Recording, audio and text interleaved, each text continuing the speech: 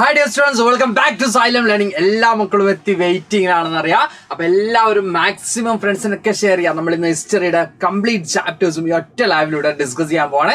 അതുകൊണ്ട് തന്നെ മക്കൾ ഇത്രയൊന്നും പോരല്ലേ, എല്ലാം ഫ്രണ്ട്സിനും എന്ത് ചെയ്യാൻ ഷെയർ ചെയ്യാം. നമ്മുടെ ആ ഒരു പവർ പോരട്ടെട്ടാ, നമ്മുടെ 10th CBSE പവർ ഇതൊന്നും അല്ല അല്ലെ. അപ്പൊ ആ ഒരു പവർ മക്കൾ എന്ത് ചെയ്യാൻ കാണിക്കാം, മാക്സിമം ഫ്രണ്ട്സിനൊക്കെ എന്ത് ചെയ്യാൻ ഷെയർ ചെയ്യാം. നമുക്ക് അടിപൊളിയായി തന്നെ സ്റ്റാർട്ട് ചെയ്യേണ്ടതുണ്ട്. നമുക്ക് ടോട്ടൽ 4 ചാപ്റ്റേഴ്സ് ആണുള്ളത്. അതിൽ തന്നെ മക്കൾക്ക് ചില കൺഫ്യൂഷനും കാര്യങ്ങളൊക്കെ വന്നിരുന്നു. സാർ കമന്റ്സും കാര്യങ്ങളൊക്കെ കണ്ടിരുന്നു. 4 ചാപ്റ്റേഴ്സ് ഉണ്ടോ, അല്ലെങ്കിൽ എന്താ പറയാ, നമ്മുടെ മേക്കിംഗ് ഓഫ് ഗ്ലോബൽ വേൾഡ് സ്കൂളിൽ പല സ്കൂളുകളിലും അതിന് വലിയ ഇമ്പോർട്ടൻസ് കൊടുത്തിരുന്നില്ലല്ലോ. അപ്പൊ ആ ഒരു ചാപ്റ്റർ പഠിക്കേണ്ടതുണ്ടോ എന്ന തരത്തിലുള്ള കൺഫ്യൂഷനും കാര്യങ്ങളൊക്കെ കണ്ടിരുന്നു. അപ്പൊ അതൊക്കെ നമ്മൾ ഇന്ന് സോൾവ് ചെയ്യാണ്. ആ പ്രശ്നങ്ങളൊക്കെ നമ്മൾ എന്ത് ചെയ്യാണ്, ഇന്ന് പരിഹരിക്കാൻ പോവാണ്. അതുകൊണ്ട് തന്നെ മാക്സിമം ഫ്രണ്ട്സിനും മക്കൾ ഷെയർ ചെയ്ത് എന്ത് ചെയ്യുക, അടിപൊളിയായിട്ട് വാ. അതുപോലെ തന്നെ മക്കൾ ചോദിക്കുന്ന ഒരു ചോദ്യമായിരുന്നു, ഇന്ന് നമ്മൾ കംപ്ലീറ്റ് ചെയ്യുമോ ഹിസ്റ്ററി എന്നുള്ളത്. ഇന്നത്തെ ഒറ്റ ദിവസം കൊണ്ട് കംപ്ലീറ്റ് ചെയ്യുമോ എന്നുള്ള ചോദ്യത്തിന് ഉത്തരവ് തന്നെയാണ്. ഇന്നത്തെ ഒറ്റ ദിവസം കൊണ്ട് തന്നെ നമ്മൾ എന്ത് ചെയ്യും, കംപ്ലീറ്റ് ചെയ്തിരിക്കും എന്നുള്ളത് തന്നെയാണ്. മക്കൾ കൂടെ നിൽക്കുകയാണെങ്കിൽ മക്കൾ കൂടെ തന്നെ ഉണ്ടാവുമെന്ന് സാറിന് വിശ്വാസമുണ്ട്. അപ്പൊ നമ്മുടെ പവർ ഇതൊന്നുമല്ല, നമ്മുടെ മാക്സിമം എല്ലാ ഫ്രണ്ട്സിനും എന്ത് ചെയ്യുക, ഷെയർ ചെയ്യുക. നമ്മൾ ഇന്നത്തെ ക്ലാസ്സിന്റെ പ്രത്യേകത, നമ്മൾ ഇന്ന് ഓരോ ചാപ്റ്റേഴ്സും ഡിസ്കസ് ചെയ്ത് കഴിഞ്ഞാൽ ഓരോ ചാപ്റ്റേഴ്സിന്റെയും നമ്മൾ എന്താണ് പറയുക, ഇമ്പോർട്ടന്റ് ആയിട്ടുള്ള പോയിന്റ്സ് ആണ് നമ്മൾ ഇതിൽ ഇൻക്ലൂഡ് ചെയ്തിട്ടുള്ളത്. ഈ ഓരോ ചാപ്റ്റേഴ്സ് നമ്മൾ ഡിസ്കസ് ചെയ്ത് കഴിഞ്ഞാൽ നമുക്ക് പ്രീവിയസ് ഇയേഴ്സിലൊക്കെ ഈ ചാപ്റ്റേഴ്സ് റിലേറ്റഡ് ആയിട്ട് വന്നിട്ടുള്ള ക്വസ്റ്റ്യൻസ് എന്താണ് നമ്മൾ ഡിസ്കസ് ചെയ്യും. അതുപോലെ തന്നെ നമ്മുടെ ഒരു ചാപ്റ്റർ സാർ ഫസ്റ്റ് ഒരു ചാപ്റ്ററിന്റെ എന്തും കൂടി ഇൻക്ലൂഡ് ചെയ്തിട്ടുണ്ട്. യെസ്, നമ്മുടെ എന്താ പറയാ, നമ്മുടെ ടൈം ലൈൻ മക്കൾ എല്ലാവരും കോംപ്ലിക്കേറ്റഡ് ആയി നമ്മൾ ഇന്നലെ അടക്കം ഡിസ്കസ് ചെയ്തൊരു കാര്യമായിരുന്നു അല്ലെ, ടൈം ലൈൻ എന്നുള്ള കാര്യം. അത് നമ്മൾ എന്ത് ചെയ്തിട്ടുണ്ട്, ഫസ്റ്റ് ചാപ്റ്ററിന്റെ ഇൻക്ലൂഡ് ചെയ്തിട്ടുണ്ട്. ബാക്കി ചാപ്റ്റേഴ്സിന്റെ സാർ കോണ്ടന്റ് വീഡിയോ ആയിട്ട് മക്കൾക്ക് തരുന്നതാണ്. അപ്പൊ എല്ലാ മക്കളും മാക്സിമം ഫ്രണ്ട്സിനൊക്കെ ഷെയർ ചെയ്ത് നമ്മുടെ ആ ഒരു പവർ കാണിക്കും മക്കളെ. നമ്മുടെ 10th ക്ലാസ്സിൽ CBSE മക്കൾ എന്ന് പറയുമ്പോൾ നമുക്കുണ്ടല്ലേ പവർ. യെസ്, ആ പവർ ഇവിടെ പ്രൂവ് ചെയ്യാനുള്ള സമയമാണ്. നമ്മൾ ഇന്ന് ഇവിടെ എല്ലാ അർത്ഥത്തിലും ഹിസ്റ്ററി ക്രിയേറ്റ് ചെയ്യാൻ പോവാണ്. നമ്മുടെ ഹിസ്റ്ററി എന്ന് പറയുന്ന സോഷ്യൽ സയൻസിലെ മോസ്റ്റ് ഇമ്പോർട്ടന്റ് ആയിട്ടുള്ള ഒരു ഭാഗം, ഒരു പോർഷൻ നമ്മൾ ഇന്നത്തെ ക്ലാസ്സോട് കൂടി കംപ്ലീറ്റ് ചെയ്യുന്നു എന്ന് പറയുമ്പോൾ കംപ്ലീറ്റ് ഫ്രണ്ട്സിനും കൂടി മക്കൾ വാ, നമുക്ക് എല്ലാവർക്കും ഒരുമിച്ച് എന്ത് ചെയ്യാം, ഇരുന്ന് പഠിച്ച് തീർക്കാം. സെറ്റല്ലേ? Sir, today was my social studies model exam. It was good. Okay, എല്ലാവർക്കും നല്ല തന്നെ ആവട്ടെ. എല്ലാ എക്സാമും എന്താ സാർ 5:30 ആക്കിയെന്ന് ചോദിക്കുന്നുണ്ട്. മക്കളുടെ എന്താ പറയാ, നമ്മൾ 4 o'clock വെച്ചിരുന്ന പക്ഷെ മക്കളുടെ കമന്റ്സും കാര്യങ്ങളൊക്കെ കണ്ടപ്പോൾ നമ്മൾ തിരിച്ചറിഞ്ഞു മക്കൾ കുറച്ചും കൂടി കൺവീനിയൻസ് എന്ന് പറഞ്ഞാൽ 5:30 ആണെന്ന് തിരിച്ചറിഞ്ഞതുകൊണ്ടാണ് നമ്മൾ എന്ത് ചെയ്തത് 5:30 എക്സ്റ്റെൻഡ് ചെയ്തിട്ടുള്ളത്. ബിക്കോസ് കുറെ മക്കളൊക്കെ സ്കൂളുകളിൽ പോയി വരാൻ ലേറ്റ് ആവും എന്നുള്ള കമന്റ്സ് ഒക്കെ കണ്ടതുകൊണ്ടും അത് വല്ലാതെ ഡിലേ ആക്കണമെങ്കിൽ നമ്മുടെ തീരാനും അതിനനുസരിച്ച് ലേറ്റ് ആവും എന്നുള്ളതുകൊണ്ട് നമ്മൾ എന്ത് ചെയ്യാണ് 5:30 എന്നുള്ള ടൈമിലേക്ക് എത്തായിരുന്നു. കാരണം മക്കൾ കൂടെ ഉണ്ടെങ്കിൽ നമുക്ക് മുമ്പോട്ട് പോകാൻ പറ്റുള്ളൂ അല്ലെ. ആ മക്കൾക്ക് എന്ത് ചെയ്യണം, മക്കളെ എന്താണോ ആവശ്യപ്പെടുന്നത് നമ്മൾ തന്നിരിക്കും. അതുകൊണ്ട് തന്നെ 5:30 എന്നുള്ള ടൈമിലേക്ക് മക്കളുടെ ഡിമാൻഡ് ആയിരുന്നു, സാറേ 5:30 ആകുമോ, 5 o'clock ശേഷം എടുക്കുമോ, ഞങ്ങൾ സ്കൂൾ കഴിഞ്ഞ് വീട്ടിലെത്താൻ ആ ഒരു ടൈം ആവും പ്ലീസ് എന്നൊക്കെ പറഞ്ഞപ്പോൾ മക്കളുടെ കൂടെ നിൽക്കുന്നില്ലെങ്കിൽ പിന്നെ ഞങ്ങൾ ആരുടെ കൂടെയാണ് നിൽക്കാണ്. അപ്പൊ സ്വാഭാവികമായിട്ടും അതിനുവേണ്ടി തന്നെയാണ് കേട്ടാ എല്ലാ ചാപ്റ്റേഴ്സും ഉണ്ടാകുമോ എന്ന് ചോദിച്ചിട്ടുണ്ട്. നമ്മുടെ 4 ചാപ്റ്റേഴ്സ് അതിൽ making of global world entire ആയിട്ടില്ല.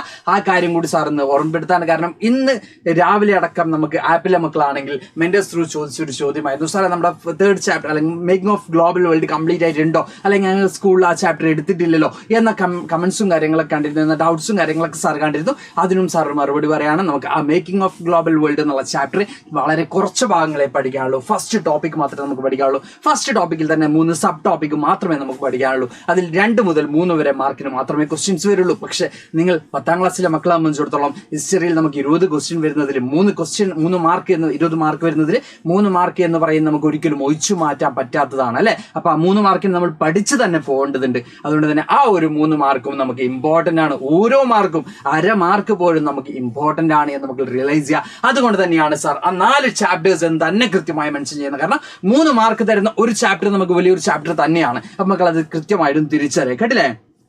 ഓക്കെ അല്ലേ? യെസ് സാർ, ക്ലാസ് എപ്പോ തിരുന്നൊക്കെ ചോദിക്കുന്നുണ്ട്. നമുക്ക് തുടങ്ങാം. അതിനുശേഷം നമുക്ക് എന്ത് ചെയ്യാം, മാക്സിമം ഇന്നത്തെ ഈ എല്ലാ മക്കളും സാറിന്റെ കൂടെ നിൽക്കുക. ഈ ചാപ്റ്റർ കംപ്ലീറ്റ് ചെയ്യും വരെ, നമ്മുടെ 4 ചാപ്റ്റേഴ്സും കവർ ചെയ്യും വരെ മക്കൾ സാറിന്റെ കൂടെ നിൽക്കുക. ഓക്കെ. അപ്പൊ നാളെ മോഡൽ എക്സാം ആണെന്നൊക്കെ പറഞ്ഞിട്ട് SS ആണെങ്കിൽ ഇന്നത്തെ ലൈവ് മക്കൾക്ക് യൂസ്ഫുൾ ആയിരിക്കും അല്ലേ. യെസ്, അപ്പൊ നമ്മൾ ജസ്റ്റ് ഒന്ന് ഏതൊക്കെ ചാപ്റ്റേഴ്സ് ആണ് നമുക്ക് പഠിക്കാനുള്ളത് നോക്കാം അല്ലെ. യെസ്, നമ്മുടെ മോസ്റ്റ് ഇമ്പോർട്ടന്റ് ആയിട്ടുള്ള ചാപ്റ്റേഴ്സ് എന്ന് പറഞ്ഞാൽ ഹിസ്റ്ററിയുടെ കാര്യത്തിലേക്ക് വരുമ്പോൾ നമ്മുടെ ചാപ്റ്റേഴ്സ് എന്ന് പറയുന്നത് the rise of nationalism in Europe എന്ന് പറയുമ്പോൾ നിങ്ങൾക്ക് എല്ലാവർക്കും അറിയാം മോസ്റ്റ് ഡിഫിക്കൽട്ട് ആയിട്ട് വരുന്ന ഒരു ചാപ്റ്റർ തന്നെയാണ്. ബിക്കോസ് അതിൽ ഒരു രാജ്യത്തെ കുറിച്ചല്ല പറയുന്നത്, ഒരു കോണ്ടിനെന്റിനെ കുറിച്ചാണ് പറയുന്നത്. ബാക്കി ചാപ്റ്റേഴ്സിലേക്ക് വരുമ്പോൾ നമ്മുടെ ഇപ്പൊ നാഷണലിസം ഇന്ത്യ എന്ന് പറയുമ്പോൾ അവിടെ ഇന്ത്യയുമായിട്ട് റിലേറ്റഡ് ആയിട്ട് വരുന്ന ഫോറിനേഴ്സിനും കാര്യങ്ങളൊക്കെയാണ് പറയുന്നെങ്കിൽ the rise of nationalism in Europe എന്ന് പറയുന്ന ഈ ഒരു ചാപ്റ്ററിലേക്ക് വരുമ്പോൾ നമുക്ക് കാണാൻ പറ്റും യെസ് ഒരു കോണ്ടിനെന്റ് മൊത്തം വ്യക്തമായിട്ടാണ് പറയുന്നത്. ആ ഒരു കോണ്ടിനെന്റ് പിന്നീട് മറ്റ് കോണ്ടിനെന്റ്സിലേക്ക് എങ്ങനെയാണ് ഇമ്പീരിയലിസം സ്പ്രെഡ് ചെയ്യുന്നത് എന്നുള്ള കാര്യങ്ങളൊക്കെയാണ് ആ ഒരു ചാപ്റ്ററിൽ പറയുന്നത്. അതുകൊണ്ട് തന്നെ അത് അത്യാവശ്യം ലെങ്തി ചാപ്റ്റർ ആണ്. പക്ഷെ മാക്സിമം സാർ എന്ത് ചെയ്തിട്ടുണ്ട്, മിനിമൈസ് ചെയ്തിട്ടുണ്ട്. അതിന് എത്രത്തോളം നിങ്ങൾക്ക് ചുരുക്കി തരാൻ പറ്റും അത്രയും ചുരുക്കി തന്നിട്ടുണ്ട്. അതേസമയം തന്നെ സ്ലൈഡിൽ കാണുന്നതിനപ്പുറം സാർ നിങ്ങൾക്ക് പറഞ്ഞു തരും, ആരും വറീഡ് ആവണ്ട. Okay, then next one is nationalism in India. മക്കളെ ഏറ്റവും ഇഷ്ടപ്പെട്ട ഒരു ചാപ്റ്റർ ആയിരിക്കും. ബിക്കോസ് ഈ ഒരു ചാപ്റ്ററിൽ നമ്മുടെ ഇന്ത്യയിലെ നാഷണൽ മൂവ്മെന്റ് ആണ്, നമ്മുടെ ഇന്ത്യയിലെ ഫ്രീഡം ഫൈറ്റേഴ്സിനെ കുറിച്ചാണ്, ഫ്രീഡം സ്ട്രഗിളിനെ കുറിച്ചാണ്, ഗാന്ധിജിയുടെ മൂവ്മെന്റ്സിനെ കുറിച്ചാണ്, പാരലൽ മൂവ്മെന്റ്സിനെ കുറിച്ചൊക്കെയാണ് നമുക്ക് എന്ത് ചെയ്യാനുള്ളത്, ഈ ഒരു ചാപ്റ്ററിൽ ഡിസ്കസ് ചെയ്യാനുള്ളത്. Then the third one is making of global world. ഈ ചാപ്റ്ററിനെ കുറിച്ചാണ് നമ്മൾ പറഞ്ഞത്. The making of global world എന്നുള്ള ഈ ഒരു ചാപ്റ്ററിൽ നമുക്ക് എൻറ്റയർ ആയിട്ടുള്ള ചാപ്റ്റർ എടുക്കാനില്ല. അതിൽ ഫസ്റ്റ് ടോപ്പിക്കും പ്രീ മോഡേൺ വേൾഡ് എന്നുള്ള ടോപ്പിക്കും then conquest, disease and trade വരെയുള്ള ഭാഗങ്ങൾ മാത്രമേ നമുക്ക് ഡിസ്കസ് ചെയ്യാനുള്ളൂ. അതുകൊണ്ട് തന്നെ ആ ഒരു ചാപ്റ്റർ അത്ര കോംപ്ലിക്കേറ്റഡ് അല്ല. അറ്റ് ദ സെയിം ടൈം ആ ഒരു ചാപ്റ്ററിൽ നമുക്ക് എന്തുണ്ട്, കുറെ മാർക്ക് ഉണ്ട്. 3 മാർക്ക് ഉണ്ട്. 3 മാർക്കാണെങ്കിലും 2 മാർക്കാണെങ്കിലും 1 മാർക്കാണെങ്കിലും നിങ്ങൾക്ക് ഇമ്പോർട്ടന്റ് തന്നെയാണ് എന്ന് നിങ്ങൾ തിരിച്ചറിയാം. Then the last one is print culture and modern world. നമ്മുടെ ഏറ്റവും ഇമ്പോർട്ടന്റ് ആയിട്ട് നമ്മൾ അടുത്ത് കഴിഞ്ഞ ഒരു ചാപ്റ്ററാണ്. നമ്മൾ അവസാന ദിവസങ്ങളിലൊക്കെ നമ്മൾ എടുത്തൊരു ചാപ്റ്ററാണ്. അതുകൊണ്ട് തന്നെ മക്കൾക്ക് ഈ ഒരു ചാപ്റ്റർ എന്താ പറയുക, print culture and modern world എന്ന് പറയുന്നത് അത്രയും മറക്കാനും സമയമായിട്ടില്ല.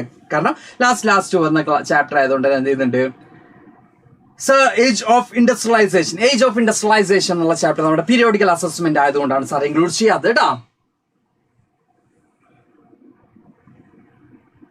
സാർ ചോറ് കഴിച്ചു എന്നൊക്കെ മക്കൾ ചോദിക്കുന്നുണ്ട്. ഓക്കെ, സാർ എല്ലാ അർത്ഥത്തിലും ഫിറ്റ് ആണ്. മക്കൾ എന്ത് ചെയ്യുക, മക്കളും കൂടെ നിന്നാൽ മാത്രം മതി. അപ്പോൾ ഈ 4 ചാപ്റ്റേഴ്സ് ആണ് നമ്മൾ മോസ്റ്റ്ലി ഇന്ന് ഡിസ്കസ് ചെയ്യാൻ പോകുന്നത്. ഈ 4 ചാപ്റ്റേഴ്സിലും പ്രീവിയസ് ഇയേഴ്സ് വന്നിട്ടുള്ള ക്വസ്റ്റ്യൻസ് കൂടെ നമ്മൾ എന്ത് ചെയ്യും, ഡിസ്കസ് ചെയ്യും. ഈ ചാപ്റ്റേഴ്സിന്റെ മോസ്റ്റ് ഇമ്പോർട്ടന്റ് ആയിട്ടുള്ള ടോപ്പിക്സും നമ്മൾ ഡിസ്കസ് ചെയ്യും. സെറ്റ് ആണെങ്കിൽ എല്ലാവർക്കും ഓക്കെ ആയിട്ടുണ്ടെങ്കിൽ നമ്മൾ 200 എന്നുള്ള കൗണ്ടിന്റെ മുകളിലേക്ക് വന്നിട്ടുണ്ട്. പക്ഷെ അവിടെ ലൈക്കിന്റെ കൗണ്ട് നോക്കുമ്പോൾ വളരെ സങ്കടമുണ്ട് സാറിന്. കാരണം അതിന്റെ പകുതി മക്കളെ ലൈക്ക് അടിച്ചുള്ളൂ. എന്തുകൊണ്ട്, സാറിന് ഇഷ്ടപ്പെടുന്നില്ല മക്കള്. സാറിന് ഇഷ്ടപ്പെടുന്ന മക്കളാണെങ്കിൽ, ഹിസ്റ്ററി ഇഷ്ടപ്പെടുന്ന മക്കളാണെങ്കിൽ ബാക്കി മക്കൾ പോയി ലൈക്ക് അടിക്കുക. മറന്നിട്ടുള്ള മക്കളൊക്കെ പോയി ലൈക്ക് അടിക്കുക. അതുപോലെ തന്നെ നമുക്ക് ചാപ്റ്റർ സ്റ്റാർട്ട് ചെയ്യാമെന്നുണ്ടെങ്കിൽ ഒരു ഫയർ കമന്റ് ബോക്സിൽ ഇട്ടെ. ഒരു ഫയർ കണ്ടുകൊണ്ട് തന്നെ നമുക്ക് എന്ത് ചെയ്യാം, നമ്മുടെ ക്ലാസ് എപ്പോഴും നമ്മൾ ഫയർ കണ്ടുകൊണ്ട് തന്നെയാണ് സ്റ്റാർട്ട് ചെയ്യാറ് അല്ലേ. അതുകൊണ്ട് തന്നെ ഇന്ന് നമുക്ക് എന്ത് ചെയ്യാം, ഒരു ഫയർ അല്ലെങ്കിൽ ഒരു തീ കൊടുത്തിക്കൊണ്ട് തന്നെ എന്ത് ചെയ്യാം, നമുക്ക് ചാപ്റ്റർ സ്റ്റാർട്ട് ചെയ്യാം. ബിക്കോസ് ഇന്ന് നമ്മൾ കുറച്ച് അധികം കാര്യങ്ങൾ ഡിസ്കസ് ചെയ്യാണ്ട്. അതുകൊണ്ട് തന്നെ നിങ്ങളുടെ സപ്പോർട്ടാണ് സാറിന്റെ എനർജി എന്ന് പറയുന്നത്. അപ്പൊ മാക്സിമം എന്ത് ചെയ്യാം, ഫയർ ഒക്കെ ഇട്ടോ കേട്ടോ. പ്രിന്റ് കൾച്ചർ എടുത്ത് തരുമോ എന്ന് ചോദിക്കുന്നുണ്ട്. പ്രിന്റ് കൾച്ചർ എടുത്ത് തരൂ. ഓക്കെ, പടച്ചോനെ ഞാനൊന്നും കാണുന്നില്ല കേൾക്കുന്നില്ല എന്ന് പറഞ്ഞുകൊണ്ട് ആ ലൈക്ക് കൗണ്ട് ഇപ്പോഴും ഡിഫറെന്റ് ആയി നിൽക്കുന്നുണ്ട്. നമ്മളെ ലാലേട്ടനെ പോലെ നമ്മുടെ ലൈവ് കൗണ്ട് ഇങ്ങനെയും ലൈവ് കൗണ്ട് താഴെയുമാണ് നിൽക്കുന്നുള്ളത്. അത് ഈക്വലൈസ് ചെയ്യുക. ഓക്കെ, നമുക്കെന്നെ പോലെ ഒന്ന് ചെയ്യുക, സ്റ്റഡി ചെയ്ത് നിർത്തിക്കാം മക്കളെ. ഓക്കെ അല്ലേ.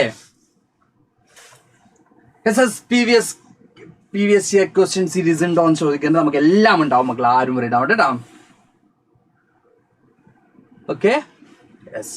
അപ്പൊ മക്കൾ എന്ത് ചെയ്യുക, ലൈവ് കൗണ്ടും ഈക്വലൈസ് ചെയ്യുക. അതുപോലെ തന്നെ എന്ത് ചെയ്യുക, കമന്റ് ബോക്സിലൊക്കെ ഫയർ ഒക്കെ വന്നിട്ടുണ്ട്. അപ്പൊ സ്റ്റാർട്ട് ചെയ്യാമെന്ന് തന്നെയാണ് മക്കൾ എല്ലാവരും പറയുന്നത്. നമുക്ക് സ്റ്റാർട്ട് ചെയ്യാം. ഓക്കെ, നമ്മുടെ first chapter the rise of nationalism in യൂറോപ്പിലേക്ക് പോകുമ്പോൾ നമുക്ക് എന്തൊക്കെ ടോപ്പിക്കാണ് ഡിസ്കസ് ചെയ്യാനുള്ളത് നമുക്ക് നോക്കാം. The rise of nationalism in Europe എന്നുള്ള ചാപ്റ്ററിൽ നമുക്ക് the French revolution and the idea of the nation എന്നുള്ള ടോപ്പിക്കാണ് ഫസ്റ്റ് ഡിസ്കസ് ചെയ്യാനുള്ളത്. The making of nationalism in Europe എന്നുള്ള ടോപ്പിക്. ദെൻ നമുക്ക് ഡിസ്കസ് ചെയ്യാനുള്ളത് the age of revolutions 1832 1848. Then the next one is the making of Germany and Italy. Then visualizing the nation. Last one is nationalism and imperialism. ഇത്രയും sub topics ആണ് നമുക്ക് എന്ത് ചെയ്യാനുള്ളത്. ഇത്രയും sub topics അനന്ത ചോദിക്കുന്നുണ്ട്. Print first എടുക്കുന്നു മക്കളെ. Unfortunately നമ്മളെ ലാസ്റ്റ് സ്ലൈഡ് ആണ്, പോരാത്തിന് നമ്മൾ ആ ഒരു ഓർഡറിൽ തന്നെ പോകുന്നതായിരിക്കും ബെറ്റർ അല്ലേ. അപ്പോൾ ലാസ്റ്റ് എടുക്കും നമ്മൾ. എന്തായാലും മക്കൾ എന്ത് ചെയ്യുക, വെയിറ്റ് ചെയ്യുക. എന്തായാലും നമ്മൾ എല്ലാ ചാപ്റ്ററും എടുത്തിട്ട് എന്തേ ഉള്ളൂ, വൈൻഡ് അപ്പ് ചെയ്യുള്ളൂ കേട്ടോ. ഓക്കെ, സാർ മാപ്പ് ഉണ്ടോ എന്ന് ചോദിക്കുന്നുണ്ട്. നാഷണലിസം ഇൻ ഇന്ത്യ എന്നുള്ള ചാപ്റ്ററിൽ നമ്മൾ എന്ത് ചെയ്തിട്ടുണ്ട്, മാപ്സ് ഇൻക്ലൂഡ് ചെയ്തിട്ടുണ്ട് കേട്ടോ. ഇനി നമുക്ക് ഏറ്റവും കൂടുതൽ മാപ്പ് വരുന്ന ആ ഒരു ഭാഗത്താണ് അവിടെ നമ്മൾ മാപ്സ് ആഡ് ചെയ്തിട്ടുണ്ട്. ഓക്കെ സെറ്റ് ആണെന്ന് പറയുന്നുണ്ട് മക്കളെ. അപ്പൊ ഇത്രയും ടോപ്പിക്കാണ് നമുക്ക് ഫസ്റ്റ് ചാപ്റ്ററിൽ ഡിസ്കസ് ചെയ്യാനുള്ളത്. നമ്മുടെ first chapter rice of nationalism in Europe എന്ന് പറയുന്ന ഒന്നാമത്തെ ചാപ്റ്ററിൽ നമുക്ക് ഡിസ്കസ് ചെയ്യാനുള്ളത് ഇത്രയും ടോപ്പിക്കാണ്. അപ്പൊ ഇത്രയും ടോപ്പിക്ക് നമ്മൾ വളരെ ചുരുങ്ങിയ സമയം കൊണ്ട് നമുക്ക് എടുത്തു തീർക്കാം. ഓക്കെ, അപ്പൊ നമ്മൾ സ്റ്റാർട്ട് ചെയ്യാണ്. നമ്മൾ 5:30 നമ്മുടെ ക്ലാസ് സ്റ്റാർട്ട് ചെയ്തുള്ളത്. 5:40 നമ്മൾ ഈ ഒരു ടോപ്പിക്കിലേക്ക് എന്ത് ചെയ്യാണ്, കടക്കാണ്. മക്കൾ എല്ലാവരും കൂടെ നിൽക്കാം. മാക്സിമം നമ്മൾ എന്ത് ചെയ്യുക, മക്കൾ എന്ത് ചെയ്യുക, മാക്സിമം എന്തൊക്കെയാണോ മക്കളുടെ ഡൗട്ട്സ് അങ്ങനെയുള്ള കാര്യങ്ങളൊക്കെ സാർ ടോപ്പിക്ക് കഴിഞ്ഞതിന് ശേഷം മാത്രം എന്ത് ചെയ്യുക, കമന്റ് ചെയ്യുക. ബിക്കോസ് സാർ ടോപ്പിക് എടുക്കുന്നതിനിടെ കൂടി ഇടക്ക് കൂടുതൽ കമന്റ് ബോക്സിൽ കോൺസെൻട്രേറ്റ് ചെയ്യില്ല. അതുകൊണ്ട് തന്നെ മക്കളുടെ കമന്റ്സ് വേസ്റ്റ് ആയി പോകും. അതുകൊണ്ട് തന്നെ എന്ത് ചെയ്യുക, ആ ടോപ്പിക് ഡൗട്ട്സ് പറഞ്ഞോളൂ, അല്ലെങ്കിൽ ക്ലിയർ അല്ലേ എന്ന് ചോദിക്കുന്ന സമയത്ത് എന്തെങ്കിലുമൊക്കെ ഡൗട്ട്സ് ഉണ്ടെങ്കിൽ മക്കൾക്ക് എന്ത് ചെയ്യുക, കമന്റ് ചെയ്യുക. അതായിരിക്കും നമുക്ക് കുറച്ചും കൂടി കൺവീനിയൻസ് ആവുന്നത്. അപ്പൊ നമ്മൾ സ്റ്റാർട്ട് ചെയ്യാണ് the rise of nationalism in Europe.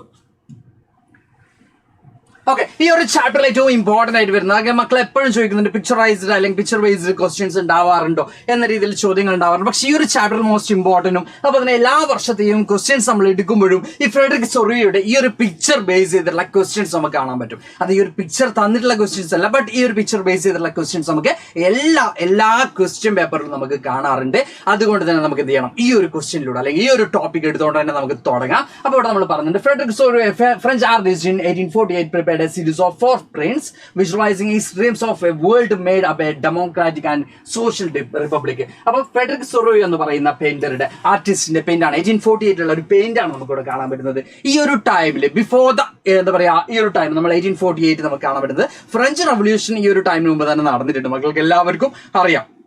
ഇനി what happen there in Europe അല്ലെങ്കിൽ what happen after the French revolution എന്നൊക്കെ ചോദിക്കും. മക്കൾക്ക് എല്ലാവരും അറിയുന്ന കാര്യം തന്നെയാണ്. സാർ ഒരു സീരീസ് കൂടി തുടങ്ങിയിട്ടുണ്ട് അല്ലെ, എ ടൈൽ ഓഫ് ടൈം എന്ന് പറയുന്ന ഒരു സീരീസ് കൂടി തുടങ്ങിയിട്ടുണ്ട്. അതിൽ കൃത്യമായിട്ട് നമ്മൾ ഫ്രഞ്ച് റവല്യൂഷൻ എന്നുള്ള ടോപ്പിക് ഡിസ്കസ് ചെയ്ത് തുടങ്ങിയിട്ടുണ്ട്. അപ്പോഴും സാർ ചില കമന്റ്സ് കണ്ടിരുന്നു, സാർ ഇത് 9th ബാക്കിയല്ലേ, 9th നമ്മൾ പഠിച്ച കാര്യങ്ങളല്ലേ എന്ന്. പക്ഷെ നമ്മളൊരു കഥ പോലെയാണ് ഫ്രഞ്ച് റവല്യൂഷൻ നമ്മൾ എടുത്തുകൊണ്ടിരിക്കുന്നത്. അതുകൊണ്ട് തന്നെ നമുക്ക് ആ ഒരു കഥ തുടങ്ങുമ്പോൾ ഒരു കഥ പോലെ എടുക്കണമെങ്കിൽ അതിന്റെ തുടക്കം മുതൽ എടുക്കേണ്ടതുണ്ട്. അതുകൊണ്ടാണ് സാർ ആ ഫസ്റ്റ് ടോപ്പിക് എന്ന് പറയുന്നത് ഫ്രഞ്ച് റവല്യൂഷന്റെ തുടക്കം മുതൽ തന്നെ ആ ഒരു സീരീസിൽ നമ്മൾ ഡിസ്കസ് ചെയ്ത് അതിന് നെക്സ്റ്റ് സീരീസ് വരുമ്പോൾ നെക്സ്റ്റ് എപ്പിസോഡ് വരുമ്പോൾ നമ്മൾ കൃത്യമായിട്ട് എന്ത് ചെയ്യും, നമ്മൾ 10th ബേസ് ചെയ്തിട്ടുള്ള കാര്യങ്ങളും പോകും. കാരണം അതിന്റെ തുടക്കം എന്ന് പറയുന്നത് 9th നിങ്ങൾ പഠിച്ചിട്ടുള്ള കാര്യങ്ങൾ തന്നെയാണ്. അപ്പൊ ആ ഒരു ഫ്രഞ്ച് റവല്യൂഷന് മുമ്പ് ഫ്രഞ്ച് റവല്യൂഷന് ശേഷം യൂറോപ്പിലെ മറ്റ് ഏരിയാസിലൊന്നും എന്തുണ്ടായിരുന്നില്ല, ഇത്തരത്തിലുള്ള മൂവ്മെന്റ്സോ കാര്യങ്ങളൊന്നും ആദ്യമൊന്നും സ്പ്രെഡ് ചെയ്തിരുന്നില്ല. ആ ഒരു സമയത്താണ് നമുക്ക് ഫ്രെഡറിക് സൊറിയയുടെ ഈ ഒരു പിക്ചർ കാണുന്നത്. ഈ ഒരു പിക്ചർ എന്താണ് ഡിമാൻഡ് ചെയ്യുന്നത്, ഈ ഒരു പിക്ചറിലൂടെ എന്താണ് അദ്ദേഹത്തിന്റെ ഡിസയർ എന്ന് പറയുന്നത്, ഡെമോക്രാറ്റിക് ഫോം ഓഫ് ഗവൺമെന്റ്, ഒരു സോഷ്യലിസ്റ്റ് ഫോം ഓഫ് ഗവൺമെന്റ് അല്ലെങ്കിൽ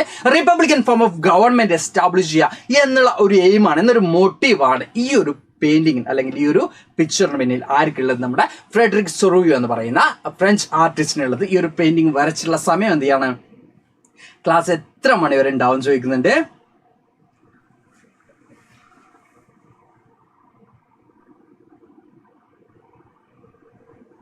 സാർ ഒരു doubt, social science by heart ഒരു കാണാപ്പടം പഠിക്കണോ? ഓക്കെ, സോഷ്യൽ സയൻസ് എപ്പോഴും നിങ്ങൾ മനസ്സിലാക്കി പഠിക്കുക എന്നുള്ളതാണ്. ഓരോ ടോപ്പിക്കും മനസ്സിലാക്കുക, ഒരു കഥ പോലെ മനസ്സിലാക്കുക. അത് നിങ്ങൾ ബൈഹാർട്ടായി പഠിക്കണം എന്ന് പറയുന്നില്ല, ബട്ട് നിങ്ങൾക്ക് എന്താ പറയുക ഓർമ്മയിൽ ഉണ്ടാവേണ്ട കാര്യം എന്ന് പറയുന്നത് വർഷങ്ങൾ, അതുപോലെ തന്നെ റൂളേഴ്സിന്റെ പേരുകൾ, അല്ലെങ്കിൽ ആ ആർട്ടിസ്റ്റിന്റെ പേരുകൾ, അല്ലെങ്കിൽ ആ പെയിന്റിങ്സിന്റെ പേരുകൾ, ഇങ്ങനെയുള്ള കാര്യങ്ങളൊക്കെ കൃത്യമായിട്ടും ഓർമ്മയിൽ ഉണ്ടാവണം.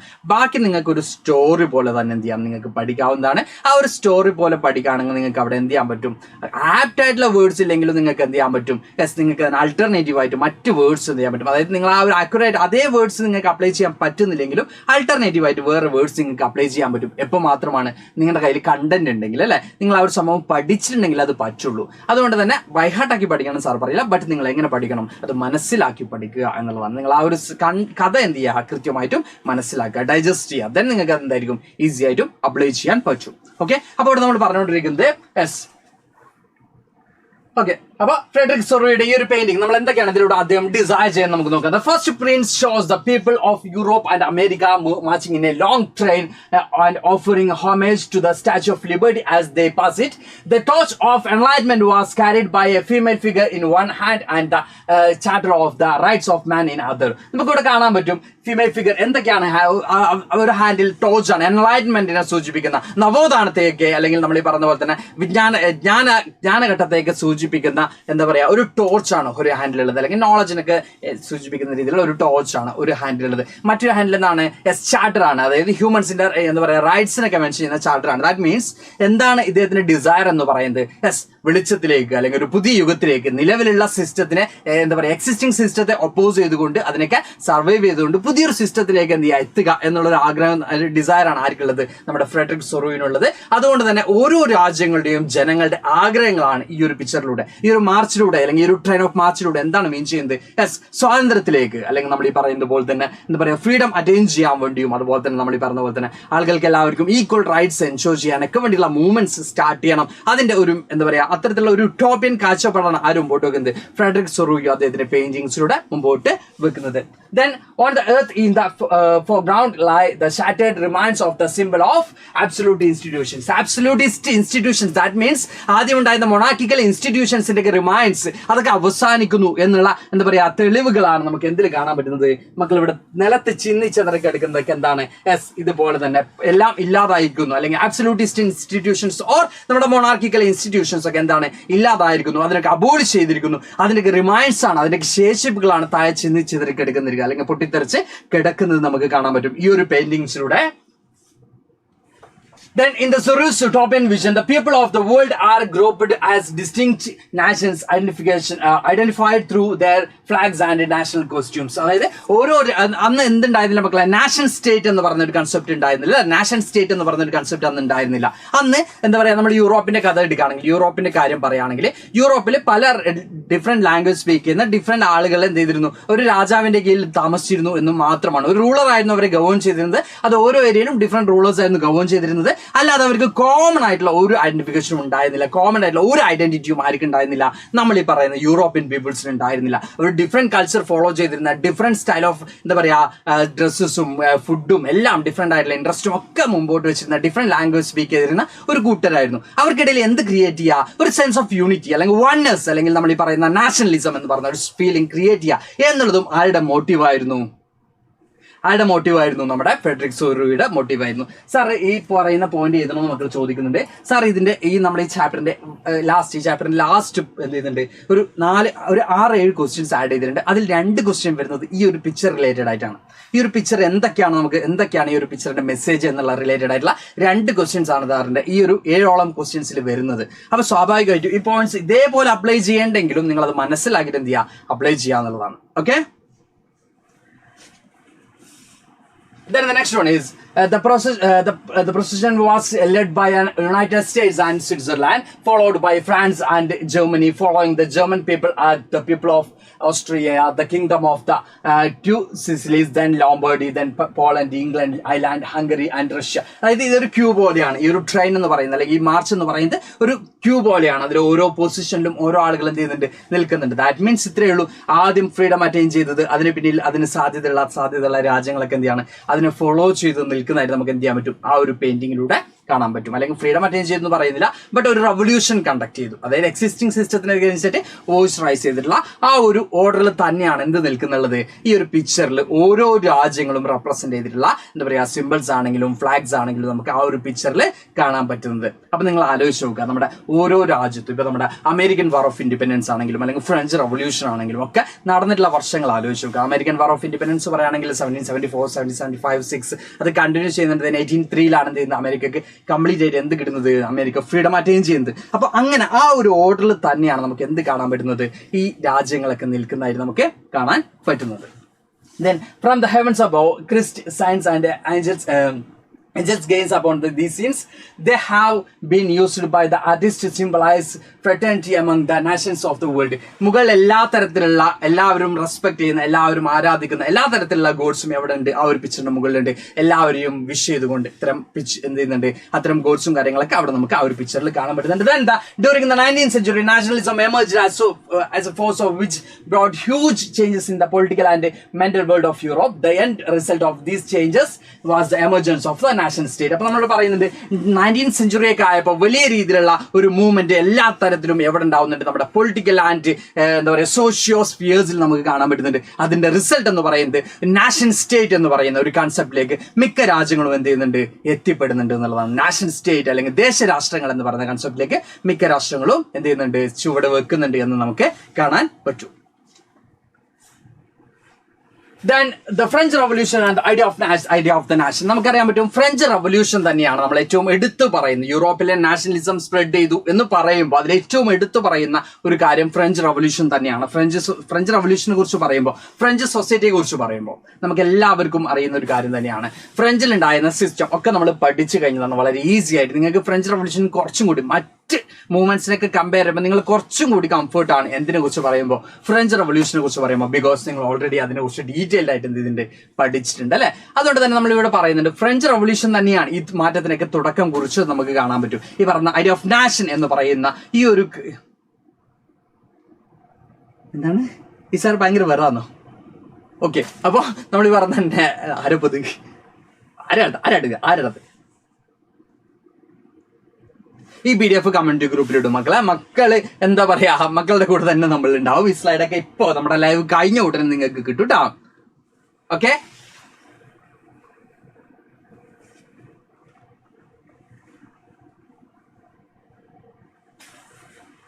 there are billions.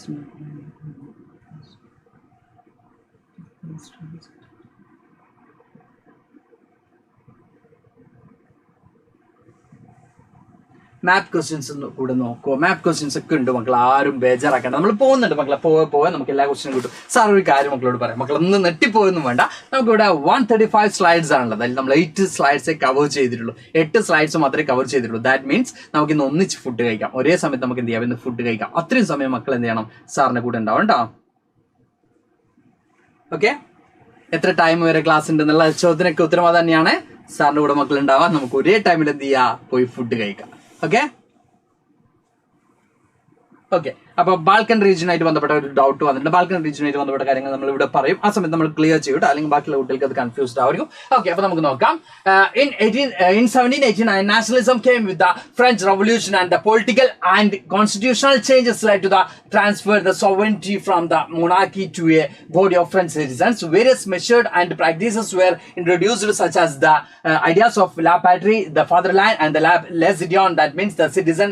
A new French flag, the tricolor, was chosen that replies the former one. That means നമ്മൾ ഇത്ര പറഞ്ഞുള്ളൂ. ഫ്രഞ്ചിൽ എക്സിസ്റ്റിംഗ് സിസ്റ്റത്തിന് അഗൈൻസ്റ്റ് ആയിട്ട് കുറെ എന്ത് വന്നു, റീഫോർമേഷൻസും കാര്യങ്ങളൊക്കെ വന്നു. ഫ്രഞ്ച് റവല്യൂഷൻ ഒന്നും സാർ പറയുന്നില്ല ഇവിടെ, ബിക്കോസ് ഫ്രഞ്ച് റവല്യൂഷൻ നിങ്ങൾ ഡീറ്റെയിൽഡ് ആയിട്ട് എന്ത് ചെയ്തിട്ടുണ്ട്, പഠിച്ച് കഴിഞ്ഞിട്ടുണ്ട്. അപ്പൊ ഇവിടെ നമ്മൾ പറയുന്നത് ഫ്രഞ്ചിൽ എക്സിസ്റ്റിംഗ് സിസ്റ്റത്തിന് അഗൈൻസ്റ്റ് ആയിട്ട്, അല്ലെങ്കിൽ എക്സിസ്റ്റ് ചെയ്തിരുന്ന പല തരത്തിലുള്ള ഐഡിയോളജിക്കും അഗൈൻസ്റ്റ് ആയിട്ട് എന്ത് ചെയ്തു, കുറെ ചേഞ്ചസ് വന്നു, കുറെ റീഫോർമേഷൻസും കാര്യങ്ങളൊക്കെ എവിടെ നടപ്പിലായി, ഫ്രഞ്ചിൽ നടപ്പിലായി, ഫ്രഞ്ച് സൊസൈറ്റിയിൽ നടപ്പിലായി നമുക്ക് കാണാൻ പറ്റും. അതിനെ ഫ്രഞ്ചിന് എന്ത് ചെയ്യണം, ഫ്രഞ്ച് പീപ്പിൾസിനിടയിൽ എന്ത് വേണം, ഒരു എന്താ പറയാ, നമുക്ക് പറയുകയാണെങ്കിൽ ഒരു കളക്റ്റീവ്നെസ് അല്ലെങ്കിൽ ഒരു കളക്റ്റീവ് ഐഡന്റിറ്റി ക്രിയേറ്റ് ചെയ്യാൻ വേണ്ടി അവിടെ ചില റീഫോംസ് ഒക്കെ കൊണ്ടുവന്നു. അതിൽ നമ്മൾ പറയുന്ന പ്രധാനപ്പെട്ട കാര്യങ്ങളാണ് ഫ്രഞ്ചിൽ ഉപയോഗിച്ചിട്ടുള്ള ലാ പാട്രി അല്ലെങ്കിൽ ഫാദർ ലാൻഡ് എന്ന് പറയുന്ന ഒരു കൺസെപ്റ്റും, ദെൻ സിഡിയോൺ അല്ലെങ്കിൽ നമ്മൾ പറഞ്ഞ സിഡോയിൻ അല്ലെങ്കിൽ നമ്മൾ പറഞ്ഞ സിറ്റിസൺ, ദ സിറ്റിസൺ, ലെറ്റ്സിയോൺ ഓർ ദ സിറ്റിസൺ എന്ന് പറഞ്ഞ കൺസെപ്റ്റും ആളുകൾക്കിടയിൽ നമ്മളെല്ലാവരും ഒന്നാണ്, നമ്മളെല്ലാവരും ഫ്രഞ്ച് പീപ്പിൾസ് ആണ് എന്ന് തോന്നലുണ്ടാക്കിയെടുക്കാൻ ഡിഫറെന്റ് ഡയലക്ട്സ് ഒക്കെ, ഡിഫറെന്റ് ലാംഗ്വേജ് സ്പീക്ക് ചെയ്തിരുന്ന ആളുകളൊക്കെ ഒരു എന്താ പറയുക, ഒരു പെർട്ടിക്കുലർ ഡയലക്ട്സിലേക്ക് എന്ത് ചെയ്യണം, അല്ലെങ്കിൽ ഒരു പെർട്ടിക്കുലർ ലാംഗ്വേജിലേക്ക് എന്താണ് കൊണ്ടുവരാനാണ് ആര് ശ്രമിച്ചിരുന്നത്, ആ റവല്യൂഷണറി ശ്രമിച്ചിരുന്നത്. അതായത് ഫ്രഞ്ചിലെ നാഷണലിസം ക്രിയേറ്റ് ചെയ്തു എന്ന് പറയുമ്പോൾ ഫ്രഞ്ചിലെ ഡിഫറെന്റ് റൂളേഴ്സിന്റെ ഒരു റൂളറിന് അണ്ടറിൽ ഡിഫറെന്റ് കൾച്ചർ ഫോളോ ചെയ്തിരുന്ന ആളുകൾക്കിടയിൽ ഫ്രഞ്ച് പീപ്പിൾസ് എന്ന് പറയുന്ന ഒരു ഇമോഷൻ ക്രിയേറ്റ് ചെയ്യാനും സെൻസ് ഓഫ് യൂണിറ്റി അവിടെ ക്രിയേറ്റ് ചെയ്യാനാണ് ശ്രമിച്ചത്. അതിന്റെ ഭാഗമായിട്ട് നടപ്പിലാക്കിയിട്ടുള്ള റിഫോർമേഷൻ ആണ് നമ്മൾ പറയുന്നത്. എന്തൊക്കെയാണ്? ലാ പാട്രി, അതുപോലെ തന്നെ ലെ സിഡിയോൺ. ഇനി ഈ ഒരു പോയിന്റ് സാർ പറയുമ്പോൾ ഒരു കാര്യം കൂടി അഡീഷണൽ ആയിട്ട് പറയാം. ഇതേ ഒരു ചോദ്യം നിങ്ങൾക്ക് എക്സാമിന് വന്നിട്ടുണ്ട്, അത് സാർ അതിൽ ആഡ് ചെയ്തിട്ടുണ്ട്. അതായത് ഫ്രഞ്ച് റവല്യൂഷനിൽ ഐഡിയ ഓഫ് നാഷണലിസം എന്ന് പറഞ്ഞ ഒരു കൺസെപ്റ്റ് ക്രിയേറ്റ് ചെയ്യുന്നതിനുള്ള റോൾ എന്താണ് എന്നൊരു ചോദ്യം വന്നിട്ടുണ്ട്. അപ്പൊ നമുക്ക് കാണാൻ പറ്റും, ഫസ്റ്റ് ക്ലിയർ എന്താ പറയാ, ഒരു ഇതുപോലെ തന്നെ ഫസ്റ്റ് ക്ലിയർ ആയിട്ടുള്ള ഈ ഒരു sense of oneness or nationalism എന്ന് പറഞ്ഞ ഒരു ഇമോഷൻ വന്നിട്ടുള്ളത് എവിടെ തന്നെയാണ്? ഫ്രഞ്ചിൽ തന്നെയാണ് നമുക്ക് കാണാൻ പറ്റുന്നത്. അതുകൊണ്ട് തന്നെ ഫ്രഞ്ച് റവല്യൂഷൻ എന്തിൽ വലിയ റോൾ ഉണ്ട്? യെസ്, നമ്മൾ ഈ പറയുന്ന നാഷണൽ സ്റ്റേറ്റ് എന്ന് പറയുന്ന ഒരു എന്താ പറയാ, ഒരു ഐഡിയോളജി ക്രിയേറ്റ് ചെയ്യുന്നതിൽ വലിയ റോൾ ഉള്ളതായിട്ട് നമുക്ക് കാണാൻ പറ്റും. അപ്പൊ ഇവിടെ പറയുന്നുണ്ട്. അതുപോലെ തന്നെ ഒരു ട്രൈകളർ ഫ്ലാഗ് ചൂസ് ചെയ്യുന്നു. ഫോമർ വൺ എന്ത് ചെയ്യുന്നു, അല്ലെങ്കിൽ ആദ്യം ഉണ്ടായിരുന്നത് എടുത്ത് കളഞ്ഞുകൊണ്ട് പുതിയൊരു ഫ്ലാഗ് ഒക്കെ ക്രിയേറ്റ് ചെയ്യുമ്പോൾ, ചൂസ് ചെയ്യുമ്പോൾ അവിടെ ഉദ്ദേശിക്കുന്നത് എന്താണ്? യെസ്, നമ്മളിപ്പോൾ ഇന്ത്യയുടെ ഫ്ലാഗ് കാണുമ്പോൾ അല്ലെങ്കിൽ ഇന്ത്യയുടെ എന്താ പറയുക നാഷണൽ ആന്തം കേൾക്കുമ്പോൾ നമുക്ക് എന്ത് തോന്നുന്നുണ്ട്? നമ്മൾ ഇന്ത്യക്കാരാണ് എന്നുള്ള ഒരു തോന്നൽ നമുക്ക് ഉണ്ടാവുന്നുണ്ട്. അതാരും പറഞ്ഞുണ്ടാവുന്നല്ല, നമുക്ക് തന്നെ തോന്നുന്നതാണ്. Like that. അതുപോലെ തന്നെ ഫ്രഞ്ച് പീപ്പിൾസിനിടയിൽ എന്ത് വേണം? Sense of unity or oneness or nationalism എന്ന് പറയുന്ന ഒരു ഫീലിംഗ് ക്രിയേറ്റ് ചെയ്യാൻ വേണ്ടിയാണ് നമ്മൾ ഈ പറഞ്ഞ ലെസിഡിയോൺ ആണെങ്കിലും ലാ പാട്രി ആണെങ്കിലും ഇത്തരത്തിൽ ഫാദർ ലാൻഡ്, അതുപോലെ തന്നെ സിറ്റിസൺ അല്ലെങ്കിൽ ഒരു എന്താ പറയാ ഒരു ഫ്ലാഗ് ഒക്കെ എന്ത് ചെയ്യാണ് ഫ്രഞ്ചിൽ കൊണ്ടുവരുന്നതിനോട് ഉദ്ദേശിക്കുന്നത് എന്താണ്? നമ്മളെല്ലാവരും ഫ്രഞ്ച് പീപ്പിൾസ് ആണ്. ഫ്രഞ്ച് എന്ന് പറയുന്ന ഒറ്റ രാജ്യമാണ്, ഒരു സ്റ്റേറ്റ് ആണ്, ഒരു നാഷണൽ സ്റ്റേറ്റ് ആണ്. സ്റ്റേറ്റ് മീൻസ് രാഷ്ട്രം, ഒരു ദേശരാഷ്ട്രമാണ് എന്നൊരു കൺസെപ്റ്റ് ക്രിയേറ്റ് ചെയ്യാൻ വേണ്ടിയാണ് ഈ പറഞ്ഞിട്ടുള്ള എന്താ പറയാ കളക്റ്റീവ് ഐഡന്റിറ്റി ക്രിയേറ്റ് ചെയ്യാൻ വേണ്ടിയാണ് ഈ പറഞ്ഞിട്ടുള്ള റീഫോർമേഷൻസ് ഒക്കെ എവിടെ നടപ്പിലാക്കുന്നത്? ഫ്രഞ്ചില് നടപ്പിലാക്കുന്നത്. ബട്ട് നമുക്ക് എല്ലാവർക്കും കാണുന്നത് പോലെ തന്നെ ഫ്രഞ്ച് റവല്യൂഷൻ നടന്നുകൊണ്ടിരിക്കുമ്പോൾ തന്നെ ഫ്രഞ്ച് റവല്യൂഷന്റെ റിസൾട്ട് എന്ന് പറയുന്ന മക്കൾക്ക് എല്ലാവർക്കും അറിയുന്ന പോലെ തന്നെ നെപ്പോളിയൻ എന്ന് പറയുന്ന നെപ്പോളിയൻ ബോണപ്പാർട്ട് അല്ലെങ്കിൽ നെപ്പോളിയൻ എന്ന് പറയുന്ന ഒരു ഏകാധിപതിയിലേക്ക് എന്തെത്തുന്നുണ്ട്, ഫ്രഞ്ച് എത്തുന്നതായിട്ട് നമുക്ക് കാണാൻ പറ്റും. നെക്സ്റ്റ് ടോപ്പിക് അത് തന്നെയാണ്. Democracy was destroyed in the France by Napoleon and the civic code of 1804 known as the Napoleon Code did away with all privileges based on birth, then established equality before the law and secured the right of property. അപ്പോൾ നെപ്പോളിയന്റെ code of law എന്ന് പറയുന്നത് ഇത്ര മാത്രമല്ല points, അവിടെ തന്നെ separate ചോദ്യങ്ങൾ വരാറുള്ളതുകൊണ്ട് sir additional ആയിട്ട് എന്ത് ചെയ്തിട്ടുണ്ട്, നെപ്പോളിയന്റെ കോഡ് ഓഫ് ലോ നമ്മൾ കൃത്യമായിട്ടും നെക്സ്റ്റ് സ്ലൈഡിൽ ഡീറ്റെയിൽ ആയിട്ട് തന്നെ തന്നിട്ടുണ്ട്. അപ്പോൾ ഇത്രേ നമ്മൾ പറയുന്നുള്ളൂ. ഫ്രഞ്ചിലുണ്ടായിരുന്ന ഫ്രഞ്ച് റവല്യൂഷന് ശേഷം ഫ്രഞ്ചിൽ എസ്റ്റാബ്ലിഷ് ചെയ്തിട്ടുള്ള ആ ഒരു ഗവൺമെന്റിനെ ഡിസ്ട്രോയ് ചെയ്തുകൊണ്ട് എടുത്തു കളഞ്ഞുകൊണ്ട് ആര് ഭരണത്തിലേക്ക് വരുന്നുണ്ട്, നെപ്പോളിയൻ ബോണപ്പാർട്ട് എന്ന് പറയുന്ന ഒരു ഏകാധിപതി ഭരണത്തിലേക്ക് വരുന്നുണ്ട്. പക്ഷെ നെപ്പോളിയൻ എന്ന് പറയുന്ന ഏകാധിപതി കുറെ കാര്യങ്ങൾ ചെയ്തിട്ടുണ്ട്. അതിൽ കുറെ നെഗറ്റീവ് ഉണ്ട്, കുറെ പോസിറ്റീവും ഉണ്ട്. എന്തായിരുന്നു ഫ്രഞ്ച് റവല്യൂഷന്റെ എയിം, അതിലെത്താൻ നെപ്പോളിയന് സാധിക്കില്ല, ബിക്കോസ് നെപ്പോളിയൻ ഒരു ഏകാധിപതിയാണ്.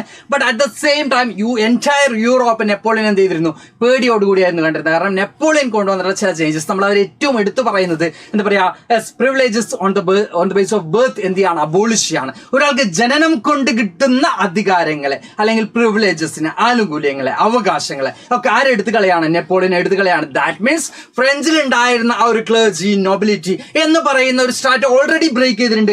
അത് കൂടാതെ അത്തരത്തിൽ ആർക്കെങ്കിലും പ്രിവിലേജസ് കിട്ടുന്നുണ്ടെങ്കിൽ അത് അലോ ചെയ്യൂല എന്ന് ക്ലിയർ ആയിട്ട് തന്നെ ആര് പറയുന്നുണ്ട്, നെപ്പോളിയൻ പറയുന്നുണ്ട്. അപ്പോൾ ഓൺ ദ ബർത്തിനോട് കിട്ടുന്ന പ്രിവിലേജസ് ആരെടുത്ത് കളയുന്നുണ്ട്, നെപ്പോളിയൻ എടുത്ത് കളയുന്നുണ്ട്. But at the same time നെപ്പോളിയന്റെ ചില ആക്ടിവിറ്റീസ് ഒക്കെ ഒബ്വിയസ്ലി അത് ആർക്ക് എഗെയിൻസ്റ്റ് ആയിരുന്നു, ഫ്രഞ്ച് പീപ്പിൾസിന് എഗെയിൻസ്റ്റ് ആയിരുന്നു. അപ്പൊ നമുക്ക് ഇതിൽ ഏറ്റവും ഇമ്പോർട്ടന്റ് ആയിട്ട് പഠിക്കാനുള്ളത് നെപ്പോളിയന്റെ കോഡ് ഓഫ് ലോ ആണ്.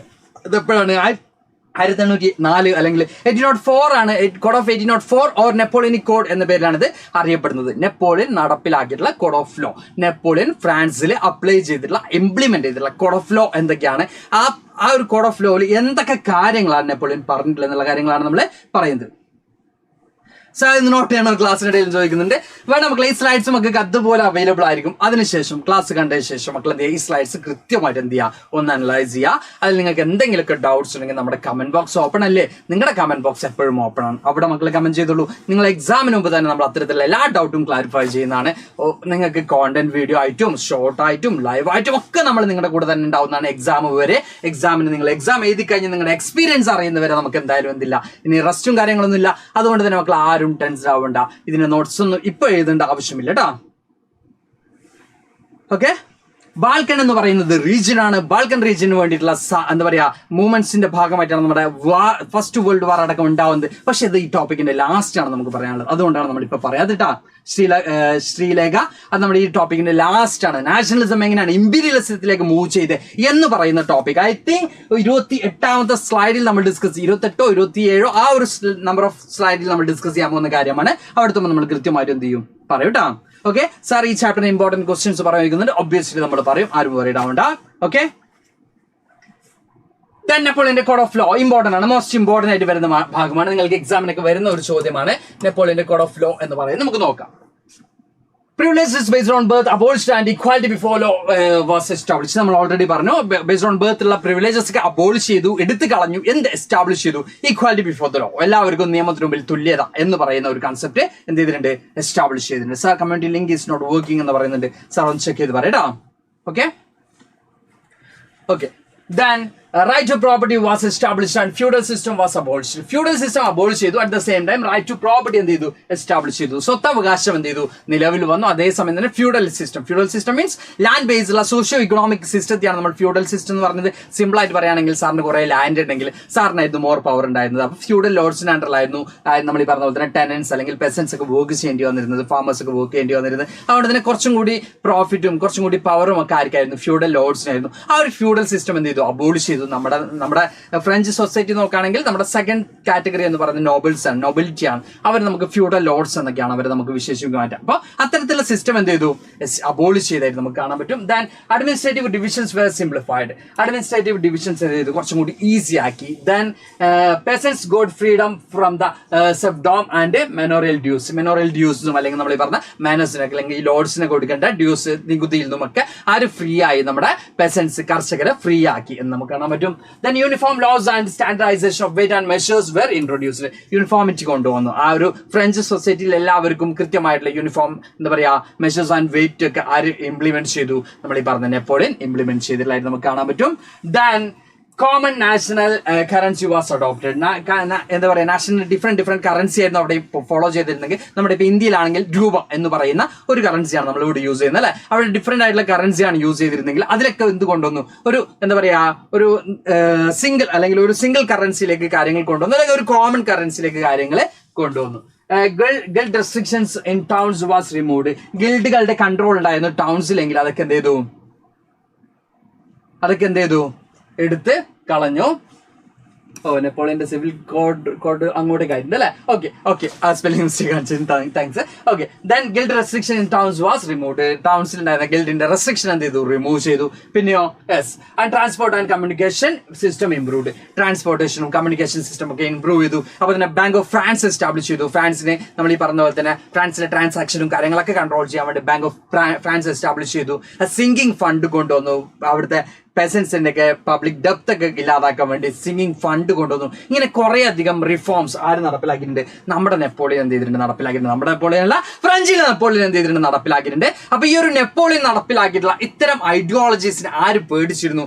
അന്നത്തെ യൂറോപ്യൻ കൺട്രീസ് എന്ത് ചെയ്തിരുന്നു? ഒബ്വിയസ്ലി പേടിച്ചിരുന്നായിട്ട് നമുക്ക് കാണാൻ പറ്റും. ഗിൽഡ് റെസ്ട്രിക്ഷൻസ്, ദാറ്റ് മീൻസ് ഗിൽഡുകളായിരുന്നു ടൗണിൽ ഉണ്ടായിരുന്ന നമ്മൾ ഈ പറയുന്ന എന്താ പറയാ ഓരോ വർക്കിംഗ് ഗ്രൂപ്പിനും ഗിൽഡുകൾ ഉണ്ടായിരുന്നു. ഗിൽഡുകൾ മീൻസ് ഓരോ വർക്കിംഗ് ഗ്രൂപ്പിന്റെയും എക്സ്പേർട്ട് അസോസിയേഷൻസിനാണ് നമ്മൾ ഗിൽഡുകൾ എന്ന് പറയാം. അപ്പോൾ ഓരോ വർക്കിംഗ് ഗ്രൂപ്പും എങ്ങനെ ആക്ട് ചെയ്യണം, എന്തൊക്കെ ചെയ്യണം എന്നൊക്കെ കൺട്രോൾ ചെയ്തിരുന്നത് ഗിൽഡുകളായിരുന്നു. ആ ഗിൽഡുകൾ എന്ത് ചെയ്യാണ്? ആ ഗിൽഡുകളുടെ റെസ്ട്രിക്ഷൻസ് ഒക്കെ എന്ത് ചെയ്യാണ്? എടുത്തു കളയാണ് ചെയ്യുന്നത്.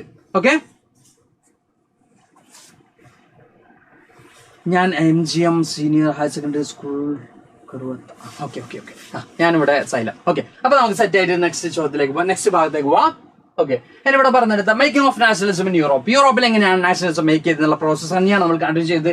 Germany, Italy and Switzerland were divided into kingdoms, duchies and cantons was ruled either autonomous territories.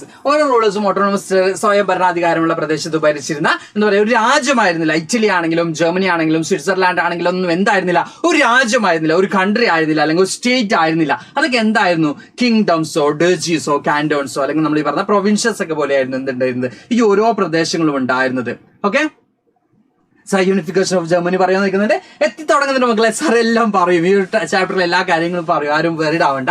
Okay, അപ്പൊ ഇവിടെ നമ്മൾ പറഞ്ഞതുപോലെ തന്നെ എന്താ പറയുക കിങ്ഡംസ് ആയിട്ടും ഡച്ചീസ് ആയിട്ടും കാന്റൺസ് ഒക്കെ ആയിട്ടായിരുന്നു ഉണ്ടായിരുന്നത്. അവിടെ ഓട്ടോണമസ് റൂളേഴ്സ് സ്വയം ഭരണാധികാരമുള്ള ഭരണാധികാരികളായിരുന്നു അവിടെ ഗവേൺ ചെയ്തിരുന്നത് നമുക്ക് കാണാൻ പറ്റും. അത് എന്തായിരുന്നില്ല? എൻറ്റയർ യൂറോപ്പ് അല്ലെങ്കിൽ നമ്മൾ പറഞ്ഞ പോലെ ജർമ്മനി അല്ലെങ്കിൽ ഇറ്റലി അല്ലെങ്കിൽ അങ്ങനെ ഒരു രാജ്യമോ ഒരു പ്രത്യേക രാജാവോ ഭരിച്ചിരുന്നില്ല. പല പല പ്രദേശങ്ങളും പല ആളുകളും ഭരിക്കുന്നു, തോന്നിയ പോലെ ഭരിക്കുന്നു. ഇങ്ങനെയായിരുന്നു ഉണ്ടായിരുന്നത്. അതായത് മക്കളെ ഇപ്പോഴാണെങ്കിൽ നമ്മുടെ ഇന്ത്യ എന്ന് പറയുമ്പോൾ ഒരു സെൻട്രൽ ഗവൺമെന്റ് ഉണ്ട്, then നമുക്ക് ഫെഡറൽ സിസ്റ്റം ഉള്ളതുകൊണ്ട് തന്നെ സ്റ്റേറ്റ് ഗവൺമെന്റിന് റോൾ ഉണ്ട്. ഇങ്ങനെ കൃത്യമായിട്ട് എന്ത് ചെയ്യുന്നുണ്ട്? ഒരു അഡ്മിനിസ്ട്രേറ്റീവ് ലെവലിൽ കൃത്യമായിട്ട് തന്നെ ഫോളോ ചെയ്യുന്നുണ്ട്. അവിടെ തന്നെ അവിടുത്തെ പീപ്പിൾസിന് എന്ത് കിട്ടുന്നുണ്ട്? ആവശ്യങ്ങളൊക്കെ കൃത്യമായിട്ടും നേടിയെടുക്കാൻ പറ്റുന്നുണ്ട്. പക്ഷെ ഇന്ത്യ എന്ന് പറയുന്ന പല രാജാക്കന്മാരും അവർക്ക് തോന്നിയ പോലെ ഭരിക്കായിരുന്നു. ഇടയ്ക്കിടയ്ക്ക് യുദ്ധമൊക്കെ ഉണ്ടായിരുന്നു. നിങ്ങളുടെ അവസ്ഥ ആലോചിച്ച് നോക്ക്. Like that. അതുപോലെ തന്നെ ഒരു കോണ്ടിനെന്റ്, എൻറ്റയർ കോണ്ടിനെന്റ്, ഇന്ത്യ എന്ന് പറഞ്ഞ ഒരു രാജ്യമാണെങ്കിൽ ഒരു കോണ്ടിനെന്റ് മൊത്തം, ഒരു വൻകര മൊത്തം ആ രീതിയിൽ ഗവേൺ ചെയ്യുകയാണെങ്കിൽ അവസ്ഥ ആലോചിച്ച് നോക്ക്.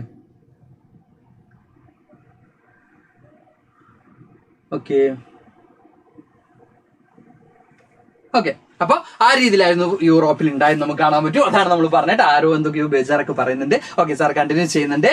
Okay, then the aristocracy and the new middle class. ഇവിടെ നമ്മൾ യൂറോപ്പിന്റെ നാഷണലിസം എങ്ങനെ സ്പ്രെഡ് ചെയ്തു എന്ന് പറയുമ്പോൾ നമ്മൾ ഏറ്റവും ആദ്യം പറയേണ്ടത് അവിടെ അത് ആദ്യം ഉണ്ടായിരുന്നത് അരിസ്റ്റോക്രസിയും അതുപോലെ തന്നെ പെസൻസ്, രണ്ട് കാറ്റഗറി ആയിരുന്നു യൂറോപ്പിൽ ആദ്യം ഉണ്ടായിരുന്നത്. ആരൊക്കെയായിരുന്നു? ഒന്ന് അരിസ്റ്റോക്രസി മീൻസ് നമ്മൾ ഈ പറയുന്ന പോലെ തന്നെ റൂളേഴ്സ് അല്ലെങ്കിൽ ആ റൂളിംഗ് കാറ്റഗറിയിൽപ്പെട്ട ആളുകൾ, പവർഫുൾ ആയിട്ടുള്ള ടീമാണ് നമ്മൾ പറയുന്നത്. സാർ ഹിസ്റ്ററിയിൽ ഗ്ലോബലൈസേഷൻ ഡിലീറ്റഡ് പോർഷൻ ആണോ?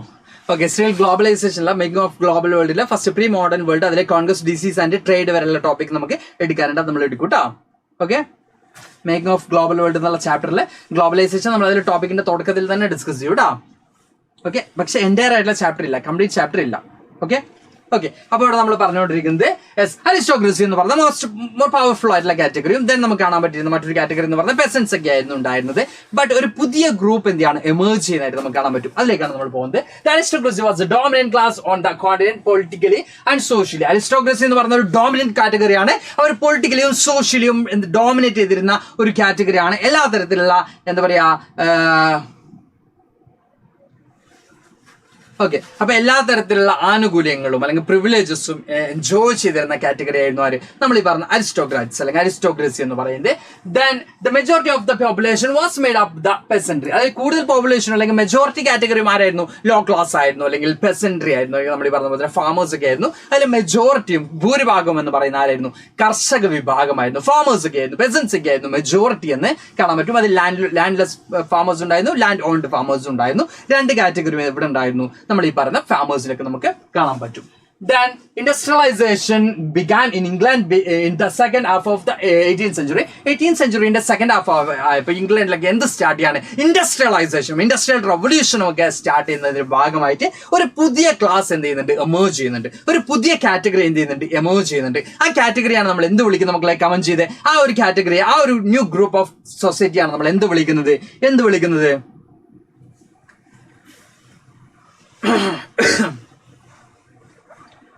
പെട്ടെന്ന് കമന്റ് ചെയ്ത് മക്കളെ. എന്താണ് വിളിക്കേണ്ടത്, ഓക്കെ. ആ ഒരു ന്യൂ സൊസൈറ്റിയെ നമ്മൾ എന്താ വിളിക്കുന്നത്, എമേർജ് ചെയ്തിട്ടുള്ള പുതിയൊരു കാറ്റഗറി ഓഫ് സൊസൈറ്റി, അല്ലെങ്കിൽ നമ്മൾ ഈ പറയുന്ന പോലെ തന്നെ എന്താണ് ഇൻഡസ്ട്രിയലൈസേഷന്റെ ഒക്കെ ഭാഗമായിട്ട് വന്നിട്ടുള്ള പുതിയൊരു സൊസൈറ്റി നമ്മൾ എന്ത് പറയുന്നു, മിഡിൽ ക്ലാസ് അല്ലേ. ഓക്കെ, മിഡിൽ ക്ലാസ് എന്നാണ് നമ്മൾ വിളിക്കുന്നത്. ഓക്കെ, അപ്പൊ നമ്മൾ അതിനെയാണ് പറയുന്നത്. New social groups came into being, a working class population and middle class made up of industrialists, businessmen and professionals. അപ്പൊ ഈ ഒരു മിഡിൽ ക്ലാസിന്റെ പ്രത്യേകത എന്ന് പറഞ്ഞാൽ ഇവർ കുറച്ചും കൂടി എന്താ പറയാ, ഇവര് നമ്മൾ പറയുകയാണെങ്കിൽ പക്ക ദരിദ്രരല്ല, അതേസമയം തന്നെ എന്താ പറയാ റിച്ചും അല്ല, ഒരു മിഡിൽ കാറ്റഗറിയാണ് നമ്മൾ ഈ മിഡിൽ ക്ലാസ് എന്ന് പറയുന്നത്. അതായത് അവരുടെ കയ്യിൽ വലിയൊരു സമ്പത്തില്ല, അതേസമയം തന്നെ അവർ അത്രയും പൂർ ആയിട്ടുള്ള ആളുകളും അല്ല. അപ്പൊ ഈ ഒരു കാറ്റഗറി എന്താണ്, എമേർജ് ആണ്. ഈ ഒരു കാറ്റഗറിയുടെ പ്രത്യേകത, ദെവർ എഡ്യൂക്കേറ്റഡ്, ഇവരെന്താണ് എഡ്യൂക്കേറ്റഡ് ആണ്. അതുപോലെ തന്നെ കുറച്ചും കൂടി സ്റ്റാൻഡേർഡ് ലൈഫ് ഒക്കെ ആഗ്രഹിക്കുന്ന ആളുകളാണ് നമ്മൾ ഈ പറയുന്ന. സാർ കുറച്ച് സ്പീഡ് ആവുമോ, സ്പീഡ് ആക്കുമോ എന്നാണ് ചോദിച്ചത്, കുറക്കുമോ എന്നാണ് ചോദിച്ചത്.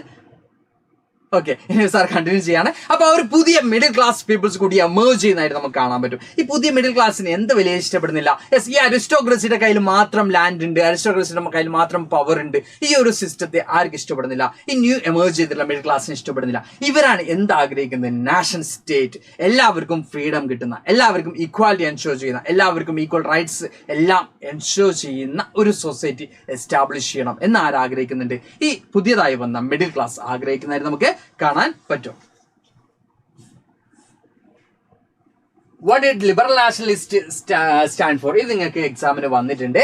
ഇതിൽ നമ്മൾ രണ്ട് പെർസ്പെക്റ്റീവ് ചോദിക്കുന്നുണ്ട്. അതിൽ സാർ ഈ സ്ലൈഡിൽ ഒരു പെർസ്പെക്റ്റീവ് മാത്രമേ ഇൻക്ലൂഡ് ചെയ്തിട്ടുള്ളൂ. ഒരു പെർസ്പെക്റ്റീവ് നമ്മൾ ആ ചോദ്യത്തിന്റെ ആൻസർ ആയിട്ട് തന്നെ സാർ കൊടുത്തിട്ടുണ്ട്. നമ്മൾ എന്തായാലും ലാസ്റ്റ് അല്ല, ഒരു 25-26 സ്ലൈഡ് ഒക്കെ നമ്മൾ ഡിസ്കസ് ചെയ്യും. അപ്പൊ ഇവിടെ നമ്മൾ ചോദിക്കുന്നത് what did liberal nationalism stand for. നമ്മളോട് പറയാൻ പോകുന്നത് ഇക്കണോമിക് സ്ഫിയർ അല്ല, നമ്മളോട് പറഞ്ഞ ഇക്കണോമിക് സ്ഫിയർ നമ്മൾ ലാസ്റ്റ് കൊടുത്തിട്ടുണ്ട് കേട്ടോ. ഓക്കെ, അപ്പൊ the term liberalism derives from the Latin root liber, meaning free എന്ന് അല്ലെങ്കിൽ ഫ്രീ എന്താ പറയാ ഫ്രീഡം എന്ന് പറയുന്ന ഒരു കൺസെപ്റ്റിലേക്ക് എത്തുന്ന രീതിയിലാണ് ലിബറലിസം എന്ന് പറയുന്ന വേർഡിന്റെ മീനിങ് എന്ന് പറയുന്നത്. Then the right to vote and to get elected was granted exclusively to property owning men.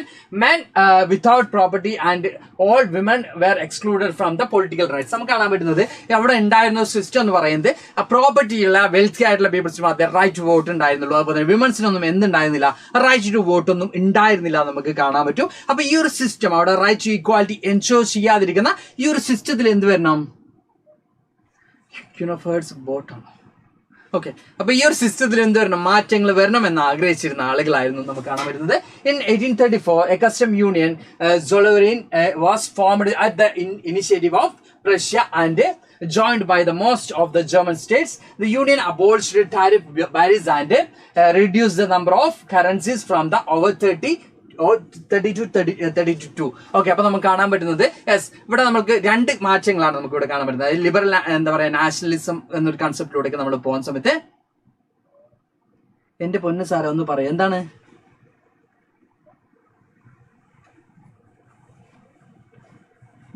Guild point mark. Clear ആയില്ല മക്കളെ? Sir together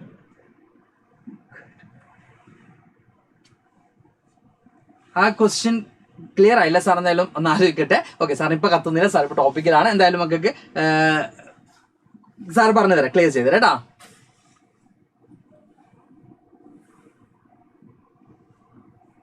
okay, as is the correct sufficient points CBSE will give mark. Okay മക്കളെ, ചോദിച്ചത് ഇതായിരുന്നെങ്കിൽ നമ്മളൊരു content apply ചെയ്താൽ mark കിട്ടുമോ എന്നാണ് ചോദിച്ചെങ്കിൽ ആ content നമ്മുടെ ചാപ്റ്റർ റിലേറ്റഡ് ആണ്, നമ്മുടെ സിലബസിലുള്ള കണ്ടന്റ് ആണ് നിങ്ങൾ അപ്ലൈ ചെയ്തെങ്കിൽ എന്ത് കിട്ടും? നിങ്ങൾക്ക് മാർക്ക് കിട്ടും. ഓക്കെ, ആപ്റ്റ് ആയിട്ടുള്ള ആ കണ്ടന്റ് ആണ് നിങ്ങൾ അപ്ലൈ ചെയ്തില്ലെങ്കിൽ എന്ത് കിട്ടും? മാർക്ക് കിട്ടും. ഓക്കെ ഓക്കെ, അപ്പൊ നമ്മൾ കണ്ടിന്യൂ ചെയ്യാണ്. ആ ഒരു ഫ്ലോ പോകുന്ന സാറെ നിർത്തുന്ന നോക്കിയിട്ടുണ്ട്. അപ്പൊ ആ ഫ്ലോയിലേക്ക് സാർ തിരിച്ചു വരാണ്. അപ്പൊ ഇവിടെ നമ്മൾ പറഞ്ഞുകൊണ്ടിരിക്കുന്നത് കസ്റ്റം യൂണിയൻ ഓർ സോൾവറിൻ ഫോം ചെയ്തു. സോൾവറിനിലൂടെ എന്ത് കുറച്ച് മാറ്റങ്ങളൊക്കെ കൊണ്ടുവന്നിട്ട് ജർമ്മനിയുടെയും പ്രഷ്യയുടെയും സപ്പോർട്ടോട് ഫോം ചെയ്തിട്ടുള്ളത്. അല്ലെങ്കിൽ യൂറോപ്പിൽ കുറച്ച് മാറ്റങ്ങളൊക്കെ കൊണ്ടുവന്നിട്ട്, മാറ്റങ്ങൾ എന്ന് പറഞ്ഞ ഇത്രയേ ഉള്ളൂ. അതായത് അതിനു മുമ്പ് ഉപയോഗിച്ചിരുന്നത് 30 കറൻസീസ് ആയിരുന്നെങ്കിൽ അതിനൊക്കെ കുറച്ചും കൂടി എന്ത് ചെയ്തു? കുറച്ചും കൂടി കുറച്ചുകൊണ്ട് 2 കറൻസി യൂസ് ചെയ്യുന്ന രീതിയിലേക്ക് എന്ത് ചെയ്തു? മാറ്റങ്ങൾ കൊണ്ടുവന്നു. അതുപോലെ തന്നെ കസ്റ്റം ഡ്യൂട്ടീസും കാര്യങ്ങളൊക്കെ എന്താ പറയാ, ടാരിഫും കാര്യങ്ങളൊക്കെ റെഡ്യൂസ് ചെയ്ത് കൊടുത്തു. ടാക്സും കാര്യങ്ങളൊക്കെ എന്ത് ചെയ്തു? റെഡ്യൂസ് ചെയ്ത് കൊടുത്തില്ലായിരുന്നു നമുക്ക് കാണാൻ പറ്റും. സാർ നാളെ ടൈം 6:30 ആക്കാമെന്ന് ചോദിക്കുന്നുണ്ട്. ഓക്കെ, ടൈം നമുക്ക് നോക്കട്ടെ, ടൈം നോക്കാം. എന്തായാലും അഫ്നാസ് സാറോടൊക്കെ നോക്കട്ടെ, അഫ്നാസ് സാറോട് സംസാരിച്ച് നോക്കട്ടെ. ഓക്കെ, അഫ്നാസ് സാർ എന്തായാലും ഇതൊക്കെ കാണുന്നുണ്ടാവും, അപ്പൊ ക്ലിയർ ചെയ്ത് തരും. ഓക്കെ, ഡോണ്ട് വറി, നിങ്ങളുടെ കമന്റ്സ് ഒക്കെ അഫ്നാസ് സാർ നോട്ട് ചെയ്യുന്നുണ്ടാവും. അപ്പൊ അവിടെ നമ്മൾ എന്ത് ചെയ്യും? ക്ലിയർ ചെയ്യും. ആ ടൈമും കാര്യങ്ങളൊക്കെ നമ്മൾ ചെക്ക് ചെയ്യാം. ഓക്കെ, അപ്പൊ ഇവിടെ നമ്മൾ പറയുന്നത് കറൻസീസ് ഒക്കെ എന്ത് ചെയ്തു? റെഡ്യൂസ് ചെയ്തായിട്ട് നമുക്ക് കാണാൻ പറ്റും. ഇനി ന്യൂ കൺസർവേറ്റീവിസം, നമ്മൾ പറഞ്ഞ ലിബറലിസം എന്ന് പറയുമ്പോൾ കുറച്ചും കൂടി ഫ്രീഡം ആണ് അവർ ആഗ്രഹിക്കുന്നത്, കുറച്ചും കൂടി ഫ്രീ ആയിട്ടുള്ള, കുറച്ചും കൂടി നമ്മൾ ഈ പറഞ്ഞ പോലെ തന്നെ നാഷണൽ സ്റ്റേറ്റ് എന്ന് പറഞ്ഞ കൺസെപ്റ്റിലേക്ക് എത്താനാണ് ആര് ശ്രമിക്കുന്നത്? ലിബറലിസം ശ്രമിക്കുന്നെങ്കിൽ കൺസർവേറ്റീവ്സിലേക്ക് വരുമ്പോൾ നമുക്ക് കുറച്ചും കൂടി എൻറ്റയർലി ഡിഫറന്റ് ആയിട്ടുള്ള ഒരു ടോപ്പിക്കാണ് നമുക്ക് കാണാൻ പറ്റുന്നത്. കൺസർവേറ്റീവ്സം നമുക്ക് നോക്കുന്ന സമയത്ത് ആഫ്റ്റർ 1815 എന്ന് പറയാനുള്ള ഒരു കാരണം കൂടിയുണ്ട്. എന്താണ് 1815 നമുക്ക് നമ്മൾ ഈ ഒരു ചാപ്റ്ററിൽ 1815 ഇമ്പോർട്ടന്റ് എന്താണ് നമുക്കൊന്ന് കമന്റ് ചെയ്തേ. നമ്മൾ ലാസ്റ്റ് എന്തായാലും ടൈം ലൈൻ ഇൻക്ലൂഡ് ചെയ്തിട്ടുണ്ട്. എന്നാലും നമ്മുടെ ഈ ഒരു ചാപ്റ്ററിൽ 1815 ഒരു ഇമ്പോർട്ടന്റ് ഉണ്ട് അല്ലെ. നമ്മളിപ്പോ എടുത്ത ടോപ്പിക്കിൽ 1815 ഒരു ഇമ്പോർട്ടന്റ് ഉണ്ട്. എന്താണ് മക്കളെ? എന്താണ്? പെട്ടെന്ന് കമന്റ് ചെയ്തു, പെട്ടെന്ന് കമന്റ് ചെയ്യണമെങ്കിൽ നമുക്ക് എന്ത് ചെയ്യാം? പെട്ടെന്ന് തന്നെ തീർക്കാം. യെസ്, ഓക്കെ, പെട്ടെന്ന് കമന്റ് ചെയ്തോളൂ. എന്താണ് ഈ ഒരു ടോപ്പിക്കിൽ 1815 റോൾ എന്താണ്? ഒന്ന് ആലോചിച്ച് നോക്കിയേ. സ്റ്റേറ്റ് ഓഫ് വിയന്ന അവിടെ ഒന്നല്ല, fall of Napoleon. Yes, obviously Napoleon എന്ത് ചെയ്തിട്ടുണ്ട്? ബാറ്റിൽ ഓഫ് വാട്ടർലൂടെ നെപ്പോളിയൻ എന്ത് ചെയ്തിട്ടുണ്ട്? ഡിഫീറ്റ് ചെയ്യുന്നുണ്ട് അല്ലേ? Yes, battle of Waterloo. Yes, അതാണ് കറക്റ്റ്. ബാറ്റിൽ ഓഫ് വാട്ടർലൂടെ നെപ്പോളിയൻ എന്ത് ചെയ്തിട്ടുണ്ട്? ഡിഫീറ്റ് ചെയ്യുന്നുണ്ട്. അപ്പൊ ഇതൊക്കെ അതുമായിട്ട് റിലേറ്റഡ് ആണ്. ട്രീറ്റി ഓഫ് വിയന്ന ആണെങ്കിലും അല്ലെങ്കിൽ എന്താ പറയുക, ഡെത്ത് ഓഫ് നെപ്പോളിയൻ ആണെങ്കിലും ഒക്കെ ആ ഒരു പോയിന്റുമായിട്ട്, ആ ഒരു ഇയറുമായിട്ട് കണക്റ്റഡ് ആയിട്ട് വരുന്നതാണ് അല്ലേ? ഓക്കെ, അപ്പോൾ ഇവിടെ നമുക്ക് നോക്കാം. ഈ ന്യൂ കൺസർവേറ്റീവിസം ആഫ്റ്റർ 1850 എന്ന് പറയുമ്പോൾ ആ ഒരു നിങ്ങൾ പറഞ്ഞ ഈ ഒരു ടോപ്പിക്കായിട്ട് വളരെ എന്തുണ്ട് കണക്ഷൻ നമുക്ക് കാണാൻ പറ്റും. നമുക്ക് നോക്കാം. 1850 European government were driven by a spirit of conservatism. Conservatives believed in monarchy, the church, social hierarchies and property, and that family should be preserved. Conservatives ആഗ്രഹിച്ചിരുന്നത് പണ്ടത്തെ രാജാക്കന്മാരും അവരുടെ പവറും അവരുടെ വീടുകളാണെങ്കിലും അവരുടെ പ്രോപ്പർട്ടികൾ ഓൺ ചെയ്യാനുള്ള റൈറ്റും ഒക്കെ പ്രിസർവ് ചെയ്ത് വെക്കണം. അതായത് ആ ഒരു ട്രഡീഷണൽ കൾച്ചറാണ്, ആ ഒരു ട്രഡീഷണൽ ആയിട്ട് ഫോളോ ചെയ്യുന്ന ആ ഒരു സിസ്റ്റമാണ് റൈറ്റ് എന്നാണ് ആര് വിചാരിച്ചിരുന്നത്? കൺസർവേറ്റീവ്സ് വിചാരിച്ചിരുന്നത്. അത് എന്ത് ചെയ്യണം? പ്രിസർവ് ചെയ്ത് വെക്കണം, അത് സംരക്ഷിക്കണം, അത് പ്രൊട്ടക്ട് ചെയ്യണം എന്നായിരുന്നു ആര് വിചാരിച്ചിരുന്നത്? കൺസർവേറ്റീവ്സ് കരുതിയിരുന്നത് നമുക്ക് കാണാൻ പറ്റും. Then a modern army, an efficient bureaucracy, a dynamic economy, and the abolition of feudalism and serfdom could strengthen the autocratic monarchies of Europe. അപ്പൊ ഇത്തരം കാര്യങ്ങൾ ചെയ്യുകയാണെങ്കിൽ ഒരു മോഡേൺ ആർമിയും അത് കൃത്യമായിട്ടുള്ള ബ്യൂറോക്രസിയും ഒക്കെ ഉണ്ടെങ്കിൽ എന്തിന് നിലനിൽപ്പുണ്ടാവും? നമ്മൾ ഈ പറയുന്ന ആദ്യത്തെ ആ ഒരു ട്രഡീഷണൽ ആയിട്ടുള്ള ആ ഒരു മൊണാർക്കിക്ക് പവർ എന്ത് ചെയ്യാൻ പറ്റും? ഗെയിൻ ചെയ്യാൻ പറ്റും. യൂറോപ്പിൽ അവർക്ക് എന്ത് ചെയ്യാൻ പറ്റും? വീണ്ടും പവർഫുൾ ആയിട്ട് കണ്ടിന്യൂ ചെയ്യാൻ പറ്റും എന്നായിരുന്നു ആരാഗ്രഹിച്ചിരുന്നത്? കൺസർവേറ്റീവ്സിന്റെ ആഗ്രഹം എന്ന് പറയുന്നത്. അപ്പൊ 1815 ഇതിൽ എന്താ റോളിൽ നമുക്ക് ഡൗട്ട് ഉണ്ടാവും. നമുക്ക് നോക്കാം. In 1815, representatives of the European powers, Britain, Russia, Prussia, and Austria met at Vienna to draw up a settlement for Europe. The Bourbon dynasty was restored to power, and France lost the territories it had annexed under the Napoleon. Napoleon's under like France and the Sir, in nationalism in India എടുക്കുന്നുണ്ടോ? Okay, nationalism in India എടുക്കുന്നുണ്ട്. Tariff means നമ്മളിവിടെ പറയുന്ന അന്നത്തെ ഡ്യൂസും അതായത് അന്നത്തെ ടാക്സസും കാര്യങ്ങളൊക്കെയാണ് ഉദ്ദേശിക്കുന്നത് കേട്ടോ. ഓക്കെ, അപ്പൊ എടുക്കുന്നുണ്ട്. ഓക്കെ ഓക്കെ ഓക്കെ സാർ നേരത്തെ പറഞ്ഞൊരു കാര്യമായിരുന്നു, മക്കൾക്ക് ഡൗട്ട്സും കാര്യങ്ങളൊക്കെ കമന്റ് ചെയ്യാൻ സാർ ഈ ഒരു ചാപ്റ്റർ കഴിഞ്ഞാൽ സമയം തരും. അപ്പോൾ കമന്റ് ചെയ്യണം, കുറച്ചും കൂടി നമുക്ക് കൺവീനിയൻസ് ആയിരിക്കും, കുറച്ചും കൂടി നമുക്ക് അവിടെ റിപ്ലൈ കിട്ടും. അതർവൈസ് നിങ്ങൾ ഇവിടെ കമന്റ് ചെയ്യുന്ന കമന്റ്സ് മാത്രമേ ഉണ്ടാവുള്ളൂ. ഓക്കെ, അതേഴ്സ് നിങ്ങളെ കമന്റ്സ് മാത്രമേ ഉണ്ടാവുള്ളൂ, നിങ്ങൾ ക്ലാസ്സും കോൺസെൻട്രേറ്റ് ചെയ്യില്ല, മേ ബി സാറിന് അതിന് റിപ്ലൈ തരാനും പറ്റില്ല. അപ്പോൾ സാർ പറഞ്ഞൊരു കാര്യമാണ്, നമ്മൾ ടോപ്പിക് കംപ്ലീറ്റ് ചെയ്തിട്ട് കമന്റ് ചെയ്യണം, കുറച്ചും കൂടി കൺവീനിയൻസ് അല്ലേ നമുക്ക് രണ്ടാൾക്കും. ഓക്കെ, അപ്പോൾ നമുക്ക് കണ്ടിന്യൂ ചെയ്യാം. Bourbon dynasty was restored to power. എന്ത് ചെയ്തു? 1815 ബോബൻ ഡൈനാസ്റ്റിക്ക് പവർ എന്ത് ചെയ്തു? റിസ്റ്റോർ ചെയ്യാൻ പറ്റി, അല്ലെങ്കിൽ പവർ തിരിച്ചു പിടിക്കാൻ പറ്റിയതായിട്ട് നമുക്ക് കാണാൻ പറ്റും. നെപ്പോളിയനെ ഡിഫീറ്റ് ചെയ്തു. അതുകൊണ്ട് തന്നെ ബോബൻ ഡൈനാസ്റ്റി, അതായത് അന്ന് ഫ്രാൻസ് ഗവൺ ചെയ്തിരുന്ന ഡൈനാസ്റ്റിയാണ് ബോബൻ ഡൈനാസ്റ്റി എന്ന് പറയുന്നത്.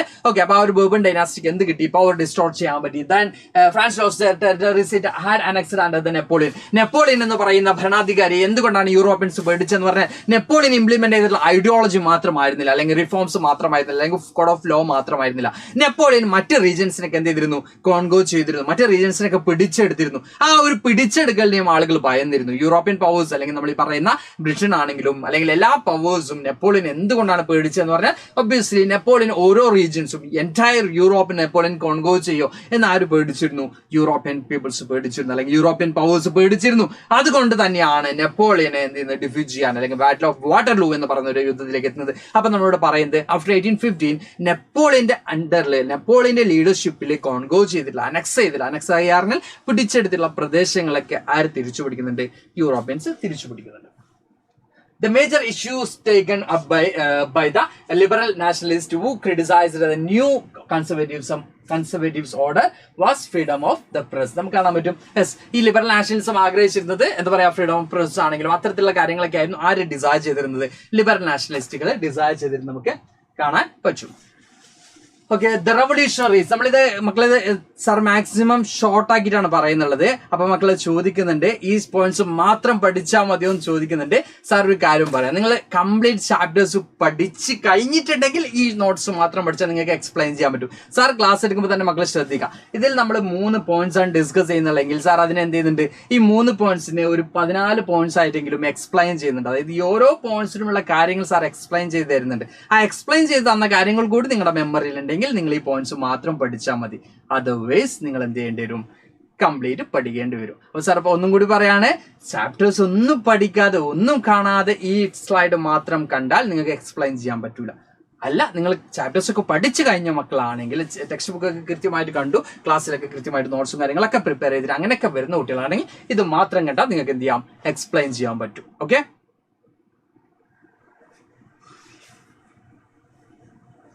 ഗൈസ് ഈ പോയിന്റ് ഒക്കെ ടെക്സ്റ്റിൽ ഉണ്ടെന്ന് പറഞ്ഞിട്ട് ടെക്സ്റ്റിലുള്ള പോയിന്റ്സ് നമുക്ക് ഡിസ്കസ് ചെയ്യാൻ പറ്റുള്ളൂ കേട്ടോ. ഓക്കെ, അപ്പൊ നമുക്ക് കണ്ടിന്യൂ ചെയ്യാം. ഓക്കെ ഓക്കെ ഓക്കെ അപ്പോൾ നമ്മൾ പറഞ്ഞത് in 1815 secret societies were formed in many European states to train revolutionaries and spread their ideas. Revolutionaries opposed monarchical forms and fought for the liberty and freedom. അപ്പോൾ ഇവിടെ നമ്മൾ പറയുന്നുണ്ട്, നമ്മൾ ഈ പറഞ്ഞ പോലെ തന്നെ 1815 ഒക്കെ ആയപ്പോൾ ഫ്രഞ്ചിൽ മാത്രമല്ല എൻറ്റയർ യൂറോപ്പിൽ എന്തുണ്ടായിട്ടുണ്ട്? ചില മൂവ്മെന്റ്സും കാര്യങ്ങളൊക്കെ ഉണ്ടായിട്ടുണ്ട്. ആ എൻറ്റയർ യൂറോപ്പിൽ ഉണ്ടായിട്ടുള്ള മൂവ്മെന്റ്സിന്റെ ഭാഗമായിട്ട് റവല്യൂഷണറി തോട്ട്സ് ഒക്കെ എന്ത് ചെയ്യുന്നുണ്ട്? വരുന്നുണ്ട്. അതായത് ഈ ഒരു മൊണാർക്കിക്കൽ ഗവൺമെന്റിനെ അബോളിഷ് ചെയ്യണം, മൊണാർക്കിക്കൽ പവേഴ്സ് എന്ത് ചെയ്യണം? ഇല്ലാതാക്കണം എന്ന് ആഗ്രഹിച്ചിരുന്ന കുറെ അധികം ഗ്രൂപ്പുകൾ, കുറെ അധികം അസോസിയേഷനുകൾ, കുറെ അധികം റവല്യൂഷണറി ക്ലബ്ബുകളൊക്കെ എന്ത് ചെയ്യുന്നുണ്ട്? ഈ ഒരു ടൈമിൽ ഫോം ചെയ്യുന്നുണ്ട്. ബോബർ ഡൈനാസ്റ്റി എക്സ്പ്ലെയിൻ ചെയ്യുമെന്നിരിക്കുന്നുണ്ട്. Bourbon dynasty means French govern ചെയ്തിരുന്ന റൂളേഴ്സ് എന്താ പറയാ, റെപ്രസെന്റ് ചെയ്തിരുന്ന ഡൈനാസ്റ്റിയാണ് ബോബർ ഡൈനാസ്റ്റി കൊണ്ട് മീൻ ചെയ്യുന്നത്. ഓക്കെ ഓക്കെ ബോബൻ ഡൈനാസ്റ്റിയെ കുറിച്ച് നിങ്ങൾ ഡീറ്റെയിൽഡ് ആയിട്ടൊന്നും ഇവിടെ പഠിക്കാനില്ല. ബോബൻ ഡൈനാസ്റ്റി എന്ന് പറയുന്നത് ഫ്രഞ്ചിലെ ആദ്യത്തെ ഭരണാധികാരികൾ ഉണ്ടായിരുന്ന, അവർ റെപ്രസെന്റ് ചെയ്തിരുന്ന രാജകുടുംബത്തെയാണ് നമ്മൾ ബോർബൺ രാജകുടുംബം അല്ലെങ്കിൽ ബോബൻ ഡൈനാസ്റ്റി എന്നുകൊണ്ട് ഉദ്ദേശിക്കുന്നത്. Okay okay then the Italian revolutionary Giuseppe Mazzini, born in Genoa in 1807, founded 2 more underground societies. The first being Young Italy in Marseilles 1830s. 1830s യാണ് യങ് ഇറ്റലി, മെർസലിസ് എന്ന് പറയുന്നത്, മെർസലിസിൽ യങ് ഇറ്റലി എന്ന് പറയുന്ന ഒരു നമ്മൾ ഈ പറഞ്ഞ പോലെ തന്നെ റവല്യൂഷണറി സൊസൈറ്റി ആര് എസ്റ്റാബ്ലിഷ് ചെയ്യുന്നത്? ഗസിപ്പ് മസീനി. ഇറ്റാലിയൻ യൂണിഫിക്കേഷൻ പഠിക്കുമ്പോൾ മക്കൾ ഏറ്റവും കൂടുതൽ പഠിച്ചിരിക്കുന്ന കാര്യവൽതി ആണെങ്കിലും അല്ലെങ്കിൽ അതിൽ ഏറ്റവും കൂടുതൽ പഠിച്ചെടുക്കുന്ന പേരുകൾ ഒന്ന് തന്നെയാണ് ആര്? നമ്മൾ ഈ പറഞ്ഞ ഗസിപ്പ് മസീനി എന്ന് പറയുന്നത് അല്ലെ. അപ്പൊ ഗസിപ്പ് മസീനി 2 സീക്രട്ട് സൊസൈറ്റീസ് ആയിരുന്നു ഫോം ചെയ്തിരുന്നത്. What mean by secret society? അത് നമ്മൾ ഇത്രയേ ഉള്ളൂ, റവല്യൂഷൻസ് ഒക്കെ കണ്ടക്ട് ചെയ്യാൻ എക്സിസ്റ്റിംഗ് ഗവൺമെന്റിന് അഗേൻസ്റ്റ് ആയിട്ടും അതുപോലെ തന്നെ എക്സിസ്റ്റിംഗ് സിസ്റ്റത്തിന് അഗേൻസ്റ്റ് ആയിട്ടും മൂവ്മെന്റ്സ് ഒക്കെ കണ്ടക്ട് ചെയ്യാൻ വേണ്ടി 2 സീക്രട്ട് സൊസൈറ്റീസ് ആര് ഫോം ചെയ്തിരുന്നു? നമ്മുടെ ഗസിപ്പ് മസീനി ഫോം ചെയ്തില്ലായിട്ട് നമുക്ക് കാണാൻ പറ്റും. അതിൽ പ്രധാനപ്പെട്ട ഒന്നാണെന്ത് നമ്മൾ ഈ പറഞ്ഞ പോലെ തന്നെ യങ് ഇറ്റലി ഇൻ മെർസാലിസിലായിരുന്നു എന്ത് ഫോം ചെയ്തിരുന്നത്? യങ് ഇറ്റലി ഫോം ചെയ്തിരുന്നത്. മറ്റൊന്ന് നമുക്ക് കാണാൻ പറ്റുന്നത് യങ് യൂറോപ്പ് ഇൻ ബേണയിലായിരുന്നു young Europe. Second one is young Europe in ബേണയിലായിരുന്നു എന്ത് ഫോം ചെയ്തിരുന്നത്? യങ് യൂറോപ്പ് ഫോം ചെയ്തിരുന്നത്. അപ്പൊ ഇത് ഇമ്പോർട്ടന്റ് ആണെന്ന് സാർ പറയാനുള്ള കാരണം ഈ വൺ വേർഡ് ടൈപ്പ് ക്വസ്റ്റ്യൻസിൽ അല്ലെങ്കിൽ നമ്മുടെ എന്താ പറയാ MCQ ടൈപ്പ് ക്വസ്റ്റ്യൻസിൽ വരാറുള്ള സ്ഥിരമായും കാണാറുള്ള ഒരു ചോദ്യം തന്നെയാണ് നമ്മുടെ ഈ ഒരു ഗസിപ്പ് മസീനിയുടെ ഈ ചോദ്യം എന്ന് പറയുന്നത്. ഒരു കാര്യം കൂടി സാർ പറയാം, നമുക്കിപ്പോ നിലവിൽ എന്താ പറയാ കണ്ടിട്ടുള്ള ഒരു കൺസെപ്റ്റ് പ്രകാരം ഈ ഒരു ചാപ്റ്ററിൽ നമ്മൾ വരുന്ന ക്വസ്റ്റ്യൻസ് എന്ന് പറയുന്നത് ഒരു 1 വേർഡും അതുപോലെ തന്നെ 5 മാർക്കിന്റെ ഒരു എസ്സേ ടൈപ്പ് ക്വസ്റ്റ്യൻസുമാണ് നമുക്കിപ്പോൾ കാണുന്നുള്ളത്. അപ്പൊ അതിൽ ചില മാറ്റങ്ങളൊക്കെ വരാതിരിക്കാം. നമുക്കിപ്പോൾ ഒരു 6 മാർക്കിന് വരെയുള്ള ക്വസ്റ്റ്യൻസ് എന്ത് ചെയ്യാം ഈ ഒരു ചാപ്റ്റർ നമുക്ക് എക്സ്പെക്ട് ചെയ്ത് പോവാം. അതുകൊണ്ട് തന്നെ 1 വേർഡ് ടൈപ്പിന് ഈ ചാപ്റ്ററിൽ ഇമ്പോർട്ടന്റ് ഉണ്ട്. ഓക്കെ, 1 വേർഡ് ടൈപ്പിന് ഈ ഒരു ചാപ്റ്ററിൽ ഇമ്പോർട്ടന്റ് ഉണ്ട്. അപ്പൊ ആ ഒരു 1 word type set of questions മക്കൾ എന്ത് ചെയ്യണം? സാർ ഈ പറയുന്ന പോയിന്റ്സിൽ ഉണ്ടാവുമ്പോൾ അത് കൃത്യമായിട്ടും നോട്ട് ചെയ്ത് വെക്കുക, കൃത്യമായിട്ടും ഓർമ്മയിൽ വെക്കുക. ഓക്കെ അല്ലേ?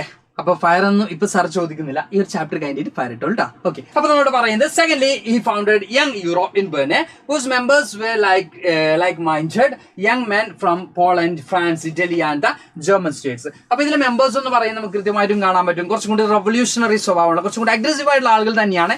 എസ്പെഷ്യലി അവർ യങ് ആയിട്ടുള്ള ആളുകൾ തന്നെയാണ്. അവർ എവിടുത്തെ ആളുകളാണ്, എവിടെയൊക്കെയാണ് റെപ്രസെന്റ് ചെയ്യുന്നത്? ഫ്രാൻസും പോളണ്ടും ഇറ്റലിയും ജർമ്മനിയൊക്കെ റെപ്രസെന്റ് ചെയ്തിരുന്ന ആളുകളാണ് എന്തിൽ കാണാൻ പറ്റുന്നത്?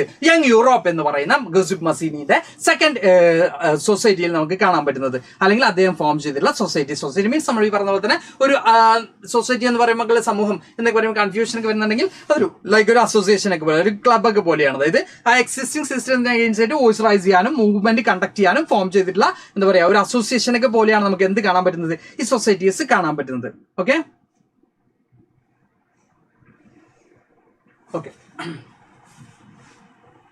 Then the age of revolutions 1830-1840 നമുക്ക് നോക്കാം. In July 1830, Bourbon kings were overthrown by liberal revolutionaries who installed a constitutional monarchy with Louis Philippe at its head.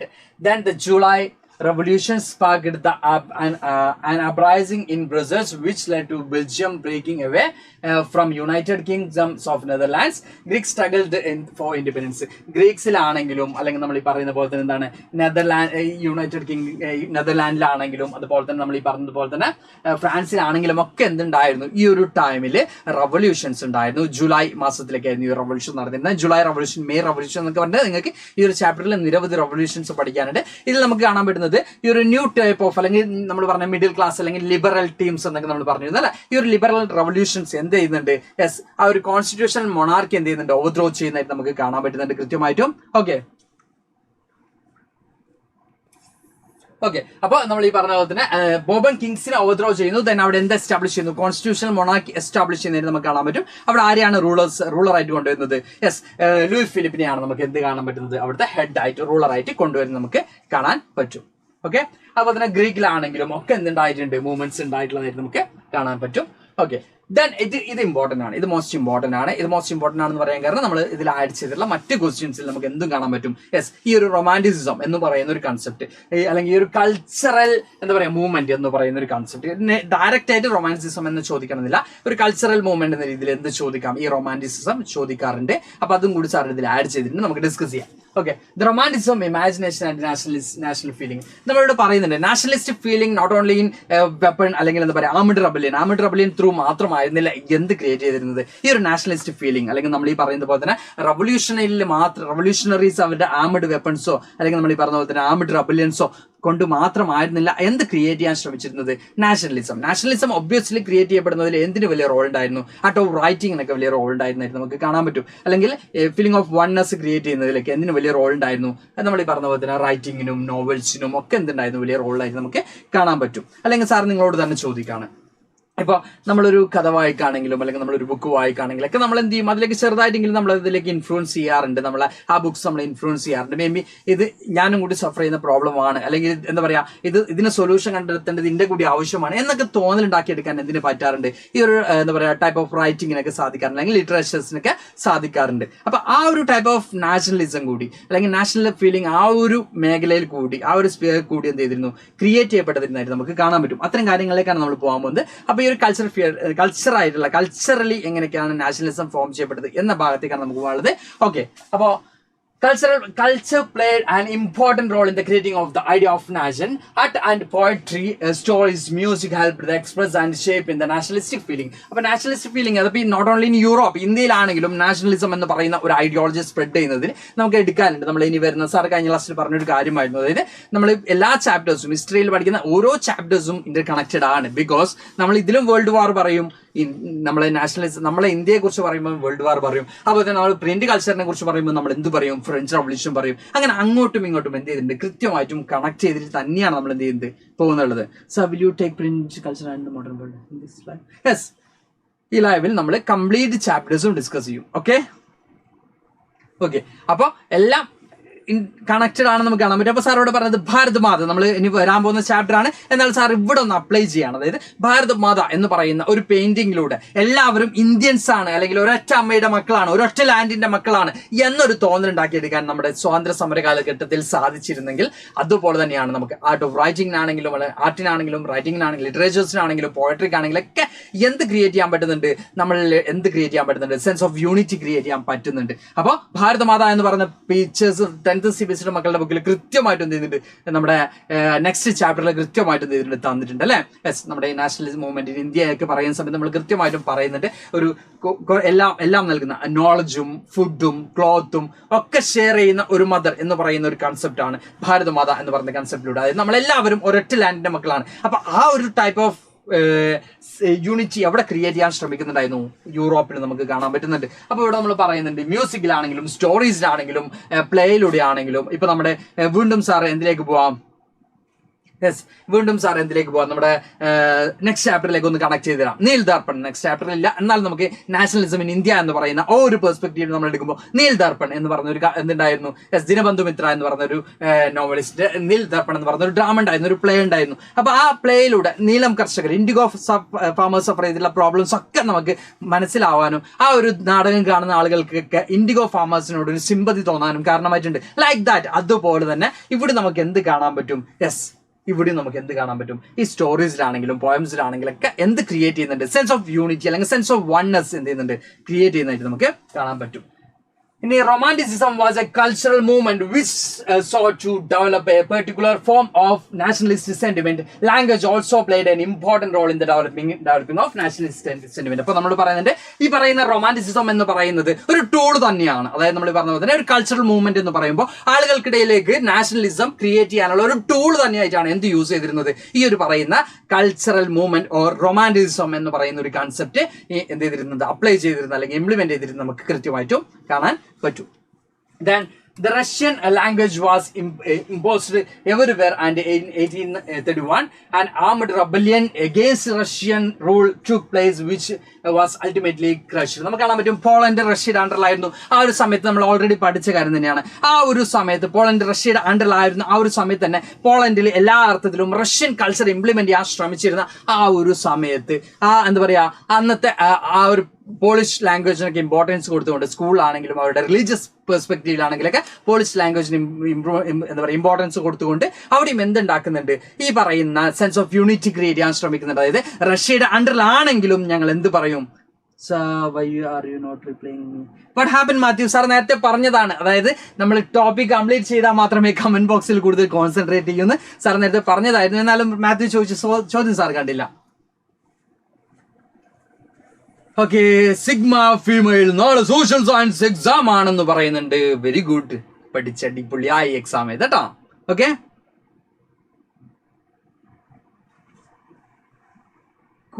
Kuki day അതല്ല, ഇവിടെ ഉള്ളവരെ കാണുന്നില്ലല്ലോ. ആരാണിത്? കാണുന്നില്ലല്ലോ, ഞാനൊന്നും കാണുന്നും കേൾക്കുന്നുമില്ല. അപ്പൊ സാർ തിരിച്ചു വരാണ് ടോപ്പിക്കിലേക്ക്. നമ്മുടെ മാത്യു പറഞ്ഞ ചോദ്യം കണ്ടില്ല സാറിന്. ഓക്കെ, സാർ മാത്യു കിട്ടുമെന്ന് വിചാരിക്കുന്നുണ്ട്. മാത്യു നമുക്ക് പിടിക്കാം. ഓക്കെ, അപ്പൊ ഇവിടെ നമ്മൾ പറഞ്ഞുകൊണ്ടിരിക്കുന്നത് റൊമാൻറ്റിസിസം എന്ന് പറയുന്ന ഒരു കൺസെപ്റ്റ് വലിയ ഇമ്പോർട്ടൻസ് ഉണ്ടായിരുന്നു. അപ്പൊ അത് ആളുകളെ പുസ്തകങ്ങളിലൂടെയും അല്ലെങ്കിൽ എഴുത്തുകളിലൂടെയൊക്കെ ആളുകൾ എന്ത് ചെയ്യാണ് അട്രാക്ട് ചെയ്തുകൊണ്ട് സെൻസ് ഓഫ് യൂണിറ്റി അല്ലെങ്കിൽ സെൻസ് ഓഫ് വൺനെസ് ക്രിയേറ്റ് ചെയ്യാനാണ്, അല്ലെങ്കിൽ നാഷണലിസം തന്നെയാണ് ഈ സെൻസ് ഓഫ് യൂണിറ്റി വൺനെസ് എന്നൊക്കെ പറയുന്നത് കേട്ടോ. അപ്പൊ അത് ക്രിയേറ്റ് ചെയ്യാനാണ് എന്ത് ചെയ്തിരുന്നത്, അവിടെ ശ്രമിച്ചിരുന്നത് നമുക്ക് കാണാൻ പറ്റും. Then hunger, hardship and popular revolt. നമുക്ക് നോക്കാം. ഈ ഒരു ടൈമിൽ തന്നെ വലിയ രീതിയിൽ ഇക്കണോമിക് ക്രൈസിസ് ഒക്കെ ഫേസ് ചെയ്യുന്ന ഒരു, അതായത് ഇപ്പുറത്തൊക്കെ മൂവ്മെന്റ്സ് ഒക്കെ കണ്ടക്ട് ചെയ്യുമ്പോൾ തന്നെ ഞങ്ങൾക്കും നാളെ SS എക്സാം ആണ്. ഇത് 10th CBSE Xylem 10 CBSE എന്ന് പറഞ്ഞ് മെൻഷൻ ചെയ്യുന്നത് എനിക്ക് മനസ്സിലായില്ല. ഓക്കെ, ഞാൻ എന്തായാലും പൊക്കിക്കൊള്ളങ്ങളാ. ഓക്കെ, അപ്പൊ ഞങ്ങൾക്കും നാളെ SS എക്സാം ആണ്, എല്ലാവർക്കും SS എക്സാം ഇന്ന് എല്ലാവർക്കും ഓൾ ദി ബെസ്റ്റ് പറഞ്ഞുകൊണ്ട് സാർ കണ്ടിന്യൂ ചെയ്യാണ്. സാർ നിർത്തുന്നില്ല. ഓക്കെ, അപ്പൊ ഇവിടെ നമ്മൾ പറയാൻ വന്നത് you girls don't have Sahodaya model. Okay, കുറെ പൂച്ചക്കുട്ടികളൊക്കെ ചിരിക്കുന്നൊക്കെ സാർ തിരിച്ചാണ്. അപ്പോൾ ഹങ്കർ, ഹാർഡ്ഷിപ്പ് ആൻഡ് പോപ്പുലർ റിവോർഡ്സിലേക്ക് നമ്മൾ പോകുന്ന സമയത്ത് നമുക്ക് കാണാൻ പറ്റും 1830s അഗൈൻ നമ്മൾ ഈ സൈഡൊക്കെ എന്ത് ചെയ്യുന്നുണ്ട്, നാഷണലിസം വേണം, നാഷണൽ സ്റ്റേറ്റ് വേണം എന്നൊക്കെ പറഞ്ഞുകൊണ്ട് ഒരു മൂവ്മെന്റ് കണ്ടക്ട് ചെയ്യുന്ന സമയത്ത് തന്നെ ഇപ്പുറത്തെ സൈഡ് എന്തുണ്ട്, വലിയ രീതിയിൽ ഇക്കണോമിക് ക്രൈസിസും കാര്യങ്ങളൊക്കെ നമുക്ക് എന്ത് ചെയ്യാൻ പറ്റും, കാണാൻ പറ്റും. It was gaming. എന്താണ് കണ്ടില്ല? അയ്യോ, കിനോഫേർഡ്സിന് മാത്സ് ആണ് അല്ലേ? ഓക്കെ മക്കളെ, ഓക്കെ. അപ്പോൾ നമ്മൾ പറയുന്നത് Europe faced economic hardship in 1830s, the first half of the 19th century saw an enormous increase in population all over Europe. The rise of food prices or years of bad harvest led to the widespread pauperism in towns and countries. നമുക്ക് കാണാൻ പറ്റും 1830s ഒക്കെ ആയപ്പോൾ യൂറോപ്പിലെ entire യൂറോപ്പിൽ എന്തുണ്ടായി, വലിയ രീതിയിലുള്ള ഒരു ഇക്കണോമിക് ക്രൈസിസ് ഉണ്ടായി. അപ്പോൾ ടിൻറ്റുക്ക് സാറ് ക്ലാസ് ചെറുതായിട്ട് ബോറടിക്കുന്നുണ്ട്, വലുതായിട്ട് ബോറടിക്കും ടിൻറ്റു അവിടെ തന്നെ ഇരിക്കണം കേട്ടോ. ഓക്കെ, വലുതായിട്ട് ബോറടിക്കുമ്പോൾ അത് മെൻഷൻ ചെയ്തിട്ട് ടിൻറ്റു പോകാൻ പാടുള്ളൂ. ഓക്കെ, അപ്പൊ നമുക്ക് എന്ത് ചെയ്യാം, കണ്ടിന്യൂ ചെയ്യാം. അപ്പൊ ഇവിടെ നമ്മൾ പറയുന്നത് നമ്മളിവിടെ പറയുന്നത് ഇത്രേ ഉള്ളൂ. യൂറോപ്പ് 1830s ഒക്കെ ആയപ്പോൾ 1930 ആയപ്പോൾ വലിയ രീതിയിലൊരു ഹാർഡ്ഷിപ്പോ അല്ലെങ്കിൽ വലിയ രീതിയിലുള്ള ഇക്കണോമിക് ക്രൈസിസും ഒക്കെ എന്ത് ചെയ്യാൻ തുടങ്ങി, വരാൻ തുടങ്ങി. സാധനങ്ങളുടെ ഒക്കെ വില വർദ്ധിക്കാൻ തുടങ്ങി, പ്രൈസ് ഒക്കെ ഹൈക്ക് ചെയ്യാൻ തുടങ്ങി. അറ്റ് ദ സെയിം ടൈം നമുക്ക് കാണാൻ പറ്റുന്നത് എന്താ പറയാ, ഈ കൾട്ടിവേഷനും കാര്യങ്ങളൊക്കെ അല്ലെങ്കിൽ ബാഡ് ഹാർവസ്റ്റിംഗ് ആയതുകൊണ്ട് തന്നെ ക്രോപ്സ് ഒക്കെ വളരെയധികം എന്ത് ചെയ്യാൻ തുടങ്ങി, കുറയാൻ തുടങ്ങി. അങ്ങനെ ടോട്ടലി എന്ത് ചെയ്യാൻ തുടങ്ങി, യൂറോപ്പിൽ വലിയ രീതിയിലുള്ള ക്രൈസിസ് ഫേസ് ചെയ്യുന്ന ഒരു സിറ്റുവേഷൻ ഉണ്ടായി. അങ്ങനെ എൻറ്റയർ യൂറോപ്പ് പാപ്പരിസം എന്ന് പറയുന്ന, അല്ലെങ്കിൽ നമ്മൾ പറയില്ലേ പാപ്പരായി പോയി എന്നൊക്കെ നമ്മൾ പറയില്ലേ, ആ ഒരു അവസ്ഥയിലേക്ക് ആരെത്തി, യൂറോപ്പ് എത്തി നിൽക്കാൻ കേട്ടോ. സന്തോഷിക്കൊന്നും വേണ്ട. യൂറോപ്പിനെ കുറിച്ച് പറയുമ്പോൾ യൂറോപ്പ് പാപ്പരായോ എന്ന് ചോദിക്കുമ്പോൾ പണ്ടാട്ടോ, ഇപ്പൊ അല്ല. ഇനിയിപ്പോ യൂറോപ്പ് പാപ്പരായില്ലെന്ന് പറഞ്ഞാൽ ആരും എന്ത് ചെയ്യണ്ട, ആഘോഷിക്കൊന്നും വേണ്ട.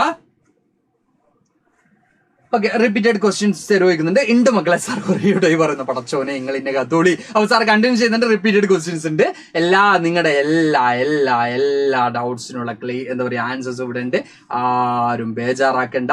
ഓക്കെ, നിങ്ങൾ ബേജാറാക്കതിരി, നമ്മൾ നിങ്ങളെ കൂടെ ഇല്ലേ? ഓക്കെ, അപ്പോൾ ഇവിടെ നമ്മൾ പറയുന്നത് പ്രൈസ് ഒക്കെ കൂടി. അതുപോലെ തന്നെ in 1848 food shortage and widespread unemployment brought to the population of Paris out to the on the roads. നമുക്ക് ഇവിടെ കാണാൻ പറ്റും പോപ്പുലേഷൻ ഇൻക്രീസ് ചെയ്തതും ഇതിനൊരു റീസൺ തന്നെയാണ്.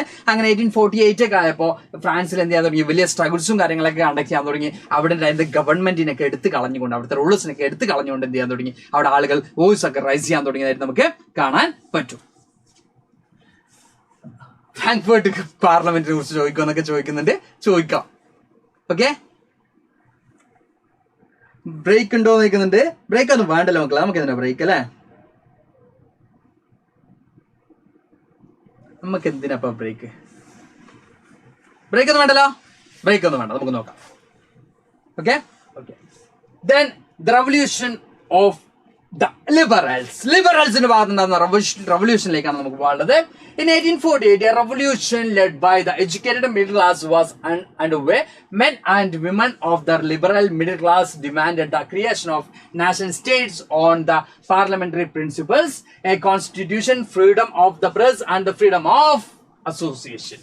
അതായത് നമ്മൾ ഈ പറഞ്ഞ പോലത്തെ ഒരു ന്യൂ മിഡിൽ ക്ലാസ് ഒക്കെ ഫോം ചെയ്തിരുന്നു അല്ലെ. അവരുടെ ഭാഗത്തുനിന്ന് എന്ത് തുടങ്ങി 1848 ഒക്കെ ആയപ്പോൾ ഞങ്ങൾക്ക് എന്ത് വേണം, ഞങ്ങൾക്ക് നാഷണൽ സ്റ്റേറ്റ് ഫോം ചെയ്യപ്പെടണം, ഒരു കോൺസ്റ്റിറ്റ്യൂഷൻ ഒക്കെയുള്ള ഒരു നാഷണൽ സ്റ്റേറ്റ് ആർക്ക് ഫോം ചെയ്യപ്പെടണം, ഞങ്ങൾക്ക് ഫോം ചെയ്യപ്പെടണം. സാർ ഞാൻ ഇപ്പൊ പോണോ അതോ നാളെ എക്സാം ആണ്? Sigma female what happen?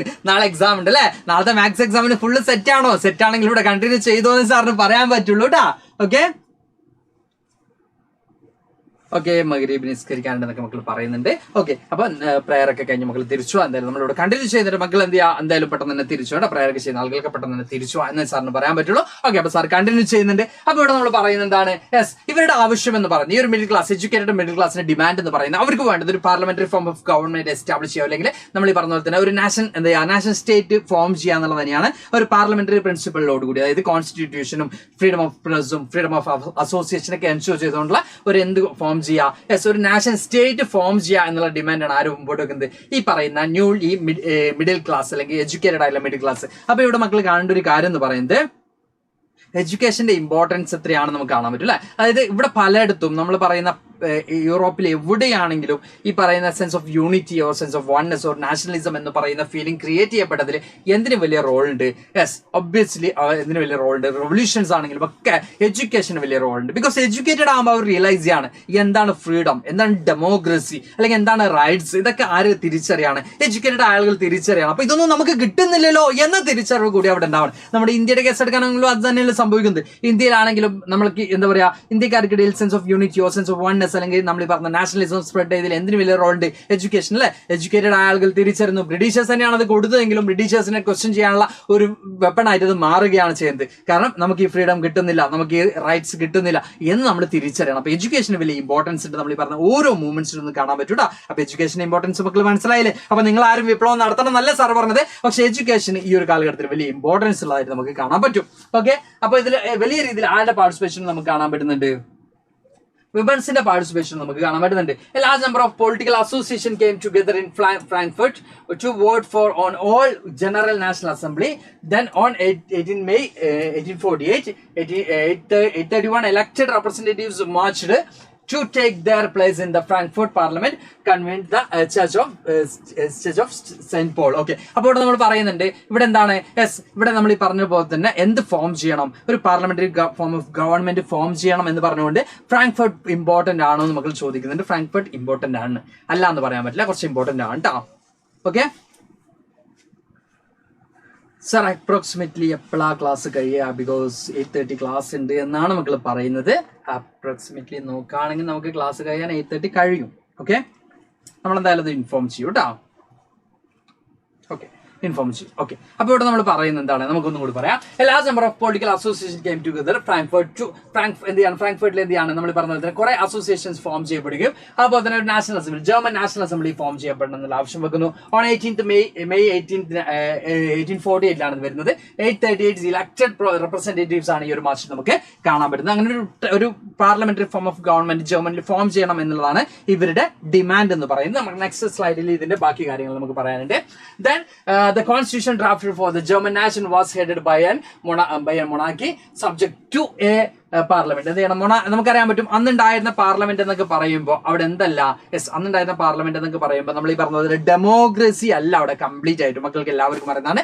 ഒരു കോൺസ്റ്റിറ്റ്യൂഷണൽ മൊണാർക്കി തന്നെയാണ്. അവർക്ക് കൺട്രോൾ ചെയ്യണം. ഇവിടെ പ്രസിഡന്റ് ആണെങ്കിൽ അവിടെ ആര് തന്നെയാണ്, ഈ പറയുന്ന കിങ് ഒക്കെ തന്നെയാണ് അവിടെ ഉണ്ടാവുക. എത്ര മാറ്റം വന്നാലും കിങ് ഒക്കെ തന്നെയായിരുന്നു അവിടെ ഉണ്ടായിരുന്നത്. അപ്പൊ അത്തരത്തിലുള്ള ഒരു പാർലമെന്റ് ഫോം ചെയ്യുമ്പോൾ ജർമ്മനി അവരുടെ ഡിമാൻഡ് എന്ന് പറയുന്നത്, yes, the crown was offered to Frederick Wilhelm IV, king of Prussia. പ്രഷ്യയിലെ കിങ് ആയിട്ടുള്ള ഫ്രെഡറിക് വില്യമിനോട് എന്ത് ആവശ്യപ്പെടാണ്, യെസ്, ഈ ഒരു പവറിലേക്ക് എന്ത് ചെയ്യണം, നിങ്ങൾ വരണം, കോൺസ്റ്റിറ്റ്യൂഷണൽ മൊണാർക്കിയുടെ ആ ഒരു പവറിലേക്ക് നിങ്ങൾ വരണം എന്ന ഡിമാൻഡാണ് ജർമ്മനി മുമ്പോട്ട് വെക്കുന്നത്.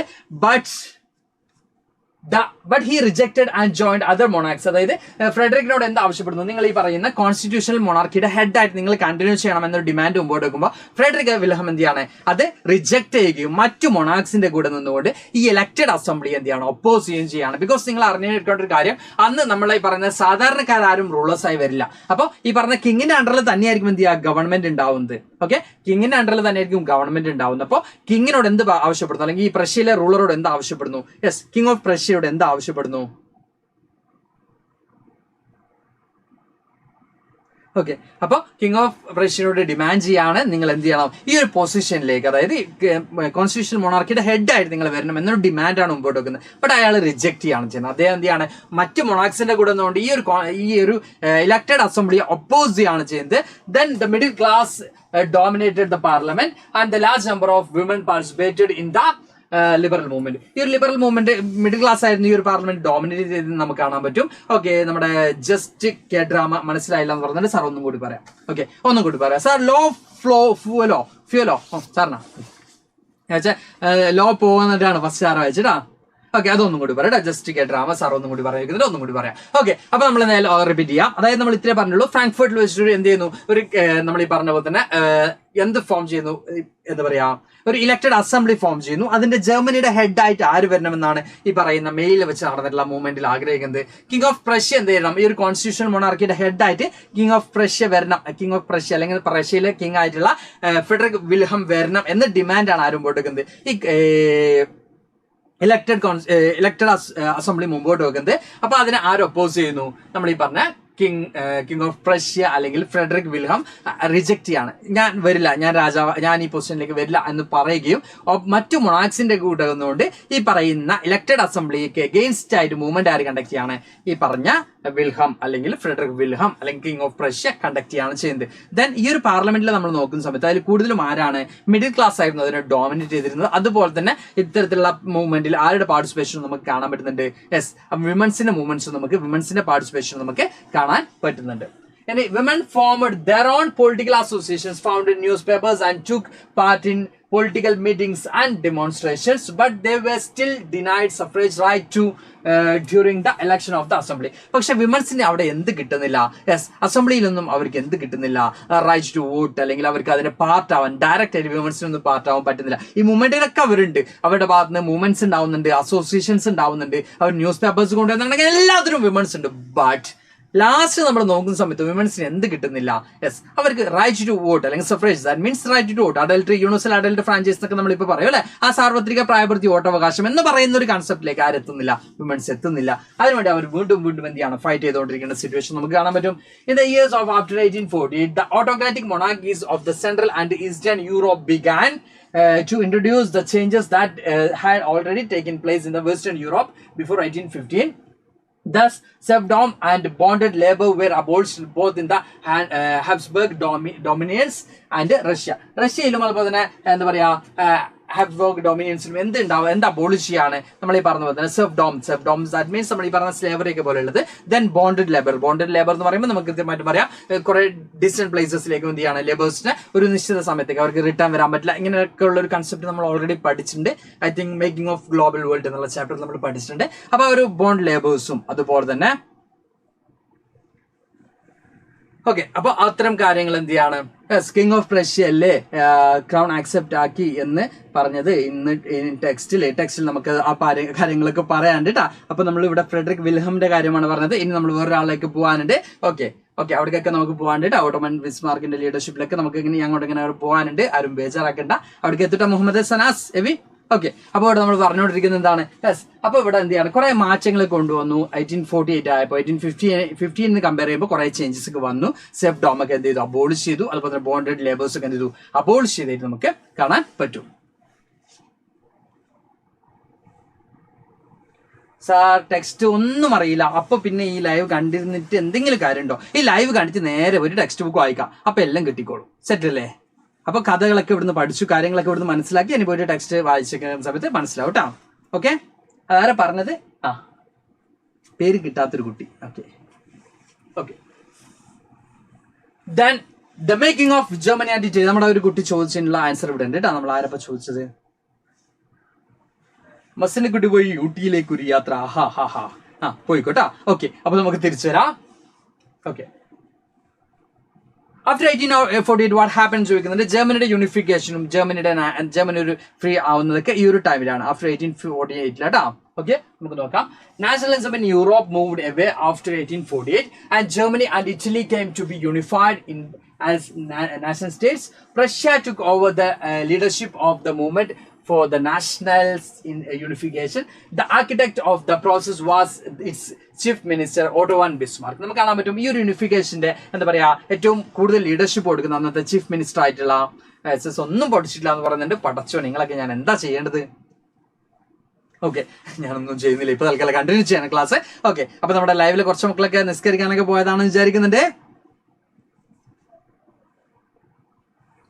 സാർ ഹിസ്റ്ററി നമുക്ക് മനസ്സിലായത് എഴുതിയാൽ മാർക്ക് കിട്ടും, അതോ നോട്ടിലുള്ളത് തന്നെ എഴുതണം? ഹിസ്റ്ററി മനസ്സിലാക്കുക, മനസ്സിലായത് എഴുതാം, പക്ഷെ അത് കൃത്യമായിരിക്കണം. അതായത് അത് എന്ന് പറയുമ്പോൾ ഇതാണ് മനസ്സിലായതെങ്കിൽ പ്രയാസമായിരിക്കും. ഓക്കെ, അത് മനസ്സിലാക്കി വെക്കുക. അതായത് ജർമ്മനിയെ കുറിച്ച് ചോദിക്കുമ്പോൾ ജർമ്മനി തന്നെ എഴുതണം, ഇറ്റലി എഴുതിയാൽ മാർക്ക് കിട്ടൂല. Okay, so tale of time part 2 എപ്പോഴാണ്? ടൈൽ ഓഫ് ടൈം സാർ നേരത്തെ പറഞ്ഞു, ടൈൽ ഓഫ് ടൈം നമ്മുടെ പാർട്ട് 2 ഉടനടി അപ്ലോഡ് ചെയ്യും. അപ്പോൾ അതിൽ ഒന്ന് രണ്ട് മക്കളുടെ കമന്റ്സ് കണ്ടു, ഇത് 9th അല്ലേ, 9th പഠിച്ച കാര്യങ്ങളല്ലേ എന്നുള്ള ചോദ്യങ്ങൾ സാർ കണ്ടു. അപ്പോൾ സാർ പറയാണ് ദ ഫ്രഞ്ച് റവല്യൂഷൻ എന്ന് പറയുന്ന റവല്യൂഷൻ കംപ്ലീറ്റ് ആയിട്ടാണ് നമ്മൾ ആ ഒരു ടൈൽ ഓഫ് ടൈമിൽ നമ്മൾ റെക്കോർഡ് ചെയ്ത് വെച്ചിട്ടുള്ളത്. അതുകൊണ്ട് തന്നെ അത് നിങ്ങൾക്ക് സെറ്റാക്കി, അതിന്റെ ഓരോ എപ്പിസോഡ്സും സെറ്റാക്കിക്കൊണ്ടിരിക്കുകയാണ്.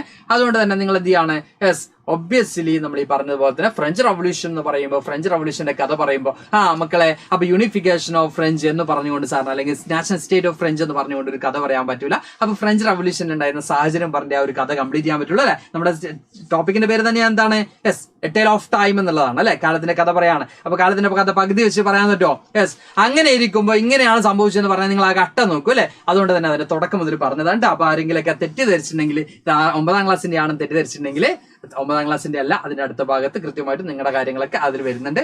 ഇപ്പൊ പോയതിൽ തന്നെ നിങ്ങളുടെ കാര്യങ്ങളുണ്ട്, നിങ്ങൾ അത് മനസ്സിലാക്കാതെ പോയിട്ടുണ്ടാവും. പക്ഷെ അടുത്തിൽ കൃത്യമായിട്ട് എന്തുണ്ട്, നിങ്ങളുടെ കാര്യങ്ങളുണ്ട് കേട്ടോ.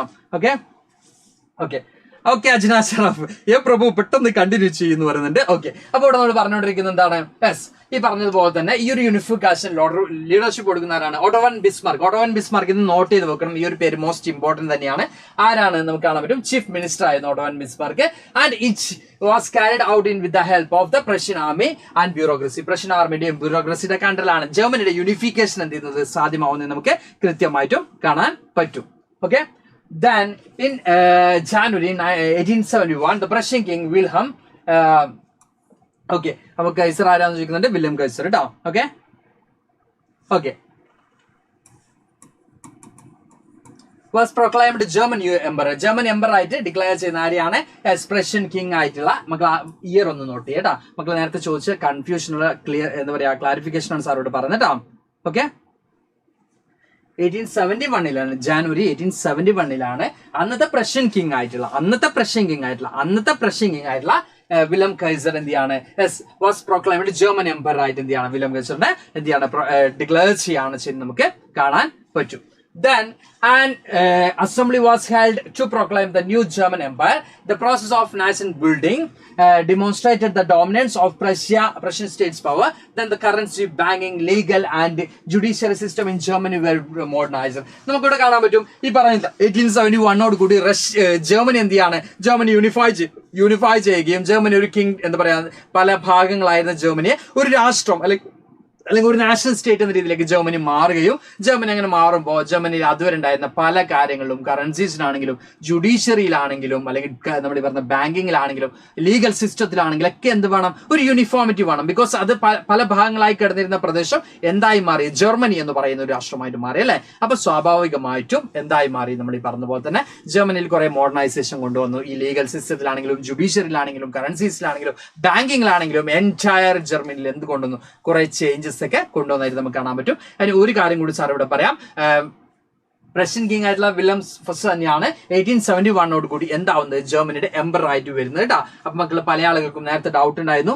ഇതിനു മുമ്പ് നമ്മൾ പറഞ്ഞതുപോലെ തന്നെ ആരത് ഫ്രെഡറിക് എന്താ പറയാ അത് എന്ത് ചെയ്തിരുന്നു? ഫ്രെഡറിക് വില്യം എന്ത് ചെയ്തിരുന്നു? അത് അക്സെപ്റ്റ് ചെയ്തിരുന്നില്ല എന്ന് നമ്മൾ പറഞ്ഞിരുന്നു. അപ്പൊ ഇവിടെ കൈസർ വില്യം ആണ് എന്ത് ചെയ്യുന്നത്? വില്യം കൈസർ ആണ് എന്ത് ചെയ്യുന്നത്? ഇത് അക്സെപ്റ്റ് ചെയ്യുന്നത് 1871 ആണ്. അത് 1848 ആയിരുന്നു. മക്കളൊന്ന് ആലോചിച്ച് നോക്കുക. ഓക്കെ, ടെക്സ്റ്റ് ബുക്കിൽ അതല്ലേ കണ്ടത് ഇതല്ലേ കണ്ടത് എന്നുള്ള ഒരു കൺഫ്യൂഷൻ ഇവിടെ ക്ലിയർ ആയെന്ന് വിചാരിക്കുന്നുണ്ട്. ഓക്കെ,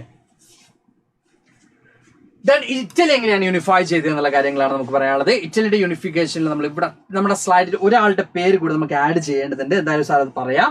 ഓക്കെ, മോസ്റ്റ് ഇമ്പോർട്ടന്റ് ആയിട്ടുള്ള മറ്റൊരു പേഴ്സൺ കൂടി ഇറ്റലിയുടെ യൂണിഫിക്കേഷൻ ഉണ്ട്. മക്കൾക്ക് എല്ലാവർക്കും അറിയുന്നതാണ്. എന്നാലും Italy was divided into 7 States in the middle of the 19th century. 19th centuryയുടെ പകുതിയൊക്കെ ആയപ്പോൾ ഇറ്റലി എന്ന് പറയുന്നത് 7 സ്റ്റേറ്റ് ആയിട്ട് ഡിവൈഡ് ചെയ്തിരിക്കുന്നു. ഒരു ഒറ്റ രാജ്യമായിരുന്നില്ല ഇറ്റലിയും. ഇറ്റലി എന്ന് പറയുന്നത് പല പല പല പല പ്രദേശങ്ങളായിട്ടായിരുന്നു എന്ത് ചെയ്തിരുന്നത് ഉണ്ടായിരുന്നു നമുക്ക് പറയാൻ പറ്റൂ കേട്ടോ.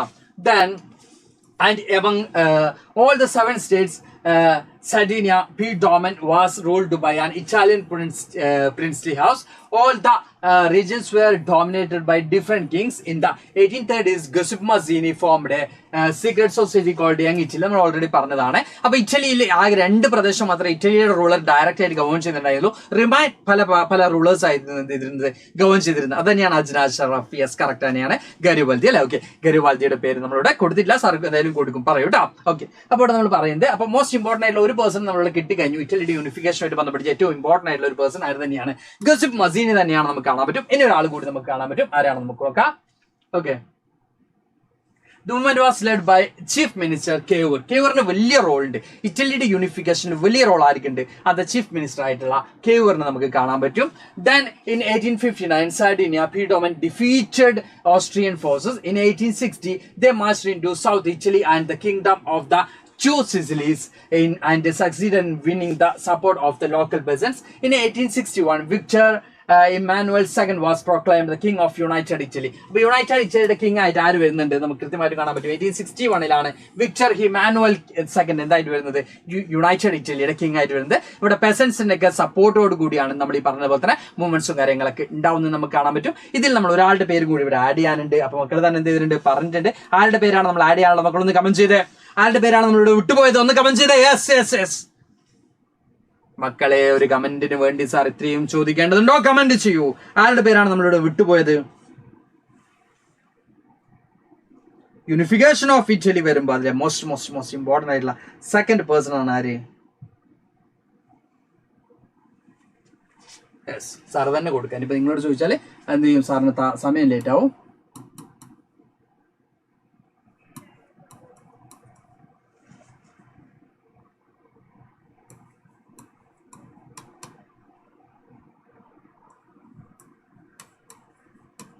ഓക്കെ, ഗസിപ്പ് ഗരിബാൽഡി എന്ന് പറയുന്ന ലീഡറും വലിയ ഇമ്പോർട്ടൻസ് തന്നെയുണ്ട്. ഓക്കെ, മക്കളെ എല്ലാവരും കൊടുത്തിട്ടുണ്ട് അല്ലെ? ഓക്കെ, അദ്ദേഹം എന്ത് ചെയ്തിട്ടുണ്ട്? ഈ പറയുന്ന പോലെ തന്നെ മൂവ്മെന്റ്സിനൊക്കെ വലിയ രീതിയിൽ ലീഡർഷിപ്പ് കൊടുത്തിട്ടുള്ളത് നമുക്ക് കാണാൻ പറ്റും. ദെൻ ഫൈനലി നമുക്ക് കാണാൻ പറ്റുന്നത് Cavour is most important. Okay, അപ്പൊ മക്കളെ ഇത്രയും പേരുകൾ കൃത്യമായിട്ട് പഠിച്ചു നോക്കുക. ഇറ്റലിയുടെ യൂണിഫിക്കേഷനുമായിട്ട് ബന്ധപ്പെട്ട് ഇനി നമ്മൾ നേരത്തെ പറഞ്ഞ പോലെ തന്നെ ജർമ്മനിയുടെ യൂണിഫിക്കേഷൻ്റെ ആ പേരുകളൊക്കെ കൃത്യമായിട്ട് പഠിച്ചു നോക്കുക. ഇവിടെയൊക്കെ നിങ്ങൾ എന്താ പറയാ ഇമ്പോർട്ടൻസ് എന്ന് പറയുന്നത് ഈ റൂളേഴ്സിന്റെ പേരൊക്കെ മോസ്റ്റ് ഇമ്പോർട്ടന്റ് തന്നെയാണ്. അതുകൊണ്ട് കൃത്യമായിട്ട് എന്ത് ചെയ്യണം? നോട്ട് ചെയ്ത് പോകണം. Then the strange case of Britain. ബ്രിട്ടന്റെ കേസ് കുറച്ചും കൂടി സ്ട്രേഞ്ച് ആണെന്നുള്ള പറയാനുള്ള കാരണം the Great Britain was the model of the nation and prior of the 18th century there was no British nation. നമുക്ക് കാണാൻ പറ്റും. ഇപ്പോഴൊക്കെ ആണെങ്കിൽ നമുക്ക് കാണാൻ പറ്റുന്നത് ഗ്രേറ്റ് ബ്രിട്ടൻ എന്നൊക്കെ പറയുമ്പോൾ നമുക്ക് എല്ലാവർക്കും ഏറ്റവും കൂടുതൽ നമ്മളിപ്പോൾ സിറ്റീസിനെ കുറിച്ചാണെങ്കിലും അല്ലെങ്കിൽ എന്തിനെ കുറിച്ചാണെങ്കിലും നമുക്ക് ഈ ബ്രിട്ടൻ അല്ലെങ്കിൽ നമ്മൾ പറഞ്ഞ പോലെ യൂറോപ്പിൽ തന്നെ ബ്രിട്ടനൊക്കെ വലിയ ഇമ്പോർട്ടൻസ് നമ്മൾ കൊടുക്കുന്നുണ്ട്, അല്ലെങ്കിൽ UK ഒക്കെ വലിയ ഇമ്പോർട്ടൻസ് കൊടുക്കുന്നുണ്ട്. പക്ഷെ അന്ന് എന്തുണ്ടായിരുന്നില്ല? ബ്രിട്ടൻ എന്ന് പറയുന്നത് ഒരു നാഷണൽ സ്റ്റേറ്റ് ആയിരുന്നില്ല നമുക്ക് കാണാൻ പറ്റും. The nation became powerful as it steadily grew in wealth, importance and powers. നമുക്ക് കാണാൻ പറ്റുന്നത് the act of union 1707 between England and Scotland resulted in the formation of the United Kingdom of Great Britain. അതായത് UK എന്ന് പറയുന്ന United kingdom of great Britain എന്ന് പറയുന്ന ഈ ഒരു കൺസെപ്റ്റിലേക്ക് എത്തുന്നത് സ്കോട്ട്ലാൻഡും അതുപോലെ തന്നെ ഇംഗ്ലണ്ടും തമ്മിൽ ഉണ്ടാവുന്ന എന്താ പറയാ ഒരു ഫോർമേഷന്റെ ഭാഗമായിട്ടാണ് നമുക്ക് കാണാൻ പറ്റും. Effect England was able to impose its influence on Scotland. ഇപ്പൊ ഇവിടെ ഒരു പ്രശ്നം എന്ന് പറഞ്ഞാൽ സ്കോട്ടിഷ് അല്ലെങ്കിൽ സ്കോട്ട്ലാൻഡിന് മേൽ ഇംഗ്ലണ്ട് അവരുടെ ഡോമിനൻസ് എസ്റ്റാബ്ലിഷ് ആണ് ചെയ്യുന്നത്. ബിക്കോസ് അവിടെ ഇംഗ്ലീഷ് കൾച്ചർ എന്ത് ചെയ്യാണ്? ഇംപ്ലിമെന്റ് ചെയ്യാണ്. അല്ലെങ്കിൽ ഇംഗ്ലണ്ടിന്റെ കൾച്ചർ അവിടെ ഇംപ്ലിമെന്റ് ചെയ്യുന്നതായിട്ട് നമുക്ക് എന്ത് ചെയ്യാൻ പറ്റും? കാണാൻ പറ്റും. സാർ ഒരു 5 മിനിറ്റ് ബ്രേക്ക് തരാമോ പ്ലീസ് എന്നൊക്കെ ചോദിക്കുന്നുണ്ട്. ഓക്കെ, 5 മിനിറ്റ്സ് ബ്രേക്ക് മക്കളൊരു ബ്രേക്ക് എടുത്തോളി എന്ന് സാർ പറയുന്നുണ്ട്. നമുക്ക് നോക്കട്ടെ മക്കളെ. എന്നാലും നമുക്ക് ഈ ഒരു ചാപ്റ്റർ കഴിയട്ടെ, അതിനുശേഷം നമുക്കൊന്ന് ചെക്ക് ചെയ്യാം കേട്ടോ. ഓക്കെ ഓക്കെ ഓക്കെ അപ്പോൾ നമ്മൾ പറഞ്ഞത് in 1801 Ireland was forcibly incorporated into the United Kingdom. The symbol of the New Britain, the British flag, Union Jack, the national anthem, God Save Our Noble King, and the English language were actively promoted. നമുക്കിവിടെ കാണാൻ പറ്റുന്നത് ഈ പറയുന്ന UKയുടെ formation നമുക്ക് കാണുമ്പോൾ പല പ്രദേശങ്ങളെയും UK control ചെയ്യാണ് ചെയ്യുന്നത്. ഇപ്പൊ നമ്മൾ പറഞ്ഞ പോലെ തന്നെ സ്കോട്ട്ലാൻഡ് ആണെങ്കിലും അയർലാൻഡ് ആണെങ്കിലും അവിടെയൊക്കെ ഈ പറയുന്ന ബ്രിട്ടന്റെ ഒരു ഡോമിനൻസ് എസ്റ്റാബ്ലിഷ് ചെയ്യാണ് ചെയ്യുന്നത്. അപ്പൊ അവിടെയൊക്കെ എന്ത് ചെയ്യാണ്? യെസ്, ആ ഒരു ബ്രിട്ടീഷ് കൾച്ചർ ഇംപ്ലിമെന്റ് ചെയ്യാണ് ചെയ്യുന്നത്. ബട്ട് അവിടെ ഒരു നമ്മൾ ഈ പറഞ്ഞത് യുണൈറ്റഡ് കിങ്ഡം അല്ലെങ്കിൽ UK എന്ന് പറയുന്ന ഒരു ഫോർമേഷന് ഇതൊക്കെ ഭാഗമാണ്. ബട്ട് അവിടെയൊക്കെ എന്ത് ഇംപ്ലിമെന്റ് ചെയ്യാണ്? ഈ പറയുന്ന ബ്രിട്ടന്റെ കൾച്ചർ ഇംപ്ലിമെന്റ് ചെയ്യുന്നതായിട്ട് നമുക്ക് എന്ത് ചെയ്യാൻ പറ്റും? കാണാൻ പറ്റും. ഓക്കെ ഓക്കെ ഇനി visualizing the nation നമുക്ക് ഇവിടെ കാണാൻ പറ്റുന്നത് in the 18th and 19th centuries artists represented a country as persons and nations as female figures. നിങ്ങൾക്ക് എല്ലാവർക്കും അറിയുന്നതാണ്. ഇപ്പൊ ഫീമെയിൽ ഫിഗേഴ്സ്, ഇപ്പൊ നമ്മൾ നേരത്തെ പറഞ്ഞ പോലെ തന്നെ അലഗറി അല്ലെങ്കിൽ ഫീമെയിൽ ഫിഗേഴ്സ്, നമ്മളിപ്പോ മരിയാന അങ്ങനെയുള്ള ഒരു കൺസെപ്റ്റിലേക്കൊക്കെ വരുന്നത് അല്ലെ. ഇപ്പൊ ഫ്രാൻസിന്റെ ആണെങ്കിലും ജർമ്മനിയുടെ ആണെങ്കിലും ഇത്തരത്തിലുള്ള ഫീമെയിൽ ഫിഗേഴ്സിനെ വെച്ചുകൊണ്ട് അവരാണ് ഈ രാഷ്ട്രത്തിന്റെ നമ്മുടെ മാതാവ് എന്നൊക്കെ ഒരു കൺസെപ്റ്റിലേക്ക് എന്ത് ചെയ്യാണ് കാര്യങ്ങൾ വരണം. അതാണ് വിഷ്വലൈസിംഗ് ദ നാഷൻ എന്നുകൊണ്ട് ഉദ്ദേശിക്കുന്നത്. During the French revolution female figures portrayed ideas of such ലിബർട്ടിയുടെയും അതുപോലെ തന്നെ ജസ്റ്റിസ് ആൻഡ് റിപ്പബ്ലിക്കിന്റെ ഒക്കെ എന്താ പറയാ അതിനൊക്കെ സൂചകമായിട്ട് എന്താണ് യൂസ് ചെയ്തിരുന്നത്, ഫീമെയിൽ ഫിഗേഴ്സിനെയാണ് എന്ത് ചെയ്തിരുന്നത് യൂസ് ചെയ്തിരുന്നത് നമുക്ക് കാണാൻ പറ്റും. ഓക്കെ ഓക്കെ അലഗറി എന്ന് പറയുന്ന concept. Okay then last topic ആണ് നാഷണലിസം ആൻഡ് ഇമ്പീരിയലിസം. ഓക്കെ മക്കൾ എല്ലാവരും ഇപ്പൊ തന്നെ കുറെ ടയർഡ് ആയിട്ടുണ്ട്. ഓക്കെ ഇപ്പൊ തന്നെ 5 മിനിറ്റ് ബ്രേക്ക് എന്നൊക്കെ ചോദിക്കുന്ന ഒരു അവസ്ഥയിലേക്ക് മക്കൾ വന്നിട്ട്, പക്ഷേ ഫസ്റ്റ് ചാപ്റ്റർ പോലെ നമുക്ക് കംപ്ലീറ്റ് ആയിട്ടില്ല. അതുകൂടി മക്കൾ എന്ത് ചെയ്യുക ഒന്ന് ആലോചിക്കട്ടാ. ഓക്കെ അപ്പോൾ ഇവിടെ നമ്മൾ പറയാനുള്ളത് നാഷണലിസം ആൻഡ് ഇമ്പീരിയലിസം എന്ന് പറയുന്ന കൺസെപ്റ്റിലേക്ക് നമുക്ക് പോകുമ്പോൾ, നാഷണലിസം എങ്ങനെയാണ് ഇമ്പീരിയലിസത്തിലേക്ക് നമ്മൾ ഇതുവരെ പറഞ്ഞത് പോസിറ്റീവ് ആണ്. ഇതുവരെ പറഞ്ഞിരുന്നത് നാഷണൽ സ്റ്റേറ്റ് എന്ന് പറയുന്ന ഒരു കൺസെപ്റ്റിലേക്ക് എത്താനാണ്. പക്ഷേ ഈ നാഷണൽ സ്റ്റേറ്റ് എന്ന് പറയുന്ന കൺസെപ്റ്റ് ഗ്രാജുവലി എന്തായി മാറാണ്, ഒരു ഇമ്പീരിയൽ സ്റ്റേറ്റ് എന്ന രീതിയിലേക്ക് മാറാണ്. നേരത്തെ ബാൾക്കനൊക്കെ ചോദിച്ച ആളുകൾ അവിടെ തന്നെ ഉണ്ടെങ്കിൽ അവിടെ കൃത്യമായിട്ട് എന്ത് ചെയ്യാം, ജർമ്മനി, അതന്നെ ജർമ്മനി, അതുപോലെ തന്നെ മെരിയാൻ ആണെങ്കിൽ ഫ്രഞ്ചിന്റെയും അതുപോലെ തന്നെ ജർമ്മനി ആണെങ്കിൽ നമുക്ക് ജർമ്മനിയുടെയും ഇതുപോലെ തന്നെ എന്താ പറയാ അലഗറി ആയിട്ട് നമുക്ക് കാണാൻ പറ്റുന്നുണ്ട് അല്ലെ. യെസ് അപ്പോൾ നമ്മൾ പറയുന്നുണ്ട് nationalism was no longer retained after the last quarter of the 19th century. After 1871 the most tensioned area was called the Balkans. നമുക്ക് കാണാൻ പറ്റും 1871 ഒക്കെ ആയപ്പോൾ ഏറ്റവും പ്രധാനമായിട്ട് ഒരു ബാൾക്കൻ റീജിയൻ എന്ന് പറയുന്നത് എന്താ പറയാ ഓട്ടോമൻ എംപയറിന്റെ കീഴിലുണ്ടായിരുന്നു, ഓട്ടോമൻ ടർക്സിന്റെ ഓട്ടോമൻ എംപയറിന്റെ കീഴിലുണ്ടായിരുന്ന റീജിയൻ ആയിരുന്നു. പല ഭാഗങ്ങളായി കിടന്നിരുന്ന റീജിയൻ ആയിരുന്നു ബാൾക്കൻ റീജിയൻ എന്ന് പറയുന്നത്. പക്ഷെ ഈ ഒരു ബാൾക്കൻ റീജിയൻ വേൾഡ് വാറിലൊക്കെ വലിയ റോളായിരുന്നു നമുക്ക് കാണാൻ പറ്റും. ആ കാര്യങ്ങളാണ് ബാൾക്കനൊക്കെ ചോദിച്ചിരുന്ന ആളുകളുണ്ടെങ്കിൽ അവിടെ തന്നെ ഉണ്ടാവട്ടെ. ഓക്കെ അപ്പോൾ ഇവിടെ നമുക്ക് കാണാൻ പറ്റും region comprising modern day Romania, Bulgaria, Albania, Greece, Macedonia, Croatia, Slovenia, Serbia and Montenegro. ഇങ്ങനെ പല പ്രദേശങ്ങളും അടങ്ങുന്നതായിരുന്നു എന്ത് ഈ പറയുന്ന ബാൾക്കൻ റീജിയൻ എന്ന് പറയുന്നത്. ബട്ട് ആ ബാൾക്കൻ റീജിയനിൽ പല നാഷൻസിനും, പല യൂറോപ്യൻ നാഷൻസിനും എന്തുണ്ടായിരുന്നു, താല്പര്യമുണ്ടായിരുന്നു ആ ഒരു ബാൾക്കൻ റീജിയൻസ് പിടിച്ചെടുക്കുക എന്നുള്ളത്. Ottoman empire made the Balkan regions explosive and although the 19th century they strengthened themselves through modernization and internal reforms. Due to various conflicts, Balkan became an area the intense conflict. നമുക്കിവിടെ കാണാൻ പറ്റും ബാൽക്കനിൽ different ആയിട്ടുള്ള different ആയിട്ടുള്ള ഈ names ഒക്കെ പഠിക്കണം. Balkan റീജിയന്റെ അണ്ടറുള്ള names ഒക്കെ പഠിച്ചു വെക്കാണെങ്കിൽ കുറച്ചും കൂടി ബെറ്റർ ആയിരിക്കും കേട്ടോ. ഓക്കെ ഓക്കെ ഓക്കെ അപ്പോൾ നമുക്ക് പോവാം. നെറ്റുപോയി എന്നൊക്കെ മക്കൾ പറയുന്നുണ്ട്. തെറ്റിപ്പോയി എന്നാണോ? നെറ്റുപോയി എന്നല്ല പറഞ്ഞത്. ഓക്കെ അപ്പോൾ നമ്മൾ പറഞ്ഞത് ബാൾക്കൻ റീജിയൻസിൽ എന്തുണ്ടായിരുന്നു, വലിയ രീതിയിൽ ഒരു കോൺഫ്ലിക്റ്റ് ഒക്കെ നിറഞ്ഞ സ്ഥലമായിരുന്നു.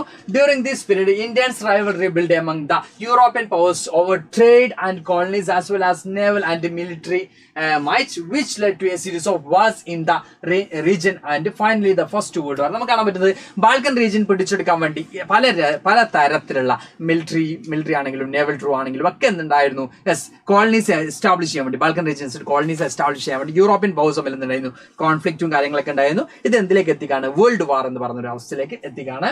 In 1914 Europe was disastered because the nationalism. Europe was disastered. മക്കൾ ശ്രദ്ധിക്കണം, യൂറോപ്പ് വലിയ രീതിയിൽ എന്ത് ചെയ്യാണ്, ഡിസാസ്റ്റേഡ് അല്ലെങ്കിൽ ഒരു ദുരന്തം തന്നെ ഉണ്ടാവണം ബിക്കോസ് ഓഫ് നാഷണലിസം എക്സ്ട്രീം ലെവലിലേക്ക് പോവാണ് യൂറോപ്പിൽ. അതായത് ഈ പറഞ്ഞതുപോലെ തന്നെ ഇംഗ്ലണ്ടിന്റെ ആഗ്രഹം എന്ന് പറയുന്നത്, ഇംഗ്ലണ്ട് എന്ന് പറയുന്ന റീജിയനെ എക്സ്പാൻഡ് ചെയ്യണം.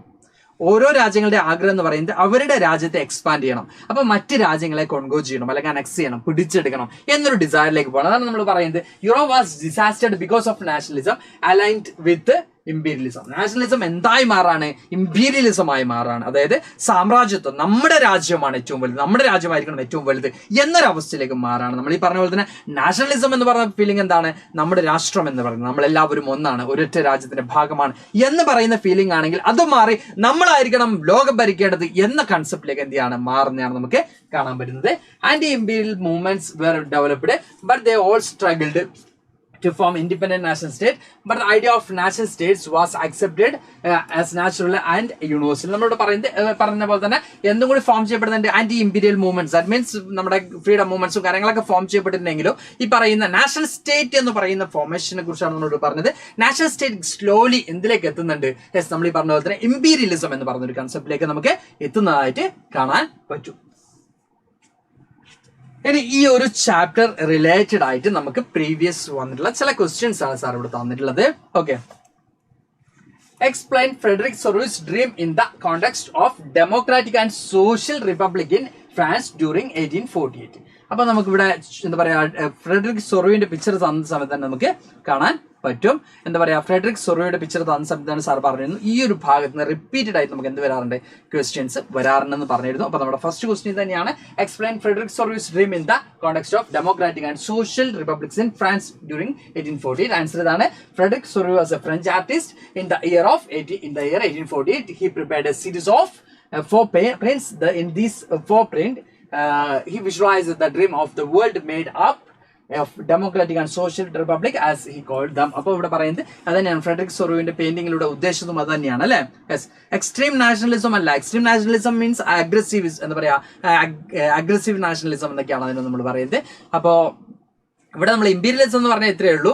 അതായത് എന്താണ്, കുറെ കോളനീസിനൊക്കെ, അതായത് ഒരു പവറിന് അവരുടെ അണ്ടറിലേക്ക് കുറെ കോളനീസിനൊക്കെ കൊണ്ടുവന്ന് ഗവേൺ ചെയ്യാനുള്ള ഒരു തോട്ട് ഉണ്ടാവുക എന്നുള്ളതാണ്. ഓക്കെ, ഒരു പവറിന് മറ്റ് നാഷൻസിനെ കൺട്രോൾ ചെയ്യാനുള്ള ഒരു തോട്ട് ഉണ്ടാവുക എന്നുള്ളതാണ്. ഒരു രാജ്യത്തിന് മറ്റ് രാജ്യങ്ങളെ തങ്ങളുടെ അണ്ടറിലേക്ക് കൊണ്ടുവരാനുള്ള ഒരു തോന്നൽ ഉണ്ടാവുക എന്നുള്ളതാണ് നമ്മൾ ഇമ്പീരിയലിസം കൊണ്ട് മീൻ ചെയ്യുന്നത് കേട്ടോ. ഓക്കെ, ദെൻ നെക്സ്റ്റ് ക്വസ്റ്റ്യൻ ഈ ഒരു ചാപ്റ്റർ റിലേറ്റഡ് ആയിട്ട് explain romanticism as cultural movement in Europe. Romanticism became cultural movement in which helped to develop a particular kind of nationalist sentiments. Romantic artists generally focused on emotions, intuitions and mystical feelings. They criticized reasoning and the scientific tempers. നമുക്ക് എല്ലാവർക്കും നേരത്തെ നമ്മൾ പറഞ്ഞതാണ് romanticism എന്തിലേക്ക് എത്തുന്നുണ്ട്. Okay, romanticism എന്തിലേക്ക് എത്തുന്നതായിട്ട് നമുക്ക് കാണാൻ പറ്റും. Romanticism നാഷണലിസത്തിലേക്ക് വരുന്നത് എങ്ങനെയാണ്, കൾച്ചർ മൂവ്മെന്റ്, റൊമാൻറ്റിസം എങ്ങനെയാണ് യൂറോപ്പിൽ ഒരു കൾച്ചർ മൂവ്മെന്റ് ആയിട്ട് എന്ത് ചെയ്തിട്ടുള്ളത്, ഡെവലപ്പ് ചെയ്തിട്ടുള്ളത് നമുക്ക് കൃത്യമായിട്ടും കാണാൻ പറ്റും. അവരുടെ റൈറ്റിങ്ങിലൂടെയാണ്. അവരുടെ എന്തിനൊക്കെയാണ്, ഇമോഷൻസിനും അതുപോലെ ഇൻറ്റ്യൂഷൻസിനും അതുപോലെ മിസ്റ്റിക്കൽ ഫീലിംഗ്സിനൊക്കെയാണ് അവിടെ ഇമ്പോർട്ടൻസ് കൊടുക്കുന്നത്. അവർ എന്തിനൊക്കെ ക്രിറ്റിസൈസ് ചെയ്യുന്നുണ്ട്, സയന്റിഫിക് ടെമ്പറിനെയും അതുപോലെ റീസണിങ്ങിനൊക്കെ എന്ത് ചെയ്യുന്നുണ്ട്, ക്രിറ്റിസൈസ് ചെയ്തുകൊണ്ട്. ഇവിടെ യുക്തിക്കല്ല പ്രാധാന്യം, അവിടെ ഇമോഷൻസിനാണ് പ്രാധാന്യം എന്ന് നമുക്ക് ഇവിടെ കാണാൻ പറ്റും. ഈ പറയുന്ന റൊമാൻറ്റിക് കൾച്ചർ അല്ലെങ്കിൽ നമ്മൾ പറഞ്ഞത് റൊമാൻറ്റിസിസം എന്ന് പറയുന്ന ഒരു കൺസെപ്റ്റ് കാണാൻ പറ്റും. അപ്പൊ റൊമാൻറ്റിസം എന്താണെന്ന് എക്സ്പ്ലെയിൻ ചെയ്യാനാണ് പറഞ്ഞത്. അപ്പൊ അത്ര കാര്യങ്ങൾ മാത്രം നമുക്ക് വന്നത്. ഈ ഇതും കിട്ടും മക്കളെ, എല്ലാ സ്ലൈഡ്സും നിങ്ങൾക്ക് കിട്ടും. Then examine the significance of the Statue of Liberty in the Frederick Sorrow's paintings, the dream of worldwide democratic and social republics. The Statue of Liberty is personified as a woman wearing the torch of enlightenment in one hand and the charter of the rights in another. അപ്പോൾ ഇവിടെ നമുക്ക് കാണാൻ പറ്റുന്ന statue of ലിബർട്ടിയുടെ ഒരു ഇതിൽ നമുക്ക് കാണാൻ പറ്റുന്ന ടോർച്ചാണ്. അതെന്താണ്, എൻലൈറ്റ്മെന്റ് ആണ് ഇത് സൂചിപ്പിക്കുന്നത് നമുക്ക് കാണാൻ പറ്റും. മറ്റൊരു ഹാൻഡിൽ എന്താണ്, നമ്മൾ നേരത്തെ പറഞ്ഞ പോലെ തന്നെ ചാർട്ടർ ആണ്. That charter means right of man എന്നുള്ള ചാർട്ടർ ആണ് നമുക്ക് എന്താ പറ്റുന്നത്, കാണാൻ പറ്റുന്നത്. Was proclaimed king as united Italy in 1861. Victor Emmanuel side നമ്മൾ ഇപ്പൊ പറഞ്ഞു കഴിഞ്ഞ കാര്യമുള്ളൂ അല്ലെ, വൺ വേർഡ് ടൈപ്പ് ക്വസ്റ്റ്യൻ ഇതാണ്. ഓക്കെ, എൻലൈറ്റ്മെന്റ് മീൻസ് നമുക്ക് എന്ത് ചെയ്യുക, ബോധോദയം, ജ്ഞാനോദയം ഉണ്ടാവുക. ദാറ്റ് മീൻസ് നമ്മൾ എന്ത് ചെയ്യുക, നമുക്ക് അറിവ് ഉണ്ടാവുക, നമ്മളൊരു കാര്യത്തെ കൃത്യമായിട്ട് എന്ത് ചെയ്യുക, ക്രിറ്റിസൈസ് ചെയ്യുക, ഇങ്ങനെയുള്ള കുറച്ച് മാറ്റങ്ങൾ വരിക എന്നുള്ളതാണ് എൻലൈറ്റൻമെന്റ് ഉദ്ദേശിക്കുന്നത് കേട്ടോ. ഓക്കെ, നമ്മളെ കണ്ണുമടിച്ച് കാര്യങ്ങളെ വിശ്വസിക്കാതിരിക്കുക എന്നുള്ളതാണ്. ഓക്കെ, ഇനി why was Ottoman Bismarck considered as the architect of unified Germany? Unified Germany architect ആയിട്ട് എന്തുകൊണ്ടാണ് ഓട്ടോമൻ ബിസ്മാർക്കിനെ കൺസിഡർ ചെയ്യുന്നത് വെച്ചാൽ സിമ്പിൾ ആണ്. Bismarck was A fearless leader and believed in the urgent need for unification of Germany. He started with the modernization of the army, defying the parliament and in collecting taxes.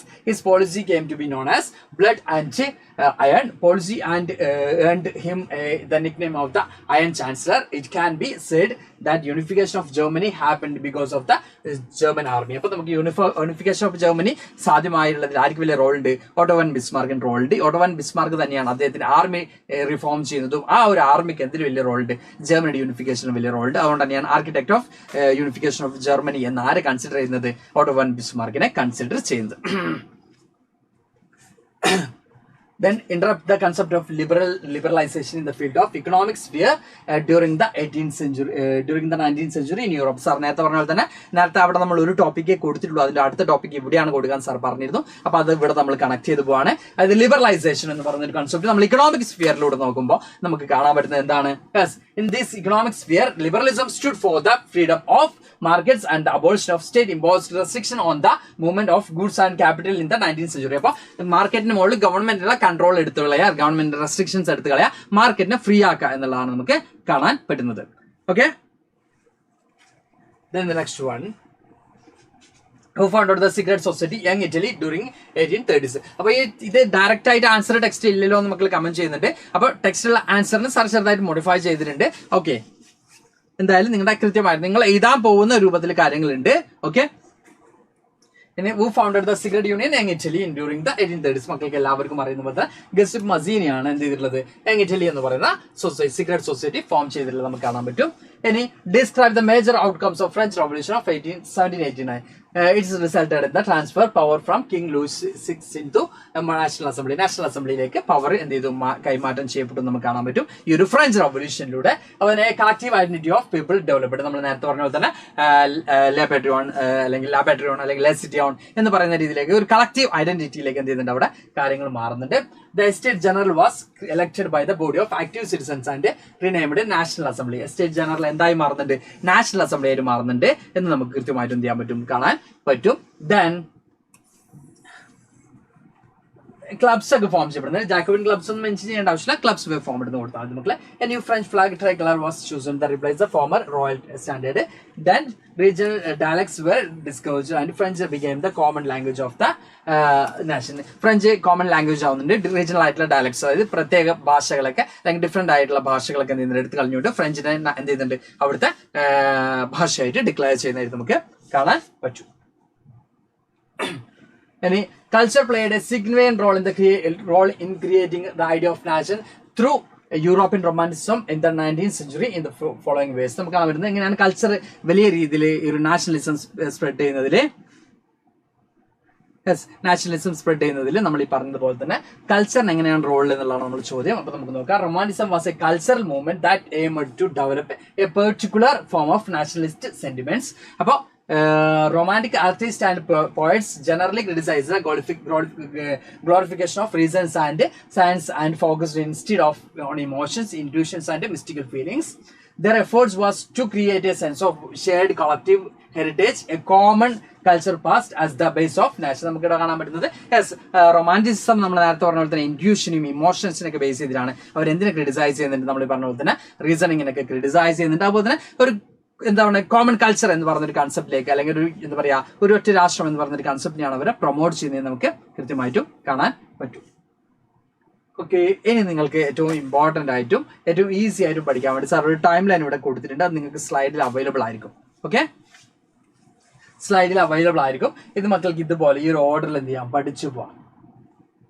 നമ്മുടെ first ചാപ്റ്ററിന്റെ time line ആണ്. ഈ ഒരു ഓർഡറിൽ മക്കൾ എന്ത് ചെയ്യാം ഇതൊന്ന് പഠിച്ചെടുക്കുക. Okay അല്ലേ? ഓക്കെ, സെറ്റ് അല്ലേ?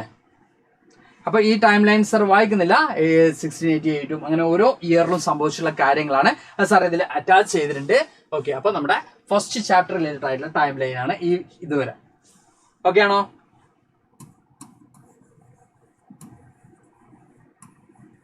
അപ്പൊ first chapter complete.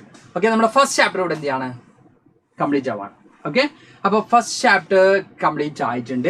Okay, anyway മക്കൾ എന്ത് ചെയ്യുക ജസ്റ്റ് ഒന്ന് ഓക്കെ ആയിട്ടുണ്ടെങ്കിൽ മക്കൾക്ക് എല്ലാവർക്കും ഓക്കെ ആയിട്ടുണ്ടെങ്കിൽ നമുക്ക് ഇനിയും കുറെ ചാപ്റ്റേഴ്സ് എടുക്കാനുണ്ട്. നമുക്ക് ഇനിയും 3 ചാപ്റ്റേഴ്സ് റിമൈനിങ് ആണ്. അതിലൊരു ചാപ്റ്റർ കുറച്ചേ ഉള്ളൂ, എന്നാലും ബാക്കി 2 ചാപ്റ്റേഴ്സ് ഇസ് ലെങ്തി. ഓക്കെ, അത് നമുക്ക് എടുക്കാനുണ്ട്. മക്കൾ കൂടെ ഉണ്ടാവും എന്ന് വിചാരിക്കുന്നത് നമ്മളിപ്പോൾ 1 മണിക്കൂറും 35 മിനിറ്റുമായി നമ്മൾ ക്ലാസ് തുടങ്ങിയിട്ട് ഫസ്റ്റ് ചാപ്റ്റർ ആണ് നമ്മളിപ്പോൾ കംപ്ലീറ്റ് ചെയ്തിട്ടുള്ളത്. അപ്പോൾ മക്കൾ ഏകദേശം ടൈം കാൽക്കുലേഷൻ മക്കൾ ഇപ്പോൾ തന്നെ നടത്തിയിട്ടുണ്ടാവും. നമ്മൾ എപ്പോഴാണ് ക്ലാസ് വൈൻഡ് അപ്പ് ചെയ്യാന്നുള്ള കാര്യങ്ങൾ മക്കൾ ഇപ്പോൾ തന്നെ എന്ത് ചെയ്തിട്ടുണ്ടാവും നടത്തിയിട്ടുണ്ടാവും. ഓക്കെ, അപ്പൊ മക്കൾ എന്ത് ചെയ്യാ ജസ്റ്റ് ഒന്ന് ഓക്കെ ആയിട്ടുണ്ടെങ്കിൽ ഒരു ഫയർ ഇട്ടോടി നമുക്ക് നെക്സ്റ്റ് ചാപ്റ്ററിലേക്ക് എന്ത് ചെയ്യാം മൂവ് ചെയ്യാം.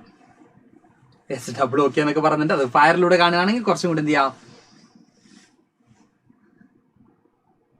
ക്ലാസ് കഴിഞ്ഞിട്ട് വന്നില്ല, നമ്മൾ അടുത്ത ചാപ്റ്ററിലേക്ക് പോകാൻ പോകണ്ട. ഫസ്റ്റ് ചാപ്റ്റർ മാത്രമേ നമ്മൾ കംപ്ലീറ്റ് ചെയ്തിട്ടുള്ളൂ.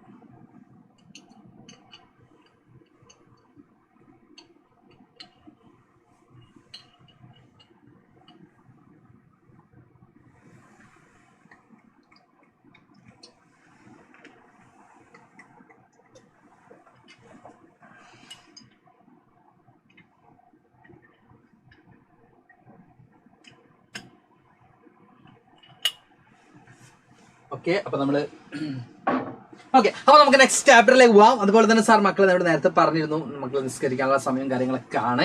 ഓക്കെ, സാറിന് അറിയാം. അപ്പൊ മക്കൾ എന്ത് ചെയ്യുക, ജസ്റ്റ് നിസ്കരിക്കാനുള്ള മക്കൾക്ക് ജസ്റ്റ് പോയി വരാം. നമ്മൾ എന്തായാലും കണ്ടിന്യൂ ചെയ്യുന്നുണ്ട്. Okay, no break.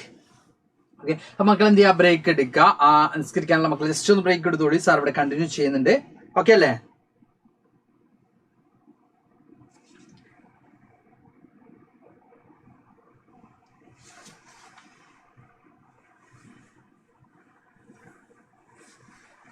Okay, Aaron just നമ്മുടെ ലൈവ് ജസ്റ്റ് ഒന്ന് ബാക്ക് അടിച്ച് കാണുക. ഓക്കെ, നമ്മൾ ഈ ഒരു ചാപ്റ്റർ ബേസ് ചെയ്തിട്ടുള്ള മാപ്സ് എന്ന് പറയുന്നത് വളരെ റയർ ആണ്. എന്നാലും ഈ ഒരു ചാപ്റ്റർ ബേസ് ചെയ്തിട്ടുള്ള മാപ്സിന്റെ ഒരു കോണ്ടന്റ് സെർച്ച് ചെയ്തിട്ടുണ്ട്. അതും ഉടനടി അപ്പ് ചെയ്യൂ കേട്ടോ.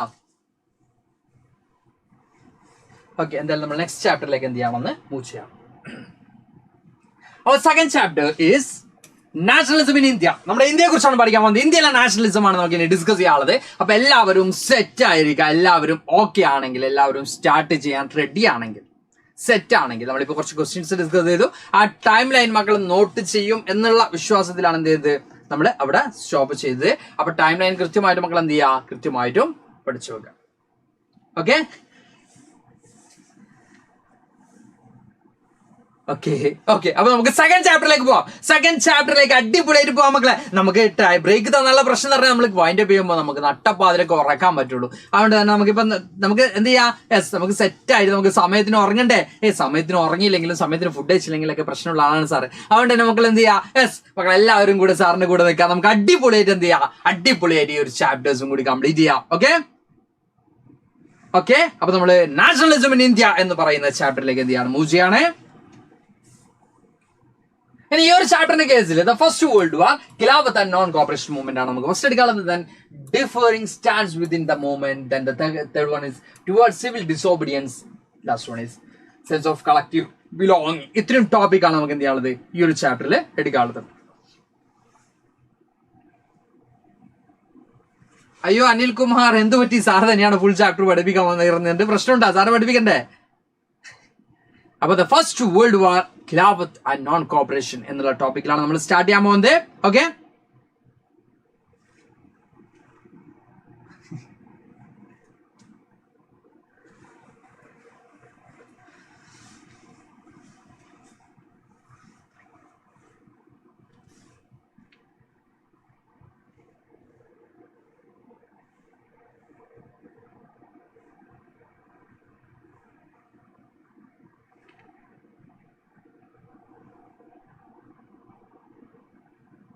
മക്കളെ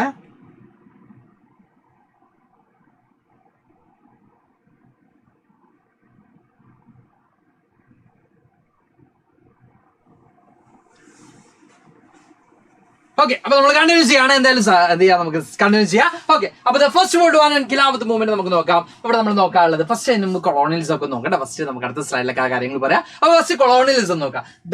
the practice by which a country directly controls less powerful countries their resources to increase its own power and wealth. അപ്പൊ ഒരു രാജ്യം അവരുടെ വെൽത്ത് ഇൻക്രീസ് ചെയ്യാൻ വേണ്ടി, അവരുടെ സ്വത്ത് വർദ്ധിപ്പിക്കാൻ വേണ്ടി, അല്ലെങ്കിൽ അവരുടെ വെൽത്ത് വർദ്ധിപ്പിക്കാൻ വേണ്ടി മറ്റൊരു രാജ്യത്തെ പിടിച്ച് കൺട്രോൾ ചെയ്യുന്നതാണ് നമ്മൾ എന്ത് പറയുന്നത്, കൊളോണിയലിസം എന്ന് പറയുന്നത്. അതായത് സാറ് കുറച്ചും കൂടി എന്താണ് മസിലൊക്കെ ഉണ്ടെന്ന് വിചാരിച്ചു സെറ്റാണ്. അപ്പൊ സാറ് കുറച്ച് മസിലൊക്കെ ഉണ്ട്, കുറച്ചും കൂടി പവർഫുൾ ആണ് വിചാരിച്ചോ.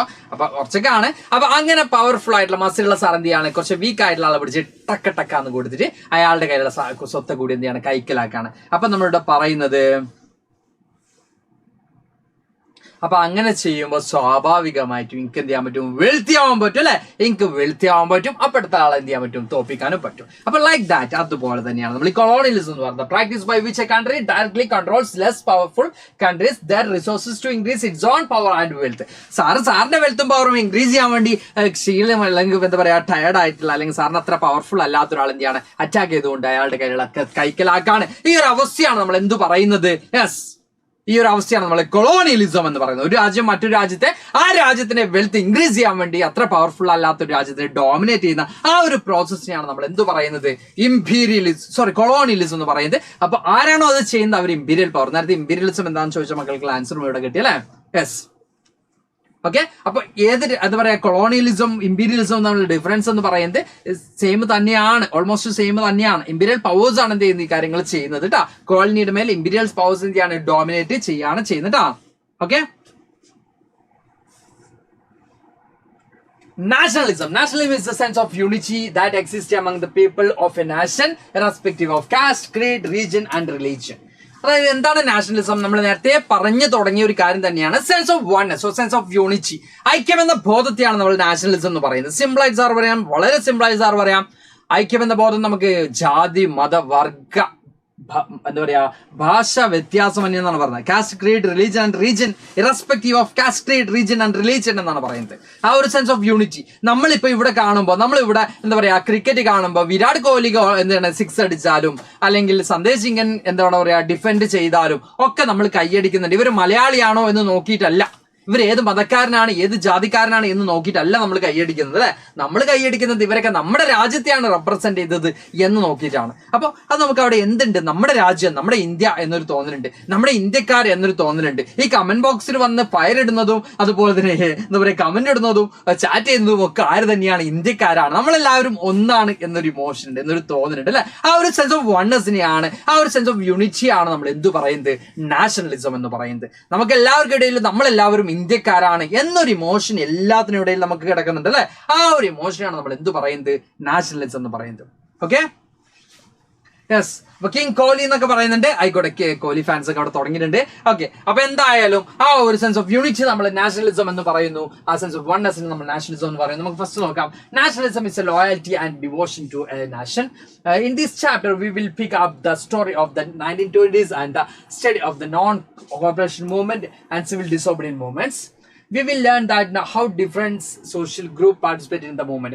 നമുക്ക് കാണാൻ പറ്റുന്നത് 1920 മുതലുള്ള മൂവ്മെന്റ്സ്, അല്ലെങ്കിൽ നമ്മുടെ നോൺ കോപ്പറേഷൻ മൂവ്മെന്റും അതുപോലെ തന്നെ സിവിൽ ഡിസോബിഡിയൻ മൂവ്മെന്റും, ഇങ്ങനെ പല മൂവ്മെന്റ്സും അതിൽ നിങ്ങൾക്കറിയാം ആദ്യ കാലഘട്ടത്തിൽ ഉണ്ടായിരുന്ന മൂവ്മെന്റ്സും ഡിഫറെന്റ് ആയിട്ട് മൂവ്മെന്റ്സ് വരുമ്പോൾ അവിടെ വരുന്നുണ്ട്. നമ്മുടെ ഇന്ത്യൻ നാഷണൽ മൂവ്മെന്റ് നമ്മൾ 3 ഭാഗങ്ങളൊക്കെ ആയിട്ട്, കോഹ്ലി ടീം വന്നപ്പോൾ രോഹിത് ടീമൊക്കെ വന്നിട്ടുണ്ട്.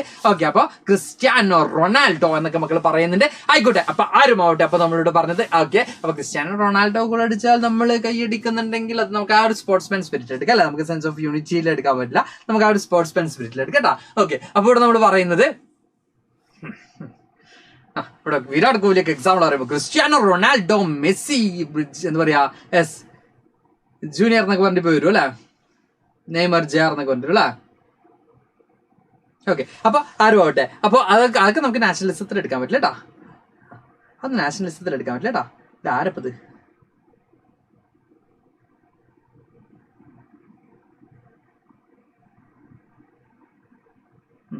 ഓക്കെ, അപ്പൊ നമ്മൾ തിരിച്ചു വരാണ്. അപ്പൊ ഇവിടെ നമ്മൾ പറഞ്ഞുകൊണ്ടിരിക്കുന്നത് എന്താണ്, യെസ്, ആ ഒരു സെൻസ് ഓഫ് യൂണിറ്റി ഒക്കെ നമ്മൾ വേറെ എന്തൊക്കെയല്ല പറഞ്ഞുകൊണ്ടിരിക്കുന്നത്. യെസ്, നമ്മളിപ്പോൾ പറഞ്ഞുകൊണ്ടിരിക്കുന്നത് ഈ ഒരു ചാപ്റ്റർ നമ്മൾ പഠിക്കാൻ പോകുന്നത് 1920s പിന്നെ നോൺ കോപ്പറേഷൻ മൂവ്മെന്റ് പിന്നെ സിവിൽ ഡിസോബിഡിയൻ മൂവ്മെന്റിനെ കുറിച്ചൊക്കെ നമുക്ക് ഈ ഒരു ചാപ്റ്ററിലൂടെ പഠിക്കാനുണ്ട്. അപ്പോൾ അതിന് ഡിഫറെന്റ് സെക്ടേഴ്സ് ഓരോ മൂവ്മെന്റിനും എങ്ങനെയാണ് കണ്ടത്. ഗാന്ധിജി നോൺ വയലൻസ് എന്ന് പറയുമ്പോൾ, ഗാന്ധിജി സ്വരാജ് എന്താ പറയാ നമ്മൾ ഫ്രീഡം വേണം എന്നൊക്കെ പറയുമ്പോൾ, സ്വരാജ് എന്ന കൺസെപ്റ്റ് മുമ്പോട്ട് വെക്കുമ്പോൾ ഇപ്പുറത്ത് നിന്ന് ചില ആളുകൾ എന്ത് ചെയ്യുന്നു, അവിടെ ഫാക്ടറി വർക്കേഴ്സ് ഒക്കെ ഫാക്ടറിയിൽ ഫുള്ളും നടക്കുന്നു, അല്ലെങ്കിൽ പ്ലാന്റേഷനിലെ വർക്കേഴ്സ് ഒക്കെ പ്ലാന്റേഷനിൽ ഫുള്ളും നടക്കുന്നു. അങ്ങനെ ഓരോ ആളുകളും their own പെർസ്പെക്റ്റീവിലാണ് എന്ത് ചെയ്യുന്നത്, കാര്യങ്ങളെ നോക്കി കണ്ടിരുന്നത് നമുക്ക് കാണാൻ പറ്റും. Good evening Abhiram. ആ കാര്യങ്ങളൊക്കെയാണ് നമ്മൾ ഈ ചാപ്റ്റർ പഠിക്കാനുള്ളത്. The first world war, Khilafat and non corporation. നമുക്ക് നോക്കാം. നിങ്ങൾക്ക് എല്ലാവർക്കും അറിയാം, ഇപ്പൊ ഫസ്റ്റ് വേൾഡ് വാർ 1914 എന്ത് ചെയ്തിട്ടുള്ളത്, ബ്രോക്ക് ചെയ്തിട്ടുള്ളത്, സ്പ്രെഡ് ആയിട്ടുള്ളത് എല്ലാ മക്കൾക്കും അറിയാം അല്ലെ. ഫസ്റ്റ് വേൾഡ് വാർ എന്ന് പറയുന്നത് ഇന്ത്യയിൽ എങ്ങനെയാണ് ഫസ്റ്റ് വേൾഡ് വാർ ഇൻഫ്ലുവൻസ് ചെയ്തിട്ടുള്ളത്, ഇന്ത്യയിൽ എന്തുകൊണ്ടാണ് ഫസ്റ്റ് വേൾഡ് വാർ, ഇന്ത്യയെ എന്തുകൊണ്ടായിരിക്കും ഫസ്റ്റ് വേൾഡ് വാർ ഇൻഫ്ലുവൻസ് ചെയ്തിട്ടുള്ളത്, മക്കളൊന്ന് ആലോചിച്ച് നോക്കി. എന്തുകൊണ്ടായിരിക്കും ഇന്ത്യയിൽ ഫസ്റ്റ് വേൾഡ് വാർ, എന്താണ് കണക്ഷൻ? അപ്പൊ ഇന്ത്യ വേൾഡിന്റെ ഭാഗമല്ലേ, അപ്പൊ കണക്ഷൻ ഉണ്ടാവൂലേ എന്നൊക്കെ മക്കൾ ചോദിക്കും. പക്ഷെ ഇന്ത്യ ഡയറക്ട്ലി എന്തിൽ പാർട്ടിസിപ്പേറ്റ് ചെയ്തില്ല, ഫസ്റ്റ് വേൾഡ് വാറിൽ പാർട്ടിസിപ്പേറ്റ് ചെയ്തില്ല. പക്ഷെ ഇന്ത്യ ഈ ഒരു ടൈമിൽ ആരുടെ കൺട്രോൾ ആയിരുന്നു, ആരുടെ അണ്ടറിലായിരുന്നു, ബ്രിട്ടീഷേഴ്സിന്റെ കൺട്രോൾ ആയിരുന്നു അല്ലെ. Okay, under the control of Britishers ആയിരുന്നു ഇന്ത്യ ഈ ഒരു ടൈമിൽ നമുക്ക് കാണാൻ പറ്റും. അപ്പൊ ഇവിടെ നമുക്ക് നോക്കാം, India was under British rule.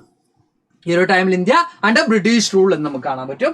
Increase in defence expenditure led to increase in tax in India. അപ്പൊ ബ്രിട്ടീഷേഴ്സ് എന്ത് ചെയ്യാണ്, അവർക്ക് അവിടെ വാർ നടത്താൻ എക്സ്പെൻഡിച്ചർ പോകണം. അപ്പൊ അത് മീറ്റ് ചെയ്യാൻ എങ്ങോട്ടേക്ക് വരും, ബാ മോനെ ബാ എന്ന് പറഞ്ഞുകൊണ്ട് എങ്ങോട്ടേക്ക് വരും, ഇന്ത്യയിലേക്ക് വരും. ഇന്ത്യയിൽ നിന്ന് എന്ത് ചെയ്യും, ഇന്ത്യയെ പോക്കറ്റ് അടിക്കും. നമ്മുടെ ദാദാഭായ് നവറോജി ഡ്രെയിൻ തിയറിയിലൂടെ ബ്രിട്ടീഷുകാർ ഇന്ത്യയുടെ പൈസ എങ്ങനെ കട്ടുകൊണ്ട് പോയെന്ന് കൃത്യമായിട്ടും പറയുന്നുണ്ട്. Like that. അതുപോലെ തന്നെ ഇന്ത്യ മാക്സിമം ആര് ലൂട്ട് ചെയ്യുന്നുണ്ട്, ബ്രിട്ടീഷേഴ്സ്. ടാക്സ് ആയിട്ടും അവർക്ക് പെൻഷൻ ആയിട്ടും അവർക്ക് സാലറി ആയിട്ടൊക്കെ ഇന്ത്യ മാക്സിമം ആര് യൂട്ടിലൈസ് ചെയ്യുന്നുണ്ട് അല്ലെങ്കിൽ ആര് എക്സ്പ്ലോയിറ്റ് ചെയ്യുന്നുണ്ട്, ബ്രിട്ടീഷേഴ്സ് എക്സ്പ്ലോയിറ്റ് ചെയ്യുന്നതായിട്ട് നമുക്ക് കാണാൻ പറ്റും. അപ്പൊ അതുപോലെ തന്നെ ബ്രിട്ടീഷേഴ്സിന്റെ എക്സ്പെൻഡിച്ചർ, ഡിഫൻസ് എക്സ്പെൻഡിച്ചർ ഇൻക്രീസ് ചെയ്തപ്പോൾ ആ വേൾഡ് വാർ ടൈമിൽ ഒബ്വിയസ്ലി എന്ത് എക്സ്പെൻഡിച്ചർ ഇൻക്രീസ് ചെയ്യും, ഡിഫൻസ് എക്സ്പെൻഡിച്ചർ ഇൻക്രീസ് ചെയ്യും. ആ ഒരു ടൈമിൽ അത് മീറ്റ് ചെയ്യാൻ വേണ്ടി ആരായിരുന്നു ഇവർ നോക്കുന്നത്, നമുക്ക് എക്സ്പെൻഡിച്ചർ എത്ര വന്നാൽ ഇപ്പുറത്ത് ഇന്ത്യ ഉണ്ട്, അപ്പൊ ഇന്ത്യയിൽ എന്ത് ചെയ്യാം, ഇന്ത്യയിൽ ടാക്സ് ഇൻക്രീസ് ചെയ്യാം എന്നുള്ളതായിരുന്നു. Income tax was introduced, custom duties were increased, the crops failed in many parts of India. This led to shortage of food. നമുക്ക് ഇവിടെ കാണാൻ പറ്റുന്നത് പഠിച്ചോളെ എന്ത് ഓക്കെ. അപ്പോൾ ഇവിടെ നമ്മൾ പറയുന്നത് ഇൻകം ടാക്സ് ഇൻക്രീസ് ചെയ്തു, കസ്റ്റം ഡ്യൂട്ടീസ് ഇൻക്രീസ് ചെയ്തു, അതുപോലെ തന്നെ ക്രോപ്പ് ഫെയിലിയർ ആയിട്ട് ഇന്ത്യയിൽ പല പാർട്ടിലും ക്രോപ്പ് ഫെയിലിയർ ഉണ്ടായി. അപ്പൊ അതൊക്കെ കാരണം എന്തുണ്ടായി, പൈസ കുറെ കൊടുക്കണം, പക്ഷെ ഇവിടെ എന്തില്ല, നമുക്ക് തിന്നാൻ പോലും ഭക്ഷണമില്ല എന്നൊരു സിറ്റുവേഷൻ വന്നു. അവിടേക്ക് എന്തുണ്ടായി, this led to shortage of food. Food shortage ഒക്കെ എവിടെ സംഭവിച്ചു, നമ്മുടെ ഇന്ത്യയിൽ ഈ ഒരു ടൈമിൽ സംഭവിച്ചതായിട്ട് നമുക്ക് കാണാൻ പറ്റും. വേൾഡ് വാർ എങ്ങനെയാണ് ഇന്ത്യ ഇൻഫ്ലുവൻസ് ചെയ്ത് പറഞ്ഞാൽ ഈ കാര്യങ്ങളൊക്കെയാണ് ആലോചിക്കേണ്ടത് കേട്ടോ. ഇന്ത്യയിൽ ഫുഡ് ഷോർട്ടേജ് ഉണ്ടായി, അതുപോലെ തന്നെ ഇന്ത്യയുടെ പൈസക്ക് എങ്ങോട്ടേക്ക് പോയി, ഈ പറഞ്ഞ ബ്രിട്ടൻ അവരുടെ വാർ എക്സ്പെൻഡിച്ചറും അവരുടെ മിലിറ്ററി എക്സ്പെൻഡിച്ചറൊക്കെ മീറ്റ് ചെയ്യാൻ വേണ്ടി ഇന്ത്യയിലും ടാക്സ് ഒക്കെ ഇൻക്രീസ് ചെയ്തു. അങ്ങനെ മാക്സിമം ഈ ഒരു ടൈമിൽ ഇന്ത്യക്കാർ എന്ത് ചെയ്യാണ്, ഡ്രൈ ആയി അല്ലെങ്കിൽ എക്സ്പ്ലോയിറ്റ് ചെയ്യാണ് ആര് ചെയ്ത്, ബ്രിട്ടീഷേഴ്സ് ചെയ്ത് എന്നുള്ള എന്ത് ചെയ്യാം മക്കളൊന്ന് ആലോചിച്ച് വെക്കാം. Through the years increased doubling between 1930 and 1918, leading to the extreme hardship for the common people. People hoped that the hardship would be end after the world war was over, but did not happen. നമുക്കിവിടെ കാണാൻ പറ്റുന്നത് ആളുകൾ വിചാരിച്ചിരുന്നത് world war കഴിയും വരെ നമ്മൾ ഇതൊക്കെ സഫർ ചെയ്യേണ്ടി വന്നാലും ആഫ്റ്റർ വേൾഡ് വാർ എന്ത് ചെയ്യാം, നമുക്ക് കുറച്ചും കൂടി റിലാക്സേഷൻ കിട്ടും, ടാക്സ് റിലാക്സേഷൻ കിട്ടും, നമ്മുടെ ഈ ഒരു ഹാർഡ്ഷിപ്പ് എന്ത് ചെയ്യും, കുറയും എന്നായിരുന്നു ആര് വിചാരിച്ചിരുന്നത്, പീപ്പിൾസ് വിചാരിച്ചിരുന്നത്. ബട്ട് അവരുടെ ഡിസയറോ അല്ലെങ്കിൽ അവരുടെ ആഗ്രഹങ്ങളോ ഒന്നും എന്ത് ചെയ്തില്ല, അവരുടെ ഹോപ്പൊക്കെ എന്ത് ചെയ്തു, വെറുതെ ആയി. ഓക്കെ. ഐഡിയ ഓഫ് സത്യാഗ്രഹ. എന്താണ് ഐഡിയ ഓഫ് സത്യാഗ്രഹ? ആര് വന്നോട് കൂടിയാണ് ഐഡിയ ഓഫ് സത്യാഗ്രഹ അല്ലെങ്കിൽ സത്യാഗ്രഹം എന്ന് പറയുന്ന ഒരു പുതിയ ഒരു വേ ഓഫ് സ്റ്റൈൽ ആര് വന്നപ്പോഴാണ് ഇംപ്ലിമെന്റ് ചെയ്ത്? മക്കളൊന്ന് കമന്റ് ചെയ്തേ. ഇതറിയാത്ത മക്കൾ ആരെങ്കിലും ഇവിടെ നിൽക്കുന്നുണ്ടോ നോക്കട്ടെ, ഒന്ന് കമന്റ് ചെയ്തേ,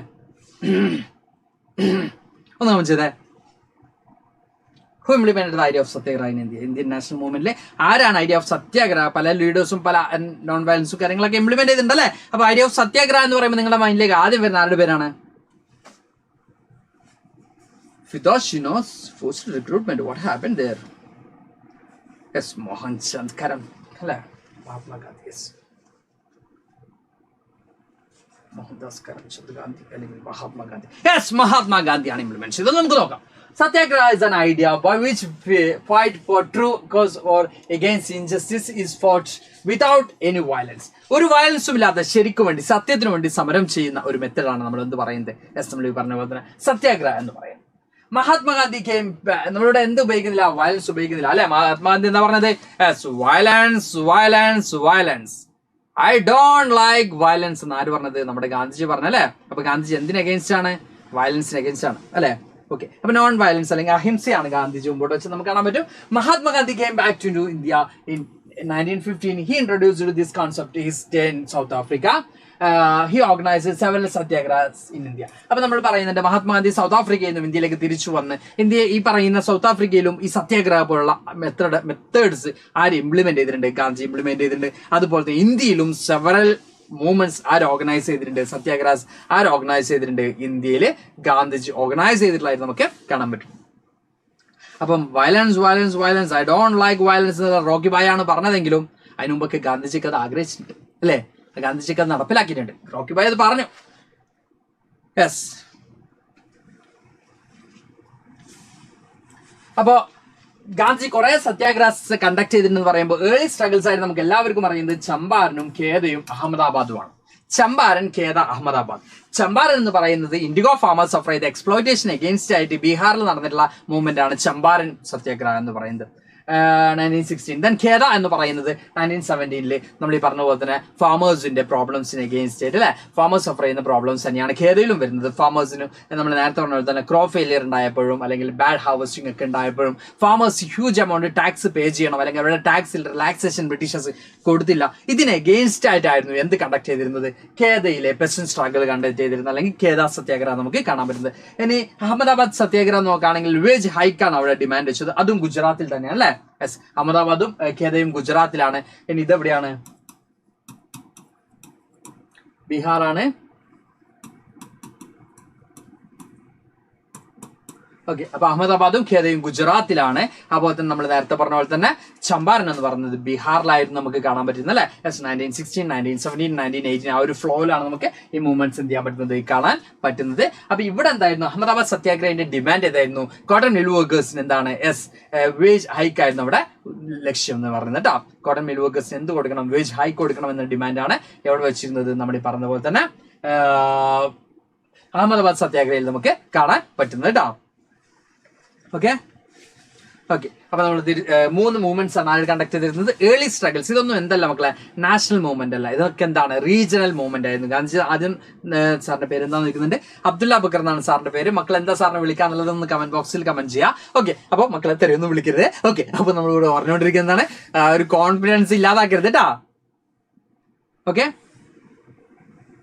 ഓക്കെ, അപ്പോ ഫസ്റ്റ് സെക്കൻഡ് സത്യാഗ്രഹ 1917 അല്ലേ എന്ന് ചോദിക്കുന്നുണ്ട്. ഓക്കെ, നിങ്ങളുടെ ടെക്സ്റ്റ് പ്രകാരം സോറി, നിങ്ങളുടെ ടെക്സ്റ്റ് പ്രകാരം അതിൽ ചെറിയ ചേഞ്ചസ് ഉണ്ട് അല്ലേ? യെസ്.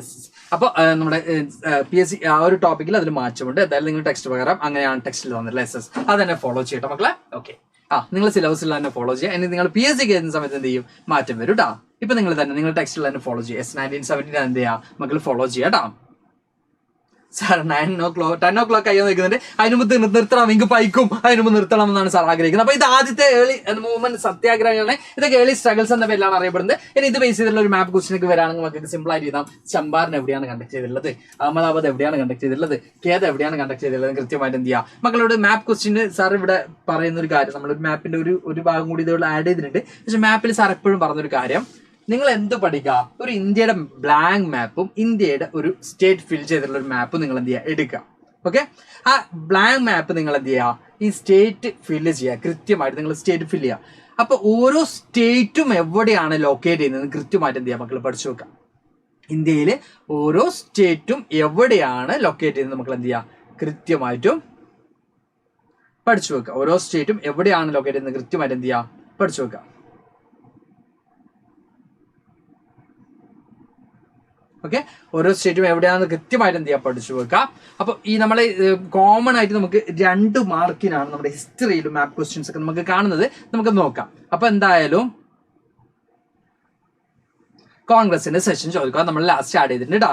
കോൺഗ്രസിന്റെ സെഷൻ ചോദിക്കും, അത് നമ്മൾ ലാസ്റ്റ് ആഡ് ചെയ്തിട്ടുണ്ട്. ഇതില് പ്രീവിയസ് ഇയർ ക്വസ്റ്റ്യനിൽ നമ്മൾ ആഡ് ചെയ്തിട്ടുള്ളത് ആ ഒരു കോൺഗ്രസിന്റെ സെഷൻ തന്നെയാണ് കേട്ടോ. ഓക്കെ, അപ്പൊ മക്കളോട് മാപ്പ് ക്വസ്റ്റ്യൻ പഠിക്കുമ്പോൾ സാർ എപ്പോഴും പറയുന്നത്, ഇപ്പൊ നിങ്ങൾ ജിയോഗ്രഫിയിലാണെങ്കിലും ഹിസ്റ്ററിയിലാണെങ്കിലും ഒക്കെ നിങ്ങൾ ചെയ്യേണ്ടത് ഇത്രയും കാര്യങ്ങളാണ്. ഇന്ത്യയിലെ ഓരോ സ്റ്റേറ്റും എവിടെയാണെന്ന് പഠിച്ചു നോക്കുക. ഇനി ഒരിപ്പോ റിവർ ആവട്ടെ, അല്ലെങ്കിൽ കോൺഗ്രസിന്റെ സെഷൻ ആവട്ടെ, അല്ലെങ്കിൽ ഗാന്ധി ഏർലി സ്ട്രഗിൾസ് ആവട്ടെ, അത് ഏത് സ്റ്റേറ്റിലാണ് കണ്ടക്ട് ചെയ്തതെന്ന് മക്കൾ എന്ത് ചെയ്യുക പഠിച്ചു വെക്കുക. മറ്റേത് മാപ്പ്, നിങ്ങളൊരു ബ്ലാങ്ക് മാപ്പ് കണ്ടാൽ ഇന്ത്യയുടെ ഈ സംസ്ഥാനം എവിടെയാണ്, ഈ സ്റ്റേറ്റ് എവിടെയാണ്, ഈ സ്റ്റേറ്റ് എവിടെയാണ് നിങ്ങൾ കൃത്യമായിട്ട് പഠിച്ചു വെച്ചിട്ടുണ്ടെങ്കിൽ പിന്നെ നിങ്ങൾക്ക് എന്തില്ല, ഏത് ക്വസ്റ്റ്യൻ വന്നാലും സിമ്പിൾ ആയിട്ട് എഴുതാൻ പറ്റും. 1 word ടൈപ്പ് ആൻസർ ചെയ്യുന്ന പോലെ നിങ്ങൾക്ക് അപ്ലൈ ചെയ്യാൻ പറ്റും അല്ലെ. അപ്പൊ നിങ്ങൾ പഠിച്ചു വെക്കേണ്ടത് എന്താണ്, ഇന്ത്യയിലെ ഓരോ സ്റ്റേറ്റും എവിടെയാണ് ലൊക്കേറ്റ് ചെയ്യുന്നതാണ് നിങ്ങൾ എന്ത് ചെയ്യേണ്ടത് പഠിച്ചു വെക്കേണ്ടത്. ഓക്കെ, ഇന്ത്യയിലെ ഓരോ സ്റ്റേറ്റും എവിടെയാണ് ലൊക്കേറ്റ് ചെയ്യുന്നത് കൃത്യമായിട്ട് മക്കൾ എന്ത് ചെയ്യുക പഠിച്ച് പോകണം. എന്നാൽ മാപ്പ് ക്വസ്റ്റ്യൻസ് നിങ്ങൾക്ക് ഈസി ആയിട്ട് എന്ത് ചെയ്യാൻ പറ്റും, ടാക്കിൾ ചെയ്യാൻ പറ്റും. ഓക്കെ, ഇനി റൗലറ്റ് ആക്ട് ആണ് നമുക്ക് ഫസ്റ്റ് പഠിക്കാം. റൗലറ്റ് ആക്ട് എന്ന് പറയുന്നത് ഗാന്ധിജിയുടെ ലീഡർഷിപ്പിൽ നടക്കുന്ന ഫസ്റ്റ് മൂവ്മെന്റ് ഒക്കെ ആയിട്ട് നമ്മൾ ഏർലി മൂവ്മെന്റ്സ് കഴിഞ്ഞാൽ പിന്നെ ഗാന്ധിജി ലീഡർഷിപ്പ് കൊടുക്കുന്ന ഒരു മൂവ്മെന്റ് എന്ന് പറയുന്നത് റൗലറ്റ് ആക്ട് ആണ്. പക്ഷെ ഇത് നാഷണൽ വൈഡ് ആണ്, നമുക്ക് കാണാൻ പറ്റും. ഇത് ഇന്ത്യയിൽ മൊത്തം ഒട്ടാകെ ഉണ്ടായിട്ടുള്ള ഒരു മൂവ്മെന്റ് ആണ്, നമുക്ക് കാണാൻ പറ്റും. നോക്കാം. The act authorized by the British officers imprisoned any Indian political leaders for 2 years without any trial. ഏതൊരു ഇന്ത്യക്കാരെയും ഒരു ട്രയലും കൂടാതെ എന്ത് ചെയ്യാൻ പറ്റും, അറസ്റ്റ് ചെയ്യാൻ പറ്റും എന്നുള്ളതാണ് സർ സിഡ്നി റൗലറ്റ് പാസ് ചെയ്തിട്ടുള്ള ഈ ഒരു റൗലറ്റ് ആക്ടിലൂടെ പറയുന്നത്. അപ്പൊ ഈ ഒരു റൗലറ്റ് ആക്ട് ഇംപ്ലിമെന്റ് ചെയ്യുന്നതോടുകൂടി ഇന്ത്യൻസിനെ ട്രയലൊന്നും കൂടാതെ ബ്രിട്ടീഷേഴ്സിന് എന്ത് ചെയ്യാൻ പറ്റും, അറസ്റ്റ് ചെയ്യാൻ പറ്റും. ഏതൊരു പൊളിറ്റിക്കൽ ലീഡേഴ്സിനും വിചാരണ ഒന്നും കൂടാതെ അവർക്ക് അവരുടെ അഭിപ്രായങ്ങളൊന്നും പറയാൻ പറ്റാതെ തന്നെ അറസ്റ്റ് ചെയ്യാനുള്ള റൈറ്റ്, അറസ്റ്റ് ചെയ്യാനുള്ള പവർ ആർക്ക് കിട്ടും, ബ്രിട്ടീഷേഴ്സിന് കിട്ടും, നമുക്ക് കാണാൻ പറ്റും. അതുകൊണ്ട് തന്നെ ഈ ഒരു ആക്ട് നമ്മളെ സംബന്ധിച്ചിടത്തോളം നമ്മുടെ പൊളിറ്റിക്കൽ ലീഡേഴ്സ് എന്ന് പറയുന്നത് നമ്മുടെ ഫ്രീഡത്തിന് വേണ്ടി ഫൈറ്റ് ചെയ്യുന്ന ആളുകൾ അല്ലെ, അവരെന്ത് ചെയ്യാൻ പറ്റും, ബ്രിട്ടീഷേഴ്സിന് ഈസി ആയിട്ട് അറസ്റ്റ് ചെയ്യാൻ പറ്റുമെന്ന് നമുക്ക് കാണാൻ പറ്റും. ഇനി Gandhi came out with the Rowlatt Satyagraha in 1919. Shops were closed down, rallies were organized, people went on strikes. നമുക്ക് കാണാൻ പറ്റും, കടകളൊക്കെ അടച്ചു, റാലികളെ കണ്ടക്ട് ചെയ്തു, ജനങ്ങളൊക്കെ എന്ത് ചെയ്യാൻ തുടങ്ങി, ജനങ്ങളൊക്കെ സമരത്തിന്റെ ഭാഗമാവാൻ തുടങ്ങി ഈ ഒരു സത്യാഗ്രഹത്തിന്റെ ഭാഗമായിട്ട്. പ്രൊട്ടസ്റ്റ് അഗൈൻസ്റ്റ് റൗലറ്റ് ആക്ട് എന്നാണ് നമ്മൾ കോമൺ ആയിട്ട് പറയാം. റൗലറ്റ് വിരുദ്ധ പ്രക്ഷോഭം എന്നാണ് അതിന് മലയാളം കേട്ടോ. Okay, to crush the movement British government imposed martial laws. General Dyer took a command. നമ്മൾ കാണാൻ പറ്റുന്നത് ഈ ഒരു എന്താ പറയാ മൂവ്മെന്റ് അടിച്ചമർത്താൻ വേണ്ടി സാർ ഇതുണ്ടാക്കിയ പേഴ്സൺ വേണ്ട സാർ സിഡ്നി റൗലറ്റ് എന്നുള്ള സാർ നിങ്ങൾക്ക് ആ പേര് വന്നത് എന്തുകൊണ്ടാണ്? റൗലറ്റ് ആക്ട് എന്നൊക്കെ ഒരു ആക്ടിന് എങ്ങനെ പേര് വന്നത് നമുക്ക് കൺഫ്യൂഷൻ ഉണ്ടെങ്കിൽ അതൊന്ന് ക്ലിയർ ചെയ്യാൻ വേണ്ടി പറഞ്ഞു കേട്ടോ. ഓക്കെ അബി ഹായ് മക്കളെ. ഓക്കെ അഭിരാം. ഓക്കെ അപ്പോൾ ഇവിടെ സാർ പറഞ്ഞ ഇത്രയേ ഉള്ളൂ. റൗലറ്റ് ആക്ടിന് എങ്ങനെയാണ് ഒരു ആക്ടിന് പേര് വന്നതെന്നൊരു കൺഫ്യൂഷൻ നിങ്ങൾക്ക് ഉണ്ടാവും അല്ലേ? അത് ക്ലിയർ ചെയ്യാൻ വേണ്ടി സാർ പറഞ്ഞല്ലോ കേട്ടോ. ഓക്കെ അപ്പൊ ഇവിടെ നമ്മൾ പറയുന്നത് മാർഷ്യൽ ലോ ഇമ്പോസ് ചെയ്തു, ബ്രിട്ടീഷേഴ്സ് ഇമ്പോസ് ചെയ്തു ഈ ഒരു ആക്ടിനെ അഗൈൻസ്റ്റ് ആയിട്ട് വരുന്ന മൂവ്മെന്റ്സ് ഒക്കെ അടിച്ചമർത്താൻ വേണ്ടി. അപ്പോഴാണ് നമുക്ക് കാണാൻ പറ്റുന്നത് General Dyer took command on the day 13 April 1919. Basically, fair was organized in Jallianwala Bagh in Amritsar. നമുക്ക് കാണാൻ പറ്റുന്ന രണ്ട് ലീഡേഴ്സ് എന്താ പറയാ സൈഫുദ്ദീൻ കിസ്ലു അതുപോലെ സത്യപാൽ എന്നിങ്ങനെ രണ്ട് ലീഡേഴ്സ് ആയിരുന്നു ലീഡർഷിപ്പ് കൊടുത്തിരുന്ന ഒരു മൂവ്മെന്റ് ഉണ്ടായിരുന്നു. അപ്പൊ ഈ ഒരു പ്രൊട്ടസ്റ്റ് അഗൈൻസ്റ്റ് റൗലറ്റ് ആക്ടിൽ അവർ ലീഡർഷിപ്പ് കൊടുത്തിരുന്നു. അവർ രണ്ടാളും അറസ്റ്റ് ചെയ്തതിന് അഗൈൻസ്റ്റ് ആയിട്ട് ജാലിയൻവാല ബാഗ് അമൃത്സറിലെ ജാലിയൻവാല എന്ന് പറയുന്ന മൈതാനത്ത് ഗ്രൗണ്ടിൽ ആളുകൾ എന്ത് ചെയ്തു? പ്രൊട്ടസ്റ്റ് കണ്ടക്ട് ചെയ്തിരുന്നു. അപ്പൊ General Dyer ordered close to all exit gates he opened fire on the crowd. ഈ ക്രൗഡിന്റെ പ്രത്യേകത എന്ന് പറയുന്നത് there were no weapons. അവരുടെ കയ്യിൽ എന്തുണ്ടായിരുന്നില്ല? വെപ്പൺസ് ഒന്നും ഉണ്ടായിരുന്നില്ല. അവർ പീസ്ഫുൾ ആയിട്ടുള്ള ഒരു അജിറ്റേഷൻ ആയിരുന്നു അവിടെ കണ്ടക്ട് ചെയ്തിരുന്നത്. ബിക്കോസ് അവരുടെ രണ്ട് ലീഡേഴ്സിന് സൈഫുദ്ദീൻ കിസ്ലു സത്യപാൽ എന്നിങ്ങനെ രണ്ട് ലീഡേഴ്സിനെ അറസ്റ്റ് ചെയ്തതിലായിരുന്നു ആര് പ്രതിഷേധിച്ചിരുന്നത്? ഈ ജാലിയൻവാല ബാഗിൽ ഗാന്ധിയുടെ ഫോളോവേഴ്സ് ആയിട്ടുള്ള ഈ പ്രൊട്ടസ്റ്റ് അഗൈൻസ്റ്റ് റൗലറ്റ് ആക്ടിന്റെ ഭാഗമായിട്ടുള്ള ആളുകൾ പ്രതിഷേധിച്ചത്. ആ ഒരു സമയത്ത് ജനറൽ ഡയർ എന്ത് ഡിക്ലെയർ ചെയ്യാണ്? ഇവിടുത്തെ നിയമങ്ങൾ ലംഘിച്ചിട്ടുണ്ട്, ഇവർക്കെതിരെ ഫയർ ചെയ്യുക, ആ ഗേറ്റ് എന്ത് ചെയ്യുക? ക്ലോസ് ചെയ്യുക. ഇവർക്ക് ഓടിപ്പോകാനുള്ള വഴിയുണ്ടോ? ഇല്ല. ഹൺഡ്രഡ്സ് ഓഫ് ഇന്ത്യൻസ് ഡയഡ് എന്ന് പറയുമ്പോൾ നമ്മൾ എന്ത് ചെയ്യുന്നുണ്ട്? ഇപ്പോൾ 10th സ്റ്റേറ്റിന്റെ ബുക്കിൽ കൃത്യമായിട്ടും പറയുന്നുണ്ട് 360-ലധികം ആളുകൾ മരിച്ചു എന്ന് ബ്രിട്ടീഷുകാരുടെ കണക്കിൽ പറയുമ്പോൾ അതിന്റെ എത്രയോ മടങ്ങ് ആളുകൾ എന്ത് ചെയ്തിരുന്നു? ആ ഒരു മൂവ്മെന്റിൽ മരിച്ചിരുന്നു. ഇൻജോർഡ് ആയിട്ടുള്ള ആളുകൾക്ക് പോലും എന്ത് ചെയ്തിരുന്നു? അവർക്ക് വേണ്ട എന്താ പറയാ മെഡിക്കൽ എയ്ഡ് ഒന്നും കൊടുക്കാൻ ആരും സമ്മതിച്ചിരുന്നില്ല, ബ്രിട്ടീഷേഴ്സ് സമ്മതിച്ചിരുന്നില്ല എന്നൊക്കെ നമുക്ക് കാണാൻ പറ്റും. അപ്പോൾ അതിനെ ഗാന്ധിജി പറയുന്നുണ്ട് ബ്രിട്ടീഷേഴ്സിന് ഇന്ത്യയിൽ ഇത്രത്തോളം ബേസ്മെന്റ് കൊടുത്തത് ബാറ്റിൽ ഓഫ് പ്ലാസി ആയിരുന്നെങ്കിൽ, ബാറ്റിൽ ഓഫ് പ്ലാസി ഒന്നും നിങ്ങൾക്ക് പറഞ്ഞു തരേണ്ട ആവശ്യമില്ല, ഇത് CBSE ക്ലിയർ ആയിട്ട് തന്നെ നിങ്ങൾ പഠിച്ചിട്ടുണ്ട്. അവരുടെ ആ ഒരു ബേസ്മെന്റ് ഇല്ലാതാവും, അവരുടെ ആ ഒരു അടിത്തറ ഇളകാൻ എന്ത് കാരണമാവും? ഈ പറയുന്ന ജാലിയൻവാല ബാഗ് മസാക്കർ കാരണമാവും. ആര് പറയുന്നുണ്ട്? നമ്മുടെ ഗാന്ധിജി പറയുന്നതായിട്ട് നമുക്ക് കാണാൻ പറ്റും. അപ്പോൾ നമ്മൾ പറയുന്നത് hundreds of Indians were killed അല്ലെങ്കിൽ ഡയഡ് നമുക്ക് കാണാൻ പറ്റും. Indian started to attack the government buildings. ഇതിന്റെ ഭാഗമായിട്ട് കുറെ ആളുകളൊക്കെ മരണപ്പെട്ടപ്പോൾ ഇന്ത്യൻസിന്റെ ഇടയിൽ എന്ത് ഇമോഷൻസ് ഉണ്ടായി? യെസ്, ആന്റി ബ്രിട്ടീഷ് ഇമോഷൻസ് ആരുടെ ഇടയിൽ വന്നു? ഇന്ത്യൻസിന്റെ ഇടയിലേക്ക് വന്നു. അങ്ങനെ ഇന്ത്യൻസ് എന്ത് കണ്ടക്ട് ചെയ്യാണ്? ബ്രിട്ടീഷേഴ്സിന്റെ എന്താ പറയുക ബിൽഡിംഗ്സ് ഒക്കെ ഡെമോൺസ്ട്രേഷൻ കാര്യങ്ങളൊക്കെ കണ്ടക്ട് ചെയ്യാണ്. അതുപോലെ തന്നെ this violence force to stop the movement. അപ്പൊ ഇവിടെ ഭയങ്കര ഒരു എന്താ പറയാ ബ്രിട്ടീഷേഴ്സിനെ അഗൈൻസ്റ്റ് വലിയൊരു മൂവ്മെന്റ് തന്നെ എവിടെ ഉണ്ടായി? ഇന്ത്യയിൽ ഉണ്ടായി. Because Jallianwala bag massacre. അത്രയും സമാധാനപരമായി സമരം നടത്തിയിരുന്ന ആളുകളെ വെടിവെച്ച് വീഴ്ത്തിയിരുന്ന ബ്രിട്ടീഷേഴ്സിന്റെ ആ ഒരു പോളിസിക്ക് അഗൈൻസ്റ്റ് ആയിട്ടായിരുന്നു എന്തുണ്ടായിരുന്നത്? യെസ്, നമ്മൾ ഈ പറഞ്ഞ പോലെ തന്നെ ഒരു മാസ് മൂവ്മെന്റ് ഇന്ത്യയിൽ കണ്ടക്ട് ചെയ്യപ്പെട്ടത്. നോൺ കോപ്പറേഷനിലേക്ക് നമ്മൾ പോകണ്ട. ഓക്കെ, BCD സാർ എന്നൊക്കെ പറയുന്നുണ്ട്. Abdul Varis. Okay sir app live 8:30. ഒരു മിനിറ്റ്.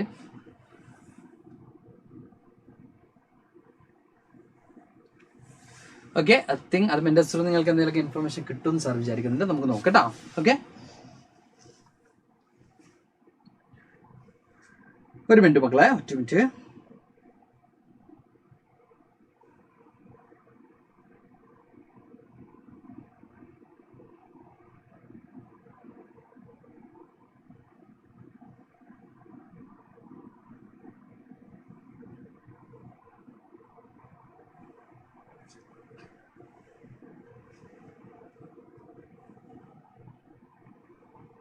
ഓക്കെ ഓക്കെ ഓക്കെ അത് നിങ്ങൾക്ക് എന്തായാലും ഇൻഫർമേഷൻ കാര്യങ്ങൾ കിട്ടും കേട്ടോ. ഓക്കെ, അപ്പോൾ ആപ്പ് ലൈവിന്റെ കാര്യങ്ങളൊക്കെ ഇൻഫർമേഷൻ നിങ്ങൾക്ക് കിട്ടും. ഓക്കെ ഓക്കെ അപ്പോൾ നമ്മളോട് പറയുന്നത് നോൺ കോപ്പറേഷൻ മൂവ്മെന്റ് ആണ്. ഗാന്ധിയുടെ ലീഡർഷിപ്പിൽ ഇന്ത്യൻ നാഷണൽ കോൺഗ്രസും ഗാന്ധിജി ചേർന്ന് നടന്ന വലിയൊരു മൂവ്മെന്റ് അല്ലെങ്കിൽ ഫസ്റ്റ് നാഷണൽ മൂവ്മെന്റ് എന്ന രീതിയിൽ അറിയപ്പെടുന്നത് നോൺ കോപ്പറേഷൻ മൂവ്മെന്റ് ആണ്. നമുക്ക് നോക്കാം. Gandhi wrote a book, Hindu Swaraj, in which he wrote that if Indians started to non-cooperate with the Britishers and India will be independent in 1 year. ബ്രിട്ടീഷേഴ്സിനോട് നമ്മൾ cooperate ചെയ്യാതിരിക്കുകയാണെങ്കിൽ, ബ്രിട്ടീഷേഴ്സിന്റെ ഒരു പ്രോഡക്റ്റും നമ്മൾ വാങ്ങാതിരിക്കുകയാണെങ്കിൽ, ബ്രിട്ടീഷേഴ്സിന്റെ ഒരു ഇൻസ്റ്റിറ്റ്യൂഷന്റെ നമ്മൾ ഭാഗമാവാതിരിക്കുകയാണെങ്കിൽ നമുക്ക് എന്ത് കിട്ടും? നമുക്ക് 1 വർഷം കൊണ്ട് ഫ്രീഡം അറ്റൈൻ ചെയ്യാൻ പറ്റും എന്നുള്ളതായിരുന്നു ആരുടെ വാക്കുകൾ? ഗാന്ധിജിയുടെ വാക്കുകൾ എന്ന് പറയുന്നത്. അപ്പൊ ബ്രിട്ടീഷേഴ്സിനോട് നമ്മൾ കോപ്പറേറ്റ് ചെയ്യാതിരിക്കുക എന്നുള്ളത് തന്നെയാണ് എന്തുകൊണ്ട് ഉദ്ദേശിക്കുന്നത്? നോൺ കോപ്പറേഷൻ മൂവ്മെന്റ് കൊണ്ട് ഉദ്ദേശിക്കുന്നത്. ഓക്കെ, അപ്പോൾ to bring Hindus and Muslims together, Gandhi met Muhammad Ali and Shaukat Ali, who were the leaders of Khilafat in India. എന്ന് ചോദിക്കുകയാണെങ്കിൽ നമുക്ക് അവിടെ കൃത്യമായിട്ട് ആൻസർ ചെയ്യാൻ പറ്റും. Yes, Maulana Muhammad Ali and Shaukat Ali, they were also known as Ali brothers. Ali brothers എന്നറിയപ്പെടുന്ന മുഹമ്മദ് അലിയും ഷൗക്കത്ത് അലിയുമാണ് എന്ത് ചെയ്തിട്ടുള്ളത്, നമ്മൾ ഈ പറയുന്ന ഇന്ത്യയിലെ ഖിലാഫത്ത് ലീഡേഴ്സ് നമുക്ക് കാണാൻ പറ്റും. അപ്പോൾ ഇവരുമായിട്ടൊന്ന് കോപ്പറേറ്റ് ചെയ്തുകൊണ്ട് ഇന്ത്യയിലെ ഹിന്ദുസിനിടയിലും മുസ്ലിംസിനിടയിലും ഇന്ത്യൻ പീപ്പിൾസിനിടയിലും ഒരു യൂണിറ്റി ക്രിയേറ്റ് ചെയ്യാൻ ആര് ശ്രമിച്ചിരുന്നു? ഗാന്ധിജി ശ്രമിച്ചിരുന്നു. Further the movement was renamed as non cooperation Khilafat movement. അപ്പോൾ അതിന്റെ ഭാഗമായിട്ട് ഈ ഒരു നോൺ കോപ്പറേഷൻ മൂവ്മെന്റ് എന്താക്കി മാറ്റാണ്? ഖിലാഫത്ത് മൂവ്മെന്റ് കൂടി കോപ്പറേറ്റ് ചെയ്തുകൊണ്ട് ഇതിനെ എന്താക്കി മാറ്റാണ്? നോൺ കോപ്പറേഷൻ മൂവ്മെന്റ് ആരുമായിട്ട് കോപ്പറേറ്റ് ചെയ്യാണ്? ഖിലാഫത്തുമായിട്ട്. അങ്ങനെ എന്താണ് നോൺ കോപ്പറേഷൻ ഖിലാഫത്ത് മൂവ്മെന്റ് എന്ന രീതിയിലേക്ക് എന്താണ് റിനൈം ചെയ്യാണ്. എന്താണ് അതിന്റെ എയിം എന്ന് പറയുന്നത്? ഇന്ത്യൻസിനിടയിൽ ഒരു യൂണിറ്റി ക്രിയേറ്റ് ചെയ്യുക. ഇന്ത്യൻ നാഷണൽ മൂവ്മെന്റ് എന്ന് പറയുന്നത് എല്ലാ റിലീജിയസിൽപ്പെട്ട ആളുകളും അതിന്റെ പാർട്ട് ആവണം. അല്ലാതെ ഒരു വിഭാഗം മാറി നിൽക്കുകയാണെങ്കിൽ അവിടെ എന്തില്ല, ഇന്ത്യൻസിനിടയിലെ ഒരു ഐക്യമില്ല. ഇന്ത്യൻസിനിടയിൽ യൂണിറ്റി ക്രിയേറ്റ് ചെയ്തുകൊണ്ട് ഇന്ത്യൻസിനെ റിഫോം ചെയ്തുകൊണ്ടായിരിക്കണം നമ്മൾ ബ്രിട്ടീഷേഴ്സിനെ ക്വസ്റ്റ്യൻ ചെയ്യേണ്ടത്, അല്ലെങ്കിൽ ബ്രിട്ടീഷേഴ്സിനെ അഗെയിൻസ്റ്റ് ആയിട്ട് വോയിസ് റൈസ് ചെയ്യേണ്ടത് എന്ന കൃത്യമായിട്ടുള്ള തീരുമാനം ഉള്ളതുകൊണ്ടാണ് ഗാന്ധിജി എന്ത് ചെയ്തത്?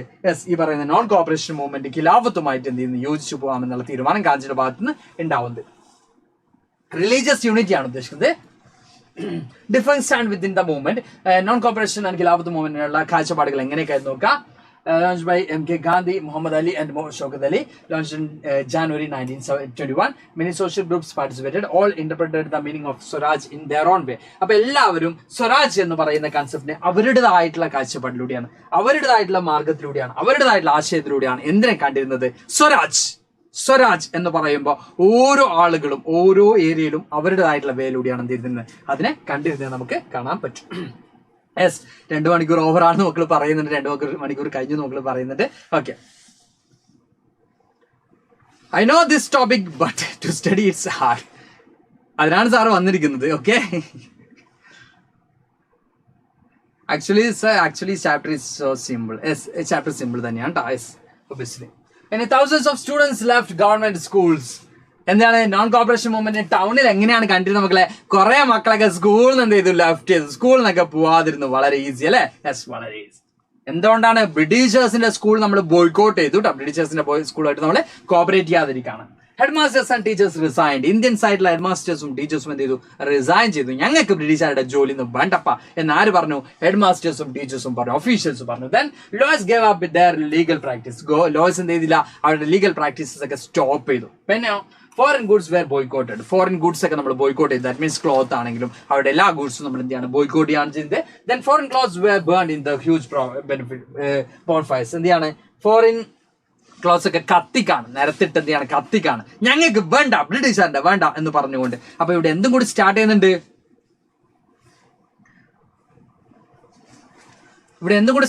നമ്മളൊന്ന് വേണ്ട എന്ന് വെക്കുമ്പോൾ ഇവിടെ ഒന്നും കൂടി സ്റ്റാർട്ട് ചെയ്യുന്നുണ്ട്. ഒബ്വിയസ്ലി ഇവിടെ കൺസ്ട്രക്റ്റീവ് പ്രോഗ്രാംസ് കൂടി ഇവിടെ സ്റ്റാർട്ട് ചെയ്യുന്നുണ്ട്. അതായത് ഫോറിൻ ക്ലോത്ത്സ് നമ്മൾ ബോയ്ക്കോട്ട് ചെയ്യുമ്പോൾ നമ്മുടേതായിട്ടുള്ള നമ്മുടെ ഖാദി പോലെയുള്ള എന്താ പറയാ ക്ലോത്ത്സ് ഒക്കെ ഇവിടെ എന്ത് ചെയ്യുന്നുണ്ട്? പ്രൊപ്പഗേറ്റ് ചെയ്യുന്നുണ്ട്, ഇവിടെ സ്റ്റാർട്ട് ചെയ്യുന്നുണ്ട്, ഇവിടെ കൺസ്ട്രക്ട് ചെയ്യുന്നുണ്ട്. ദെൻ അതുപോലെ തന്നെ നമ്മൾ ഫോറിൻ ഇൻസ്റ്റിറ്റ്യൂഷൻസ് വേണ്ടാന്ന് വെക്കുമ്പോൾ നമ്മുടെ അവർ ഓൺ ഇൻഡിജിനസ് ഇൻസ്റ്റിറ്റ്യൂഷൻസ് എസ്റ്റാബ്ലിഷ് ചെയ്യുന്നുണ്ട്. അങ്ങനെ ഒരു സൈഡിൽ നമ്മളൊന്ന് ബോയ്ക്കോട്ട് ചെയ്യുമ്പോൾ ഇപ്പുറത്ത് നമ്മൾ എന്ത് ചെയ്യുന്നുണ്ട്? യെസ്, ഇവിടെ നമ്മൾ കൃത്യമായിട്ടും ഇപ്പുറത്തെ നമ്മുടെ കൺസ്ട്രക്റ്റീവ് പ്രോഗ്രാംസ് കൂടി കണ്ടിന്യൂ ചെയ്യുന്നതായിട്ട് നമുക്ക് കാണാൻ പറ്റും. Slow down of the movement in ടൗൺസിൽ എന്ത് ചെയ്തു? നമ്മൾ പറഞ്ഞൊക്കെ പോപ്പുലർ സപ്പോർട്ടൊക്കെ ഉണ്ടായെങ്കിലും ബോയ്ക്കോട്ട് മീൻസ് ബഹിഷ്കരിക്കുക. നമ്മൾ അതിനെ ഉപയോഗിക്കാതിരിക്കുക, അതിനെ നമ്മൾ എന്ത് ചെയ്യാതിരിക്കുക? അതുമായിട്ട് കോപ്പറേറ്റ് ചെയ്യുക, അത് നമ്മൾ ഉപയോഗിക്കാതിരിക്കുക, വേണ്ടാന്ന് വെക്കുക എന്നുള്ളതൊക്കെയാണ് ഉദ്ദേശിക്കുന്നത് കേട്ടോ. Okay, lack of Indian institutions. നമ്മൾ എന്തുകൊണ്ടാണ് ഈ സ്ലോ ഡൗൺ ആയത് ടൗണിൽ ഈ പറയുന്നത്? ഇപ്പൊ 2 വരെ ഒന്നിന്. ഓക്കെ, അപ്പൊ എന്തുകൊണ്ടാണ് ഈ പറയുന്ന non cooperation movement slow down ആയത് ഇൻ ടൗൺസിൽ നമ്മൾ നോക്കുമ്പോൾ അവിടെ ഫസ്റ്റ് കാണാൻ പറ്റുന്നത് ലാക്ക് ഓഫ് ഇന്ത്യൻ ഇൻസ്റ്റിറ്റ്യൂഷൻസ്. നമ്മൾ പറയുന്ന നമ്മുടെ ഇന്ത്യൻ സ്കൂൾസിലൊക്കെ ബ്രിട്ടീഷ് സ്കൂളൊക്കെ ഇന്ത്യൻ സ്റ്റുഡൻസ് വേണ്ടാന്ന് വെച്ചുകൊണ്ട് ഇന്ത്യയിലേക്ക് വന്നപ്പോൾ, അല്ലെങ്കിൽ ആ സ്കൂൾസ് ഒക്കെ ബോയ്ക്കോട്ട് ചെയ്തുകൊണ്ട് ഇവർ വന്നപ്പോൾ ഇവിടെ എന്തില്ല? ഇന്ത്യൻ ഇൻസ്റ്റിറ്റ്യൂഷൻസ് വളരെ കുറവായിരുന്നു. അതുകൊണ്ട് തന്നെ നമുക്ക് എന്ത് ചെയ്യാൻ പറ്റിയില്ല? ഈ ഒരു മൂവ്മെന്റ് കണ്ടിന്യൂ ചെയ്യാൻ അത്രത്തോളം വലിയ രീതിയിൽ കണ്ടിന്യൂ ചെയ്യാൻ പറ്റിയില്ല. Then khadi was expensive. Khadi എന്ന് പറയുന്നത് ബ്രിട്ടീഷ് ഫോറിൻ ഗുഡ്സിനേക്കാളും എന്തായിരുന്നു? എക്സ്പെൻസീവ് ആയിരുന്നുകൊണ്ട് നമുക്ക് അത് മീറ്റ് ചെയ്യാൻ നമുക്ക് അത്ര ഈസി ആയിരുന്നില്ല, നമുക്ക് കാണാൻ പറ്റും. റബലിൻ ഇൻ കൺട്രി സൈഡ് എങ്ങനെയായിരുന്നു റബലിൻ നമുക്ക് നോക്കാം. Peasants had to begin and work at landlords' farms without any payment. Baba Ramchand and the Jawaharlal Nehru set up Audh Kisan Sabha. Jawaharlal Nehru and the study Audh Kisan Sabha study. They demanded to abolition of beggar. Beggar means tax beggar system. Many people misinterpreted the ideas of Gandhiji. Gandhi's ideas in a pale algorithm misinterpreted their own way and the Gandhi's ideas in a algorithm and continue their own way. Like Nolipuru Kavida Kanikumbo, a Kavida and there were Oro algorithm over that read and Ashete, Vyakanik, like that. Gandhi's perspective, different interpretation. Oro area country said angle their own way. Interpreted നമുക്ക് കാണാൻ പറ്റും. Swaraj and പ്ലാന്റേഷനിൽ Swaraj എന്ന് പറയുന്ന concept എങ്ങനെയാണ് കണ്ടിരുന്നത് നോക്കാം. Net കിട്ടുന്നില്ല sir എന്നൊക്കെ പറയുന്നുണ്ട്, കിട്ടട്ടെ എന്ന് മാത്രം സാറോട് പ്രാർത്ഥിക്കുന്നുണ്ട്. എന്ത് ചെയ്യാൻ പറ്റും സാറിന്. ഓക്കെ, അപ്പോൾ the government had passed the inland immigration act of 1859 under which plantation workers were not permitted to leave the field. 1859 government implement ചെയ്തിട്ടുള്ള ആക്ട് പ്രകാരം, ഇൻലാൻഡ് ഇമിഗ്രേഷൻ ആക്ട് പ്രകാരം പ്ലാന്റേഷൻ വർക്കേഴ്സിന് വിതൗട്ട് പെർമിഷൻ അവർക്ക് എന്ത് ചെയ്യാൻ പറ്റൂല, അവിടുന്ന് മൂവ് ചെയ്യാൻ പറ്റൂല എന്നുള്ളതായിരുന്നു. ബട്ട് ഗാന്ധിജിയുടെ സ്വരാജ് എന്ന് പറയുന്ന ഐഡിയ ഉള്ളതുകൊണ്ട് തന്നെ പ്ലാന്റേഷൻ വർക്കേഴ്സ് എന്ത് ചെയ്തു Workers interpreted the Gandhiraj. They violated the act and they were beaten by the police. അപ്പോൾ ഇവരെന്ത് ചെയ്തു, ഈ ആക്ട് ഒക്കെ വയലേറ്റ് ചെയ്തു. സ്വരാജ് നമുക്കിവിടെ മൂവ് ചെയ്യാം, നമുക്ക് ഫ്രീഡം ഉണ്ട് എന്ന രീതിയിൽ എന്ത് ചെയ്തു, എല്ലാ രീതിയിലും ഈ പറയുന്ന ഇമിഗ്രേഷൻ ആക്ട് ആര് വയലേറ്റ് ചെയ്തു, ഇൻലാൻഡ് ഇമിഗ്രേഷൻ ആക്ട് ആര് വയലേറ്റ് ചെയ്തു, ഈ പ്ലാന്റേഷൻ വർക്കേഴ്സ് വയലേറ്റ് ചെയ്തു. അവർക്ക് അതിന് എന്ത് ചെയ്തു, പോലീസൊക്കെ എന്ത് ചെയ്തു, അവരെ ആക്രമിക്കുകയും ചെയ്തു. February 1922, Gandhiji withdrew the movement. He decided to train Indians before any other mass struggle. അപ്പോൾ ഇവിടെ ഒരു ഇൻസിഡന്റ് കൂടി ഉണ്ട്.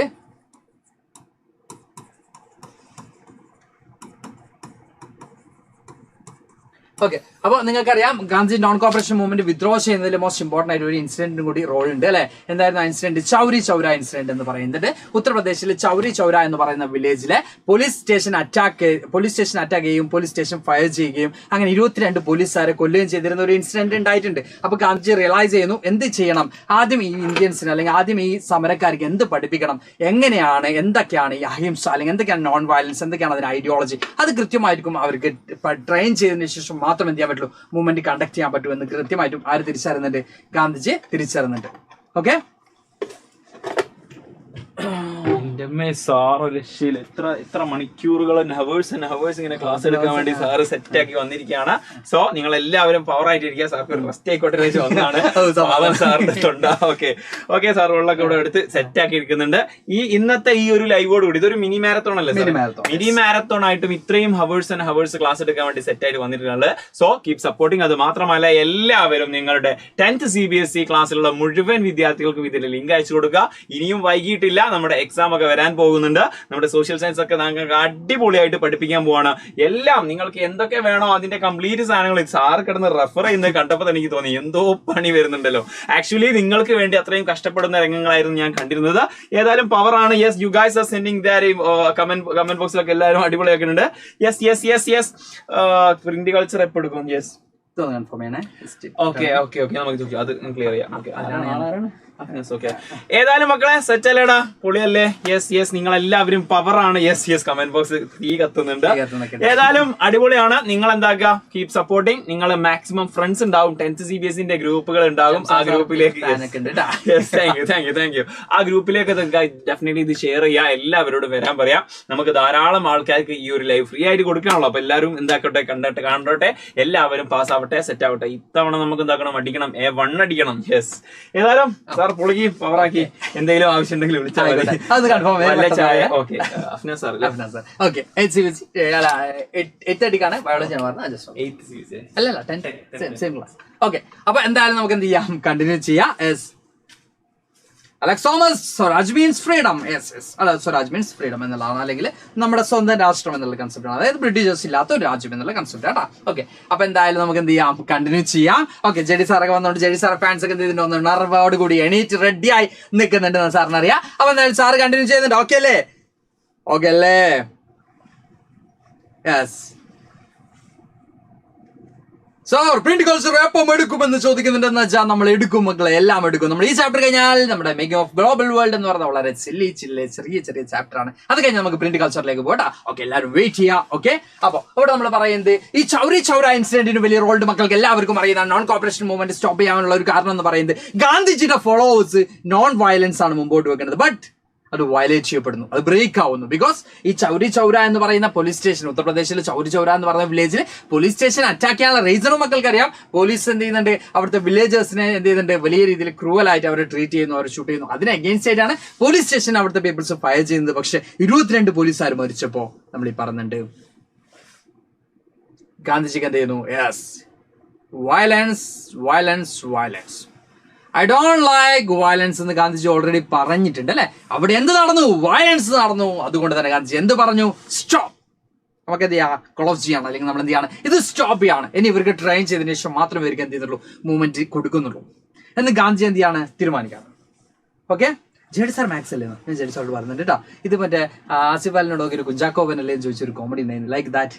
ജെഡി സാർ ഇംഗ്ലീഷ് അല്ലേ മക്കളെ, എന്തപ്പത്.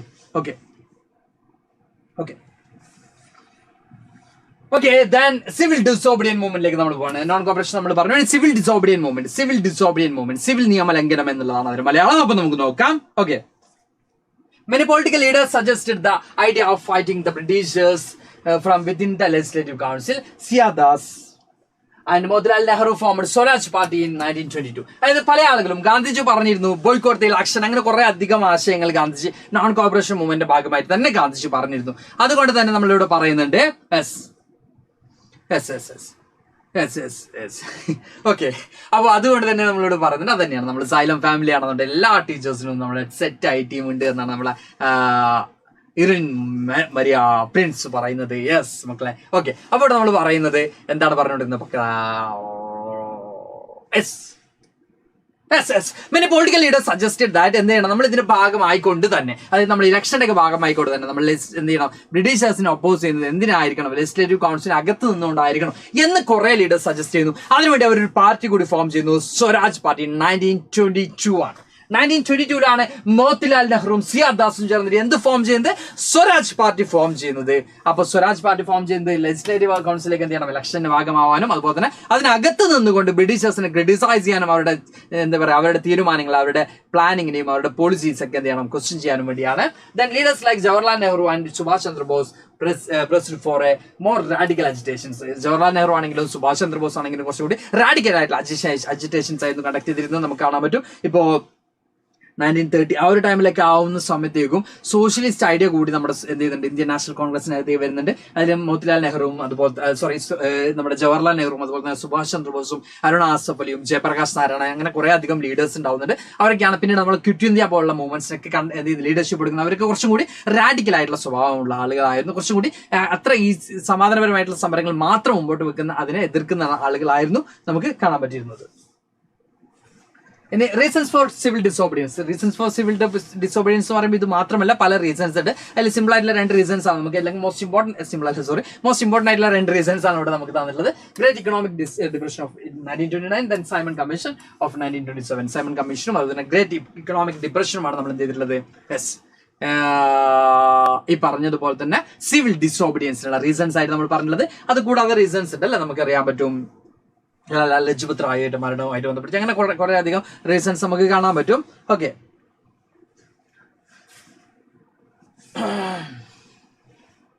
Non cooperation and civil disobedience മാറിപ്പോകുന്നു പറയുന്നുണ്ട്. ഓക്കെ, അപ്പൊ നോൺ കോപ്പറേഷനും സിവിൽ ഡിസോബിഡിയൻസും ഓൾമോസ്റ്റ് സിമിലിയർ ആയിട്ടുള്ള ടോപ്പിക് തന്നെയാണ്. അതുകൊണ്ട് തന്നെ മാറിപ്പോകാനുള്ള സാധ്യത കൂടുതലുണ്ട്. നമുക്ക് നോക്കാം. Okay,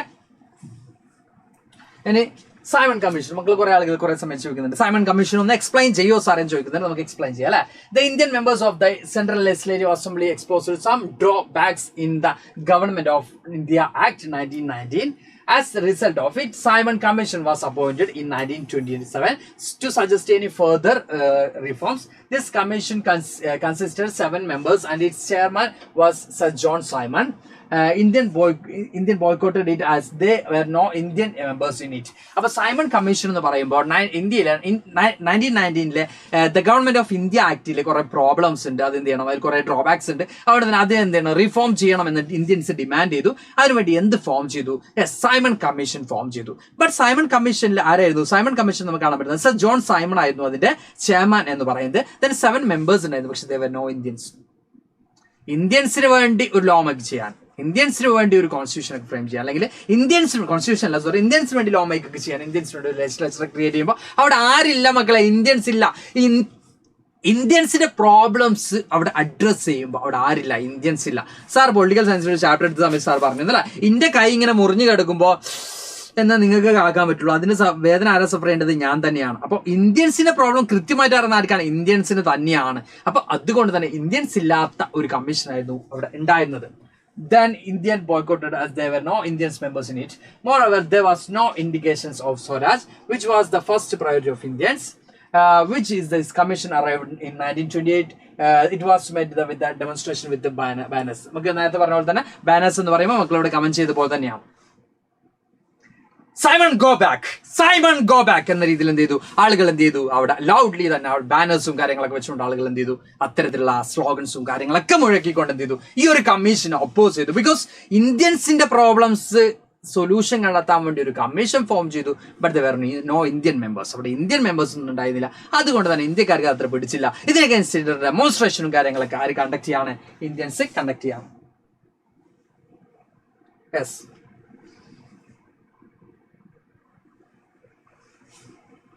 okay. Great Depression. The depression had deep രണ്ട് റീസൺസ് ആണ് പറഞ്ഞത്. ഒന്ന് സൈമൺ കമ്മീഷൻ ആയിരുന്നു. ഇനിയിപ്പോ എന്താ സാറ് സൈമൺ കമ്മീഷൻ പറ്റി നേരെ ഗ്രേറ്റ് ഡിപ്രഷൻ പറഞ്ഞു വിചാരിക്കേണ്ട. അപ്പൊ next one is great depression. Civil disobedience ഉണ്ടായിരുന്ന 2 മേജർ റീസൺസ് ആണ് നമ്മൾ പറയുന്നത്. The depression had deep impact on the agriculture and industrial goods. Poverty increased in 1930 due to the high taxes. നമുക്കിവിടെ കാണാൻ പറ്റും ഒരു ഗ്രേറ്റ് ഡിപ്രഷൻ ഉണ്ടായി. അതുപോലെ നമുക്ക് കാണാൻ പറ്റും ഇവിടെ എല്ലാ രീതിയിലും, അത് ഏതൊക്കെ മേഖലയിലാണെങ്കിൽ, അഗ്രികൾച്ചർ സെക്ടർ ആണെങ്കിലും ഇൻഡസ്ട്രിയൽ സെക്ടർ ആണെങ്കിലും ഒക്കെ അത് ഇൻഫ്ലുവൻസ് ചെയ്തു. അതിന്റെ കോൺസിക്വൻസസ് സഫർ ചെയ്യേണ്ടി വന്നു. അത് കൂടാതെ പോവർട്ടി എന്ത് ചെയ്തു, വലിയ രീതിയിൽ ഇൻക്രീസ് ചെയ്തു. 1930s ഒക്കെ ആയപ്പോൾ പോവർട്ടി ഇൻക്രീസ് ചെയ്തു. അതുപോലെ നമുക്ക് എന്ത് കാണാൻ പറ്റും? യെസ്, പോവർട്ടി ഇൻക്രീസ് ചെയ്തു. അതുപോലെ തന്നെ എന്താ പറയുക, ടാക്സസ് ഒക്കെ എന്ത് ചെയ്തു, അവിടെ ഹൈ ടാക്സസ് ഒക്കെ ഉണ്ടായിരുന്നു. അതുകൊണ്ട് തന്നെ പോവർട്ടിക്ക് ഇൻക്രീസ് ചെയ്യുന്ന സിറ്റുവേഷനും ഉണ്ടായി. ഓക്കെ, ആരും പഠിപ്പിയാണെന്ന് ചോദിക്കുന്നുണ്ട്, എല്ലാവരും പഠിപ്പിയല്ലേ. ഇനി സിവിൽ ഡിസോബീഡിയൻസ് മൂവ്മെന്റ് അത് എങ്ങനെയൊക്കെ ആയിരുന്നു എന്ന് നമുക്ക് നോക്കാം കേട്ടോ. Civil disobedience is the active professed refusal to obey certain laws, demands and commands of the government or an occupying international power. നമ്മൾ പറയുന്നുണ്ട് സിവിൽ ഡിസോബീഡിയൻസ്, സിവിൽ നിയമലംഘനങ്ങൾ എന്ന് പറയുമ്പോൾ മക്കൾ വിചാരിക്കും എന്നാ പിന്നെ നമുക്ക് ഹെൽമെറ്റ് ഒന്നും വെക്കാതെ ബൈക്കിലൊക്കെ ഓടിച്ച് പോകാല്ലേ എന്നൊക്കെ വിചാരിക്കും. അപ്പൊ ഇവിടെ നമ്മൾ സിവിൽ നിയമലംഘനം എന്ന് പറയുമ്പോൾ എന്താ പറയാ, ചില ലോസ് ഒബേ ചെയ്യാതിരിക്കുക എന്നുള്ളത് തന്നെയാണ്. Refusal to obey the some laws, like എന്താ പറയാ, ഒരു നമ്മൾ പറയുകയാണെങ്കിൽ ആന്റി പോപ്പുലർ ആയിട്ടുള്ള ലോസ് ആണെങ്കിൽ, അല്ലെങ്കിൽ നമ്മൾ പറയുന്ന ഒരിക്കലും അക്സെപ്റ്റ് ചെയ്യാൻ പറ്റാത്ത ലോസ് ആണെങ്കിൽ, ഒരിക്കലും അക്സെപ്റ്റ് ചെയ്യാൻ പറ്റാത്ത ലോസ് ആണെങ്കിൽ അതിനെ എന്ത് ചെയ്യണം, അതിനെ ഇല്ലാതാക്കുക, അല്ലെങ്കിൽ അതിനെ ഒപ്പോസ് ചെയ്യുക എന്നുള്ളത് തന്നെയാണ്. അപ്പൊ ഇവിടെ നമ്മൾ പറയുന്നുണ്ട് ഇത്തരത്തിലുള്ള ഗവൺമെന്റ്, ബ്രിട്ടീഷ് ഗവൺമെന്റ് കമാൻഡ്സും അതുപോലെ തന്നെ അല്ലെങ്കിൽ ഇത്തരത്തിലുള്ള ഇന്റർനാഷണൽ പവറിന്റെ കമാൻഡ്സിനൊക്കെ നമ്മൾ എന്ത് ചെയ്യാണ്, ഡിസൊബേ ചെയ്യാണ് നമ്മൾ ചെയ്യുന്നത്. Okay, civil disobedience is a symbolic or ritualistic violation of the law rather than a rejection of the system as a whole. നമ്മൾ പറയുന്നുണ്ട് എല്ലാ സിസ്റ്റത്തെയും റിജക്ട് ചെയ്യല്ല, നമ്മൾ പറയുന്നത് എന്താണോ നമ്മൾ സ്പെസിഫൈ ചെയ്തുകൊണ്ട് നമുക്ക് എതിരെ എന്താണ് വരുന്നത് അത് കൃത്യമായിട്ടും വയലേറ്റ് ചെയ്യാണ് ഈ ഒരു സിവിൽ ഡിസോബഡിയൻസിലൂടെ നമ്മൾ ചെയ്യുന്നത്. ഓക്കെ, അതിൽ ഏറ്റവും ഇമ്പോർട്ടന്റ് ആണ് മക്കൾ അവിടെ കൊടുത്ത പോലെ തന്നെ സാൾട്ട് മാർച്ച്. പല ആളുകളും ഗാന്ധിജിയോട് ചോദിച്ചു why you choose the salt. Salt ആയിരുന്നു ഗാന്ധിജി എന്ത് ചെയ്തിരുന്നത്, ഒരു വെപ്പൺ ആയിട്ട് സിവിൽ ഡിസോബഡിയൻ മൂവ്മെന്റ് എന്ന് പറഞ്ഞ മാസ് പോപ്പുലർ സപ്പോർട്ട് ഗെയിൻ ചെയ്തിട്ടുള്ള ഇന്ത്യൻ നാഷണൽ കോൺഗ്രസിന്റെ അണ്ടറിലുള്ള ഒരു മൂവ്മെന്റ് ആണ് സിവിൽ ഡിസോബഡിയൻ എന്ന് പറയുന്നത്. അതിൽ ഗാന്ധിജി ചൂസ് ചെയ്ത് വെപ്പൺ എന്ന് പറയുന്നത് സാൾട്ട് ആണ്. അപ്പൊ പല ആളുകളും ക്വസ്റ്റ്യൻ ചെയ്തു എന്തുകൊണ്ടാണ് സാൾട്ട്. അപ്പൊ കുറെ കാരണങ്ങൾ ഉണ്ടായിരുന്നു. ബ്രിട്ടീഷേഴ്സ് പല ടൈമിൽ സാൾട്ടിന്റെ ടാക്സ് ഇൻക്രീസ് ചെയ്തു, അതുപോലെ ഇൻഡിജിനസ് ആയിട്ടുള്ള സാൾട്ട് പ്രൊഡക്ഷൻ ഒക്കെ സ്റ്റോപ്പ് ചെയ്തു. അപ്പൊ അതിന് കോമൺ പീപ്പിൾസിനടക്കം എന്ത് ചെയ്യാൻ പറ്റുന്നത്, കോമൺ പീപ്പിൾസിനടക്കം ഇൻഫ്ലുവൻസ് ചെയ്യുന്ന ഒരു സ്ലോഗനാണ് ടു ലിഫ്റ്റ് സാൾട്ട് ടാക്സ്, അല്ലെങ്കിൽ ഉപ്പ് നികുതി എടുത്തു കളയുക. അങ്ങനെ കുറെ അധികം റീസൺസ് ഉണ്ടായിരുന്നു. അപ്പോൾ സാൾട്ട് മാർച്ചാണ് നമുക്ക് നോക്കുക. Mahatma Gandhi believe that the salt could be a powerful symbol to unite the world nation. Most of the people including the British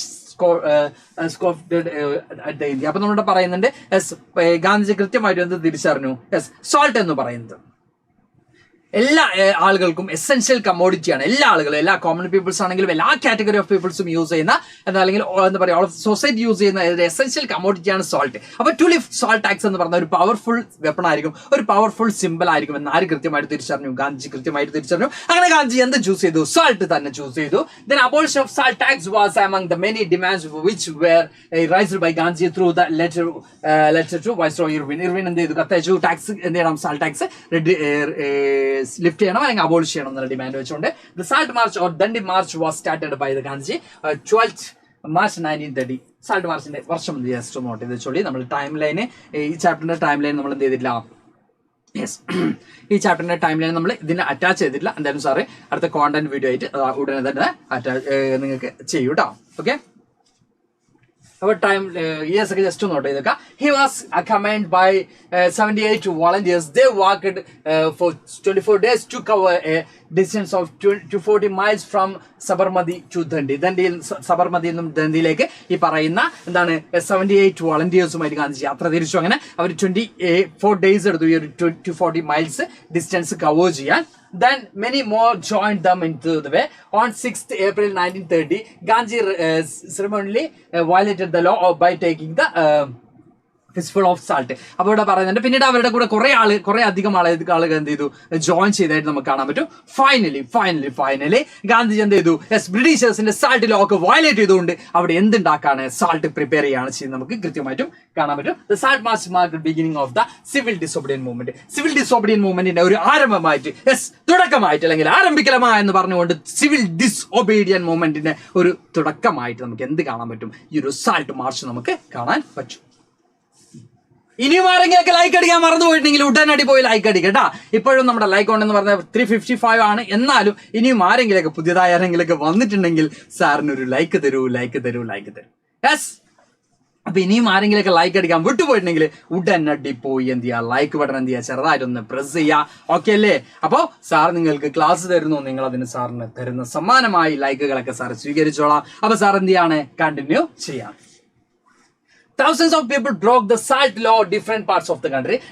ഇന്ത്യയിലെ ഡിഫറെന്റ് പാർട്സിലും എന്തുണ്ടായിട്ടുണ്ട്? സാൾട്ട് ലോസ് ഒക്കെ ബ്രേക്ക് ചെയ്തിട്ടുണ്ടായിരുന്നു നമുക്ക് കാണാൻ പറ്റും. കേരളത്തിൽ അതിൽ പ്രോമിനന്റ് എന്ന് പറഞ്ഞാൽ കേരളത്തിലെ ഏറ്റവും പ്രശസ്തം എന്ന് പറയുന്നത് നമ്മുടെ എന്താ പറയാ കണ്ണൂർ പയ്യന്നൂർ ഉണ്ടായിരുന്നതാണ് കേളപ്പന്റെ ലീഡർഷിപ്പിൽ. അതുപോലെ തന്നെ കോഴിക്കോടും ഉണ്ടായിരുന്നു. അങ്ങനെ കേരളത്തിലെ ഡിഫറെന്റ് പാർട്സിൽ എന്തുണ്ടായിരുന്നു? സാൾട്ട് ലോ ബ്രേക്ക് ചെയ്തിരുന്നു. ഇനിയിപ്പോ ഗുജറാത്തിലാണെങ്കിലും അല്ലെങ്കിൽ തമിഴ്നാട്ടിലാണെങ്കിലും അല്ലെങ്കിൽ മഹാരാഷ്ട്രയിലാണെങ്കിലും ഒക്കെ എല്ലായിടത്തും ഇന്ത്യയിലെ പല ഭാഗത്തും എന്തുണ്ടായി? ഈ സാൾട്ട് ലോസ് ഒക്കെ ബ്രേക്ക് ചെയ്തായിട്ട് നമുക്ക് കാണാൻ പറ്റും. People demonstrated in the front of government salt factories. Then foreign clothes was boycotted. Peasants refused to pay revenue. Village officials resigned. Tribal people violated forest laws. അപ്പോൾ in different parts അല്ലെങ്കിൽ different aspects of peoples എന്ത് ചെയ്യാണ്? Different parts of peoples എന്ത് ചെയ്യാണ്? അല്ലെങ്കിൽ different എന്താ പറയാ category of peoples എന്ത് ചെയ്യാണ്? Their own way. Queen of Earths. But sir അത് കേൾക്കുന്നില്ല. എന്ത് പറ്റി? Oh, thank you. Queen of Earth. Sir കട്ട സപ്പോർട്ട് എന്ന് പറയുന്നുണ്ട്. ഓക്കെ, ലൈക്ക് തരാം, 1 മിനിറ്റ് ബ്രേക്ക് താന്നാണ് പറയുന്നത് മക്കളെ. ആയിക്കോട്ടെ, സാർ ഇത്രയൊക്കെ പറഞ്ഞിട്ടും മക്കള് എന്ത് ചെയ്യാണ്? സാർ പറഞ്ഞില്ലേ, അതായത് നമുക്ക് കൃത്യമായിട്ടും വൈൻഡപ്പ് ചെയ്യേണ്ട മക്കളെ. 10 മണിക്ക് മുമ്പായിട്ട് നമുക്ക് വൈൻഡപ്പ് ചെയ്യേണ്ടേ. അപ്പൊ നമുക്ക് എല്ലാവർക്കും എന്ത് ചെയ്യാം? ഒന്നിച്ചൊന്ന് ഒത്തുപിടിച്ചുകൊണ്ട് നമുക്ക് അതേസമയം തന്നെ നമുക്ക് ഓടിപ്പോവാതെ കാര്യങ്ങൾ ക്ലിയർ ചെയ്തുകൊണ്ട് എന്ത് ചെയ്യാൻ പോകണം. അതുകൊണ്ടാട്ടോ. ഓക്കെ, അപ്പോൾ നമ്മൾ പറയുന്നത് foreign cloth was boycott. Foreign cloth ഒക്കെ ബോയ്ക്കോട്ട് ചെയ്തു. പിന്നെയോ യെസ്, നമ്മൾ നേരത്തെ പറഞ്ഞ പോലെ തന്നെ പെസൻസ് എന്ത് ചെയ്യാം? റിഫ്യൂസ് ചെയ്തു. ടാക്സ് ഒന്നും പേ ചെയ്യില്ല ആര് പറഞ്ഞു? പെസൻസ് പറഞ്ഞു. പിന്നെയോ വില്ലേജ് ഒഫീഷ്യൽസ് എന്ത് പറഞ്ഞു? റിസൈൻ ചെയ്തു. ഞങ്ങൾക്ക് ജോലിയൊന്നും വേണ്ട ബ്രിട്ടീഷ് ആയിട്ട് തന്നെ. പിന്നെയോ യെസ്, ട്രൈബൽ പീപ്പിൾസ് ഒക്കെ ഫോറസ്റ്റ് ലോസ് ഒക്കെ വയലേറ്റ് ചെയ്തു. അങ്ങനെ ടോട്ടലി എന്ത് ചെയ്യാണ്? ഈ പറയുന്ന എന്താ പറയാ സിവിൽ ഡിസോബിഡിയൻ മൂവ്മെന്റ് എൻറ്റയർ ഇന്ത്യയിൽ എന്ത് ചെയ്യാണ്? നടപ്പിലാവുന്നതായിട്ട് നമുക്ക് കാണാൻ പറ്റും. റെസ്പോൺസ് ഓഫ് ബ്രിട്ടീഷേഴ്സ് എന്ത് ചെയ്തു? കയ്യും കെട്ടി നോക്കിക്കോ? ഇല്ല. ഓക്കെ, എന്താ ചെയ്ത് നമുക്ക് നോക്കാം. The colonial government began to arrest the Congress leaders. Congress ലീഡേഴ്സിനൊക്കെ അറസ്റ്റ് ചെയ്തു. ബിക്കോസ് കോൺഗ്രസ് ലീഡേഴ്സും ഒക്കെയാണ് ഇതിന്റെ ലീഡർഷിപ്പ് കൊടുക്കുന്നത് അല്ലെ. അപ്പൊ കോൺഗ്രസ് ലീഡേഴ്സിനൊക്കെ കൊളോണിയൽ ഗവൺമെന്റ് എന്ത് ചെയ്തു? അറസ്റ്റ് ചെയ്തായിട്ട് നമുക്ക് കാണാൻ പറ്റും. Then this led to violent clashes in many places. Mahatma Gandhi was arrested about a month later. Mahatma Gandhi അടക്കമുള്ള ലീഡേഴ്സ് എന്ത് ചെയ്യാണ്? അറസ്റ്റ് ചെയ്യാണ് ചെയ്യുന്നത്. Then people began to attack the symbol of British rule, such as police posts, municipal buildings, lockouts and railway stations. ജനങ്ങള് വെറുതെ ഇല്ല, ജനങ്ങൾ police സ്റ്റേഷനും അതുപോലെ തന്നെ റെയിൽവേ സ്റ്റേഷനും അങ്ങനെ പല ഭാഗങ്ങളും ആരാ അറ്റാക്ക് ചെയ്തു? പീപ്പിൾസ് അറ്റാക്ക് ചെയ്യാൻ എന്ത് ചെയ്തു? തുടങ്ങിയതായിട്ട് നമുക്ക് കാണാൻ പറ്റും. Then even women and children were beaten up. About 1 lakh people were arrested. Almost 1 lakh people എന്ത് ചെയ്തു അറസ്റ്റ് ചെയ്യപ്പെട്ടു. കുട്ടികളും അതുപോലെ തന്നെ വിമൻസും അടക്കം എന്ത് ചെയ്തു അടി വാങ്ങുന്ന സിറ്റുവേഷൻ അല്ലെങ്കിൽ അവരടക്കം മർദ്ദിക്കുന്ന ഒരു സാഹചര്യം നമുക്ക് ഈ ഒരു മൂവ്മെന്റിന്റെ ഭാഗമായിട്ട് കാണാൻ പറ്റും. ബ്രിട്ടീഷേഴ്സിന്റെ റെസ്പോൺസ് ആണ് പറയുന്നത്. ഇതിന്റെ ഭാഗമായിട്ട് round table conference when things began to take a violent turn Mahatma Gandhi called off the movement. ഇതും ഒരു വയലൻസിലേക്ക് പോകുമ്പോൾ ഗാന്ധിജി പറഞ്ഞു നിർത്തിക്കോ, മതി നിർത്തിക്കോ. സാർ ആ ഡയലോഗ് വീണ്ടും പറയുന്നില്ല, റോക്കി ബായ് വീണ്ടും വരും അല്ലെ. അപ്പൊ റോക്കി ബായിന്റെ ഡയലോഗ് വീണ്ടും പറയുന്നില്ല കേട്ടോ. യെസ്, അപ്പൊ ഇവിടെ വീണ്ടും മഹാത്മാഗാന്ധി എന്ത് പറഞ്ഞു, സ്റ്റോപ്പ്. ഇവിടെയും എന്താണ്, യെസ്, വയലൻസിലേക്ക് പോയിരിക്കുന്നു. ഉടനെ എന്താണ്, when things began take to violent turn Gandhiji എന്താണ് ഓഫ് ദ മൂവ്മെന്റ്. ഗാന്ധിജി എന്താണ് ഈ ഒരു മൂവ്മെന്റ് സ്റ്റോപ്പ് ചെയ്യാം എന്നൊരു ഡിസിഷനിലേക്ക് ഗാന്ധിജി പോവാണ് ചെയ്യുന്നത്. Okay, reply please, what happened?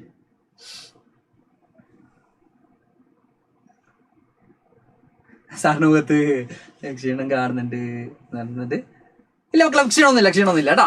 എവിടെ ക്ഷീണം? യെസ് സാറ് സൗണ്ട് പോരാന്നുണ്ട് മക്കളെ, സൗണ്ട് കൂട്ടി കേട്ടോ. ഓക്കെ, സാറ് ചായ കുടിക്കാൻ ചോദിക്കുന്നുണ്ട്. സാർ 2 ഗ്ലാസ് ചായ കുടിച്ചു. ഓക്കെ, അപ്പൊ നമ്മൾ കണ്ടിന്യൂ ചെയ്യാണ്. യെസ്, അങ്ങനെ ഇത് ആയിട്ട് ബന്ധപ്പെട്ടിട്ട് he signed a pact with Irving on March 5th, 1931. This was called of the Gandhi Irving Pact. Gandhi Irwin pact എന്നാണ്. ഗാന്ധിജിയും ഇർവിനും തമ്മിലുള്ള ഒരു എന്താണ് കരാറിൽ ഒപ്പിടാണ്. March 5, 1931.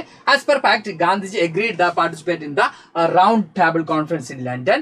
In lieu of that, the government agreed to release the political prisoners. അപ്പൊ political പ്രിസണേഴ്സിനെ release ചെയ്യാമെന്നുള്ള തീരുമാനം ഗവൺമെന്റ് എടുത്തു. ഗാന്ധിജി എന്ത് ചെയ്തു, റൗണ്ട് ടേബിളിൽ പാർട്ടിസിപ്പേറ്റ് ചെയ്യാമെന്ന തീരുമാനം ഗാന്ധിജി ഈ ഒരു പാക്ടിന്റെ ഭാഗമായിട്ട് പറഞ്ഞു. Gandhiji went to London in December 1931. Then negotiation broke down and had returned with the disappointment. Gandhiji ആയിട്ടുള്ള ചർച്ചകളൊക്കെ ഉണ്ടായെങ്കിലും ഗാന്ധിജിയുടെ ഡിമാൻഡ് ആരും അംഗീകരിച്ചില്ല, ബ്രിട്ടീഷേഴ്സ് അംഗീകരിച്ചില്ല. അങ്ങനെ ഗാന്ധിജി എന്ത് ചെയ്തു, ഡിസപ്പോയിന്റ് ആയിട്ട് തിരിച്ചു വന്നായിട്ട് നമുക്ക് കാണാൻ പറ്റും. When Gandhi came back to India, he found out that most of the leaders were put in jail. അപ്പോൾ ഗാന്ധി ഇന്ത്യയിലേക്ക് വന്നപ്പോൾ കുറേ അധികം ലീഡേഴ്സ് ഒക്കെ എവിടെയാണ്, ജയിലിലാണ് മക്കളെ, പാവം. Then Congress had been declared illegal. Many measures were taken to prevent the meetings, demonstration and boycotts. നമ്മുടെ പറയുന്നത് കോൺഗ്രസ് എന്തെയാണ്, ഇല്ലീഗൽ ആയിട്ട് ഡിക്ലെയർ ചെയ്യാണ്. ബിക്കോസ് കോൺഗ്രസിന്റെ ലീഡേഴ്സ് ആണ് ഈ പറയുന്ന എല്ലാത്തിനും ലീഡർഷിപ്പ് കൊടുക്കുന്നത് അല്ലെ, നാഷണൽ മൂവ്മെന്റിനൊക്കെ ലീഡർഷിപ്പ് കൊടുക്കുന്നത്. അപ്പോൾ കോൺഗ്രസിന് ഇല്ലീഗൽ ആയിട്ട് എന്ത് ചെയ്യാണ്, ഡിക്ലെയർ ചെയ്യാൻ ചെയ്യുന്നത്. അതുപോലെ തന്നെ നമുക്ക് കാണാൻ പറ്റുന്നത് മീറ്റിംഗും കാര്യങ്ങളൊക്കെ പ്രിവെന്റ് ചെയ്യാൻ വേണ്ടി എന്ത് ചെയ്യാണ്, ഇപ്പോൾ തന്നെ കുറെ മെഷേഴ്സ് കൊണ്ടുവന്നു, ബ്രിട്ടീഷേഴ്സ് കൊണ്ടുവന്നായിട്ട് നമുക്ക് കാണാൻ പറ്റും. Mahatma Gandhi relaunched the civil disobedience movement by 1934. The movement had lost in its momentum. Mahatma Gandhi വീണ്ടും എന്ത് സ്റ്റാർട്ട് ചെയ്തു, സിവിൽ ഡിസോബിഡിയൻ മൂവ്മെന്റ് റീസ്റ്റാർട്ട് ചെയ്യാണ്, ബട്ട് റീലോഞ്ച് ചെയ്യാണ്. ബട്ട് ആ ഒരു മൊമെന്റം, അതിന് കിട്ടിയിരുന്ന ആ ഒരു സപ്പോർട്ട് പിന്നീട് ഗെയിൻ ചെയ്യാൻ ആർക്കും പറ്റുന്നില്ല, ഗാന്ധിജിക്ക് പറ്റുന്നില്ല. പീപ്പിൾസ് പെർസ്പെക്ഷൻ ഓഫ് ദ മൂവ്മെന്റ്, ജനങ്ങളുടെ കാഴ്ചപ്പാട് എങ്ങനെയായിരുന്നു ഈ ഒരു മൂവ്മെന്റ് നോക്കാം. Farmers, for the farmers, the fight for Swaraj was a struggle against high revenues. When the movement was called off in 1931, without the revenue rates being revised, the farmers were highly disappointed. Many of them refused to participate when the movement was relaunched in 1932. അതായത് ഫാമേഴ്സിനെ സംബന്ധിച്ചിടത്തോളം, ഫാമേഴ്സിന്റെ ഒരു perspective എന്ന് പറയുമ്പോൾ ഈ ഒരു movement എന്ന് പറയുന്നത് എന്താണ്, യെസ്, അവരുടെ എന്താ പറയാ tax relaxation or revenue, high revenue എന്ത് ചെയ്യുക, റിലാക്സേഷൻ കിട്ടുമെന്നായിരുന്നു അവരുടെ ഒരു തീരുമാനം. ബട്ട് ആ ഒരു മൂവ്മെന്റ് സ്റ്റോപ്പ് ചെയ്യുമ്പോൾ അവർക്ക് അത്തരത്തിലുള്ള ഒരു ആനുകൂല്യങ്ങളും കിട്ടിയിട്ടില്ല. അതുകൊണ്ട് തന്നെ അവർ എന്തിന് തയ്യാറായില്ല, റീലോഞ്ച് ചെയ്തപ്പോൾ അതിൽ പാർട്ടിസിപ്പേറ്റ് ചെയ്യാൻ ആര് തയ്യാറായില്ല, ഫാമേഴ്സ് റെഡി ആയില്ല എന്ന് നമുക്ക് കാണാൻ പറ്റും. Then in businessman നമ്മൾ നോക്കുകയാണെങ്കിൽ, the Indian Industrial and Commercial Congress was formed in 1920 and the Federation of the Indian Chamber of Commerce and Industries or FICCI was formed in 1927. These were the result of the attempts to bring the common business interest on a common platform. For the businessmen, Swaraj meant to an end to oppressive colonial policies. They wanted an environment which could allow the business to flourish. They were apprehensive of militant activities and growing influence of socialism among the younger members of the Congress. ഇപ്പോൾ ഈ പറയുന്ന ബിസിനസ്മാനെ സംബന്ധിച്ചിടത്തോളം Indian national കോൺഗ്രസിനകത്തേക്ക് യങ്ങേഴ്സിനിടയിൽ എന്ത് വളരുന്നുണ്ട്, ഈ പറയുന്ന socialist ideologies spread ആവുന്നുണ്ട്. അതുകൊണ്ട് തന്നെ അവർ അതിൽ ബോധേഡ് ആയിരുന്നു, അതിൽ വേറിഡ് ആയിരുന്നു. ബിക്കോസ് അവർക്ക് എന്ത് വേണം, ഈ ബിസിനസ് ചെയ്യാനും അവർക്ക് ഈ പറയുന്ന ഇൻഡസ്ട്രീസ് ഒക്കെ റൺ ചെയ്യാനും അവർക്ക് ഫ്രീഡം വേണം. At the same time yes, അപ്പൊ അങ്ങനെ വരുന്ന സമയത്ത് ഈ ബിസിനസ്മാൻ എന്തിൽ ജോയിൻ ചെയ്യാൻ റെഡി ആവുന്നില്ല, കോൺഗ്രസ് കണ്ടക്ട് ചെയ്യുന്ന ഒരു മൂവ്മെന്റിൽ ജോയിൻ ചെയ്യാൻ റെഡി ആവുന്നില്ല. ബിക്കോസ് നമ്മൾ ഈ പറഞ്ഞതുപോലെ തന്നെ യെസ്, ഇവിടുത്തെ സോഷ്യലിസ്റ്റ് ഇൻഫ്ലുവൻസ് ഇൻക്രീസ് ചെയ്താണ് റീസൺ എന്ന് പറയുന്നത്. ഇനി ഇൻഡസ്ട്രിയൽ വർക്കേഴ്സ് ആണെങ്കിൽ industrial workers showed lukewarm response to the civil disobedience movement. Since industrialists were closer to the Congress, workers kept a distance from the movement, but some workers selectively participated in the movement. Congress did not want to alienate the industrialists and hence preferred to keep the workers' demands bare. Okay, അപ്പോൾ നമ്മൾ പറയുന്നുണ്ട് നമ്മൾ ഈ പറഞ്ഞ പോലെ industrial വർക്കേഴ്സിന്റെ കാര്യത്തിലേക്ക് നമ്മൾ പോകുമ്പോൾ ചില ആളുകൾ എന്ത് ചെയ്യുന്നു, ആക്റ്റീവായിട്ട് പാർട്ടിസിപ്പേറ്റ് ചെയ്യുന്നു. ബട്ട് അവർ എന്ത് ചെയ്യാണ്, കോൺഗ്രസ് അവരുടെ എല്ലാ പ്രശ്നങ്ങളും അവിടെ പരിഹരിക്കപ്പെടുന്നില്ല എന്ന പ്രശ്നം ആർക്കും ഉണ്ടാവുന്നുണ്ട്, ഈ ഇൻഡസ്ട്രിയൽ വർക്കേഴ്സിന് നമുക്ക് കാണാൻ പറ്റും. ഒക്കെ മക്കൾ ഇവിടെ ചാച്ചാ ബിർള എന്നൊക്കെ പറയുന്നുണ്ട്, മുകേഷ് നാട് കൊല്ലം. എന്തോ പറ്റി ഇവിടെ ഹിസ്റ്ററിയിൽ നമ്മൾ ഗാന്ധിജിയുടെ മൂവ്മെന്റ്സ് പറയുമ്പോൾ അവിടെ പറയാണ് മുകേഷിന്റെ നാട് കൊല്ലം. ആരടത്? Okay. And women's participation, women also participated in the civil disobedience movement in large numbers. However, most of the women were from high caste families in the urban areas and from rich peasants' households in the rural areas. But for a long time, the Congress was reluctant to give any position of authority to women within the organization. The Congress was just keen on the symbolic presence of women. അപ്പോൾ നമ്മൾ പറയുന്നുണ്ട് women's ആണെങ്കിൽ വിമൻസിന്റെ പ്രശ്നം എന്ന് പറഞ്ഞാൽ വിമൻസും actively participate ചെയ്തിരുന്നു ഈ പറയുന്ന മൂവ്മെന്റ്സിന്. ബട്ട് വിമൻസിന് എന്ത് കൊടുക്കുന്നില്ല, ഓർഗനൈസേഷനിൽ എന്ത് കൊടുക്കുന്നില്ല, ഒരു പൊസിഷനും കൊടുക്കാത്തത് അവർക്കും എന്തുണ്ടായിരുന്നു, അവർക്കിടയിലും പ്രോബ്ലംസ് ക്രിയേറ്റ് ചെയ്തിരുന്നായിട്ട് നമുക്ക് കാണാൻ പറ്റും. ഓക്കെ, അപ്പൊ ഇത്രയും ഉദ്ദേശിക്കുന്നുള്ളൂ. ഡിഫറെന്റ് ആളുകൾ ആദ്യം ഉണ്ടായിരുന്ന സപ്പോർട്ട് എന്തുണ്ടാവുന്നില്ല. Yes, okay. ഓക്കെ, അപ്പോൾ ആദ്യം ഉണ്ടാകുന്ന സപ്പോർട്ട് പിന്നീട് കിട്ടുന്നില്ല എന്നാണ് നമ്മൾ പറയുന്നത്. In the limits of civil disobedience, participation of Dalits നോക്കുകയാണെങ്കിൽ many Dalit leaders wanted to different political solution to the problem of the Dalits community. They demanded reserved seats in the education institutions and separate electorate for Dalits. Dalits participation in the civil disobedience movement was limited. അപ്പോൾ ദളിത്സിനാണെങ്കിൽ അവരുടെ demand എന്ന് പറയുന്നത് അവർക്ക് separate electoral system വേണം, അതുപോലെ എല്ലാ സീറ്റിലും അവർക്ക് റിസർവേഷൻ ഡിമാൻഡ് ചെയ്യുന്നത്. ബിക്കോസ് അവർ ബാക്ക്വേർഡ് ക്ലാസ്സസ് ആയിരുന്നുകൊണ്ട് തന്നെ അവർക്കും എന്ത് ചെയ്യണം, മുമ്പോട്ട് വരണം, അല്ലെങ്കിൽ അവരുടെ ഒരു ലിഫ്റ്റ് അല്ലെങ്കിൽ അവരുടെയും പറയുന്ന പോലെ തന്നെ മുമ്പോട്ട് കൊണ്ടുവരണം, അവരെ എംപോസ് ചെയ്യണം എന്നുള്ള ഡിമാൻഡ് ദളിത് ലീഡേഴ്സിന് ഉണ്ടായിരുന്നു. Then Dr. B.R. Ambedkar organized the Dalits into the Depressed Class Association in 1930. He clashed with the Mahatma Gandhi during the second round table conference on the issue of separate electorate of Dalits. നിങ്ങൾ already പഠിച്ചിട്ടുള്ളതാണ്. ദളിത്സിന് ഒരു separate electorate ആര് demand ചെയ്യുന്നുണ്ട്, doctor B R Ambedkar demand ചെയ്യുന്നുണ്ട്, ഗാന്ധി എന്ത് ചെയ്യുന്നുണ്ട്, അത് അവരെ മെയിൻ സ്ട്രീം സൊസൈറ്റിയിൽ നിന്നും അലിനേറ്റ് ചെയ്യുന്ന ഒരു സിറ്റുവേഷൻ ഉണ്ടാവും എന്ന് പറയുന്നത്. അങ്ങനെ സെക്കൻഡ് റൗണ്ട് ടേബിൾ വെച്ചിട്ട് നമ്മൾ ഈ പറഞ്ഞ ഗാന്ധിജിയുമായിട്ട് ആർക്ക് അഭിപ്രായ വ്യത്യാസങ്ങൾ ഉണ്ടാവുന്നുണ്ട്. യെസ്, ഡോക്ടർ ബി ആർ അംബേദ്കറിന് അഭിപ്രായ വ്യത്യാസങ്ങൾ ഉണ്ടാവുന്നതായിട്ട് നമുക്ക് കാണാൻ പറ്റും.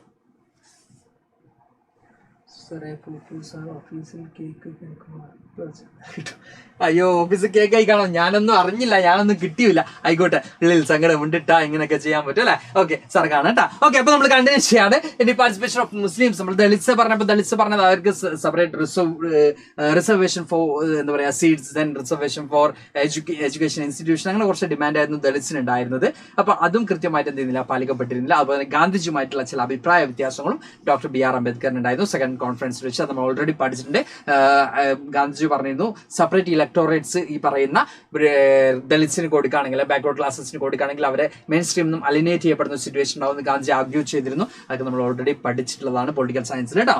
Okay, then participation of Muslims നോക്കാം. After the decline of the non-cooperation Khilafat movement, a large section of Muslims became alienated from the Congress. From the mid 1920s, the Congress was more visibly associated with the Hindu religious nationalist groups.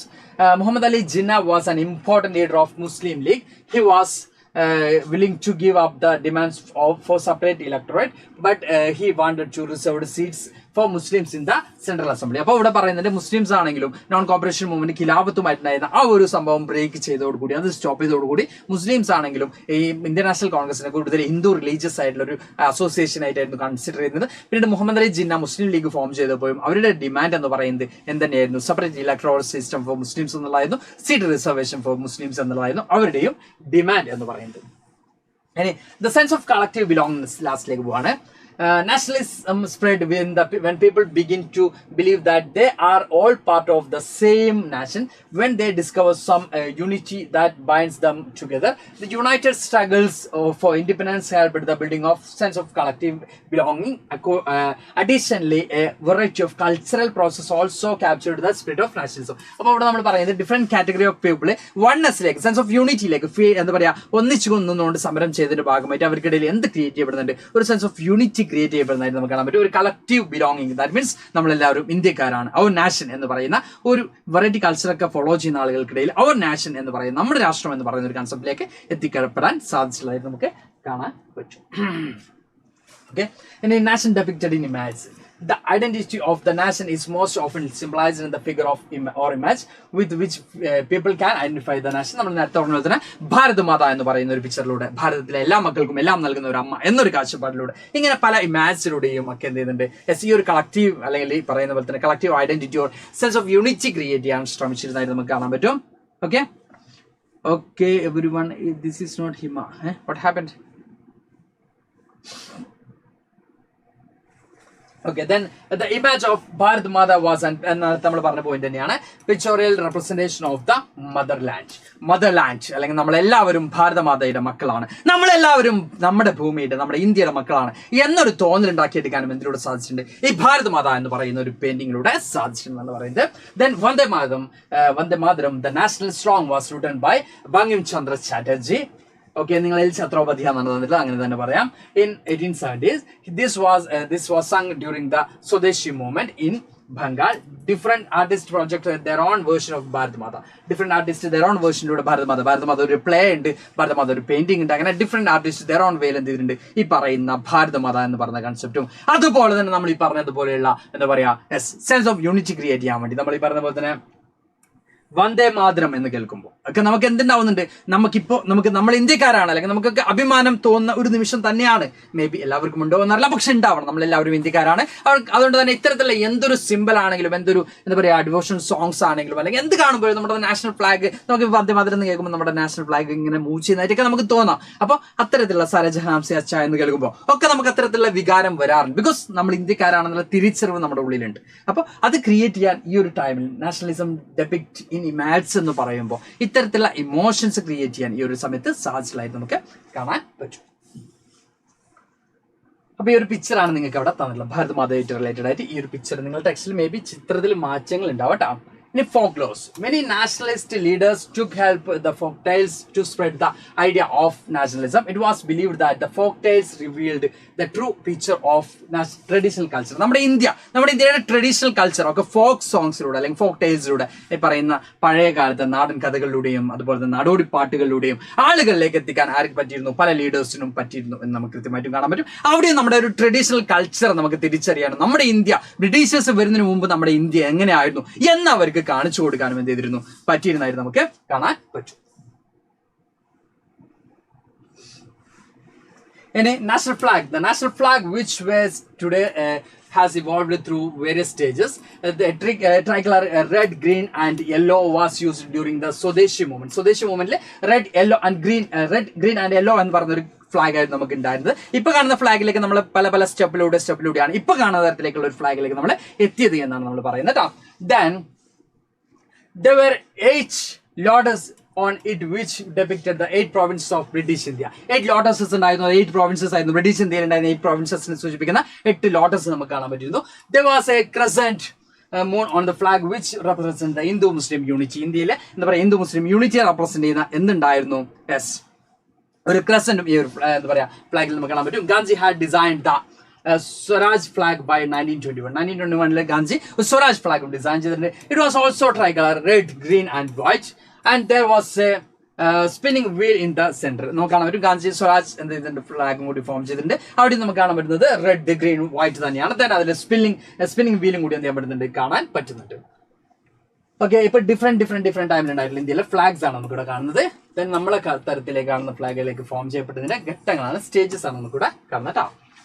Okay. In a reinterpretation of history, chapter second chapter complete. Okay, many Indians felt that the British had given a different interpretation of the Indian history. They felt that it was important to interpret the history from the Indian perspective. They wanted to glorify the rich past of Indians would feel proud of their history. അതായത് Britishers their own പെർസ്പെക്റ്റീവിലാണ് interpret ചെയ്തിട്ടുള്ളത് Indian history. അപ്പോൾ നമ്മുടെ ട്രഡീഷനൊക്കെ നമ്മുടേതായിട്ട് glorify ചെയ്യുന്ന രീതിയിൽ നമുക്ക് interpret ചെയ്യണം എന്ന തോന്നൽ പല ആളുകൾക്കിടയിലും ഉണ്ടായിട്ടുണ്ട്. ഇത്രയും കാര്യങ്ങളാണ് ഈ ഒരു ചാപ്റ്റർ നമുക്ക് കൂടിയുള്ളത്. ഇനി നമ്മൾ ഈ ഒരു ചാപ്റ്റർ റിലേറ്റഡ് ആയിട്ട് വന്നിട്ടുള്ള ക്വസ്റ്റ്യൻസിലേക്ക് പോവാണ്. On the given map name and locate the following എന്നാണ് നമുക്ക് തന്നിട്ടുള്ളത്. അപ്പോൾ ഇവിടെ പറഞ്ഞിട്ടുള്ള പ്ലേസസ് മക്കളെ മാപ്പ് ക്വസ്റ്റ്യൻസ് ആയിരുന്നു ഈ ഒരു ചാപ്റ്ററിന് ഫസ്റ്റ് എക്സ്പെക്ട് ചെയ്തിരുന്നത് അല്ലേ? സാർ ഈ ലെസണിലുള്ള ലാസ്റ്റ് കൺക്ലൂഷൻ ഇമ്പോർട്ടൻ്റ് ആണ്. ഈ ലെസണിലുള്ള നമ്മൾ ഈ പറഞ്ഞ ടോപ്പിക്ക് മാത്രം റീഇന്റർപ്രിട്ടേഷൻ മാത്രം അത്ര ഇമ്പോർട്ടൻ്റ് അല്ല, ബാക്കിയൊക്കെ ഇമ്പോർട്ടൻ്റ് ആണ്. Okay okay on the given map name and locate the following. Okay, ഈ മാപ്പ് സാറ് തന്നത്, ഈ മാപ്പ് സാറ് നേരത്തെ പറഞ്ഞ ഒരു പോയിന്റിന് വേണ്ടിയാണ് തന്നത്. ഈ മാപ്പ് എന്തിനാണ് തന്നത്? യെസ്, നമ്മളെ ഇന്ത്യയിലെ ഓരോ സ്റ്റേറ്റും എവിടെയാണ് നിൽക്കുന്നത് മക്കൾ നോക്കി പഠിക്കാൻ വേണ്ടിയാണ് ഈ മാപ്പ് സാർ കൊടുത്തിട്ടുള്ളത്. ഇനി ആ ചോദ്യത്തിന്റെ മാപ്പ് നമുക്ക് ഇവിടെ കൊടുക്കാം. യെസ്, ഇവിടെ നമുക്ക് കാണാൻ പറ്റും കൊൽക്കത്ത 1920 സെപ്റ്റംബറിലാണ് കൊൽക്കത്തയിൽ വെച്ചിട്ട് നടന്നിട്ടുള്ളത്. ദെൻ നാഗ്പൂർ സെഷൻ കോൺഗ്രസ് ആണ് ബി ചോദിച്ചിട്ടുള്ളത്. സി നമുക്ക് വന്നിട്ടുള്ള മദ്രാസ് ആണ് വന്നിട്ടുള്ളത്. അപ്പോൾ നമ്മുടെ ചോദ്യത്തിലേക്ക് നമ്മൾ ജസ്റ്റ് ഒന്ന് പോവാം. The place where the Indian National Congress session in September 1920 was held. എവിടെയാണ് ഇന്ത്യൻ നാഷണൽ കോൺഗ്രസിന്റെ എന്താ പറയാ 1920 കോൺഗ്രസ് എന്താ പറയാ കോൺഫറൻസ് എവിടെ വെച്ചാണ് നടന്നതാണ് ഫസ്റ്റ് ചോദ്യം. Then the place where the Indian National Congress session December 1920 was held. Then the place where the Indian National Congress session 1927 was held. ഈ പറയുന്ന രീതിയിൽ ചോദ്യങ്ങൾ വരും. ഈ പറയുന്ന രീതിയിൽ നമുക്ക് ചോദ്യങ്ങൾ വരും. മോസ്റ്റ് ഇമ്പോർട്ടന്റ് ആണ്. ഈ ഒരു ചാപ്റ്ററിൽ വരാൻ പോകുന്ന മാപ്പിൽ നമുക്ക് കൂടുതൽ പോസിബിലിറ്റിയും ഈ പറയുന്ന ചോദ്യം തന്നെയാണ്. ഇന്ത്യൻ നാഷണൽ കോൺഗ്രസിന്റെ ഓരോ സെഷൻസും എവിടെയാണ് വെച്ച് നടന്നത്. അപ്പൊ സാർ നേരത്തെ പറഞ്ഞ ഒരു കാര്യം മക്കൾ ആലോചിച്ച് നോക്കുക. ഇന്ത്യയിൽ വരുന്ന ഓരോ സ്റ്റേറ്റും എവിടെയാണ് മക്കൾ കൃത്യമായിട്ട് ആലോചിച്ച് നോക്കുക. ഇനി ആ ഓരോ സമരവും അല്ലെങ്കിൽ എന്താ പറയുന്ന ഓരോ സമ്മേളനവും ഓരോ കോൺഫറൻസും എവിടെയാണ് ഹെൽഡ് ചെയ്തിട്ടുള്ളത് മക്കളെ കൃത്യമായിട്ടും പഠിച്ചു നോക്കുക. അപ്പൊ ഈ സ്ലൈഡ് സാർ ഇപ്പൊ ഇവിടെ കുറെ സമയം ഷോ ചെയ്തുകൊണ്ട് മക്കൾക്ക് വലിയ ഉപകാരമൊന്നും ഇല്ല സാറിന് അറിയാം. ഇത് നിങ്ങൾക്ക് സ്ലൈഡ് ആയിട്ട് അവൈലബിൾ ആകുമ്പോൾ കൃത്യമായിട്ട് എന്ത് ചെയ്യാം മക്കളൊന്ന് അനലൈസ് ചെയ്യും. Okay okay then the making of global world എന്നുള്ള ചാപ്റ്ററിലേക്ക് പോകണം. എന്തായാലും ഈ ചാപ്റ്റർ റിലേറ്റഡ് ആയിട്ടുള്ള പ്രീവിയസ് ഇയർ ക്വസ്റ്റ്യൻസും കാര്യങ്ങളൊക്കെ ആയിട്ട് സാർ വീണ്ടും വരും. ആരും വറീഡ് ആവട്ടെ, നമ്മുടെ ടൈമിന്റെ ലിമിറ്റ് കാരണം കൊണ്ടാണ് കേട്ടോ.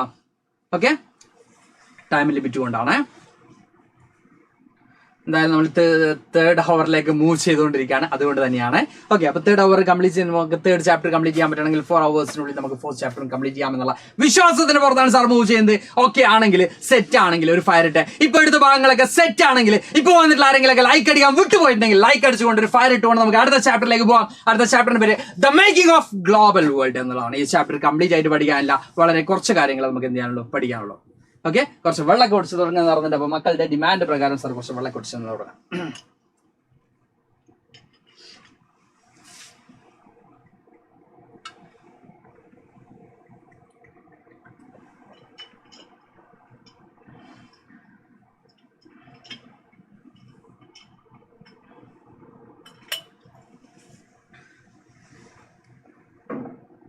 അഹമ്മദാബാദ് ആൻഡ് ചെമ്പാരൻ മാപ്പ് വേണ്ടത് ചോദിക്കുന്നുണ്ട്. എസ് കൊൽക്കത്തയും അതുപോലെ തന്നെ എന്താ പറയാ ഗുജറാത്തും അതുപോലെ തന്നെ ബീഹാർ നോട്ട് ചെയ്ത മാപ്പ് വേണം കേട്ടോ. പ്രിന്റ് കൾച്ചർ എടുക്കാൻ നിൽക്കുന്നുണ്ട്. പ്രിന്റ് കൾച്ചർ ഇപ്പൊ എടുക്കും. ഈ ചാപ്റ്റർ പെട്ടെന്ന് ഈ ചാപ്റ്റർ ചെറിയ ചാപ്റ്റർ അല്ലേ, ഇത് പെട്ടെന്ന് ഇത് വലിയ എന്താ പറയാ ഈ ചാപ്റ്റർ നമുക്ക് ഒരു 2 മാർക്കിനൊക്കെ ക്വസ്റ്റ്യൻസ് എക്സ്പെക്ട് ചെയ്യാൻ പറ്റുള്ളൂ കേട്ടോ. 2-3 maximum. Okay, Ahmedabad and Champaran നമ്മൾ ഓൾറെഡി ആഡ് ചെയ്തിട്ടുണ്ട് മക്കളെ. നമ്മൾ ഓൾറെഡി സ്ലൈഡിൽ മൂവ് ചെയ്തല്ലേ.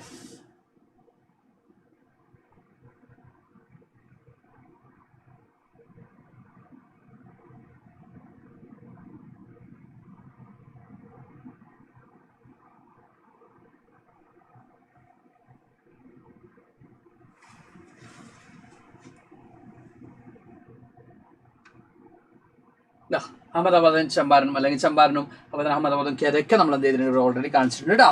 Okay, the making of global world എന്നുള്ള നമ്മുടെ അടുത്ത ചാപ്റ്ററിലേക്ക് തേർഡ് ചാപ്റ്ററിലേക്ക് നമ്മൾ പോവാണേ.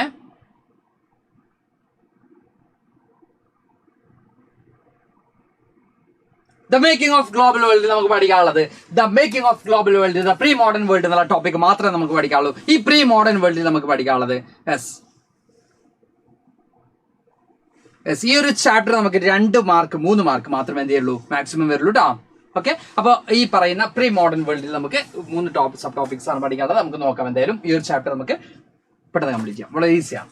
Globalization. Globalization, an economic system associated with the free movement of goods technology ideas and peoples across the globe. നമുക്ക് കാണാൻ പറ്റും ഗ്ലോബലൈസേഷൻ എന്ന് പറഞ്ഞാൽ നിങ്ങൾക്ക് എല്ലാവർക്കും അറിയാം, അതായത് എല്ലാത്തിനും ഫ്രീ ആയിട്ടുള്ള ബൗണ്ടറീസ് ഒന്നും ഇല്ലാത്ത എല്ലാത്തിനും മൂവ്മെന്റ്സ് ആണ്. അവിടെ ഐഡിയാസ് മൂവ് ചെയ്യുന്നുണ്ട്, ടെക്നോളജീസ് മൂവ് ചെയ്യുന്നുണ്ട്, ഫണ്ട് മൂവ് ചെയ്യുന്നുണ്ട്, ഗുഡ്സ് മൂവ് ചെയ്യുന്നുണ്ട്. അങ്ങനെ എല്ലാത്തിനും പീപ്പിൾസ് ആണെങ്കിലും എല്ലാം അവരുടെ സർവീസസ് ആണെങ്കിലും ഒക്കെ മൂവ് ചെയ്യാണ്. അതായത് നമ്മുടെ എന്താ പറയുക ഗ്ലോബൽ ഇക്കണോമി ലിങ്ക്ഡ് ആണ്. അതായത് നമ്മുടെ കൺട്രിയുടെ ഇക്കണോമി ആയിട്ട് എന്ത് ലിങ്ക്ഡ് ആണ്?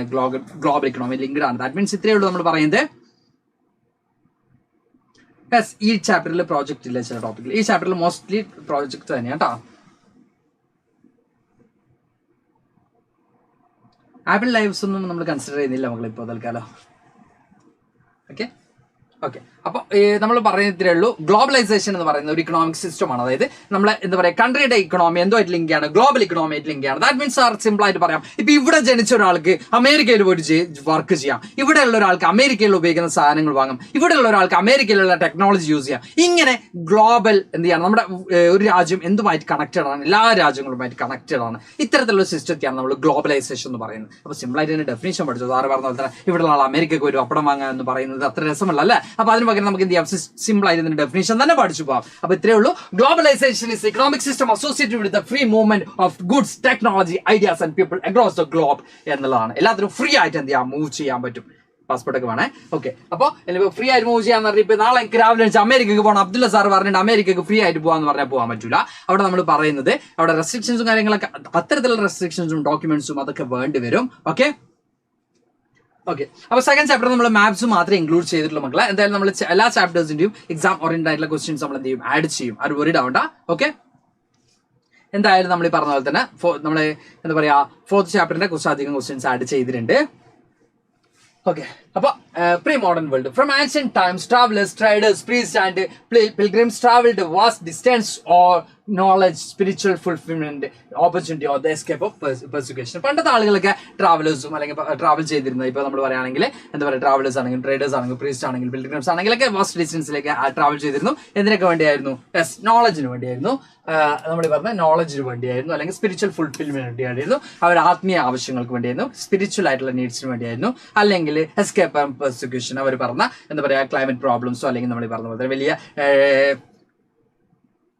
വലിയ കലാമിറ്റീസ് ഒക്കെ വരുമ്പോൾ അതിൽ നിന്നും സർവൈവ് ചെയ്യാനൊക്കെ വേണ്ടിയായിരുന്നു ഇത് ഇങ്ങനെ വാറോ അല്ലെങ്കിൽ അത്തരത്തിലുള്ള സിറ്റുവേഷനൊക്കെ സർവൈവ് ചെയ്യാൻ വേണ്ടിയായിരുന്നു ലോങ് ഡിസ്റ്റൻസ് പ്ലേസസിലേക്ക് എന്ത് ചെയ്തിരുന്നത്? ട്രാവൽ ചെയ്തിട്ട് നമുക്ക് കാണാൻ പറ്റും. ഐ തിങ്ക് 10 മണിക്ക് മുമ്പ് നമ്മൾ ക്ലാസ് വൈൻഡ് ചെയ്യും. Okay, then they carried goods, money, values, silks, ideas, inventions, and even gems and diseases. അവർ പോകുമ്പോൾ എന്തൊക്കെ കൊണ്ടുവരുന്നു? പൈസ കൊണ്ടുവരുന്നു. they carried goods, money, values, അതുപോലെ തന്നെ എന്താ പറയാ ഇൻവെൻഷൻസ്, അതുപോലെ തന്നെ അവരുടെ ജേംസ്, ഡിസീസ് എല്ലാം കൊണ്ടുപോയിരുന്നു. അവർ എന്താ പറയാ ജേംസും ഡിസീസും ഒന്നും കൊണ്ടുപോകേണ്ട ആവശ്യമില്ല, അവരെ കൂടെ തന്നെ പോയിക്കോളും. അവർ ഗുഡ്സ് ഒക്കെ കൊണ്ടുവരുന്നു, പൈസ ഒക്കെ കൊണ്ടുവരുന്നു. ഇതൊക്കെ അവർ യാത്ര ചെയ്യുമ്പോൾ എന്ത് ചെയ്തിരുന്നു? കൊണ്ടുപോയെന്ന് പറഞ്ഞിട്ട് അസുഖങ്ങളൊക്കെ സ്വാഭാവികം അവരുടെ കൂടെ പോകില്ല. എന്നപ്പോ ഇവിടെ വെച്ച് പോകാൻ ഊരി വെക്കാൻ പറ്റൂല അസുഖങ്ങളൊക്കെ. അവിടെ തന്നെ ഡിസീസ് ഒക്കെ അവരുടെ കൂടെ തന്നെ എന്ത് ചെയ്തിരുന്നു? പോയിരുന്നു. അപ്പോൾ ഈ ട്രാവലേഴ്സ് ട്രാവൽ ചെയ്യുന്ന സമയത്ത് ഇത്തരത്തിലുള്ള എല്ലാം എന്ത് ചെയ്തിരുന്നു? ഒരു സ്ഥലത്ത് നിന്നും മറ്റൊരു സ്ഥലത്തേക്ക് എത്താനുള്ള പോസിബിലിറ്റി കൂടുതലായിരുന്നു. നിങ്ങൾ ആലോചിക്കുക കൊറോണ സ്പ്രെഡ് ആയത് അറിയില്ലേ? അപ്പൊ അത് ഇപ്പോഴാണ്. പക്ഷെ അന്ന് തന്നെ നമ്മുടെ ആൻഷ്യന്റ് ടൈമിൽ തന്നെ ഈ ട്രാവലേഴ്സ് എന്ത് ചെയ്തിരുന്നു? ഇത്തരത്തിലുള്ള സാധനങ്ങളൊക്കെ കൊണ്ടുപോയിരുന്നു. For example, as early in 3000 BC, an active coastal trade linked the Indus Valley civilization with the present-day West Asia for more than millennia. Or cowries എന്ന് വെച്ചിരിക്കുന്ന അന്ന് ഉപയോഗിച്ചിരുന്ന സീഷെൽസ് ഒക്കെ ആയിരുന്നു എന്ത് ചെയ്തിരുന്നത്? നമ്മൾ പറഞ്ഞ കറൻസീസ് ഒക്കെ ആയിട്ട് ഉദ്ദേശിച്ചിരുന്നത്. അപ്പൊ currencies used as form of currency from the Maldives found their way to China and East Asia. അപ്പൊ നമ്മൾ പറഞ്ഞ ഈസ്റ്റ് ആഫ്രിക്ക. അപ്പൊ നമ്മൾ പറഞ്ഞിട്ട് ഇൻഡസ് വാലി സിവിലൈസേഷൻ ആ ഒരു ടൈമിൽ തന്നെ ഇത്തരത്തിലുള്ള ട്രേഡ് ഒക്കെ നടന്നിരുന്നു എന്നുള്ളതിനാൽ നമ്മൾ പറഞ്ഞ BC 3000 തന്നെ ഇത്തരത്തിലുള്ള ട്രേഡ് ഒക്കെ നടന്നിരുന്നു എന്നുള്ള എവിഡൻസ് ഉണ്ട്. അന്ന് ഉപയോഗിച്ചിരുന്ന കൗറീസ് അന്ന്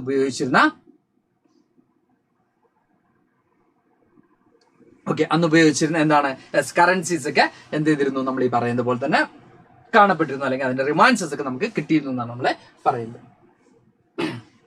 then silk route and world നമ്മൾ പറയാം. ഇത് മക്കൾക്ക് എല്ലാവരും കമന്റ് ചെയ്യുന്നുണ്ട്. സിൽക്ക് റൂട്ട് ആയിരിക്കും ഇതിൽ നിന്ന് വരാന്നുള്ളത് നമുക്ക് നോക്കാം. The Silk Road interconnected the modern trade and culture links between the distant parts of the world. Silk Route ആണ് distant part of the world നെ കണക്ട് ചെയ്യുന്നത് ഏറ്റവും ഇമ്പോർട്ടന്റ് ആയിരുന്നത്. Okay, many Silk routes are identified by historians over land and sea. Silk routes എന്ന് പറയുന്ന land route ഉണ്ടായിരുന്നു, sea route. Both routes are there. Okay, then knitting together vast regions of Asia and linking okay Asia with Europe and northern Africa. Asia യൂറോപ്പായിട്ടും നോർത്തേൺ ആഫ്രിക്കയായിട്ടൊക്കെ link ചെയ്യുന്നതിൽ എന്തിനു വലിയ role ഉണ്ടായിരുന്നു?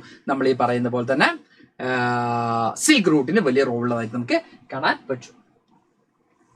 Then they are known and have existed since before the Christian era and thrived almost the 15th century. 15th century ഒക്കെ ഈ റൂട്ടിന് വലിയ ഇമ്പോർട്ടൻസ് ആയിട്ട് നമുക്ക് കാണാൻ പറ്റും. Chinese pottery, silk, textiles and spice from India and Southeast Asia traveled the same route. Return Europe to metals, gold and silver flowed from. അപ്പോൾ നമ്മൾ പറയുന്നുണ്ട് ഈ റൂട്ടിലൂടെ എന്തൊക്കെയാണ് കൈമാറിയിരുന്നത് നമുക്ക് നോക്കാം. ഡിസീസ് വരെയാണ്, ഡിസീസ് ട്രേഡ് വരെയാണ്, കോൺക്വസ്റ്റ് ഡിസീസ് ട്രേഡ് വരെയാണ് ഈ ഒരു ചാപ്റ്ററിൽ എക്സാമിനേഷൻ ഉണ്ടാവുന്നത്. അപ്പോൾ ഈ ഒരു റൂട്ടിലൂടെ നമ്മൾ പറയുന്നുണ്ട് ചൈനീസ് പോട്ടറിയും അതുപോലെ തന്നെ സ്പൈസസും, ഇന്ത്യയിലാണെങ്കിൽ സ്പൈസസും അതുപോലെ തന്നെ ടെക്സ്റ്റൈൽസ് ഒക്കെ ആയിരുന്നു എന്ത് ചെയ്തിരുന്നത് ഈ ഒരു റൂട്ടിലൂടെ കൈമാറിയിരുന്നത്. ഇപ്പോൾ യൂറോപ്പിൽ നിന്ന് ഇങ്ങോട്ടേക്കാണെങ്കിൽ നമ്മൾ ഈ പറഞ്ഞ പോലെ തന്നെ എന്തൊക്കെയാണ് സിൽവറോ അല്ലെങ്കിൽ ഗോൾഡോ മെറ്റൽസ് ഒക്കെ ആയിരുന്നു ഇങ്ങോട്ടേക്ക് എന്ത് ചെയ്തിരുന്നത് വന്നിരുന്നത് നമുക്ക് കാണാൻ പറ്റും. Christian missionaries and Muslim preachers traveled this route to Asia. Buddhism emerged from eastern India and spread the several directions all through the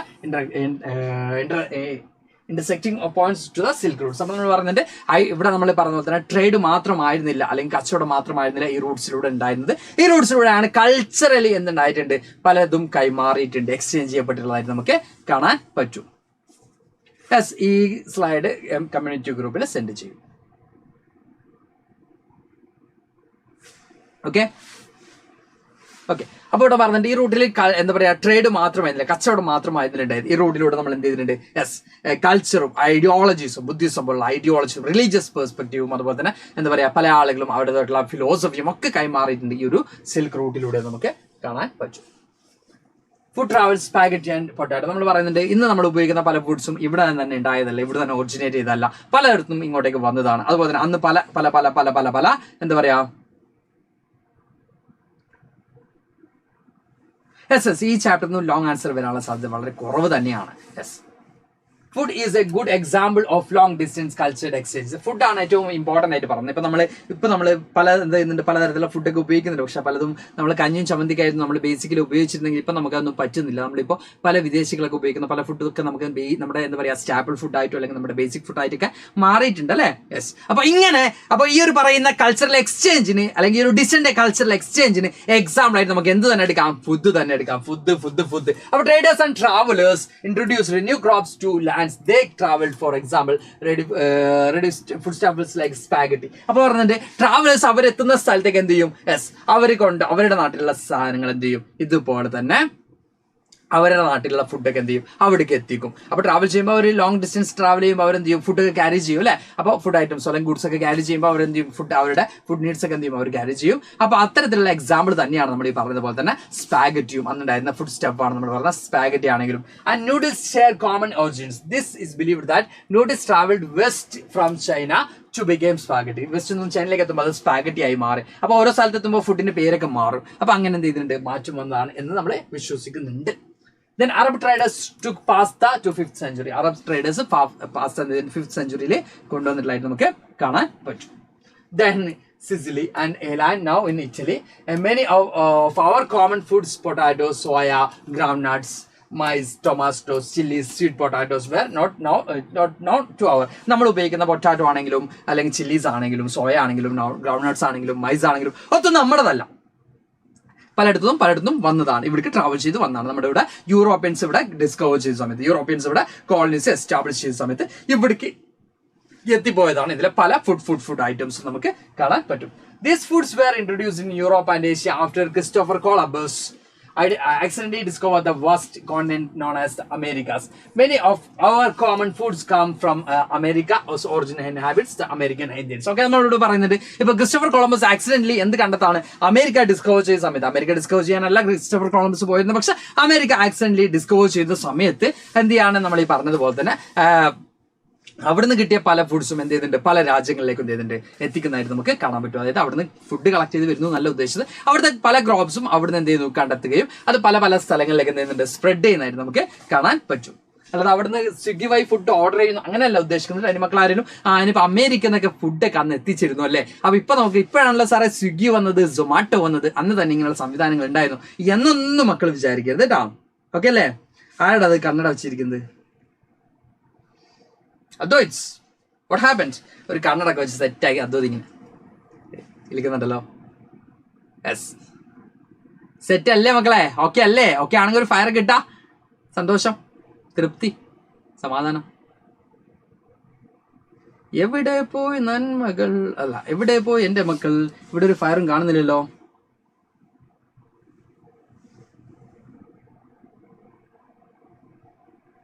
yes, okay.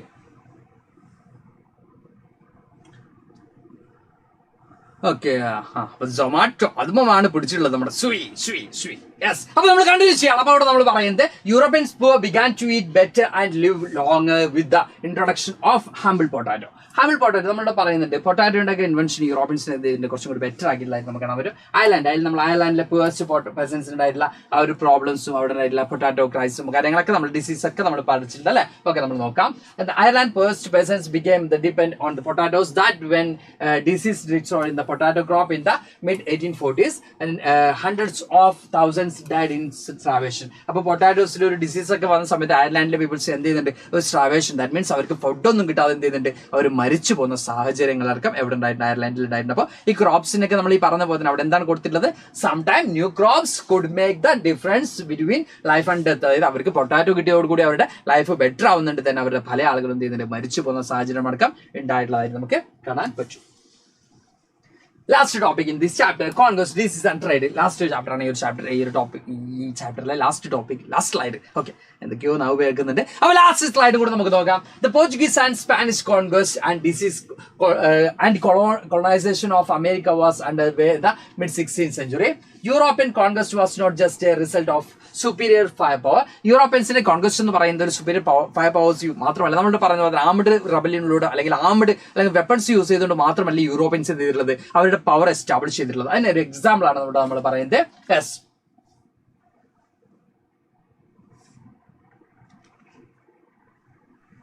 okay, European conquest was not just a result of superior firepower. Instead of the most powerful weapon of the Spanish conqueror was the germs such as those the smallpox that they carried on the persons. നമ്മളോട് പറയുന്നത് America Europeans എന്താ പറയാ, Europeans അമേരിക്കയിൽ dominate ചെയ്തതിൽ നമുക്ക് എന്തുണ്ട്? Diseases ഒക്കെ spread ചെയ്തുകൊണ്ടാണ്. അത് അമേരിക്ക നമ്മൾ നേരത്തെ പറഞ്ഞ പോലെ തന്നെ സ്മോൾ പോക്സ് പോലെയുള്ള എന്താ പറയാ ഡിസീസസ് ഒക്കെ അമേരിക്കയിൽ സ്പ്രെഡ് ചെയ്യുമ്പോൾ മക്കൾ വിചാരിക്കും അപ്പൊ യൂറോപ്യൻസ് അതുകൊണ്ട് അമേരിക്കയിൽ കൊടുക്കുമ്പോൾ യൂറോപ്യൻസിലത്തെ ആൾക്കാർ മരിച്ചു പോലും എന്ന് പറഞ്ഞാൽ അതിനും കൂടി കൃത്യമായിട്ട് ആൻസർ ഉണ്ട്. Because of their long isolation America's original inhabitations had no immunity to against these disease. അമേരിക്കയിലെ ഇൻഹാബിറ്റൻസിന് എന്തുണ്ടായിരുന്നില്ല? ഈ പറഞ്ഞ അവർ കുറെ ഐസൊലേറ്റ് ചെയ്യപ്പെട്ടിരുന്നില്ല. അവരെ എന്താ പറയാ കൊളംബസ് കണ്ടെത്തുന്നവരെ അല്ലെങ്കിൽ അമേരിക്ക ഡിസ്കവർ ചെയ്യുന്നവരെ ഈ പറയുന്ന പോലെ അമേരിക്ക എന്ന് പറഞ്ഞാൽ ഐസൊലേറ്റ് ചെയ്യപ്പെട്ട് സമാധാനപരമായി മുമ്പോട്ട് വരുന്ന ഒരു പ്രദേശമായിരുന്നു, ഒരു കോണ്ടിനെന്റ് ആയിരുന്നു. അപ്പൊ അതുകൊണ്ട് തന്നെ ഇത്തരത്തിലുള്ള ഡിസീസസിനെ എന്താ പറയാ സർവൈവ് ചെയ്യാൻ അല്ലെങ്കിൽ അതിനെ അതിജീവിക്കാൻ എന്തുണ്ടായിരുന്നില്ല? അവർക്ക് അതിനുള്ള ഇമ്മ്യൂണിറ്റി ഉണ്ടായിരുന്നില്ല അമേരിക്കൻസിന് ആ ഒരു സമയത്ത് നിന്ന് കാണാൻ പറ്റും. അതുകൊണ്ട് തന്നെ അത് ആര് കൃത്യമായിട്ട് യൂട്ടിലൈസ് ചെയ്യാണ്? യൂറോപ്യൻസ് കൃത്യമായിട്ട് യൂട്ടിലൈസ് ചെയ്യാണ് ചെയ്യുന്നത്. അപ്പോൾ സ്മോൾ പോക്സ് കാരണം അമേരിക്കയിലെ കുറെ അധികം ആളുകൾ മരിച്ചു പോകുന്ന സാഹചര്യം അടക്കം ഉണ്ടായിട്ടുണ്ട്. Once introduced, it spread deep into the continent. I had even if any Europeans reaching there, it killed and it decimated whole communities, paving the way for conquest. നമ്മളോട് പറയുന്നുണ്ട് അതൊന്ന് സ്പ്രെഡ് ചെയ്ത് കഴിഞ്ഞാൽ, ഓക്കെ, അതൊന്ന് സ്പ്രെഡ് ചെയ്ത് കഴിഞ്ഞാൽ small pox danger than chicken pox. അത് നമ്മൾ ബയോളജി സാറിനോട് ചോദിക്കട്ടോ. ഓക്കെ, അപ്പോൾ നമ്മൾ പറയുന്നത് ആ ഒരു അസുഖം അവിടെ സ്പ്രെഡ് ചെയ്ത് കഴിഞ്ഞാൽ പിന്നെ അവർക്ക് വെപ്പൺസ് ഒന്നും ഉപയോഗിക്കേണ്ട ആവശ്യമില്ല, അതങ്ങോട്ട് സ്പ്രെഡ് ആയിക്കോളും. കൊറോണ പോലെ അതങ്ങോട്ട് സ്പ്രെഡ് ആയിക്കോളും എന്ന് കൃത്യമായിട്ട് തിരിച്ചറിയുന്നതുകൊണ്ട് തന്നെ അവരെന്ത് ചെയ്യാണ്? കോൺക്വസ്റ്റ് മീൻസ് അവരെ കീഴടക്കുക എന്നുള്ളത് ഉദ്ദേശിക്കുന്നത് കേട്ടോ.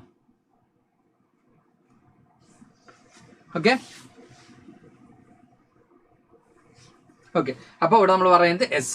അപ്പൊ അതുകൊണ്ട് തന്നെ അത്തരത്തിൽ സിമ്പിൾ ആയിട്ട് തന്നെ, അതായത് ഒരു ഡിസീസ് സ്പ്രെഡ് ചെയ്തിട്ട് ആ ഒരു പ്രദേശത്തെ കാണാൻ ചെയ്ത് യൂറോപ്യൻസ് ചെയ്തിട്ടുള്ളത്, പോർച്ചുഗീസും അതുപോലെ തന്നെ സ്പെയിനൊക്കെ ആരിൽ ചെയ്തിട്ടുള്ളത്? അമേരിക്കയിൽ ചെയ്തിട്ടുള്ളത് നമുക്ക് കാണാൻ പറ്റും.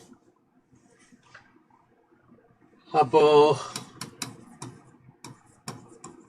ഇത് എന്ത് നല്ലട്ടാ, ദ എൻഡ് എന്നാട്ടാ എന്റെ മക്കളെ, ഇത് എന്ത് എന്നൊക്കെ ഇയാൾ എന്താ എഴുതിയേക്കെന്ന് വിചാരിക്കേണ്ട. ദ എൻഡ് എന്നാണ് ഇതിലുള്ളത്. നെക്സ്റ്റ് ചാപ്റ്ററിലേക്ക് പോകണം, നമ്മുടെ ലാസ്റ്റ് ചാപ്റ്ററിലേക്ക് പോകണം, നമ്മുടെ 4th ചാപ്റ്ററിലേക്ക് പോകണം. അപ്പൊ സാർ നേരത്തെ പറഞ്ഞ പോലെ തന്നെ ആ ഒരു മിഷൻ സാർ അടിപൊളിയായി കംപ്ലീറ്റ് ചെയ്തിട്ടുണ്ട്. സാർ പറഞ്ഞിരുന്നു 3 മണിക്കൂറിനുള്ളിൽ നമ്മൾ എന്ത് കംപ്ലീറ്റ് ചെയ്യും? നമ്മുടെ 3ാമത്തെ ചാപ്റ്റർ കംപ്ലീറ്റ് ചെയ്യുമെന്ന് പറഞ്ഞത് അല്ലേ? ഓക്കെ, നമ്മുടെ മെറ്റേണിക്കിന്റെ വാക്കുകൾ പറഞ്ഞില്ല നമുക്ക് ചോദിക്കുന്നുണ്ട്. When France sneezes the rest of Europe catches cold എന്നുള്ള എന്ത് ചെയ്തിട്ടുണ്ട്? മെറ്റേണിക്കിന്റെ വാക്കുകൾ സാർ പറഞ്ഞില്ല ചോദിക്കുന്നുണ്ട്. ഓക്കെ, നമ്മൾ 1 വേർഡ് ടൈപ്പ് പറയുന്ന സമയത്ത് പറയാം കേട്ടോ. Okay, If France sneezes, all Europe gets cold എന്ന് പറഞ്ഞില്ലല്ലോ. ഓക്കെ, അത് മെറ്റേണിക്കിന്റെ വാക്കുകളാണ്. Okay, when France sneezes that എന്താ പറയുക entire Europe catch cold എന്ന രീതിയിലാണ് പറയുന്നത്. നമുക്ക് നോക്കട്ടോ. Okay, before ZC. Yes yes. അപ്പോൾ നമ്മുടെ പുതിയൊരു ചാപ്റ്ററിലേക്ക് പോവാണ്, print culture and the modern world എന്നുള്ള ലാസ്റ്റ് ചാപ്റ്ററിലേക്ക് പോവാണ്. മോസ്റ്റ് ഇമ്പോർട്ടന്റ് ആയിട്ടുള്ള ഒരു ചാപ്റ്റർ തന്നെയാണ്. ഈ ഒരു ചാപ്റ്റർ നമ്മൾ കുറച്ചധികം ക്വസ്റ്റ്യൻസും കാര്യങ്ങളൊക്കെ വരുന്നുണ്ട്. സാർ എന്തെങ്കിലും ആഡ് ചെയ്തിട്ടുണ്ട്, നമുക്ക് നോക്കാം.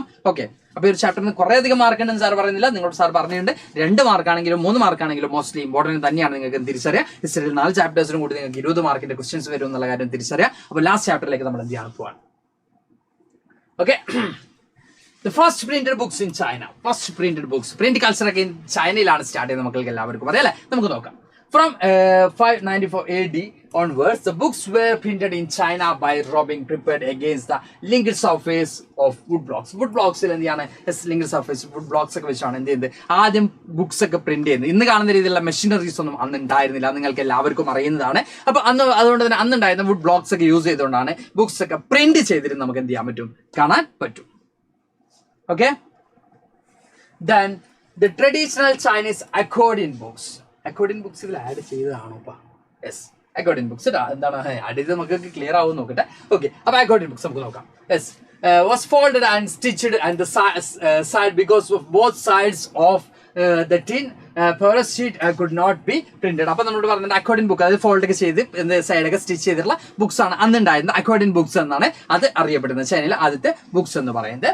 Then the imperial states of China sponsored the large scale of printing textbooks for civil service examination. ചൈനയിൽ നിങ്ങൾക്കറിയാം ആദ്യം മുതൽ തന്നെ ബ്യൂറോക്രസിക്കൊക്കെ ഇമ്പോർട്ടൻസ് കൊടുക്കുന്ന എക്സാമിനേഷൻ ത്രൂ റൂൾ നമ്മൾ പറഞ്ഞ പോലെ തന്നെ ഒഫീഷ്യൽസിനൊക്കെ സെലക്ട് ചെയ്യുന്ന ഒരു രാജ്യമായിരുന്നു ചൈന. അവിടെ തന്നെ ചൈനയിൽ ഈ റൂളേഴ്സ് എന്ന് പറഞ്ഞ പോലെ തന്നെ ബ്യൂറോക്രസിയിലേക്ക് സിവിൽ സർവീസിലേക്ക് എക്സാമിനേഷൻ ഒക്കെ കണ്ടക്ട് ചെയ്തിരുന്ന ഡയമണ്ട് സൂത്രയിലേക്ക് വന്നു. ജപ്പാനിലേക്ക് പോയി അല്ലേ മക്കളെ? സോ മൈ ഫേവറേറ്റ് ചാപ്റ്റർ എന്ന് പറയുന്നത് ക്യൂൻ ഓഫ് വേർഡ്സ്. ഓക്കെ മക്കളെ, യെസ് യെസ്. ഓക്കെ ഓക്കെ, അപ്പോൾ നമുക്ക് മൂവ് ചെയ്യാം. ഓക്കെ, അപ്പോൾ നമ്മൾ പറയുന്നുണ്ട് എന്താ പറയാ, എക്സാമിനേഷൻ ഒക്കെ വലിയ രീതിയിൽ നമ്പർ ഓഫ് ബുക്സ് എന്ത് ഇതിന്റെ സമയത്ത് പബ്ലിഷ് ചെയ്തിരുന്നതായിട്ട് നമുക്ക് കാണാൻ പറ്റും. The number of candidates for the examination increased for the 16th century and this increased the volume of print by the 17th century. The use of print then merchant അപ്പോൾ വലിയ രീതിയിൽ എന്ത് ചെയ്തു, നമ്പർ ഓഫ് എന്താ പറയാ candidates increase ചെയ്യുമ്പോൾ obviously number of ബുക്സും എന്ത് ചെയ്യും, ഇൻക്രീസ് ചെയ്യുന്ന സിറ്റുവേഷൻ ഒക്കെ ചൈനയിൽ ഉണ്ടായെന്ന് നമുക്ക് കാണാൻ പറ്റും. Merchants used print in day-to-day life because they collected trade-related information, fictional narratives, poetry, then autobiographies and romantic plays became the staple for the reading public. അപ്പോൾ നമ്മളോട് പറഞ്ഞത് മെർച്ചന്റ്സ് ഒക്കെ എന്ത് ചെയ്തിരുന്നു, മെർച്ചന്റ്സ് അടക്കം അവരുടെ ഫയലിങ്ങും കാര്യങ്ങളൊക്കെ എന്ത് ചെയ്യണം, എഴുതി വെക്കാനും കാര്യങ്ങൾക്കൊക്കെ അവരടക്കം ബുക്കിനെ ഡിപ്പെൻഡ് ചെയ്തിരുന്ന സാഹചര്യം ഉണ്ടായിരുന്നു. അപ്പോൾ തന്നെ പോയട്രി ആണെങ്കിലും അല്ലെങ്കിൽ റൊമാൻറ്റിക് പ്ലേസ് ആണെങ്കിലും ഓട്ടോബയോഗ്രഫീസ് ആണെങ്കിലും നെറേറ്റീവ്സ് ആണെങ്കിലും ഒക്കെ എന്ത് ചെയ്തിരുന്നു, ഈ ഒരു ടൈമിൽ വലിയ രീതിയിലുള്ള ഒരു എന്താ പറയാ റീഡേഴ്സിന് അല്ലെങ്കിൽ റീഡിംഗ് കൾച്ചർ അവിടെ ക്രിയേറ്റ് ചെയ്യപ്പെട്ടതായിട്ട് നമുക്ക് കാണാൻ പറ്റും. ഓക്കെ, സിസ്റ്റർ ഏജ് എത്രയാ, എന്തപ്പെടാ നടക്കുന്നത്? സാർ ഒന്ന് ബ്രേക്ക് എടുക്കാം, നമ്മളെ ബ്രേക്ക് ഡാൻസ് എടുക്കാം ഇനി കുറച്ച് കേട്ടോ. അപ്പൊ നമ്മൾ എന്തായാലും കഴിയാറായിട്ടുണ്ട്. ഇനിയിപ്പോൾ ബ്രേക്ക് എടുക്കുന്നതിന് നമുക്ക് കഴിയാറായില്ല, ലാസ്റ്റ് ചാപ്റ്ററിലേക്ക് ഇപ്പൊ കഴിയൂട്ടോ. ഓക്കെ, അപ്പൊ accordion books, the traditional Chinese accordion books was folded and stitched at the side. നമ്മളോട് പറഞ്ഞ തന്നെ ഇതാണ് ചൈനയിലെ അക്കോർഡിയൻ ബുക്സ്. മക്കൾക്ക് കാണുന്നുണ്ടോ നോക്കുക, സാറിനോട് അടുത്തൊന്നുകൊണ്ട് കാണുന്നില്ല, എന്തായാലും മക്കൾക്ക് അത് കാണുന്നുണ്ടാവും വിചാരിക്കുന്നുണ്ട്. അപ്പോൾ ഈ ഒരു അക്കോർഡിയൻ ബുക്സ് എന്താണെന്ന് ജസ്റ്റ് ഒന്ന് മനസ്സിലാക്കി വെക്കുക. ചൈനയിൽ ആദ്യം ഉണ്ടായിരുന്ന ബുക്സ് ആണ്. ഇനി the first printed books in Japan. ജപ്പാനിലേക്ക് പോകുമ്പോൾ നമ്മൾ പറഞ്ഞു ചൈനയിലാണ് ഇത് ഇൻവെന്റ് ചെയ്തില്ലെങ്കിലും ജപ്പാനിലേക്ക് എങ്ങനെയാണ് സ്പ്രെഡ് ചെയ്തെന്നുള്ള കാര്യങ്ങൾ നോക്കാം. The Buddhist missionaries from China introduced. ജപ്പാനിലേക്ക് ഒരു പ്രിന്റിംഗ് കൾച്ചർ ഇൻട്രൊഡ്യൂസ് ചെയ്യുന്ന ആരാണ്? ബുദ്ധിസ്റ്റ് മിഷണറീസ് ആണ്. അവര് എവിടുന്ന് എങ്ങോട്ടേക്ക് പോകുന്നു? ചൈനയിൽ നിന്ന് ജപ്പാനിലേക്ക് പോകുമ്പോൾ എന്താണ് ഈ ഒരു ഹാൻഡ് പ്രിന്റിംഗ് ടെക്നോളജി ജപ്പാനിലേക്ക് ആര് ഇൻട്രൊഡ്യൂസ് ചെയ്യാണ്? ബുദ്ധിസ്റ്റ് മിഷണറീസ് ഇൻട്രൊഡ്യൂസ് ചെയ്യാണ് നമുക്ക് കാണാൻ പറ്റും. 768 to 770 AD ഇത് ജപ്പാനിൽ ഈ ഒരു പ്രിന്റ് കൾച്ചർ ഇൻട്രൊഡ്യൂസ് ചെയ്യുന്നത് നമുക്ക് കാണാൻ പറ്റും. The Buddhist Diamond Sutra, which was printed 868 AD, was the oldest Japanese book. Which is the oldest Japanese book? Common ആയിട്ട് വരുന്ന ചോദ്യമാണ്. അത് നമുക്ക് ജസ്റ്റ് നോട്ട് ചെയ്ത് വെക്കുക. വൺ വേർഡ് ടൈപ്പിൽ കോമൺ ആയിട്ട് വരുന്ന ഒരു ചോദ്യമാണ്. അപ്പോൾ നമുക്ക് കാണാൻ പറ്റും ഡയമണ്ട് സൂത്ര, ബുദ്ധിസ്റ്റ് ഡയമണ്ട് സൂത്ര എന്നുള്ളതാണ് നമ്മുടെ ഓൾഡസ്റ്റ് എന്താ പറയാ ജപ്പാനീസ് ബുക്ക് ആയിട്ട് അറിയപ്പെടുന്നത്. ഓക്കെ, അത് കുറച്ച് ഇമ്പോർട്ടന്റ് ആണ് കേട്ടോ. ബുദ്ധിസ്റ്റ് ഡയമണ്ട് സൂത്ര എന്നുള്ളത് ഇമ്പോർട്ടന്റ് ആണ്. Okay, then pictures were printed on textiles, playing cards and paper money. അപ്പോൾ നമ്മുടെ പറഞ്ഞിട്ട് പിക്ചേഴ്സ് ഒക്കെ എന്ത് ചെയ്യുന്നുണ്ട്, ഈ പിക്ചേഴ്സ് ഒക്കെ പ്രിന്റ് ചെയ്യുന്നുണ്ട് ടെക്സ്റ്റൈൽസ് ആണെങ്കിലും അപ്പോൾ അത് പേപ്പർ മണിയിലാണെങ്കിലും പ്ലേയിങ് കാർഡ്സിലാണെങ്കിലും പിക്ചേഴ്സ് ഒക്കെ പ്രിന്റ് ചെയ്യാനൊക്കെ എവിടെ തുടങ്ങുന്നുണ്ട്, ഈ പറയുന്ന ജപ്പാനിൽ സ്റ്റാർട്ട് ചെയ്യുന്നതായിട്ട് നമുക്ക് കാണാൻ പറ്റും. Libraries and bookstores were packaged with hand printed materials of various types like books on women, musical instrumental, calculations, tea ceremony, flower arrangements, proper kitchen, cooking and famous places. നമ്മളോട് പറയുന്നത് ഡിഫറെന്റ് ടൈപ്സ് ഓഫ് ബുക്സ് ഒക്കെ എന്ത് ചെയ്യാൻ തുടങ്ങുന്നുണ്ട്, publish ചെയ്യുന്ന ഒരു സിറ്റുവേഷനും കാര്യങ്ങളൊക്കെ വരുന്നുണ്ട്. ഇപ്പൊ നിങ്ങൾ അറിയേണ്ട ഒരു കാര്യം എന്ന് പറയുന്നത് ഇതൊരു ഹാൻഡ് റിട്ടൺ ബുക്സും അതുപോലെ തന്നെ ഈ പറഞ്ഞ വുഡ് ബ്ലോക്ക് എന്താ പറയാ വുഡ് ബ്ലോക്ക് പ്രിന്റിങ്ങുമാണ് ചൈനയിൽ ആദ്യം ഉണ്ടായിരുന്നത്. ജപ്പാനിലേക്കും അത് തന്നെയാണ്, ഈ ഒരു ടെക്നോളജി തന്നെയാണ് ഇംപ്ലിമെന്റ് ചെയ്തിട്ടുള്ളത്. അപ്പോഴും ലിമിറ്റേഷൻസ് ഉണ്ട്. നമ്പർ ഓഫ് ബുക്സ് പബ്ലിഷ് ചെയ്യാന്ന് പറയുന്നത് അത്ര ഒരു ലാർജ് നമ്പർ ഓഫ് ബുക്സ് ഒന്നും അത്ര ഈസി ആയിട്ട് പബ്ലിഷ് ചെയ്യാന്ന് പറഞ്ഞത് അത്ര എന്ത് ചെയ്യുന്നില്ല, അത്ര ഈസി ആയിരുന്നില്ല. ലാർജ് നമ്പർ ഓഫ് ബുക്സ് ഒന്നും അത്ര ഈസി ആയിട്ട് പബ്ലിഷ് ചെയ്യാൻ പറ്റിയിരുന്നില്ല ഈ സമയത്തും. എവിടെ ചൈനയിലാണെങ്കിലും ജപ്പാനിലാണെങ്കിലും നമുക്ക് കാണാൻ പറ്റും. ബട്ട് റീഡേഴ്സ് ഒക്കെ എന്ത് ചെയ്യാണ് കൂടുതൽ സാഹചര്യം നമുക്ക് അവിടെ കാണാൻ പറ്റും. ഈ ഒരു ചാപ്റ്റർ നമ്മൾ കംപ്ലീറ്റ് ആയിട്ട് നോക്കുകയാണെങ്കിൽ ഈ പ്രിന്റ് കൾച്ചറിൽ വരുന്ന മാറ്റങ്ങളും പ്രിന്റ് കൾച്ചർ റീഡേഴ്സ് മാനി അല്ലെങ്കിൽ നമ്മൾ ഈ പറഞ്ഞത് ഒരു പുതിയൊരു പബ്ലിക് റീഡിംഗ് പബ്ലിക്കിനെ ക്രിയേറ്റ് ചെയ്യുന്നത്, അതുപോലെ തന്നെ റിലീജിയസ് പെർസ്പെക്റ്റീവ് വരുന്ന ചില ക്വസ്റ്റ്യൻ ചെയ്യലും, ഇങ്ങനെ കുറച്ചധികം കാര്യങ്ങൾ ഈ ചാപ്റ്ററിൽ പോകാനുണ്ട്. അതുകൊണ്ട് മാക്സിമം കുറച്ച് ശ്രദ്ധിച്ചിരിക്കുകയാണെങ്കിൽ ഈ കമന്റ് ബോക്സിൽ അൺവാണ്ടഡ് ആയിട്ടുള്ള കമന്റ്സ് വരുന്നതിന് പകരം ക്ലാസ്സിൽ തന്നെ കുറച്ചും കൂടി കോൺസെൻട്രേറ്റ് ചെയ്യുകയാണെങ്കിൽ കുറച്ചും കൂടി ഈസി ആയിരിക്കും. കുറച്ച് ഈസി ആയിട്ടുള്ള ചാപ്റ്ററാണ്, കുറച്ചധികം ടോപ്പിക്കുള്ള ഒരു ചാപ്റ്റർ കൂടിയാണ്. അതുപോലെ തന്നെ ഹിസ്റ്റോറിക്കലായിട്ട് അധികം കാര്യങ്ങൾ ഓർമ്മിക്കാനില്ല, കഥ പോലെ പഠിച്ചെടുക്കാൻ പറ്റിയ ഒരു ചാപ്റ്റർ കൂടിയാണ്. ദ ബുദ്ധിസ്റ്റ് ഡയമണ്ട് സൂത്ര ബുക്കിന്റെ ബുക്കാണിത്. ബുക്ക് കാണുന്നുണ്ടോ എന്ന് ജസ്റ്റ് നോക്കാം. ബുദ്ധിസ്റ്റ് ഡയമണ്ട് സൂത്ര ബുക്കിന്റെ പേര് ഒന്ന് ഓർമ്മിച്ചാൽ മതി. ഫസ്റ്റ് ജപ്പാനീസ് ബുക്ക് അല്ലെങ്കിൽ ഓൾഡസ്റ്റ് ജപ്പാനീസ് ബുക്ക് എന്ന് കൺസിഡർ ചെയ്യുന്നത് ബുദ്ധിസ്റ്റ് ഡയമണ്ട് സൂത്രയാണ്. ഓക്കെ, ഇനി എന്താ പറയാ, who invented print culture in Japan എന്ന് ചോദിക്കുകയാണെങ്കിൽ ബുദ്ധിസ്റ്റ് മിഷണറീസ് ആണ് ജപ്പാനിലേക്ക് എന്ത് ചെയ്തിട്ടുള്ളത്, ഈ ഒരു പ്രിന്റ് കൾച്ചർ ഇൻട്രൊഡ്യൂസ് ചെയ്തിട്ടുള്ളത് നമുക്ക് കാണാൻ പറ്റും. 450 ലൈക്ക് അയാൾ സാർ പാട്ടാണ് ചോദിക്കുന്നുണ്ട്. 500 ലൈക്ക് അയാൾ സാർ പാട്ടാണ്. ഓക്കെ, 400 ലൈക്ക് ആവുന്നുണ്ട്, 500 ആയ സാർ പാട്ടോ അല്ല വേണ്ട, ഒരു 450 ആയിക്കോട്ടെ. 450 മക്കളാ ഡിമാൻഡ് അല്ലേ, മക്കളത് പറഞ്ഞ സാർ കേൾക്കണ്ടേ. അപ്പൊ സാറിന്റെ പാട്ട് കടിച്ച് ഇറങ്ങി ഓടാനാണെങ്കിൽ സാർ ലാസ്റ്റ് പാട്ടിലൂ കേട്ടോ. ഓക്കെ ഇനി print comes to Europe. China കഴിഞ്ഞു, ജപ്പാൻ കഴിഞ്ഞു, യൂറോപ്പിലേക്കാണ് വരുന്നത്. In 1295 Marco Polo, a great explorer, returned to Italy after many years of exploration in China കുറെ എക്സ്പ്ലോറേഷൻ ഒക്കെ നടത്തി ഇറ്റലിയിലേക്ക് വന്ന മാർക്കോ പോളോ എന്തുകൊണ്ടൊന്നും ആ ഒരു പ്രിന്റ് കൾച്ചർ യൂറോപ്പിലേക്ക് കൊണ്ടുവന്നായിട്ട് നമുക്ക് കാണാൻ പറ്റും. He brought the knowledge of print technology back with him from China. Thus printing began in Italy and traveled to the other parts of Europe. അപ്പോൾ ഇറ്റലിയിലേക്ക് എത്തുകയും പിന്നീട് യൂറോപ്പിന്റെ മറ്റു ഭാഗങ്ങളിലേക്ക് എന്തെത്തുന്നുണ്ട്, ഈ ഒരു പ്രിന്റിംഗ് കൾച്ചർ എന്ത് ചെയ്യുന്നുണ്ട്, എത്തുന്നതായിട്ട് നമുക്ക് കാണാൻ പറ്റും.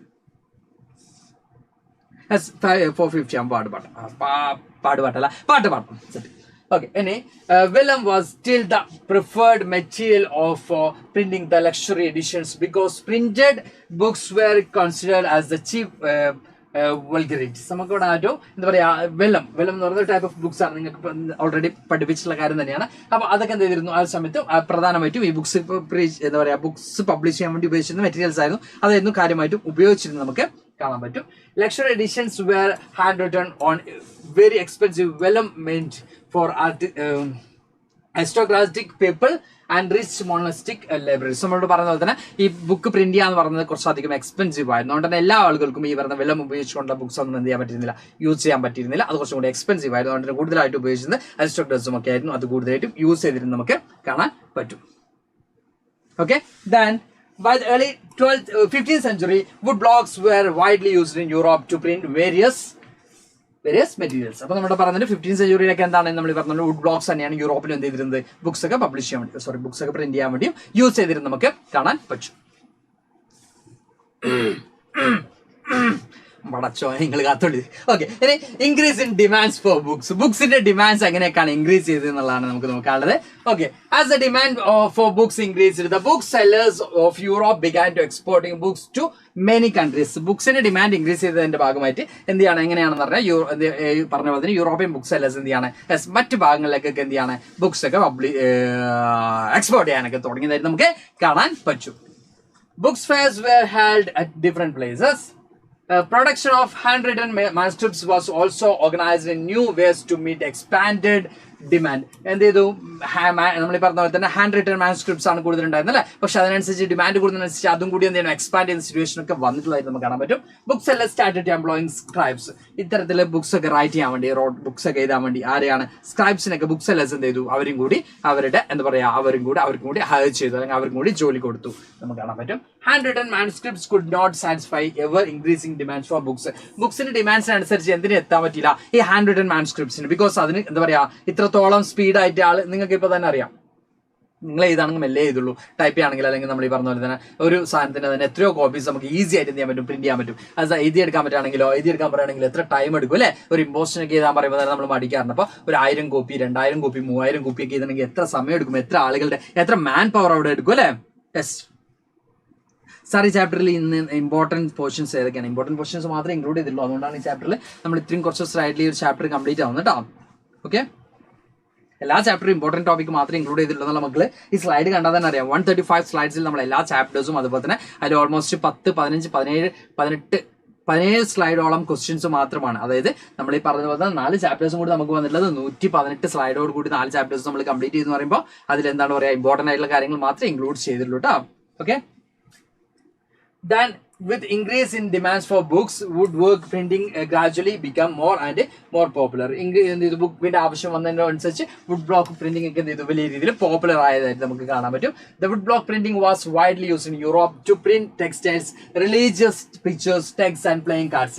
ഇതാണ് നമ്മൾ ഈ പറയുന്ന എന്താ പറയുക വുഡ് ബ്ലോക്ക് പ്രിന്റ് എന്ന് പറയുന്നത്. ഇത് ഉപയോഗിച്ചുകൊണ്ട് ടെക്സ്റ്റൈലും അതുപോലെ തന്നെ പിക്ചേഴ്സും അതുപോലെ തന്നെ ടെക്സ്റ്റൈൽ പിക്ചേഴ്സും അതുപോലെ തന്നെ റിലീജിയസ് ടെക്സ്റ്റും ഒക്കെ എന്ത് ചെയ്യാൻ തുടങ്ങി. ഈ പറയുന്ന ബുക്സ് ഈ പറയുന്ന വുഡ് ബ്ലോക്സ് യൂസ് ചെയ്തുകൊണ്ട് പ്രിന്റ് ചെയ്യാൻ തുടങ്ങിയതായിട്ട് നമുക്ക് കാണാൻ പറ്റും. അപ്പോഴാണ് നമ്മുടെ ഗുട്ടൻബർഗ് വരുന്നത്. ജോൺ ആൻഡ് ഗുട്ടൻബർഗ് വരാണ്. ഇതിങ്ങനെ മെല്ലെ മെല്ലെ പോയാൽ മതിയോ? പോരാ, ഇതിൽ കുറച്ച് മാറ്റങ്ങളൊക്കെ വരണമെന്ന് ആര് പറയാണ്? നമ്മുടെ ജോൺ ആൻഡ് ഗുട്ടൻബർഗ് വരാണ്. ജോൺ ആൻഡ് ഗുട്ടൻബർഗ് വരുമ്പോൾ നമ്മളൊരു ഫയർ കിടണ്ടേ? യെസ്, കാരണം നിങ്ങൾക്ക് ഇപ്പൊ എക്സാം എഴുതാൻ വേണ്ടിയിട്ട് ഇത്രത്തോളം ക്വസ്റ്റ്യൻ പേപ്പറും കീഴിലൻ ടെക്സ്റ്റ് ബുക്ക് ഒക്കെ തന്നിട്ടുള്ളത് ആരാണ്? നമ്മുടെ ജോൺ ആൻഡ് ഗുട്ടൻബർഗിന്റെ വരവോട് കൂടിയല്ലേ? അപ്പൊ ഒരു വരവ് ജോൺ ആൻഡ് ഗുട്ടൻബർഗ് വന്നോട് കൂടിയാണ്. നിങ്ങൾക്ക് എന്ത് കിട്ടിയത്? ഇത്രത്തോളം ടെക്സ്റ്റ് ബുക്ക് കിട്ടിയത്. അപ്പൊ ഒരു ഫയർ ഒക്കെ എടുത്ത് ഒന്ന് വെൽക്കം ചെയ്തേ. ജോൺ ആൻഡ് ഗുട്ടൻബർഗിനെ ഒന്ന് ഫയർ ഒക്കെ ഇട്ട് വെൽക്കം ചെയ്തേ. യെസ്, നിങ്ങൾ നല്ല കിടിലൻ എക്സാം ഒക്കെ എഴുതാൻ പറ്റുന്നുണ്ടെങ്കിൽ നിങ്ങൾക്ക് ഈ ഒരു പ്രിന്റ് കൾച്ചർ ഇവിടെ ഇംപ്ലിമെന്റ് ചെയ്തതിൽ, അല്ലെങ്കിൽ നമ്മൾ പറഞ്ഞ ഇത്രത്തോളം ബുക്സ് ഒക്കെ ഇവിടെ പബ്ലിഷ് ചെയ്യാൻ പറ്റിയിട്ടുണ്ടെങ്കിൽ, പ്രിന്റ് ചെയ്യാൻ പറ്റിയിട്ടുണ്ടെങ്കിൽ അതിനാർക്ക് റോളുണ്ട്?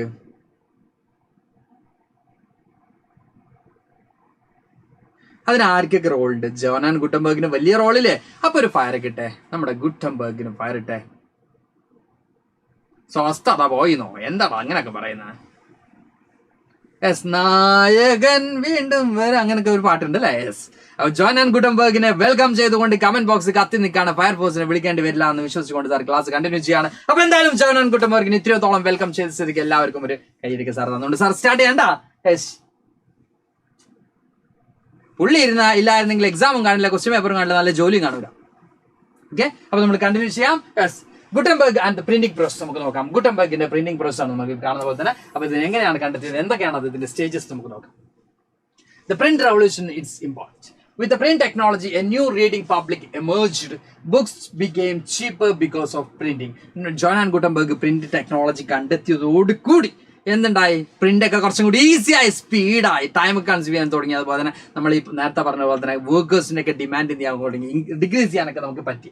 Books became cheaper because of printing. Printing ഉള്ളതുകൊണ്ടാണ് ബുക്ക് ഒക്കെ ചീപ്പ് പ്രൈസിൽ നമുക്ക് അവൈലബിൾ ആവുന്നത്. തിരിച്ചറിയാം. ജോൺ ആൻഡ് ഗുട്ടൻബർഗിനെ എന്ത് ചെയ്യാം, ഒന്നും കൂടി സ്മരിക്കാം. Yes, then numerous copies could now produced with much ease.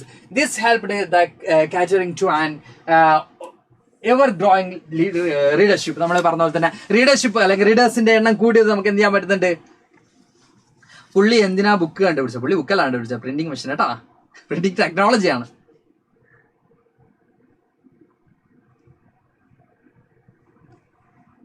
Okay, then access to book increased for the public. This helped the creating a new culture of reading. നമ്മൾ ഈ പറഞ്ഞ പോലെ തന്നെ ബുക്സ് ഒക്കെ എല്ലാ ആളുകൾക്കും അവൈലബിൾ ആയപ്പോൾ ന്യൂ കൾച്ചർ ഓഫ് റീഡിംഗ് എന്ത് ചെയ്തു, ക്രിയേറ്റ് ചെയ്യപ്പെടുന്ന ഒരു സിറ്റുവേഷൻ നമുക്ക് അവിടെ കാണാൻ പറ്റും.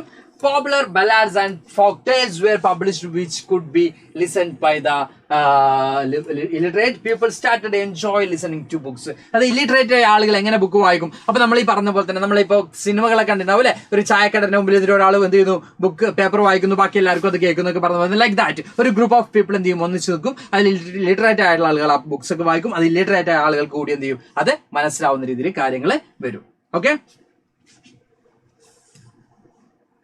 ഇത് മാത്രം പഠിച്ചാൽ എത്ര മാർക്ക് കിട്ടും എന്നുള്ളൊരു ചോദ്യം വന്നിട്ടുണ്ട്. ഐ തിങ്ക് നിങ്ങൾ എന്താ പറയുക, സ്കൂളിലൊന്നും പോയിട്ടില്ലേ എനിക്കൊരു ഡൗട്ട് ഉണ്ട്. ഇത് മാത്രം പഠിച്ചാൽ എത്ര മാർക്ക് കിട്ടും? Mubeen C K, yes, Mubeen ഒരു വർഷം സ്കൂളിൽ പോയിട്ടില്ലേ?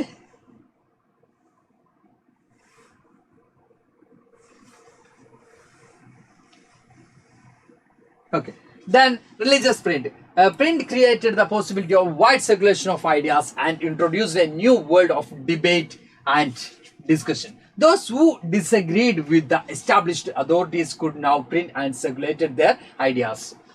For the Orthodox people, it was like challenges as they feared the disturbance of the older words. Then the Protestant revolutions in Christianity began because of print culture. Then the Roman Church started to maintain all index of prohibited books from 1558. അത് നമ്മളോട് പറയുന്നത് ഈ ഒരു print culture വന്നതോടുകൂടി, ഈ reading മാനിയ വന്നതോടുകൂടി, അല്ലെങ്കിൽ reading culture ആളുകൾക്കിടയിൽ വന്നതോടുകൂടി, ഓക്കെ, ഈ ഒരു റീഡിംഗ് കൾച്ചർ ആളുകൾക്കിടയിൽ വന്നതോടുകൂടി അവിടെ റിസൾട്ട് എന്ന് പറയുന്നത് റിലീജിയസ് ആയിട്ടുള്ള കാര്യങ്ങളെ ക്വസ്റ്റ്യൻ ചെയ്യാനും ഡിബേറ്റ് ചെയ്യാനും ഡിസ്കസ് ചെയ്യാനും ഒക്കെ ആളുകൾ തുടങ്ങുന്നുണ്ട്. ആളുകൾക്കൊരു എന്താ പറയാ, പുതിയ പല നമ്മളിപ്പോൾ പറയുന്നതാണെങ്കിൽ പല ഐഡിയോളജീസ് ആളുകൾക്ക് മനസ്സിലാവുന്നുണ്ട് ഈ ബുക്സിലൂടെ, റീഡ് ചെയ്യുന്നതിലൂടെ. അപ്പൊ ആളുകൾ ഇത് തെറ്റാണല്ലോ എന്ന് ക്വസ്റ്റ്യൻ ചെയ്യാൻ തുടങ്ങുന്നുണ്ട്. അപ്പൊ അതുകൊണ്ട് തന്നെ ആരിതിനെ ഭയന്നിരുന്നു? നമ്മൾ ഈ പറഞ്ഞതിന് റിലീജിയസ് ആയിട്ടുള്ള ഹെഡ് ഒക്കെ ഇതിനെ ഭയന്നിരുന്നു. ബിക്കോസ് അവരുടെ ആ ഒരു പവറൊക്കെ, അവർക്ക് കിട്ടിയിരുന്ന ആ ഒരു പവറൊക്കെ ക്വസ്റ്റ്യൻ ചെയ്യപ്പെടുമോ എന്നുള്ള ഭയം ആർക്കുണ്ടായിരുന്നു? റിലീജിയസ് ലീഡേഴ്സിന് ഉണ്ടായിരുന്നു, അല്ലെങ്കിൽ നമ്മൾ ഈ പറഞ്ഞ പ്രീസ്റ്റിനൊക്കെ അത്തരത്തിലുള്ള ഭയം ഉണ്ടായിരുന്നതായിട്ട് നമുക്ക് കാണാൻ പറ്റും. ഓക്കെ, ക്ലർജിക്കൊക്കെ അത്തരത്തിലുള്ള ഭയം ഉണ്ടായിരുന്നതായിട്ട് കാണാൻ പറ്റും. അപ്പൊ നമുക്ക് കാണാൻ പറ്റും പ്രൊട്ടസ്റ്റന്റ് റെവല്യൂഷണറി എന്ന് പറഞ്ഞ ക്രിസ്ത്യാനിറ്റിയിൽ തന്നെ നമ്മൾ നേരത്തെ പറഞ്ഞ പോലെ തന്നെ, നമ്മൾ നേരത്തെ പറഞ്ഞല്ല, നമ്മൾ ഈ ചാപ്റ്ററിൽ പഠിക്കുന്ന പോലെ തന്നെ മാർട്ടിൻ ലൂതർ എന്ന് പറഞ്ഞ ഒരു റിഫോമറുടെ, റിലീജിയസ് റിഫോമറുടെ ആക്ടിവിറ്റിയുടെ ഭാഗമായിട്ടാണ് പ്രൊട്ടസ്റ്റന്റ് എന്ന് പറഞ്ഞ പുതിയൊരു കാറ്റഗറി തന്നെ ക്രിസ്ത്യാനിറ്റിയിൽ ഗ്രോ ചെയ്യുന്നത് അല്ലെ. അപ്പൊ അത്തരത്തിലുള്ള കാര്യങ്ങളൊക്കെ ഈ ഒരു റീഡിംഗ് കൾച്ചറിലൂടെ എന്ത് ചെയ്യുന്നുണ്ട്, മാറുന്നുണ്ട്. അതായത് എക്സിസ്റ്റിംഗ് സിസ്റ്റത്തേക്ക് ക്വസ്റ്റ്യൻ ചെയ്യുന്ന രീതിയിലേക്ക് എന്ത് ചെയ്യുന്നുണ്ട്, കാര്യങ്ങൾ മാറുന്നുണ്ട്. എന്തിലൂടെയാണ്? ഈ പറയുന്ന ഈ ഒരു റീഡിംഗ് കൾച്ചറിലൂടെയാണ് നമുക്കത് സംഭവിക്കുന്നത്. അതിലെ മാർട്ടിൻ ലൂതർ എന്ന് പറഞ്ഞ പേഴ്സൺ തന്നെ നമുക്ക് എടുക്കാം. അദ്ദേഹം എന്ത് ചെയ്യുന്നുണ്ട്, കൃത്യമായിട്ടും ക്രിസ്ത്യാനിറ്റിയിലുള്ള പല കാര്യങ്ങളെയും ക്വസ്റ്റ്യൻ ചെയ്യുകയും അതുപോലെ തന്നെ അവസാനം അദ്ദേഹം റിലീജിയസ് ആയിട്ടുള്ള എല്ലാ കാര്യങ്ങളും ക്വസ്റ്റ്യൻ ചെയ്യല്ല, പക്ഷെ എക്സിസ്റ്റിംഗ് ക്രിസ്ത്യാനിറ്റിയിലുള്ള കുറെ കാര്യങ്ങൾ ക്വസ്റ്റ്യൻ ചെയ്യുകയും അതിന്റെ ഭാഗമായിട്ട് അദ്ദേഹത്തെ എന്ത് ചെയ്യുന്നുണ്ട്, പല രീതിയിലും അദ്ദേഹത്തെയും ടോർച്ചർ ചെയ്യുന്ന സിറ്റുവേഷൻ ഉണ്ടാവുന്നുണ്ട്. ദെൻ അദ്ദേഹത്തിന്റെ ആക്ടിവിറ്റി കാരണമാണ് പ്രൊട്ടസ്റ്റന്റ് എന്ന് പറഞ്ഞ പുതിയൊരു ഗ്രൂപ്പ് തന്നെ ഗ്രോ ചെയ്യുന്നത് നമുക്ക് കാണാൻ പറ്റും. ദ റീഡിംഗ് മാനിയ എന്താണെന്നുള്ളതാണ് നമ്മൾ ഇതിൽ ഇമ്പോർട്ടന്റ് ആയിട്ട് വരുന്നത്. റീഡിംഗ് മാനിയ ഇതിൽ കുറച്ച് ഇമ്പോർട്ടന്റ് ആണ്. ഓക്കെ, ഇമ്പോർട്ടന്റ് ആണ് ഇത്. ഓക്കെ, അപ്പൊ the literacy levels improved through the 17th and 18th centuries in Europe. Churches of different denominations set up schools in village. അപ്പൊ നമ്മൾ പറഞ്ഞത് ഫസ്റ്റ്ലി ഈ ചർച്ചസ് ഒക്കെ എന്ത് ചെയ്യുന്നുണ്ട്, ഫസ്റ്റ്ലി നമ്മൾ പറഞ്ഞ പോലെ തന്നെ റിലീജിയസ് ഹെഡ് ഒക്കെ എന്ത് ചെയ്യുന്നുണ്ട്, ഈ പറയുന്നത് പോലെ തന്നെ ബുക്സിനെ റീഡ് ചെയ്യുന്നതിനും റീഡിംഗ് കൾച്ചറിനൊക്കെ ആദ്യം ക്വസ്റ്റ്യൻ ചെയ്യുന്നുണ്ട്. നമ്മൾ തൊട്ടുമുമ്പത്തെ സ്ലൈഡിൽ ഡിസ്കസ് ചെയ്ത പോലെ തന്നെ ഈ ഒരു ബുക്കിന്റെ ഒക്കെ എന്ത് ചെയ്യുന്നുണ്ട്, പ്രൊഹിബിറ്റ് ചെയ്യുന്ന സാഹചര്യം അടക്കം ഉണ്ടാകുന്നുണ്ട് 1558. ദെൻ നമുക്ക് കാണാൻ പറ്റുന്നത് ലേറ്റർലി നമുക്ക് കാണാൻ പറ്റുന്നത് ചർച്ചൊക്കെ എന്ത് സെറ്റപ്പ് ചെയ്യുന്നുണ്ട്, സ്കൂൾസ് ഒക്കെ സെറ്റപ്പ് ചെയ്യുന്നുണ്ട്, എസ്റ്റാബ്ലിഷ് ചെയ്യുന്നതായിട്ട് നമുക്ക് കാണാൻ പറ്റുന്നുണ്ട്. Book sellers employed peddlers who roamed around village to sell books. Peddlers എന്ന് ഉദ്ദേശിക്കുന്നത് എന്താ പറയുക, യാത്ര ചെയ്തുകൊണ്ട് ബുക്കുകൾ സെൽ ചെയ്യുന്ന ആളുകളെയാണ്. അപ്പൊ അവര് ആര് എംപ്ലോയ് ചെയ്യുന്നു, അല്ലെങ്കിൽ ആര് ഹയർ ചെയ്യുന്നു, ബുക്ക് സെല്ലേഴ്സ് ഹയർ ചെയ്യുന്നു. കാരണം അവർ ത്രൂ എന്ത് ചെയ്യാൻ പറ്റും, ബുക്സ് സെൽ ചെയ്യാനുള്ള ഒരു opportunity കിട്ടുമെന്നുള്ളതുകൊണ്ട്. Periodicals, novels, almanacs, etc. formed the staple for the reading mania. Reading mania എന്ന് പറയുമ്പോൾ എന്താ പറയുക, റീഡിംഗ് മാനിയ എന്താ മാനിയ എന്നൊക്കെ നമുക്ക് ചോദ്യം ഉണ്ടാവും. അപ്പൊ റീഡിംഗ് കൾച്ചർ എക്സ്പാൻഡ് ചെയ്തു എന്നുള്ളത് തന്നെയാണ് അതുകൊണ്ട് ഉദ്ദേശിക്കുന്നത്. അപ്പൊ ഈ പറയുന്ന പോലെ തന്നെ ഡിഫറെന്റ് ടൈപ്സ് ഓഫ് ബുക്സ് ഒക്കെ എന്ത് ചെയ്യുന്നുണ്ട് ഈ ഒരു സമയത്ത്, നോവൽസ് ആണെങ്കിലും അൽമാനിക്സ് ആണെങ്കിലും അല്ലെങ്കിൽ പറഞ്ഞ പീരിയോഡിക്കൽസ് ആണെങ്കിലും ഒക്കെ ഈ ഒരു സമയത്ത് എന്ത് ചെയ്യുന്നുണ്ട്, ആളുകൾക്കിടയിൽ വലിയ രീതിയിലുള്ള ഇമ്പോർട്ടൻസ് അല്ലെങ്കിൽ ആളുകൾക്കിടയിൽ അതും ഒഴിച്ചുകൂടാൻ പറ്റാത്തൊരു ഭാഗമായിട്ട് വരുന്നതായിട്ട് നമുക്ക് കാണാൻ പറ്റും.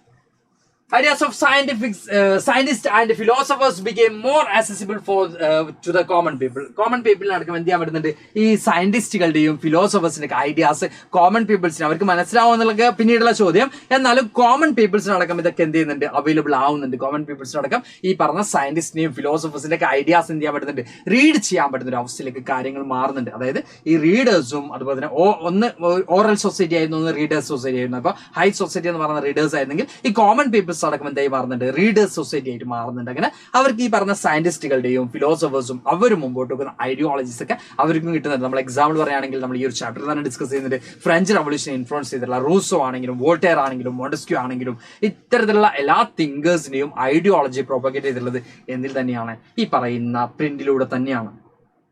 ഓക്കെ, സാറിന്റെ PDF മാത്രം പഠിച്ചാൽ എത്ര മാർക്ക് കിട്ടും എന്നാണ് ചോദിച്ചത് അല്ലേ. സാറിന്റെ PDF മാത്രം കംപ്ലീറ്റ് ആയിട്ട് പഠിച്ചാൽ ഐ തിങ്ക് സാർ നേരത്തെ പറഞ്ഞൊരു കാര്യം തന്നെയാണ് ഇവിടെ റിപ്പീറ്റ് ചെയ്യുന്നത്. നമ്മൾ ഈ PDF കാര്യങ്ങൾ മാത്രമല്ല പറയുന്നത്, ഈ PDF കാര്യത്തിനപ്പുറം അത് എക്സ്പ്ലെയിൻ ചെയ്ത് പറയുന്നുണ്ട്. അതും കൂടി നിങ്ങൾ ക്യാച്ച് ചെയ്യുകയാണെങ്കിൽ കംപ്ലീറ്റ് മാർക്ക് കിട്ടും. അത് ക്യാച്ച് ചെയ്യണമെങ്കിൽ മാത്രം കേട്ടോ. പിന്നെ print culture and the French revolution. Sir നേരത്തെ പറഞ്ഞതാണ് പ്രിന്റ് കൾച്ചറും ഫ്രഞ്ച് റവല്യൂഷനും. വീണ്ടും ഫ്രഞ്ച് റവല്യൂഷൻ വന്നല്ലോ എന്ന് മക്കൾ വിചാരാക്കുന്നുണ്ടാവും. നമുക്ക് നോക്കാം, കുറച്ച് പെട്ടെന്ന് എടുത്തു കേട്ടോ. Many historians are of the views that print culture created the conditions which led to French Revolution. Print culture in French Revolution വലിയ റോൾ ചെയ്തെന്നാണ് പല ഹിസ്റ്റോറിയൻസും പറയുന്നത്. Because print popularized the ideas of enlightenment thinkers. enlightenment thinkers-ന്റെ ideas ഒക്കെ എന്ത് ചെയ്യുന്നുണ്ട്, popularise ചെയ്യുന്നില്ല. ആർക്ക് വലിയ റോൾ ഉണ്ടായിരുന്നു, പ്രിന്റിന് വലിയ റോൾ ഉണ്ടായിരുന്നു. സോ മാപ്പ് ക്വസ്റ്റ്യൻസ് ചെയ്യുമ്പോൾ മാപ്പ് ബേസ്ഡ് 2 ക്വസ്റ്റ്യൻസ് ആണ് നമ്മൾ ഡിസ്കസ് ചെയ്ത്. മാപ്പ് ബേസ്ഡ് ക്വസ്റ്റ്യൻസിന്റെ കോണ്ടന്റ് ആയിട്ട് നമ്മൾ വേറെ തരും കേട്ടോ. ഈ ഒരു ചാപ്റ്ററിൽ നിന്ന് മാപ്പ് ക്വസ്റ്റ്യൻസ് വളരെ ഇല്ല. ഓക്കെ ഓക്കെ, അപ്പൊ ഇവിടെ പറഞ്ഞ പോലെ തന്നെ എൻലൈറ്റ്മെന്റ് തിങ്കേഴ്സിന്റെ ഐഡിയോളജീസ് പ്രൊപ്പഗേറ്റ് ചെയ്തതിന് എന്തിനു വലിയ റോൾ ഉണ്ട്, ഈ പറയുന്ന പ്രിന്റ് കൾച്ചറിന് വലിയ റോൾ ഉണ്ട് നമുക്ക് കൃത്യമായിട്ടും കാണാൻ പറ്റും. Then these thinkers gave critical commentary on tradition, superstition and despotism. Despotism അതുപോലെ തന്നെ നമ്മൾ ഈ പറഞ്ഞ പോലെ തന്നെ ട്രഡീഷനെയും അതുപോലെ തന്നെ സൂപ്പർസിഷനൊക്കെ ആര് ക്വസ്റ്റ്യൻ ചെയ്യുന്നുണ്ട്, ഈ പറഞ്ഞ ഫിലോസഫേഴ്സ് ക്വസ്റ്റ്യൻ ചെയ്യുന്നതായിട്ട് നമുക്ക് കാണാൻ പറ്റും. അതിൽ ഫിലോസഫേഴ്സ് ആരൊക്കെയാണ് മക്കളെ പഠിച്ചത്, നമ്മൾ ഈ പറഞ്ഞതുപോലെ തന്നെ റൂസോ ഉണ്ട്, വോൾട്ടയർ, മോണ്ടസ്ക്യൂ, അങ്ങനെ നിരവധി ജോൺ ലോക്ക്, തോമസ് പിൻ, അങ്ങനെ കുറെ തിങ്കേഴ്സ് ഒക്കെ ഉണ്ട്. അതിൽ നമ്മുടെ Rousseau, prophet of French revolution, അദ്ദേഹം എന്ത് ചെയ്തിട്ടുണ്ട്, man's born free but he's every is in chains എന്നൊക്കെ പറയുന്നത് അല്ലെ. മനുഷ്യൻ സ്വതന്ത്രനായി ജനിക്കുന്നു പക്ഷെ എവിടെയും ചങ്ങലകളിലാണ് എന്നൊക്കെ പറയുന്നതിലൂടെ ഫ്രീഡത്തിന്റെ ഇമ്പോർട്ടൻസ് ഒക്കെ അവിടെ കൃത്യമായിട്ട് എന്ത് ചെയ്യുന്നുണ്ട്, ചൂണ്ടിക്കാണിക്കുന്നുണ്ട്. അപ്പൊ ഇത്തരത്തിലുള്ള തിങ്കേഴ്സിന്റെ ഐഡിയോളജി എന്ത് ചെയ്യുന്നുണ്ട്, ആളുകളെ ഇൻഫ്ലുവൻസ് ചെയ്യാൻ പ്രിന്റിനെ വലിയ രീതിയിൽ ഇൻഫ്ലുവൻസ് ചെയ്തതായിട്ട് നമുക്ക് കാണാൻ പറ്റും. Print created a new culture of dialogues and debate. General public began to discuss the values, norms and institutions and try to re-evaluate the established notions. അപ്പോൾ ഇവിടെ പറയുന്നുണ്ട് ആളുകൾക്കിടയിൽ ഒരു ഡിസ്കഷനും ഡിബേറ്റിനൊക്കെ എന്ത് ക്രിയേറ്റ് ചെയ്യുന്നുണ്ട്, ഈ ഒരു പ്രിന്റ് ക്രിയേറ്റ് ചെയ്യുന്നുണ്ട്. അതായത് ആളുകൾക്കിടയിൽ പല കാര്യങ്ങളും ഇപ്പൊ പറയുകയാണെങ്കിൽ വാല്യൂസ് ആണെങ്കിലും നോംസ് ആണെങ്കിലും അതിലുള്ള പ്രോബ്ലംസ് ആണെങ്കിലും ഇപ്പൊ റിലീജിയസ് ഇൻസ്റ്റിറ്റ്യൂഷൻ അത് കൃത്യമായിട്ടാണ് ആക്ട് ചെയ്യുന്നത്, ഇങ്ങനെയുള്ള കാര്യങ്ങളൊക്കെ അഡ്രസ് ചെയ്യാൻ എന്തിലൂടെ സാധിക്കുന്നുണ്ട്, ഈ പറയുന്ന ബുക്സിലൂടെ സാധിക്കുന്നുണ്ട്. ആളുകൾ ഇത്ര കാര്യങ്ങളൊക്കെ ഡിസ്കസ് ചെയ്യാൻ തുടങ്ങുന്നുണ്ട്. അതുവരെ ആളുകൾ ഭയങ്കര ബ്ലൈൻഡ് ആയിരുന്നു. ആളുകളെ എന്താണോ റൂളേഴ്സ് പറഞ്ഞിരുന്നത് അത് മാത്രം ഒബേ ചെയ്തിരുന്ന ആളുകളാണെങ്കിൽ അതിൽ നിന്ന് ചേഞ്ചസ് ഉണ്ടാവുന്നു. അതായത് സിമ്പിൾ സാർ എക്സാമ്പിൾ പറയാം, ഇപ്പൊ നമ്മളാണെങ്കിൽ ഒരു കാര്യം നമ്മൾ ക്വസ്റ്റ്യൻ ചെയ്യും അല്ലെ. സാർ എക്സാമ്പിൾ പറയാം, നിങ്ങൾ സ്കൂൾ വിട്ട് പോകുമ്പോൾ നിങ്ങളോട് ക്ലാസ് ടീച്ചർ പറയാണ് നെക്സ്റ്റ് അടുത്ത് കാണുന്ന ഡോറിലേക്ക് നിങ്ങൾ നോക്കി പോകരുത് എന്ന് നിങ്ങളോട് ക്ലാസ് ടീച്ചർ പറയുകയാണെങ്കിൽ നെക്സ്റ്റ് തൊട്ടടുത്ത് കാണുന്ന ക്ലാസ്സിന്റെ ഡോറിലേക്ക് നിങ്ങൾ നോക്കി പോകരുത് എന്ന് പറയുമ്പോൾ അതിലേക്ക് നോക്കി പോകരുത് എന്ന് ടീച്ചർ പറഞ്ഞത് കൊണ്ട് മാത്രം നോക്കി പോകുന്ന ആളുകളാണ് നമ്മൾ അല്ലെ. അപ്പൊ നമ്മൾ എന്ത് വന്നിട്ടുണ്ട്, എന്തുകൊണ്ട് അത് ചെയ്തുകൂടാ എന്ന് പറഞ്ഞു നമ്മൾ എന്ത് ചെയ്യുന്നുണ്ട്, അത്തരത്തിലുള്ള ചോദ്യങ്ങളൊക്കെ വരുന്നുണ്ട്. അപ്പൊ ഇതുപോലെ തന്നെ നമ്മൾ പറയുന്നത് എന്താണ്, ഈ പറയുന്ന പ്രിന്റ് കൾച്ചർ വന്നതോടുകൂടിയാണ് ആളുകൾ എന്ത് ചെയ്യാൻ തുടങ്ങുന്നത്, ക്വസ്റ്റ്യൻ ചെയ്യാൻ തുടങ്ങുന്നത്. എന്തുകൊണ്ട് അത് സംഭവിച്ചു എന്ന രീതിയിൽ ആളുകൾ ക്വസ്റ്റ്യൻ ചെയ്യാൻ തുടങ്ങുന്ന രീതിയിൽ ആളുകളുടെ എന്ത് ചെയ്യുന്നുണ്ട്, ആ ഒരു ആളുകളുടെ കപ്പാസിറ്റിയിൽ എന്ത് വരുന്നുണ്ട്, മാറ്റങ്ങൾ വരുന്നതായിട്ട് നമുക്ക് കാണാൻ പറ്റും. By the 1780s, there was a surge in the literature which mocked the royalty and criticized their royalty ഇതൊക്കെ ക്രിട്ടിസൈസ് ചെയ്യുന്ന രീതിയിലേക്ക് എന്ത് ചെയ്യുന്നുണ്ട്, ആളുകൾ മാറുന്നുണ്ട്. ധാർമ്മികതയെക്കുറിച്ചും റൂളേഴ്സിന്റെ അധികാരങ്ങളെ കുറിച്ചും ഒക്കെ എന്ത് ചെയ്യാൻ പറ്റുന്നുണ്ട്, ആളുകൾ ഗുട്ടൻബർഗ് ബേസ്ഡ് ക്വസ്റ്റ്യൻസ് ഉണ്ടാവും. ഗുട്ടൻബർഗ് ബേസ്ഡ് ക്വസ്റ്റ്യൻസ് എന്ന് പറയുമ്പോൾ അതിന്റെ ഇൻവെൻഷൻസും കാര്യങ്ങളൊക്കെയാണ്. അത് വളരെ സിമ്പിൾ ആയിട്ടുള്ള ക്വസ്റ്റ്യൻസ് ആയിരിക്കും വരട്ടോ. ഓക്കെ, ബൈബിൾ അങ്ങനെയുള്ള ക്വസ്റ്റ്യൻസ്, ഫസ്റ്റ് ബുക്സ് ബൈബിൾ, അതൊക്കെ മക്കൾക്ക് എല്ലാവർക്കും അറിയുന്നതല്ലേ. Who invented the printing press നോക്കുകയാണെങ്കിൽ John and Gutenberg, then Bible, അങ്ങനെ കുറച്ച് ക്വസ്റ്റ്യൻസ് കേട്ടോ. ഓക്കെ അല്ലേ, സെറ്റ് അല്ലേ, സെറ്റാണെങ്കിൽ ഒരു ഫയറും കൂടിയിട്ട് നോട്ടെ ഫയറൊക്കെ വന്നിട്ട് കുറച്ച് സമയം. ഒരു ഫയർ മാത്രം ചോദിച്ചു, ഒരു ഫയർ കാലം നീ തന്നു എന്നൊക്കെ സാർ ഒരു പാട്ട് പാടണമെങ്കിൽ അതിനനുസരിച്ച്. മാർട്ടിൻ ലൂതർ കിങ് അല്ല കേട്ടോ. What happen Nashwa Abdul Manaf sir കണ്ടില്ല മക്കളെ ക്വസ്റ്റ്യൻ. ഈ സ്ലൈഡാണോ തൊട്ടുമുത്ത സ്ലൈഡാണോ നമ്മുടെ നിരൻ ചോദിക്കുന്നത്? ഓക്കെ നിരൻ, ഈ സ്ലൈഡ് ഇപ്പൊ നമ്മൾ മൂവ് ചെയ്തല്ലേ, തൊട്ടുമുത്ത സ്ലൈഡ്.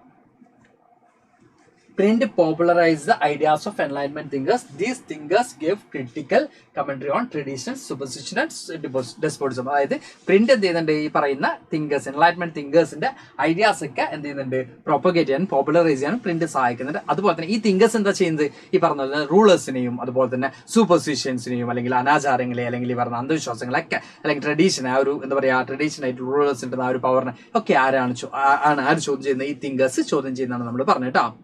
ഓക്കെ, ദെൻ അടുത്ത പോയിന്റ് ആണെങ്കിൽ print created a new culture of dialogue and debates. അതായത് ആളുകൾക്കിടയിലേക്ക് എന്തുണ്ടാവുന്നുണ്ട്, വാല്യൂസിനെ കുറിച്ചും നോംസിനെ കുറിച്ചും ഇൻസ്റ്റിറ്റ്യൂഷൻസിനെ കുറിച്ചൊക്കെ ആളുകൾക്കിടയിൽ discussion, that means religious institutions അവർ ഫോളോ ചെയ്യുന്ന വാല്യൂസ്, ഇതിനെക്കുറിച്ചൊക്കെ ആളുകൾക്കിടയിൽ ഒരു ഡിസ്കഷൻ ഉണ്ടാവാനും ആളുകൾക്കിടയിൽ ഒരു ഡിബേറ്റ് ഉണ്ടാവാനും ഒക്കെ എന്ത് കാരണമാവുന്നുണ്ട്, കോമൺ പീപ്പിൾസിന്റെ ഇടയിൽ ഇത്തരത്തിലുള്ള ഡിസ്കഷനും ഡിബേറ്റിനൊക്കെ എന്ത് കാരണമാവുന്നുണ്ട്, പ്രിന്റ് കൾച്ചർ കാരണമാവുന്നുണ്ട്. അത്രയുണ്ട് അവിടെ പറഞ്ഞത് മക്കളെ. ഓക്കെ, നമ്മൾ പുതിയ സ്ലൈഡിലേക്ക് പോകണേ. ഇനി primary education became compulsory from 19th century. എന്താ പറയാ 19th century children and print എന്ന് പറഞ്ഞ ഭാഗത്താണ് നമ്മൾ പറയുന്നത്. ഓക്കെ, പ്രൈമറി എഡ്യൂക്കേഷൻ എന്ത് ചെയ്തു, കമ്പൾസറി ആയി 19th century. Children's press was set up in France. ഫ്രാൻസിലൊക്കെ ചിൽഡ്രൻസ് പ്രസ് ആണ് സെറ്റപ്പ് ചെയ്തു. ചിൽഡ്രൻസ് പ്രസ് അറിയുമ്പോൾ ചെറിയ പ്രസ് ഒന്നും ചോദിക്കേണ്ട. ഓക്കെ, മാർക്കോപോളോ ഇമ്പോർട്ടന്റ് ആണ്. മാർക്കോപോളോ നമ്മൾ ഓൾറെഡി പറഞ്ഞില്ല മക്കളെ. യെസ്, മാർക്കോപോളോ എന്ത് ചെയ്തിട്ടുണ്ട്, ഈ ചൈനയിൽ നിന്നും എന്ത് ചെയ്തിട്ടുണ്ട്, ഇറ്റലിയിലേക്ക് ഈ ഒരു പ്രിന്റിംഗ് ടെക്നോളജി ഇൻട്രൊഡ്യൂസ് ചെയ്യുന്നൊക്കെ നമ്മൾ പറഞ്ഞു അല്ലേ. യെസ്, മാർക്കോപോളോ ഇമ്പോർട്ടന്റ് ആണ്. 12th century എന്നുള്ളത് ആ ഒരു ഭാഗം ഇമ്പോർട്ടന്റ് ആണ് കേട്ടോ. ഓക്കെ,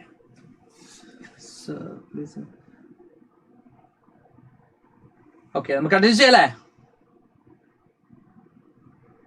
മുബീൻ സി ഒക്കെ ഓക്കെ സാറേ, ഇതിന്റെ PDF മാത്രം പഠിച്ചാൽ എത്ര മാർക്ക് കിട്ടും എന്നാണ് ചോദിച്ചത്. PDF മാത്രം പഠിച്ചാൽ മാർക്ക് കിട്ടും. എത്ര മാർക്ക് എന്ന് സാറിന് അത്ര കൃത്യമായിട്ടും പറയാൻ പറ്റില്ല. ബട്ട് ഇതിൽ നമ്മൾ മോസ്റ്റ് ഇമ്പോർട്ടന്റ് ആയിട്ടുള്ള പോയിന്റ്സ് മാത്രമേ ഇൻക്ലൂഡ് ചെയ്തിട്ടുള്ളൂ നമുക്ക് കൃത്യമായിട്ട് തിരിച്ചറിയാം. അതുപോലെ തന്നെ സാർ ഒരു കാര്യം കൂടി മുബീനോട് പറയാം, സാറിന് ക്ലാസ് മക്കൾക്ക് ഫുള്ള് മനസ്സിലായി, ഈ PDF ഫുള്ളായി വായിച്ചാൽ മാർക്ക് കിട്ടും. സെറ്റ് അല്ലേ? PDF ഫുള്ളായിട്ട് വായിച്ചാൽ മാർക്ക് കിട്ടും, നല്ല മാർക്ക് കിട്ടും. ഓക്കെ, ഓക്കെ, ഇനി നമ്മൾ പറയുന്നത് primary education became compulsory from 19th century. 19th century ആയപ്പോൾ പ്രൈമറി എഡ്യൂക്കേഷൻ എന്തായി, കമ്പൾസറി ആയി, നിർബന്ധമായി. ചിൽഡ്രൻസ് പ്രസ് ഒക്കെ സെറ്റ് ചെയ്യാൻ തുടങ്ങി. കുട്ടികൾക്ക് വേണ്ടിയുള്ള പുസ്തകങ്ങളൊക്കെ പ്രിന്റ് ചെയ്യാൻ വേണ്ടി പ്രസ് ഒക്കെ സെറ്റ് ചെയ്തായിട്ട് നമുക്ക് കാണാൻ പറ്റും. ഫ്രാൻസിലാണ് നമ്മൾ പറയുന്നത്. Then old fairy tales, folk tales were published. എന്താ പറയാ, പഴയ നാടോടി കഥകളും അങ്ങനെയുള്ള കാര്യങ്ങളൊക്കെ എന്ത് ചെയ്യാൻ തുടങ്ങി, പബ്ലിഷ് ചെയ്യാൻ തുടങ്ങി. The Grimm brothers Germany compiled tales of പെസൻസിന്റെ ടൈൽസ് ഒക്കെ എന്ത് ചെയ്യാൻ തുടങ്ങി, ഗ്രിം ബ്രദേഴ്സ്, ജർമ്മനിലെ ഗ്രിം ബ്രദേഴ്സ് എന്ത് ചെയ്യാൻ തുടങ്ങി, അവിടുന്ന് പബ്ലിഷ് ചെയ്യാൻ തുടങ്ങിയിട്ട് നമുക്ക് കാണാൻ പറ്റും. The stories word edited before they were published in 1812. 1812 ഒക്കെ ആയപ്പോൾ സ്റ്റോറീസ് ഒക്കെ എഡിറ്റ് ചെയ്യാൻ തുടങ്ങി. പബ്ലിഷ് ചെയ്യുന്നതിന് മുമ്പ് അത് എഡിറ്റ് ചെയ്യാൻ തുടങ്ങി. Because any material that was not suitable for children to children was not part of the final publication. Because എന്തുകൊണ്ടാണ് ഈ ഒരു എഡിറ്റ് ചെയ്യാൻ തുടങ്ങിയെന്ന് പറഞ്ഞാൽ, ഈ സ്റ്റുഡൻസ് അല്ലെങ്കിൽ ചിൽഡ്രൻസിന് എന്താ പറയാ സ്യൂട്ടബിൾ അല്ലാത്ത വർക്ക്സ് ഉണ്ടെങ്കിൽ അത് എന്ത് ചെയ്യരുത്, പബ്ലിഷ് ചെയ്യാതിരിക്കാൻ വേണ്ടിയാണ് എന്ത് ചെയ്തത്, നമ്മൾ ഈ പറഞ്ഞ പോലെ തന്നെ അതിനൊക്കെ എഡിറ്റ് ചെയ്യുന്നത്. ബിക്കോസ് അത് എല്ലാവർക്കും സ്യൂട്ടബിൾ ആയിട്ടുള്ള ചിൽഡ്രൻസിന് വായിക്കാൻ പറ്റുന്ന രീതിയിലുള്ള സ്റ്റോറീസ് മാത്രം അല്ലെങ്കിൽ അവർക്ക് വായിക്കാൻ പറ്റുന്ന രീതിയിലുള്ള ടെയിൽസ് മാത്രമേ അവരിലേക്ക് എത്തിക്കാൻ പറ്റൂ എന്നതാണ് ഉദ്ദേശിക്കുന്നത്. Rural folk tales acquired a new form, print reordered old tales but also change them. അപ്പോൾ ഈ പറഞ്ഞ എന്താ പറയാ ഓൾഡ് റൂറൽ ഫോക്സും അന്നത്തെ നാടോടി കഥകളും നാടൻ പാട്ടുകളും ഒക്കെ എന്ത് ചെയ്തു, ഇതുപോലെ തന്നെ പബ്ലിഷ് ചെയ്തു. പക്ഷെ അതൊക്കെ എന്താണ് പറയാ, റീ അറേഞ്ച് ചെയ്തുകൊണ്ടോ അല്ലെങ്കിൽ എഡിറ്റ് ചെയ്തുകൊണ്ടോ അതിലൊക്കെ സെൻസർഷിപ്പ് ചെയ്തുകൊണ്ടൊക്കെയാണ് ചെയ്തിട്ടുള്ളത്, പബ്ലിഷ് ചെയ്തിട്ടുള്ളത് നമുക്ക് കാണാൻ പറ്റും. In women work and print. When the women became important readers and writers, the penny magazines were published for women. Women's എന്ന് പറയുന്ന ഇമ്പോർട്ടന്റ് ആയിട്ടുള്ള റൈറ്റേഴ്സും റീഡേഴ്സും ഒക്കെ ആയിട്ട് എന്ത് ചെയ്തിട്ട് മാറുന്നുണ്ട്. അതിൽ തന്നെ പെന്നി അവർക്ക് എന്താ പറയുക ചെറിയ കയ്യിലൊക്കെ പിടിക്കാൻ പറ്റുന്ന ചെറിയ രീതിയിലുള്ള ബുക്സും കാര്യങ്ങളൊക്കെ അവർക്ക് എന്ത് ചെയ്യുന്നുണ്ട് വേണ്ടി പബ്ലിഷ് ചെയ്തിട്ട് നമുക്ക് കാണാൻ പറ്റും. In 19th century, novels began to be written and women were seen as the important readers. അതായത് 19th century ആയപ്പോൾ നോവൽസും എന്ത് ചെയ്യാൻ തുടങ്ങി, എഴുതാൻ തുടങ്ങി. നോവൽസിൽ ഏറ്റവും ഇമ്പോർട്ടന്റ് റീഡേഴ്സ് ആയിട്ട് കൺസിഡർ ചെയ്യുന്നത് വിമൻസ് ആയിരുന്നു. അവിടെ തന്നെ അതിനനുസരിച്ചുള്ള സ്റ്റോറീസ് ഒക്കെ ആയിരുന്നു, നോവൽസ് ഒക്കെ ആയിരുന്നു അന്ന് എന്ത് ചെയ്തിരുന്നത്, പബ്ലിഷ് ചെയ്തിരുന്നത് നമുക്ക് കാണാൻ പറ്റും. Some of the well-known women writers as Jane Austen, the Bronte sisters, George Eliot, ഇതൊക്കെയായിരുന്നു പ്രധാനപ്പെട്ട റൈറ്റേഴ്സ് എന്ന് പറയുന്നത്, വിമൻ റൈറ്റേഴ്സ് എന്ന് നമുക്ക് കാണാൻ പറ്റും. Then the writing defined the new type of woman, a person with a will, strength of personality, determination and power of think to think. അതായത് വിമൻസിനെ കുറിച്ച് പുതിയ ഡെഫിനേഷനും കാര്യങ്ങളൊക്കെ, അവരുടെ ഒരു പവറും അവരുടെ സ്ട്രെങ്ത്തും അവരുടെ ഡിറ്റർമിനേഷനും ഒക്കെ മെൻഷൻ ചെയ്തുകൊണ്ടുള്ള വർക്ക്സും കാര്യങ്ങളൊക്കെ എന്ത് ചെയ്യാൻ തുടങ്ങി ആ ഒരു സമയത്ത്. Queen of Hearts, what happened?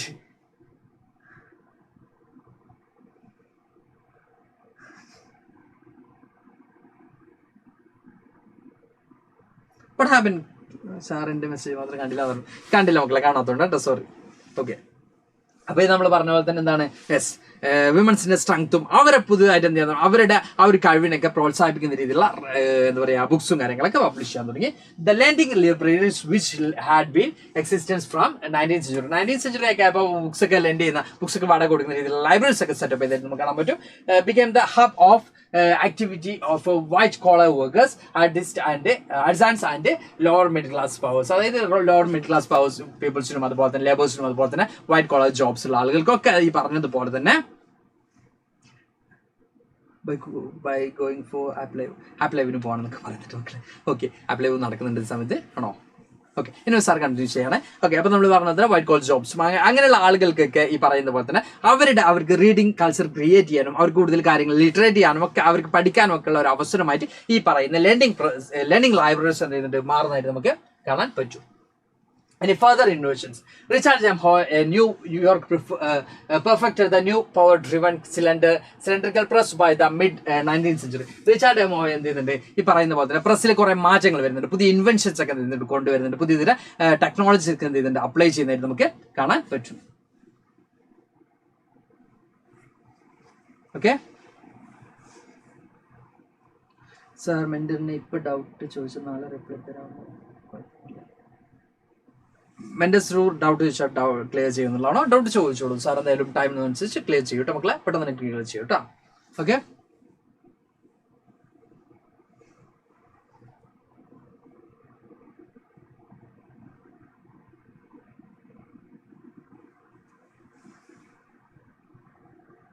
Sir ഒരു വലിയ ഡൗട്ട് ഉണ്ട്, ഈ ലെസണിൽ അല്ലേ വിമൻ ബുക്ക് വായിക്കാൻ പറ്റില്ല അങ്ങനെയുള്ളത്?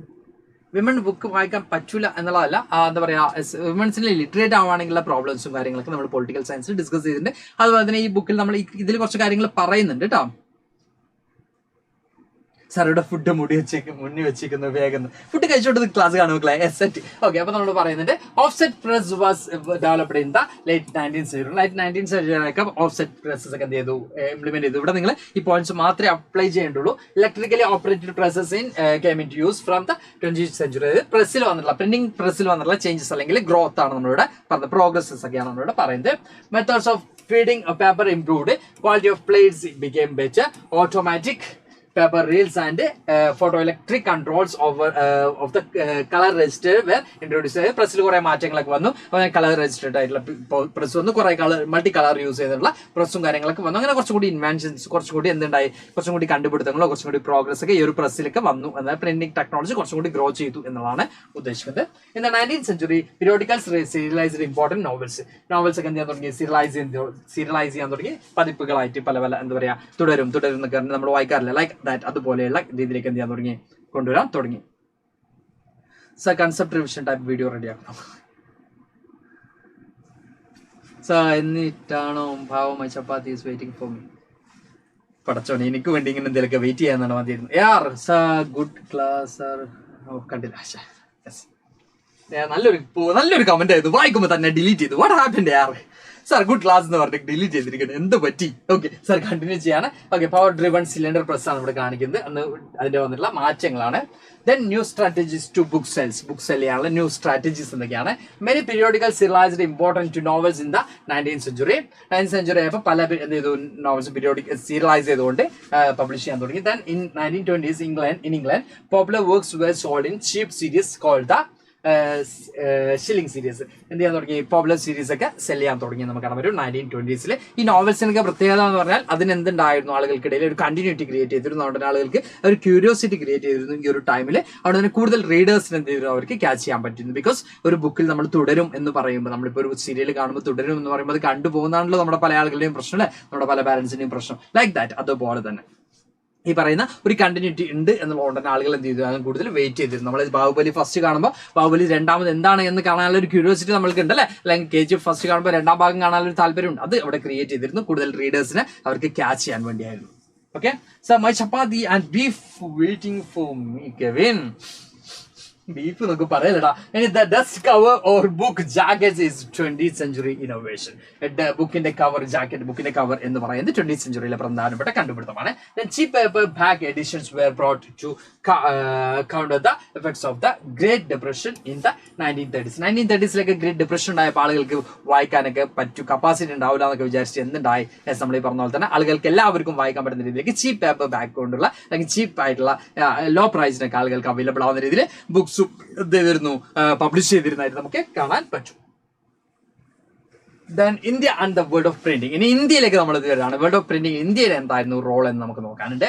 Okay, the Portuguese missionaries were the first to bring printing press to Goa in the mid 16th century. The first books were printed in Konkani language. അത് Portuguese missionaries ആണ് ഇന്ത്യയിലേക്ക് എന്ത് കൊണ്ടുവരുന്നത്, പ്രിന്റിംഗ് ടെക്നോളജി കൊണ്ടുവരുന്നത് 16th centuryയിലാണ്. ഗോവയിലാണ് ഇന്ത്യയിൽ ആദ്യമായിട്ട് ഒരു പ്രിന്റിംഗ് ടെക്നോളജി പോർച്ചുഗീസുകാർ ഇംപ്ലിമെന്റ് ചെയ്യുന്നത്.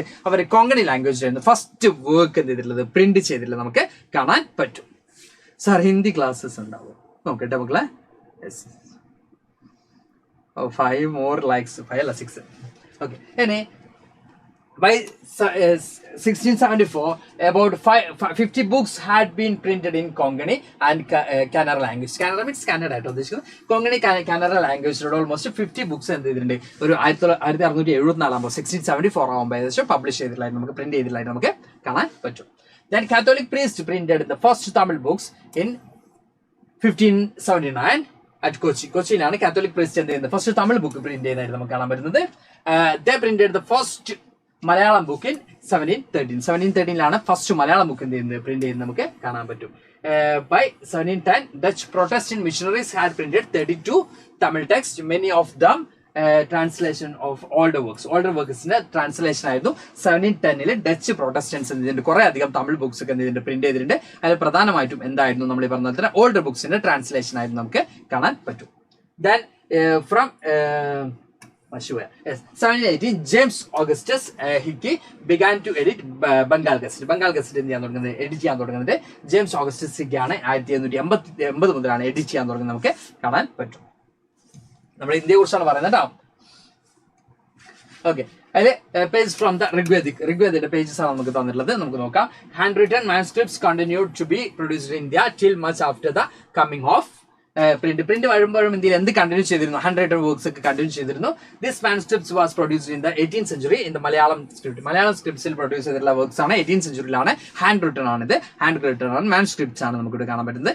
18th centuryയിൽ പ്രിന്റ് ചെയ്താണ്. അപ്പൊ നമ്മൾ പറഞ്ഞത് പ്രിന്റിംഗ് ടെക്നോളജി വന്നതിന് ശേഷം ഇന്ത്യയിൽ എന്ത് കണ്ടിന്യൂ ചെയ്തിരുന്നു, യെസ് ഈ മാനുസ്ക്രിപ്റ്റ്സ് ഒക്കെ കണ്ടിന്യൂ ചെയ്തിരുന്നതായിട്ട് നമുക്ക് കാണാൻ പറ്റും. ഹിസ്റ്ററിയുടെ മെന്റ് ഉണ്ടാവും നിൽക്കുന്നുണ്ട്, നോക്കട്ടെ മക്കളെ. ഓക്കെ, ഉണ്ടാവും, മെന്റ് ഒക്കെ ഉണ്ടാവും. ഇനി religious religious reforms and public debates നമുക്ക് നോക്കാം. Role of the newspapers ആണ് ഫസ്റ്റ് നോക്കാനുള്ളത്. Many existing religious practices were criticised. പല എക്സിസ്റ്റിംഗ് റിലീജിയസ് പ്രാക്ടീസസ് എന്ത് ചെയ്തു, ഈ പറയുന്ന ബുക്സിലൂടെ ക്രിട്ടിസൈസ് ചെയ്യപ്പെടാൻ തുടങ്ങി. ഡൗൺ ദ എന്ത് പറഞ്ഞു മനസ്സിലായില്ല. ഓക്കെ, അപ്പോൾ ഇവിടെ നമ്മൾ പറയുന്ന പോലെ തന്നെ എല്ലാ തരത്തിലുള്ള വർക്ക്സും എന്ത് ചെയ്യാൻ തുടങ്ങി, ക്രിട്ടിസൈസ് ചെയ്യപ്പെടാൻ തുടങ്ങി. റിലീജിയസ് ആയിട്ടുള്ള എന്താ പറയുക, റിലീജിയസ് ആയിട്ടുള്ള പ്രാക്ടീസ് ഒക്കെ എന്ത് ചെയ്യാൻ തുടങ്ങി, ക്രിട്ടിസൈസ് ചെയ്യപ്പെടാൻ തുടങ്ങിയത് നമുക്ക് കാണാൻ പറ്റും. അതിൽ നമ്മളിവിടെ പറയുന്നത് Ramohan Roy. Rajamohan Roy published a Sambad comedy from 1821 to criticize the orthodox views in the Hinduism. ഹിന്ദുയിസത്തിലെ ഓർത്തഡോക്സ് വ്യൂസിനെ ആര് ക്രിട്ടിസൈസ് ചെയ്യാൻ തുടങ്ങി, രാജാ റാമോഹൻ റോയ് ക്രിട്ടിസൈസ് ചെയ്യാൻ തുടങ്ങി. അപ്പൊ രാജാ റാമോഹൻ റോയ് ക്രിട്ടിസൈസ് ചെയ്യാൻ തുടങ്ങി എപ്പോഴാണ്, സമ്പാദ് കൗമുദിലൂടെയാണ്. 1821 കൂടിയാണ് ക്രിട്ടിസൈസ് ചെയ്യാൻ തുടങ്ങിയത് നമുക്ക് കാണാൻ പറ്റും. Then the Hindu orthodoxy commission the Samachar Chandrika to counter his opinion. അപ്പൊ രാജാ റാമോഹൻ റോയ് ക്രിട്ടിസൈസ് ചെയ്തപ്പോൾ തിരിച്ചടിക്കാൻ വേണ്ടി എന്ത് ചെയ്തു, ഓർത്തഡോക്സ് എന്ത് പബ്ലിഷ് ചെയ്തു, യെസ് സമാചാർ ചന്ദ്രിക ഇത് പബ്ലിഷ് ചെയ്തായിരുന്നു നമുക്ക് കാണാൻ പറ്റും. 1822 publication of 2 Persian news papers began. Jam E Jahan അതുപോലെ തന്നെ നമ ഷാംസുൽ എന്ന് പറയുന്ന രണ്ട് പ്രധാനപ്പെട്ട നമ ഷാംസുൽ അക്ബർ എന്ന് പറയുന്ന രണ്ട് പ്രധാനപ്പെട്ട പേർഷ്യൻ ന്യൂസ് പേപ്പേഴ്സും എന്ത് ചെയ്യാൻ തുടങ്ങി 1822 ആയപ്പോൾ പബ്ലിഷ് ചെയ്യപ്പെടാൻ തുടങ്ങി. ഓക്കെ, ലൈക്സ് 143 540 ലൈക്ക് കണ്ടു ഓക്കെ, ലൈക്ക് കണ്ട് ഇഷ്ടപ്പെട്ടു കേട്ടോ. ഓക്കെ, അപ്പൊ ലൈക്ക് ഒക്കെ കണ്ട് ഇഷ്ടപ്പെട്ടിട്ടുണ്ട്. I like your likes. Okay, അപ്പൊ സാറിന് ക്ലാസ് കണ്ടിന്യൂ ചെയ്യുന്നുണ്ട്. ആഫ്റ്റർ ദ ക്ലാസ് സാർ എന്ത് ചെയ്യാം, ലൈക്കിന് മറുപടി തരാം. ഓക്കെ അല്ലേ? ഇവിടെ എന്തുവാ നടക്കുന്നതാണ്? ഡിങ്ക് പാടി എന്താണ്? ഡിങ്കാപ്പി ഗെയിമിങ്. എന്താപ്പി ഇത്? കൊച്ചുണ്ടാപ്പി.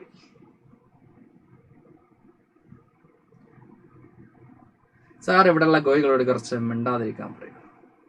ഇവിടെ കോഴിക്കറിയൊക്കെ വെച്ച് തിന്നാൻ സാറിന് നല്ല വിശപ്പുണ്ട്. ചപ്പാത്തി ബീഫ് കറി എന്നൊക്കെ പറഞ്ഞാൽ വിശപ്പ് കൂടിയുണ്ട്. അപ്പൊ ഇവിടെയുള്ള കോഴികളെ വെച്ചിട്ട് കോഴിക്കറി വെച്ചാലാ ചിക്കൻ 65 ഉണ്ടാക്കാം അല്ലേ? ഓക്കെ സാർ, ക്ലാസ് കഴിഞ്ഞ് ചിക്കൻ 65 ഒക്കെ ഉണ്ടാക്കാം. ഇപ്പൊ നല്ല പൈക്കുന്നുണ്ട്. ചിക്കൻ 65 എന്നൊക്കെ പറഞ്ഞിട്ട് തീരുമാനമാകുന്നുണ്ട്. അപ്പൊ ഇവിടെ നമ്മൾ പറഞ്ഞു 1822 ആയപ്പോൾ പേർഷ്യൻ ലാംഗ്വേജ് ന്യൂസ് പേപ്പേഴ്സ് ഒക്കെ പബ്ലിഷ് ചെയ്യാൻ തുടങ്ങി നമുക്ക് കാണാൻ പറ്റും. Then Bombay Samachar, Gujarati news papers in the same year. ഇതേ വർഷം തന്നെ ഗുജറാത്തി ന്യൂസ് പേപ്പർ ആയിട്ടുള്ള ബോംബെ സമാചാർ എന്ത് ചെയ്തിട്ടുണ്ട്, പബ്ലിഷ് ചെയ്യപ്പെട്ടിട്ടുണ്ട്. അപ്പൊ ഇവിടെ ഇന്ത്യയിലും എന്ത് ചെയ്തിട്ടുണ്ട്, ബുക്സും കാര്യങ്ങളൊക്കെ പബ്ലിഷ് ചെയ്തിട്ട് ന്യൂസ് പേപ്പേഴ്സ് ഒക്കെ പബ്ലിഷ് ചെയ്യുന്നുണ്ട് എന്നുള്ള കാര്യമാണ് നമ്മളിവിടെ പറയുന്നത് കേട്ടോ. ക്ലിയറായി മക്കളെ? Okay, same views of the Muslim sect. In North India, the ulama began to publish cheap lithographic prints which contained Persian and Urdu translation of Holy Scriptures. Holy Scriptures ഇന്റെയും Urdu അതുപോലെ തന്നെ പേർഷ്യൻ ലാംഗ്വേജ് ട്രാൻസ്ലേഷൻ എവിടെ ഉണ്ടായിരുന്നു? നമ്മൾ ഈ പറഞ്ഞ പോലെ തന്നെ lithographic പ്രിന്റ്സിലൂടെ ആര് പബ്ലിഷ് ചെയ്തിരുന്നു? ഉലമാസ്, അതായത് മുസ്ലിം പ്രീസ്റ്റ് ആണ് നമ്മൾ പറയുന്ന ഉലമാസ് ഒക്കെ പ്രിന്റ് ചെയ്തിരുന്നതായിട്ട് നമുക്ക് കാണാൻ പറ്റും. സാറിന് ഫുഡ് ഞാൻ തരാന്ന് പറയുന്നുണ്ട്.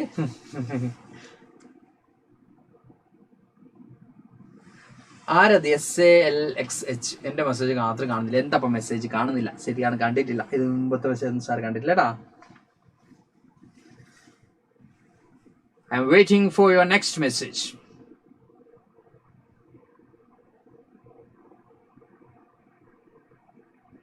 ഇവിടെ സാർ ക്രിക്കറ്റ് കളിക്കാറുണ്ടോ? ക്രിക്കറ്റ് കളിക്കാറുണ്ട്, ഇടയ്ക്ക് കളിക്കാറുണ്ട് കേട്ടോ.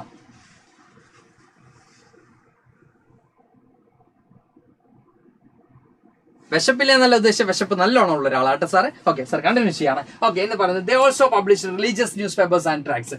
റിലീജിയസ് ന്യൂസ് പേപ്പേഴ്സും ട്രാക്സ് ഒക്കെ ആര് പബ്ലിഷ് ചെയ്യാൻ തുടങ്ങി എന്ന് പറഞ്ഞ മുസ്ലിംസ് പബ്ലിഷ് ചെയ്യാൻ തുടങ്ങി. Then Deoband Seminary was founded in 1867.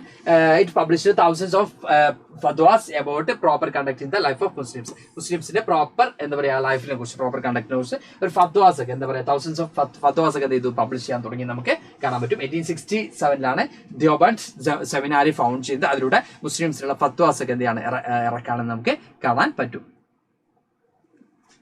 Okay, എന്തൊക്കെയോ നടക്കുന്നത് കമന്റ് ബോക്സിൽ, എന്തുവാ നടക്കുന്നത്? ഓക്കെ, അതുപോലെ തന്നെ നമ്മൾ religious reforms, public debates, role in religious talks in debates. Ramcharitmanas of Tulsidas was printed from Kolkata in 1810. 1810 തുളസിദാസിന്റെ രാമചരിതമാനസ് എന്ന വർക്കാണ്. അത് തുളസിദാസിനാണ്, ഹിന്ദി വർക്കാണ്. അതെന്താണ് 1810 പ്രിന്റ് ചെയ്ത് നമുക്ക് കാണാൻ പറ്റും. കൊൽക്കത്തയിലാണ്. Then from 1880s, then Naval Kishore Press at Lucknow and the Sri Venkateshwar Press in Bombay published many religious texts in vernaculars. പ്രാദേശിക vernaculars means പ്രാദേശിക ഭാഷയിലെ എന്താ പറയുക, ഈ രണ്ട് പ്രസ്സുകളും പല റിലീജിയസ് ആയിട്ടുള്ള ടെക്സ്റ്റ് ഇതിന്റെ പബ്ലിഷ് ചെയ്തിട്ടുണ്ട്. ഏതൊക്കെ പ്രസ്സാണ്? 1880 1880-കളിലാണ് നവൽ കിഷോർ പ്രസ്സും അതുപോലെ തന്നെ ലക്നൌവിലാണ്. ആൻഡ് ശ്രീ വെങ്കടേശ്വർ പ്രസ് എവിടെയാണ്? ബോംബെയിലുമാണ് എന്ത് ചെയ്തിട്ടുള്ളത്. ഡിഫറെന്റ് ആയിട്ടുള്ള റിലീജിയസ് ടെക്സ്റ്റും എന്ത് ചെയ്തിട്ടുണ്ട്, പബ്ലിഷ് ചെയ്യുന്നതായിട്ട് നമുക്ക് കാണാൻ പറ്റും. ഓക്കെ, കഴിയാറായി മക്കളെ. അത് ഈസി ആയിട്ടുള്ള ഭാഗമാണ്. ഇതൊക്കെ ഒരു പോയിന്റ് വായിച്ചെടുക്കുന്ന ഭാഗങ്ങൾ മാത്രമേ ഇവിടെ ഉണ്ടായിരുന്നുള്ളൂ. ഇനി ന്യൂ ഫോംസ് ഓഫ് പബ്ലിക്കേഷൻ നോക്കുന്ന സമയത്ത് initially people got to read the novels which were written by European writers, but people could not relate to those novels because they were written in the European context. European കോണ്ടെക്സ്റ്റിൽ Europeans ചെയ്യുന്ന books വായിക്കുമ്പോൾ ആളുകൾക്ക് അത്രയും എന്ത് ചെയ്യാൻ പറ്റുന്നില്ല, connect ചെയ്യാൻ പറ്റുന്നില്ല. ബിക്കോസ് അവരുടെ ലൈഫും ഇവരുടെ ലൈഫും അല്ലെങ്കിൽ രണ്ട് കൾച്ചറും ഇന്ത്യയിൽ ഡിഫറെന്റ് ആണ്. അതുകൊണ്ട് അത്ര എളുപ്പത്തിൽ എന്ത് ചെയ്യാൻ പറ്റുന്നില്ല, ഓക്കെ, അത്ര എളുപ്പത്തിൽ എന്ത് ചെയ്യാൻ പറ്റുന്നില്ല, കണക്ട് ചെയ്യാൻ പറ്റുന്നില്ല എന്നൊരു പ്രോബ്ലം ഉണ്ടായിരുന്നു ആളുകൾക്ക്. അതുകൊണ്ട് തന്നെ many other new forms of writing also came in to origin, like lyrics, short stories, essays about social and political matters etcetera. അപ്പോൾ ഈ ഒരു സമയത്ത് തന്നെ എന്തും കൂടി എമേർജ് ചെയ്തിട്ടുള്ളതായിട്ട് നമുക്ക് കാണാൻ പറ്റും. പല തരത്തിലുള്ള റൈറ്റിംഗ്സ് എന്താ പറയുക, ഡിഫറെന്റ് ടൈപ്സ് ഓഫ് റൈറ്റിംഗ് ഒക്കെ എമേർജ് ചെയ്തിട്ടുള്ളതായിട്ട് നമുക്ക് കാണാൻ പറ്റും. ലൈക്ക് നമ്മൾ എക്സാമ്പിൾ പറയുകയാണെങ്കിൽ ലിറിക്സും അതുപോലെ തന്നെ സോഷ്യോ പൊളിറ്റിക്കൽ അതിനെ കുറിച്ചൊക്കെ എസ്സേസും ഇങ്ങനെയുള്ള കാര്യങ്ങളൊക്കെ എന്ത് ചെയ്യാൻ തുടങ്ങി. ഈ സമയത്ത് തന്നെ പുതിയൊരു കൾച്ചർ ഓഫ് റൈറ്റിംഗ് കൂടി അവർ സമയത്ത് തുടങ്ങി. റീഡേഴ്സ് കുറെ വന്നു എന്ന് പറഞ്ഞു. അതിനനുസരിച്ച് എന്ത് ചെയ്യും, റൈറ്റേഴ്സും അല്ലെങ്കിൽ നമ്മൾ ഈ പറഞ്ഞ പോലെ തന്നെ ഇപ്പൊ കുട്ടികളാണെങ്കിൽ കാർട്ടൂൺ കാണാൻ ഇഷ്ടപ്പെടുന്നു, അല്ലെങ്കിൽ ഒരു എന്താ പറയാ ഒരു യങ് ആയിട്ടുള്ള ഏജ് ആണെങ്കിൽ അവർ റൊമാൻറ്റിക് സ്റ്റോറീസോ അല്ലെങ്കിൽ ഫൈറ്റ് സ്റ്റോറീസോ ഇങ്ങനെയുള്ള കാര്യങ്ങളായിരിക്കും ഇഷ്ടപ്പെടുന്നത്. അല്ലെങ്കിൽ ഇപ്പോൾ ഒരു എൽഡേഴ്സ് ആണെങ്കിൽ ഓൾഡ് ഏജിലുള്ള ആളുകളൊക്കെ ആണെങ്കിൽ അവർ കുറച്ചും കൂടി ഫാമിലി റിലേറ്റഡ് ആയിട്ടുള്ള കാര്യങ്ങളായിരിക്കും. ഇങ്ങനെ ഓരോ ആളുകൾക്കും ഓരോ റീഡേഴ്സും ഡിഫറെന്റ് ആയിരിക്കും അല്ലെ. അപ്പോൾ ഈ പറയുന്ന ആളുകൾക്കനുസരിച്ച് എന്തും കൂടി മാറുന്നുണ്ട്, ബുക്സ് രീതിയൊക്കെ എന്ത് ചെയ്യുന്നുണ്ട്, മാറുന്നതായിട്ട് നമുക്ക് കാണാൻ പറ്റും.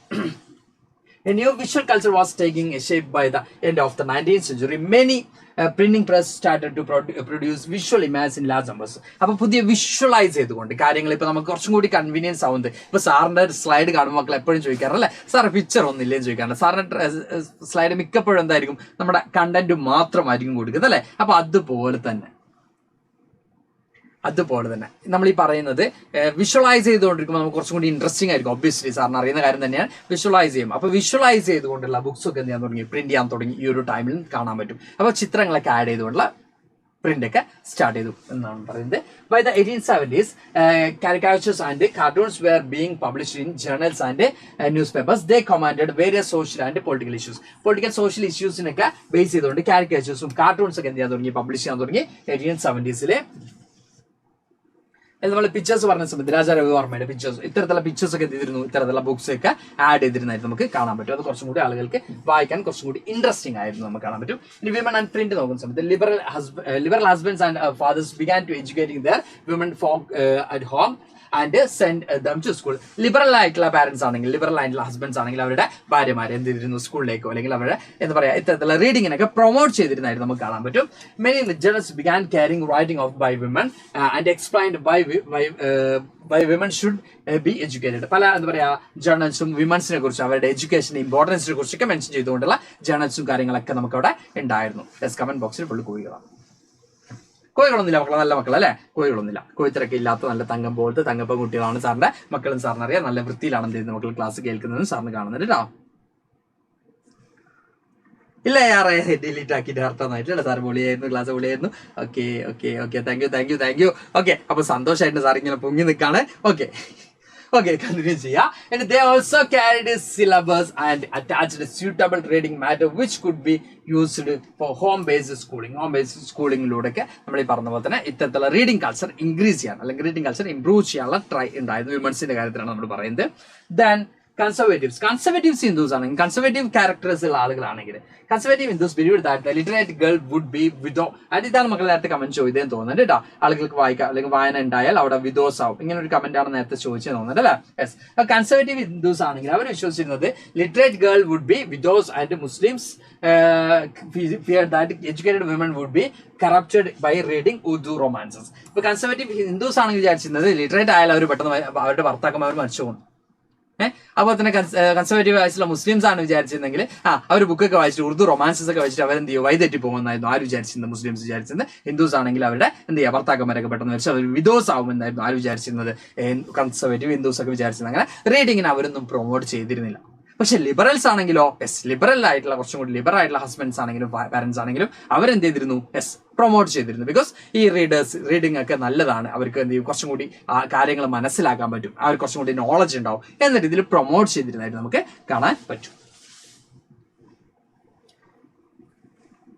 രാശുന്ദരി ദേവി അന്നത്തെ എന്താ പറയാ നമ്മൾ ഈ പറഞ്ഞത് അമോജിബാൻ എന്നുള്ളതാണ് അവരുടെ വർക്കിന്റെ പേര്. അവരെന്ത് ചെയ്യാണ് ഇത്തരത്തിൽ സഫർ ചെയ്തുകൊണ്ട് ഒരു വായനാശീലം ഉണ്ടാക്കുകയും അതിലൂടെ അവർ എന്ത് ചെയ്യാണ് ബുക്സ് വായിക്കുകയും പിന്നീട് ബുക്സ് എഴുതൊക്കെ ചെയ്തിട്ടുള്ള പേഴ്സൺ ആണ്. Next person is Begum Rokeya Sakhawat Hussain.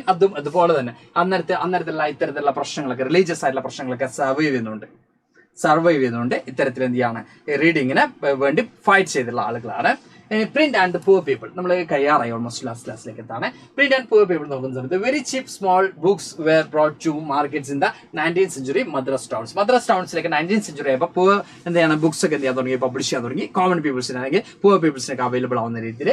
Then public libraries were set up from the early 20th century, expanding the access to books.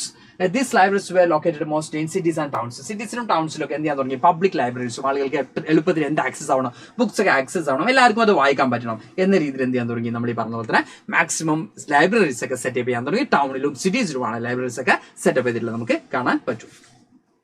Jyotirao Phule, the Maratha pioneer of low caste protest movement, wrote about the injustice of the caste system in his Gulamgiri. Gulamgiri എന്ന് പറയുന്നത് 1871 ആരാണ്, Jyotiba ഫുലെയുടെ work ആണ്. അദ്ദേഹം എന്താണ്, cast സിസ്റ്റത്തിന് against ആയിട്ട്, cast ഇൻഇക്വാലിറ്റീസിന് against ആയിട്ട് voice rice ചെയ്തിട്ടുള്ള പേഴ്സൺ ആണ്. അദ്ദേഹത്തിന്റെ എന്താ പറയുക ഏറ്റവും ഫേമസ് ആയിട്ടുള്ള ഗുലാംഗിരി എന്ന് പറയുന്ന വർക്ക് കാസ്റ്റ് സിസ്റ്റത്തെയാണ് അദ്ദേഹം ഒപ്പോസ് ചെയ്യുന്നത്. കാസ്റ്റ് ഇൻഇക്വാലിറ്റീസിനെയാണ് അദ്ദേഹം ഒപ്പോസ് ചെയ്യുന്നത് നമുക്ക് കാണാൻ പറ്റും. So one day one chapter വെച്ച് പഠിച്ചാൽ പോരെ. Yes, one day one chapter വെച്ച് പഠിക്കാം മക്കളെ. തിരൂലേ? യെസ്, തിരു.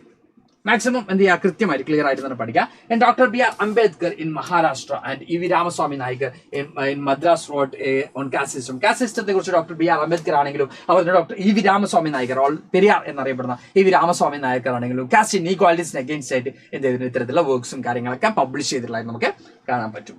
Then local protest movement and sects all created a lot of popular journals and tracts criticizing ancient scriptures and envisioning the new just and future. അപ്പോൾ ഇവിടെ പറയുന്നത് ഈ പറയുന്ന എല്ലാ വർക്ക്സും ഈ പറയുന്ന ആൻഷ്യന്റ് ആയിട്ടുള്ള കൾച്ചറിനെയും ആൻഷ്യന്റ് ആയിട്ടുള്ള സ്ക്രിപ്റ്റേഴ്സിനെയും ഒക്കെ ക്രിട്ടിസൈസ് ചെയ്യുകയും പുതിയ ഒരു എന്താ പറയുക ഫ്യൂച്ചർ അല്ലെങ്കിൽ കുറച്ചും കൂടി ബെസ്റ്റ് ആയിട്ടുള്ള ഒരു ഫ്യൂച്ചറിനെ എന്താണ് ഡിസൈർ ചെയ്യുകയും ചെയ്തിരുന്നതായിട്ട് നമുക്ക് കാണാൻ പറ്റും.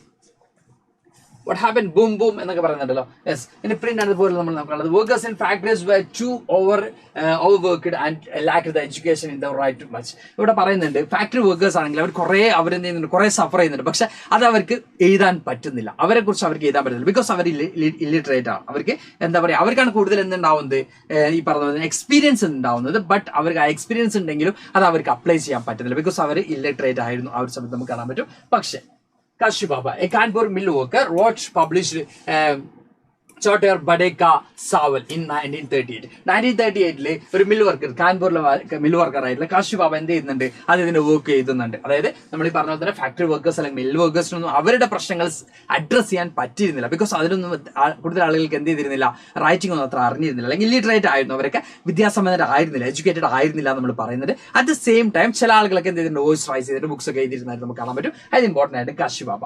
Then poems of the another Kanpur mill worker were brought together and published in collection of സച്ചികാവ്യം എന്ന പേരിൽ മറ്റൊരു മിൽ വർക്കറിന്റെ പോയംസ് എന്ത് ചെയ്തിട്ടുണ്ട്, പബ്ലിഷ് ചെയ്തിട്ടുള്ളതായിട്ട് നമുക്ക് കാണാൻ പറ്റും. By the 1930s, Bangalore cotton mill workers set up in libraries to educate themselves. ബാംഗ്ലൂരിലെ cotton mill workers അവർക്ക് തന്നെ എഡ്യൂക്കേറ്റഡ് ആവാൻ, അവർക്ക് തന്നെ ലിറ്ററേറ്റ് ആവാൻ വേണ്ടി എന്ത് എസ്റ്റാബ്ലിഷ് ചെയ്യാണ്, ലൈബ്രറീസ് ഒക്കെ സെറ്റപ്പ് ചെയ്യാൻ 1930s ആയപ്പോൾ. Then social reformers tried to restrict excessive drinking among the workers and bring literacy to and propagate the message of nationalism. അപ്പോൾ തന്നെ സോഷ്യൽ റിഫോമേഴ്സ് ഇതിനെ അസിസ്റ്റ് ചെയ്തിരുന്നു. ബിക്കോസ് അവരെന്ത് ചെയ്യാണ്, ഈ വർക്കേഴ്സിനിടയിൽ എക്സസീവ് ഡ്രിങ്ക്സ് എന്ത് ചെയ്യാണ്, റെസ്ട്രിക്ട് ചെയ്യാനും അതുപോലെ തന്നെ ആളുകൾക്കിടയിൽ കൂടുതൽ എന്താണ് ലിറ്ററസി ക്രിയേറ്റ് ചെയ്യാനും അതുപോലെ തന്നെ അതിലൂടെ നാഷണലിസം എന്ന് പറയുന്ന മെസ്സേജസ് സെൻഡ് ചെയ്യാനും വേണ്ടി നമ്മൾ ഈ പറഞ്ഞ പോലെ തന്നെ സോഷ്യൽ റിഫോമേഴ്സ് എന്തിനെ പ്രൊമോട്ട് ചെയ്തിരുന്നു, ഈ പറയുന്ന ഫാക്ടറീസ് ലൈബ്രറീസിനൊക്കെ വേണ്ട അസിസ്റ്റന്റ്, അതായത് ഫിനാൻഷ്യൽ അസിസ്റ്റന്റ് ഒക്കെ ആരും കൊടുത്തിരുന്നു, സോഷ്യൽ റിഫോമേഴ്സ് കൂടി കൊടുത്തിരുന്നതായിട്ട് നമുക്ക് കാണാൻ പറ്റും. ഇനി പ്രിന്റ് ആൻഡ് സെൻസർഷിപ്പ് ഓൾമോസ്റ്റ് ലാസ്റ്റിലേക്ക് എത്തിയിരിക്കണം മക്കളെ. Initially, the control measures were directed against Englishmen in India who were critical of communist misrule. Then by the 1820s, the Calcutta Supreme Court passed certain regulations of control press freedom. Press freedom അത് control ചെയ്തിരുന്നത് 1820s ഒക്കെ ആയപ്പോൾ ചില നിയന്ത്രണങ്ങളൊക്കെ ആര് കൊണ്ടുവന്നു, supreme കോടതി കൊണ്ടുവന്നു. അതിൽ പ്രധാനപ്പെട്ടതാണ് company began to encouraging publication of newspapers that would be celebrate British റൂളിനെ സെലിബ്രേറ്റ് ചെയ്യുന്ന രീതിയിലുള്ള പേപ്പേഴ്സിനൊക്കെ കമ്പനി പ്രൊമോട്ട് ചെയ്തു. അറ്റ് ദ സെയിം ടൈം നമുക്ക് കാണാൻ പറ്റുന്നത് the vernacular press act was passed in 1878. The act provided the government with extensive right to censor reports and editorials in the vernacular press. Vernacular press, that means പ്രാദേശിക ഭാഷ, indigenous ആയിട്ടുള്ള നമ്മുടെ local ഭാഷ, ഇന്ത്യയിലായിട്ടുള്ള ഭാഷയിൽ publish ചെയ്യുന്ന പേപ്പേഴ്സിനൊക്കെ control ചെയ്യാൻ, censor ചെയ്യാനുള്ള റൈറ്റ് ആർക്ക് കിട്ടി? ബ്രിട്ടീഷ് ഗവൺമെന്റിന് കിട്ടി. എന്തിലൂടെയാണ്? ഈ പറഞ്ഞ വെർനാക്കുലർ പ്രസ് ആക്ടിലൂടെ. Vernacular press act 1878 1878 vernacular press act വരുന്നത്. വെർനാക്കുലർ പ്രസ് ആക്ടിലൂടെ സെൻസർഷിപ്പ് കൊണ്ടുവരാണ്. ഗവൺമെന്റിനായിട്ട് എഗൻസ്റ്റ് ആയിട്ട് ന്യൂസ് പേപ്പേഴ്സിൽ എന്തെങ്കിലുമൊക്കെ ന്യൂസ് കൊടുത്താൽ ആ ന്യൂസ് പേപ്പേഴ്സിന് എന്ത് ചെയ്യും? ആ ന്യൂസ് പേപ്പേഴ്സിന് വാൺ ചെയ്യുകയും ദെൻ അത് വീണ്ടും റിപ്പീറ്റ് ചെയ്യുകയാണെങ്കിൽ ആ ന്യൂസ് പേപ്പേഴ്സിനെ ബാൻ ചെയ്യുകയും ചെയ്യും. ഫസ്റ്റ് വാർണിംഗ് ആണ്, ദെൻ ബാൻ ചെയ്യുകയും ചെയ്യും എന്നുള്ളതാണ്. അപ്പോൾ തന്നെ അവരുടെ എന്താ പറയുക, അവരുടെ ഫാക്ടറീസും അല്ലെങ്കിൽ അവരുടെ എന്താ പറയുക പ്രിന്റിംഗ് പ്രസ്സും പ്രിന്റിംഗ് മെഷീൻസും ഒക്കെ എന്ത് ചെയ്യും? കോൺഫിസ്കേറ്റ് ചെയ്യും, അല്ലെങ്കിൽ അവരുടെ പിടിച്ചെടുക്കുമെന്ന് നമുക്ക് കൃത്യമായിട്ട് കാണാൻ പറ്റും. ഓക്കെ. ഇനി when Punjab revolutionaries were deported in 1907, Balagangadhar Tilak wrote with the great sympathy about them in കേസരിയിലൂടെ Balagangadhara Tilak പഞ്ചാബിലെ റവല്യൂഷണറീസിനെ നാട് കടത്തിയപ്പോൾ എന്ത് ചെയ്തിട്ടുണ്ട്? എഴുതിയതായിട്ട് നമുക്ക് കാണാൻ പറ്റും. അപ്പൊ ഇത്തരത്തിലുള്ള സാഹചര്യങ്ങളെ ബ്രിട്ടീഷേഴ്സ് എന്ത് ചെയ്തിരുന്നു? സപ്രസ് ചെയ്തിരുന്നു, അല്ലെങ്കിൽ അടിച്ചമർത്തിയിരുന്നതായിട്ട് നമുക്ക് കാണാൻ പറ്റും. എനിവേ നമ്മൾ വിത്തിൻ 4 hours നമ്മൾ ചാപ്റ്റർ കംപ്ലീറ്റ് ചെയ്തിരിക്കുകയാണ്. 4 ചാപ്റ്റേഴ്സ് നമ്മൾ കംപ്ലീറ്റ് ചെയ്തിരിക്കുകയാണ്. അപ്പൊ എന്തായാലും നാഷണലിസം ഇൻ ഇന്ത്യ എടുത്തായിരുന്നു എന്നാണ് നമ്മുടെ സിഗ്മ ഫീമെയിൽ ചോദിക്കുന്നത്. എല്ലാം എടുത്തു, നാഷണലിസം ഇൻ ഇന്ത്യ എടുത്തു. ആ സമയത്ത് പോയി തോന്നുന്നുണ്ട്, ബാക്ക് അടിച്ചാൽ കിട്ടുക. ഓക്കെ, അപ്പൊ നമ്മൾ എന്തായാലും 4 ചാപ്റ്റേഴ്സ് ഇവിടെ കംപ്ലീറ്റ് ആയിരിക്കണം മക്കളെ. ഇനി ചാപ്റ്റർ വൈസ് ക്വസ്റ്റ്യനും കൂടി ആയാൽ നമുക്ക് എന്ത് ചെയ്യാം? തൽക്കാലം ക്ലാസ് വൈൻഡ് അപ്പ് ചെയ്യാം. സെറ്റ് ആണോ? സെറ്റ് അല്ലേ? ഓക്കെ. അപ്പൊ മക്കൾ എന്ത് ചെയ്യാൻ നമ്മൾ നോക്കണേ? Y was Gulamgiri book written by Jyotiba Phule in 1871? The book Ghulam Giri was written by Jyotiba Phule in 1871 to criticize caste system and advocate for the rights and upliftment of lower caste and lower caste and oppressed individuals in Indian society. Indian society-യിലുള്ള lower caste depressed അല്ലെങ്കിൽ നമ്മൾ പറഞ്ഞ പോലെ oppressed society face ചെയ്യുന്ന പ്രോബ്ലംസിനെ address ചെയ്തുകൊണ്ട് അതിനെ against ആയിട്ടാണ് എന്ത് ചെയ്യുന്നത്? ഗുലാം ഗിരി എന്ന വർക്ക് ആര് എഴുതുന്നത്? നമ്മുടെ ജ്യോതിബ ഫുലെ എഴുതുന്നത് 1871. Next one is name the author of Amarjiban. അമർജിബാന്റെ ഓഥർ ആരാണ്? രാസുന്ദരി ദേവിയാണ് എന്ത് ചെയ്യുന്നത്? അമർജിബാൻ എന്ന് പറഞ്ഞ വർക്കിന്റെ ഓഥർ നമുക്ക് കാണാൻ പറ്റും. Next one is why was the Vernacular Press Act passed in 1878? 1878 എന്തിനാണ് Vernacular Press Act പാസ് ചെയ്തിട്ടുള്ളത്? The Vernacular Press Act was passed in 1878 by the British colonial government in India to control and regulate the vernacular press, which was seen as the threat to their rule and criticized British policy. British policies criticise ചെയ്യുന്നുണ്ടെങ്കിൽ, അവരുടെ റൂളിന് threaten ആവുന്നുണ്ടെങ്കിൽ അത്തരം news പേപ്പേഴ്സിനെ control ചെയ്യാൻ വേണ്ടിയാണ് എന്ത് കൊണ്ടുവന്നിട്ടുള്ളത്? വെർനാക്കുലർ press act കൊണ്ടുവന്നിട്ടുള്ളത് നമുക്ക് കാണാൻ പറ്റും. Next one is who invented a printing press? John and Gutenberg is credited with the inventing the printing press. John and Gutenberg ആണ് എന്ത് ചെയ്തിട്ടുള്ളത്? ഈ പറഞ്ഞ പ്രിന്റിംഗ് പ്രസ് ഇൻവെന്റ് ചെയ്തിട്ടുള്ളത്. And who brought the knowledge of wood block printing technique to Italy during the 13th century? 13th century means 1200-കളിലാണ് നമ്മൾ പറഞ്ഞപ്പോൾ 13th century. 13th centuryയിൽ ഈ പറയുന്ന ഈ പ്രിന്റിംഗ് ടെക്നോളജി ഇറ്റലിയിലേക്ക് ഇൻവെന്റ് ചെയ്തിട്ടുള്ള ആരാണെന്നാണ് ചോദിക്കുന്നത്. Marco Polo is believed that have brought to the knowledge of wood block printing technique to Italy during the 13th century. Marco പോളോയാണ് ഈ technique എന്ത് ചെയ്തിട്ടുള്ളത്? വെർനാക്കുലർ പ്രസ് ആക്ട് കൊണ്ടുവന്നിട്ടുള്ളത് ബ്രിട്ടീഷേഴ്സിനെ ത്രെട്ടൻ ആവുന്ന രീതിയിൽ, ബ്രിട്ടീഷേഴ്സിനെ എന്ത് ചെയ്യാണ്? ക്രിട്ടിസൈസ് ചെയ്യുന്നതിനെ കൺട്രോൾ ചെയ്യാൻ വേണ്ടിയാണ് വെർനാക്കുലർ പ്രസ് ആക്ട് കൊണ്ടുവന്നിട്ടുള്ളത് ഇന്ത്യൻ ന്യൂസ് പേപ്പേഴ്സിനെ അഗെയിൻസ്റ്റ് ആയിട്ടാ. ഓക്കെ, പഠിച്ചപ്പോൾ കേട്ടോ, പഠിച്ചിട്ടെങ്കിലും വിടുള്ളൂ അല്ലേ? ഓക്കെ, ഇനി who brought the knowledge of wood block printing technique to Italy during the 13th century? നമ്മൾ ഓൾറെഡി പറഞ്ഞു അല്ലേ? മാർക്കോ പോളോ റിപ്പീറ്റ് ചെയ്തു അല്ലേ? യെസ്. ഇനി the shift from hand printing mechanical printing led to the print revolution in Europe. Explain the statement with examples. The shift from hand printing mechanical printing to brought about the printing revolution in Europe. Okay, നമ്മൾ പറയാം. With the invention of the printing press, books started to be printed in a large scale, reaching wider sections of people. This led to the emergence of new reading public. അതായത് നമ്മൾ പറഞ്ഞ ഈ പറയുന്ന പ്രിന്റിംഗിൽ മാത്രമല്ല inventions ഇതിന്റെ വലിയ രീതിയിലേക്ക് printing തുടങ്ങാനും അതിലൂടെ പുതിയ റീഡേഴ്സിന്, പുതിയൊരു പബ്ലിക്കിനെ ക്രിയേറ്റ് ചെയ്യപ്പെടാനും കാരണമായിട്ടുണ്ട്.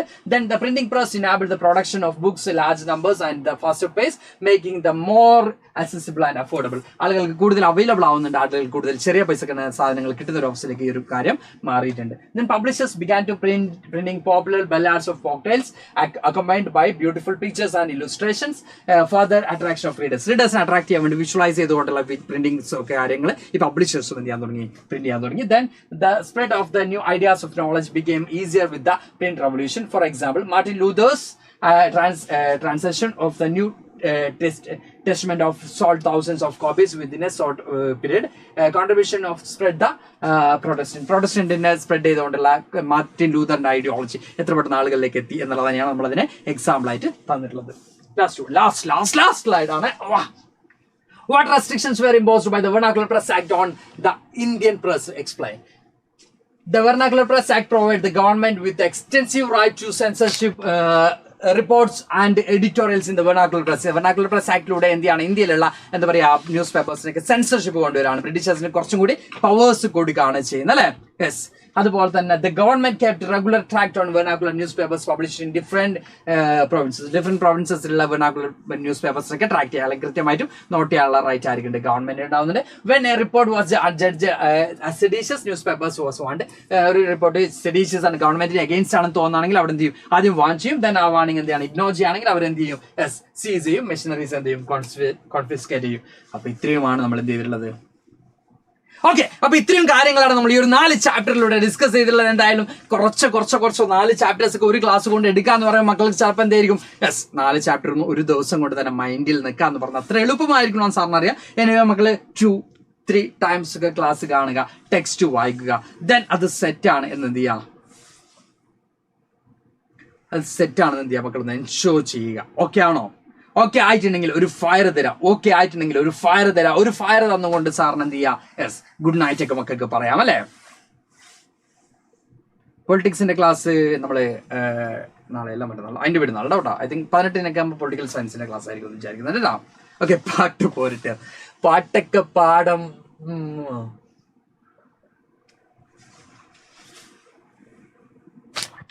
ഓക്കെ, ഒരു പാട്ടൊക്കെ പാടാൻ പറഞ്ഞു. ഞാൻ ഒരു പാട്ട് ആലോചിച്ചോട്ടേട്ടാ, പോയിന്റ് പേടാ. ഞാനൊക്കെ പാട്ട് പാടി അവർ ഇറങ്ങി വിടാൻ സെറ്റായി നിൽക്കാണ്.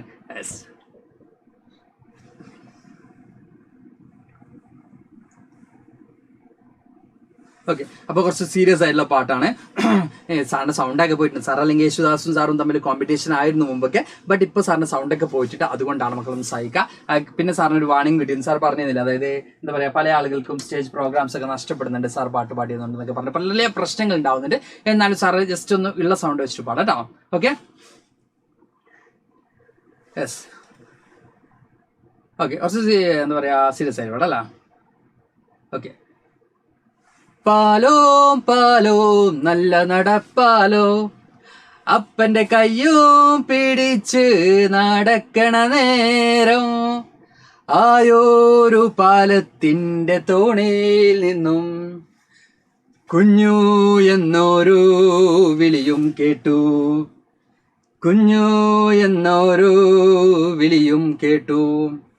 എന്താണപ്പാ ഒരു വിളിയും കേട്ടു, എന്റെ അമ്മ വിളിക്കണ ഒരൊച്ച പോലെ, എന്റെ അമ്മ മണ്ണോട് മണ്ണായെന്ന് അപ്പൻ തന്നല്ലേ പറയാറുള്ളേ,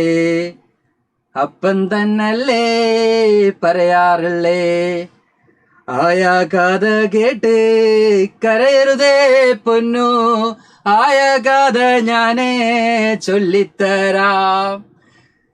ഓക്കെ, അപ്പൊ തൽക്കാലം നമുക്ക് എന്ത് ചെയ്യാം, വൈൻഡ് അപ്പ് ചെയ്യാം. ഇതിന്റെ ബാക്കി പാട്ട് സാർ അടുത്ത പൊളിറ്റിക്കൽ സയൻസിന്റെ ക്ലാസ് കഴിഞ്ഞിട്ട് പാടാന്നാണ് വിചാരിക്കുന്നത്. എന്തായാലും നമുക്ക് തൽക്കാലം വൈൻഡ് അപ്പ് ചെയ്യാം. എല്ലാവർക്കും സെറ്റ് ആണെന്ന് വിചാരിക്കുന്നുണ്ട്. സെറ്റ് ആണെങ്കിൽ ഒരു ഫയർ കൂടി ഇട്ടുകൊണ്ട്, ഓക്കെ, ഒരു ഫയർ കൂടി ഇട്ടുകൊണ്ട് സെറ്റ് ആണെങ്കിൽ സെറ്റ് ആണെന്ന് ഇൻഫോം ചെയ്തോളി. അപ്പൊ നമുക്ക് തൽക്കാലം വൈൻഡ് അപ്പ് ചെയ്യാം അല്ലേ? സെറ്റ് അല്ലേ? എല്ലാവർക്കും ഓക്കെ അല്ലേ?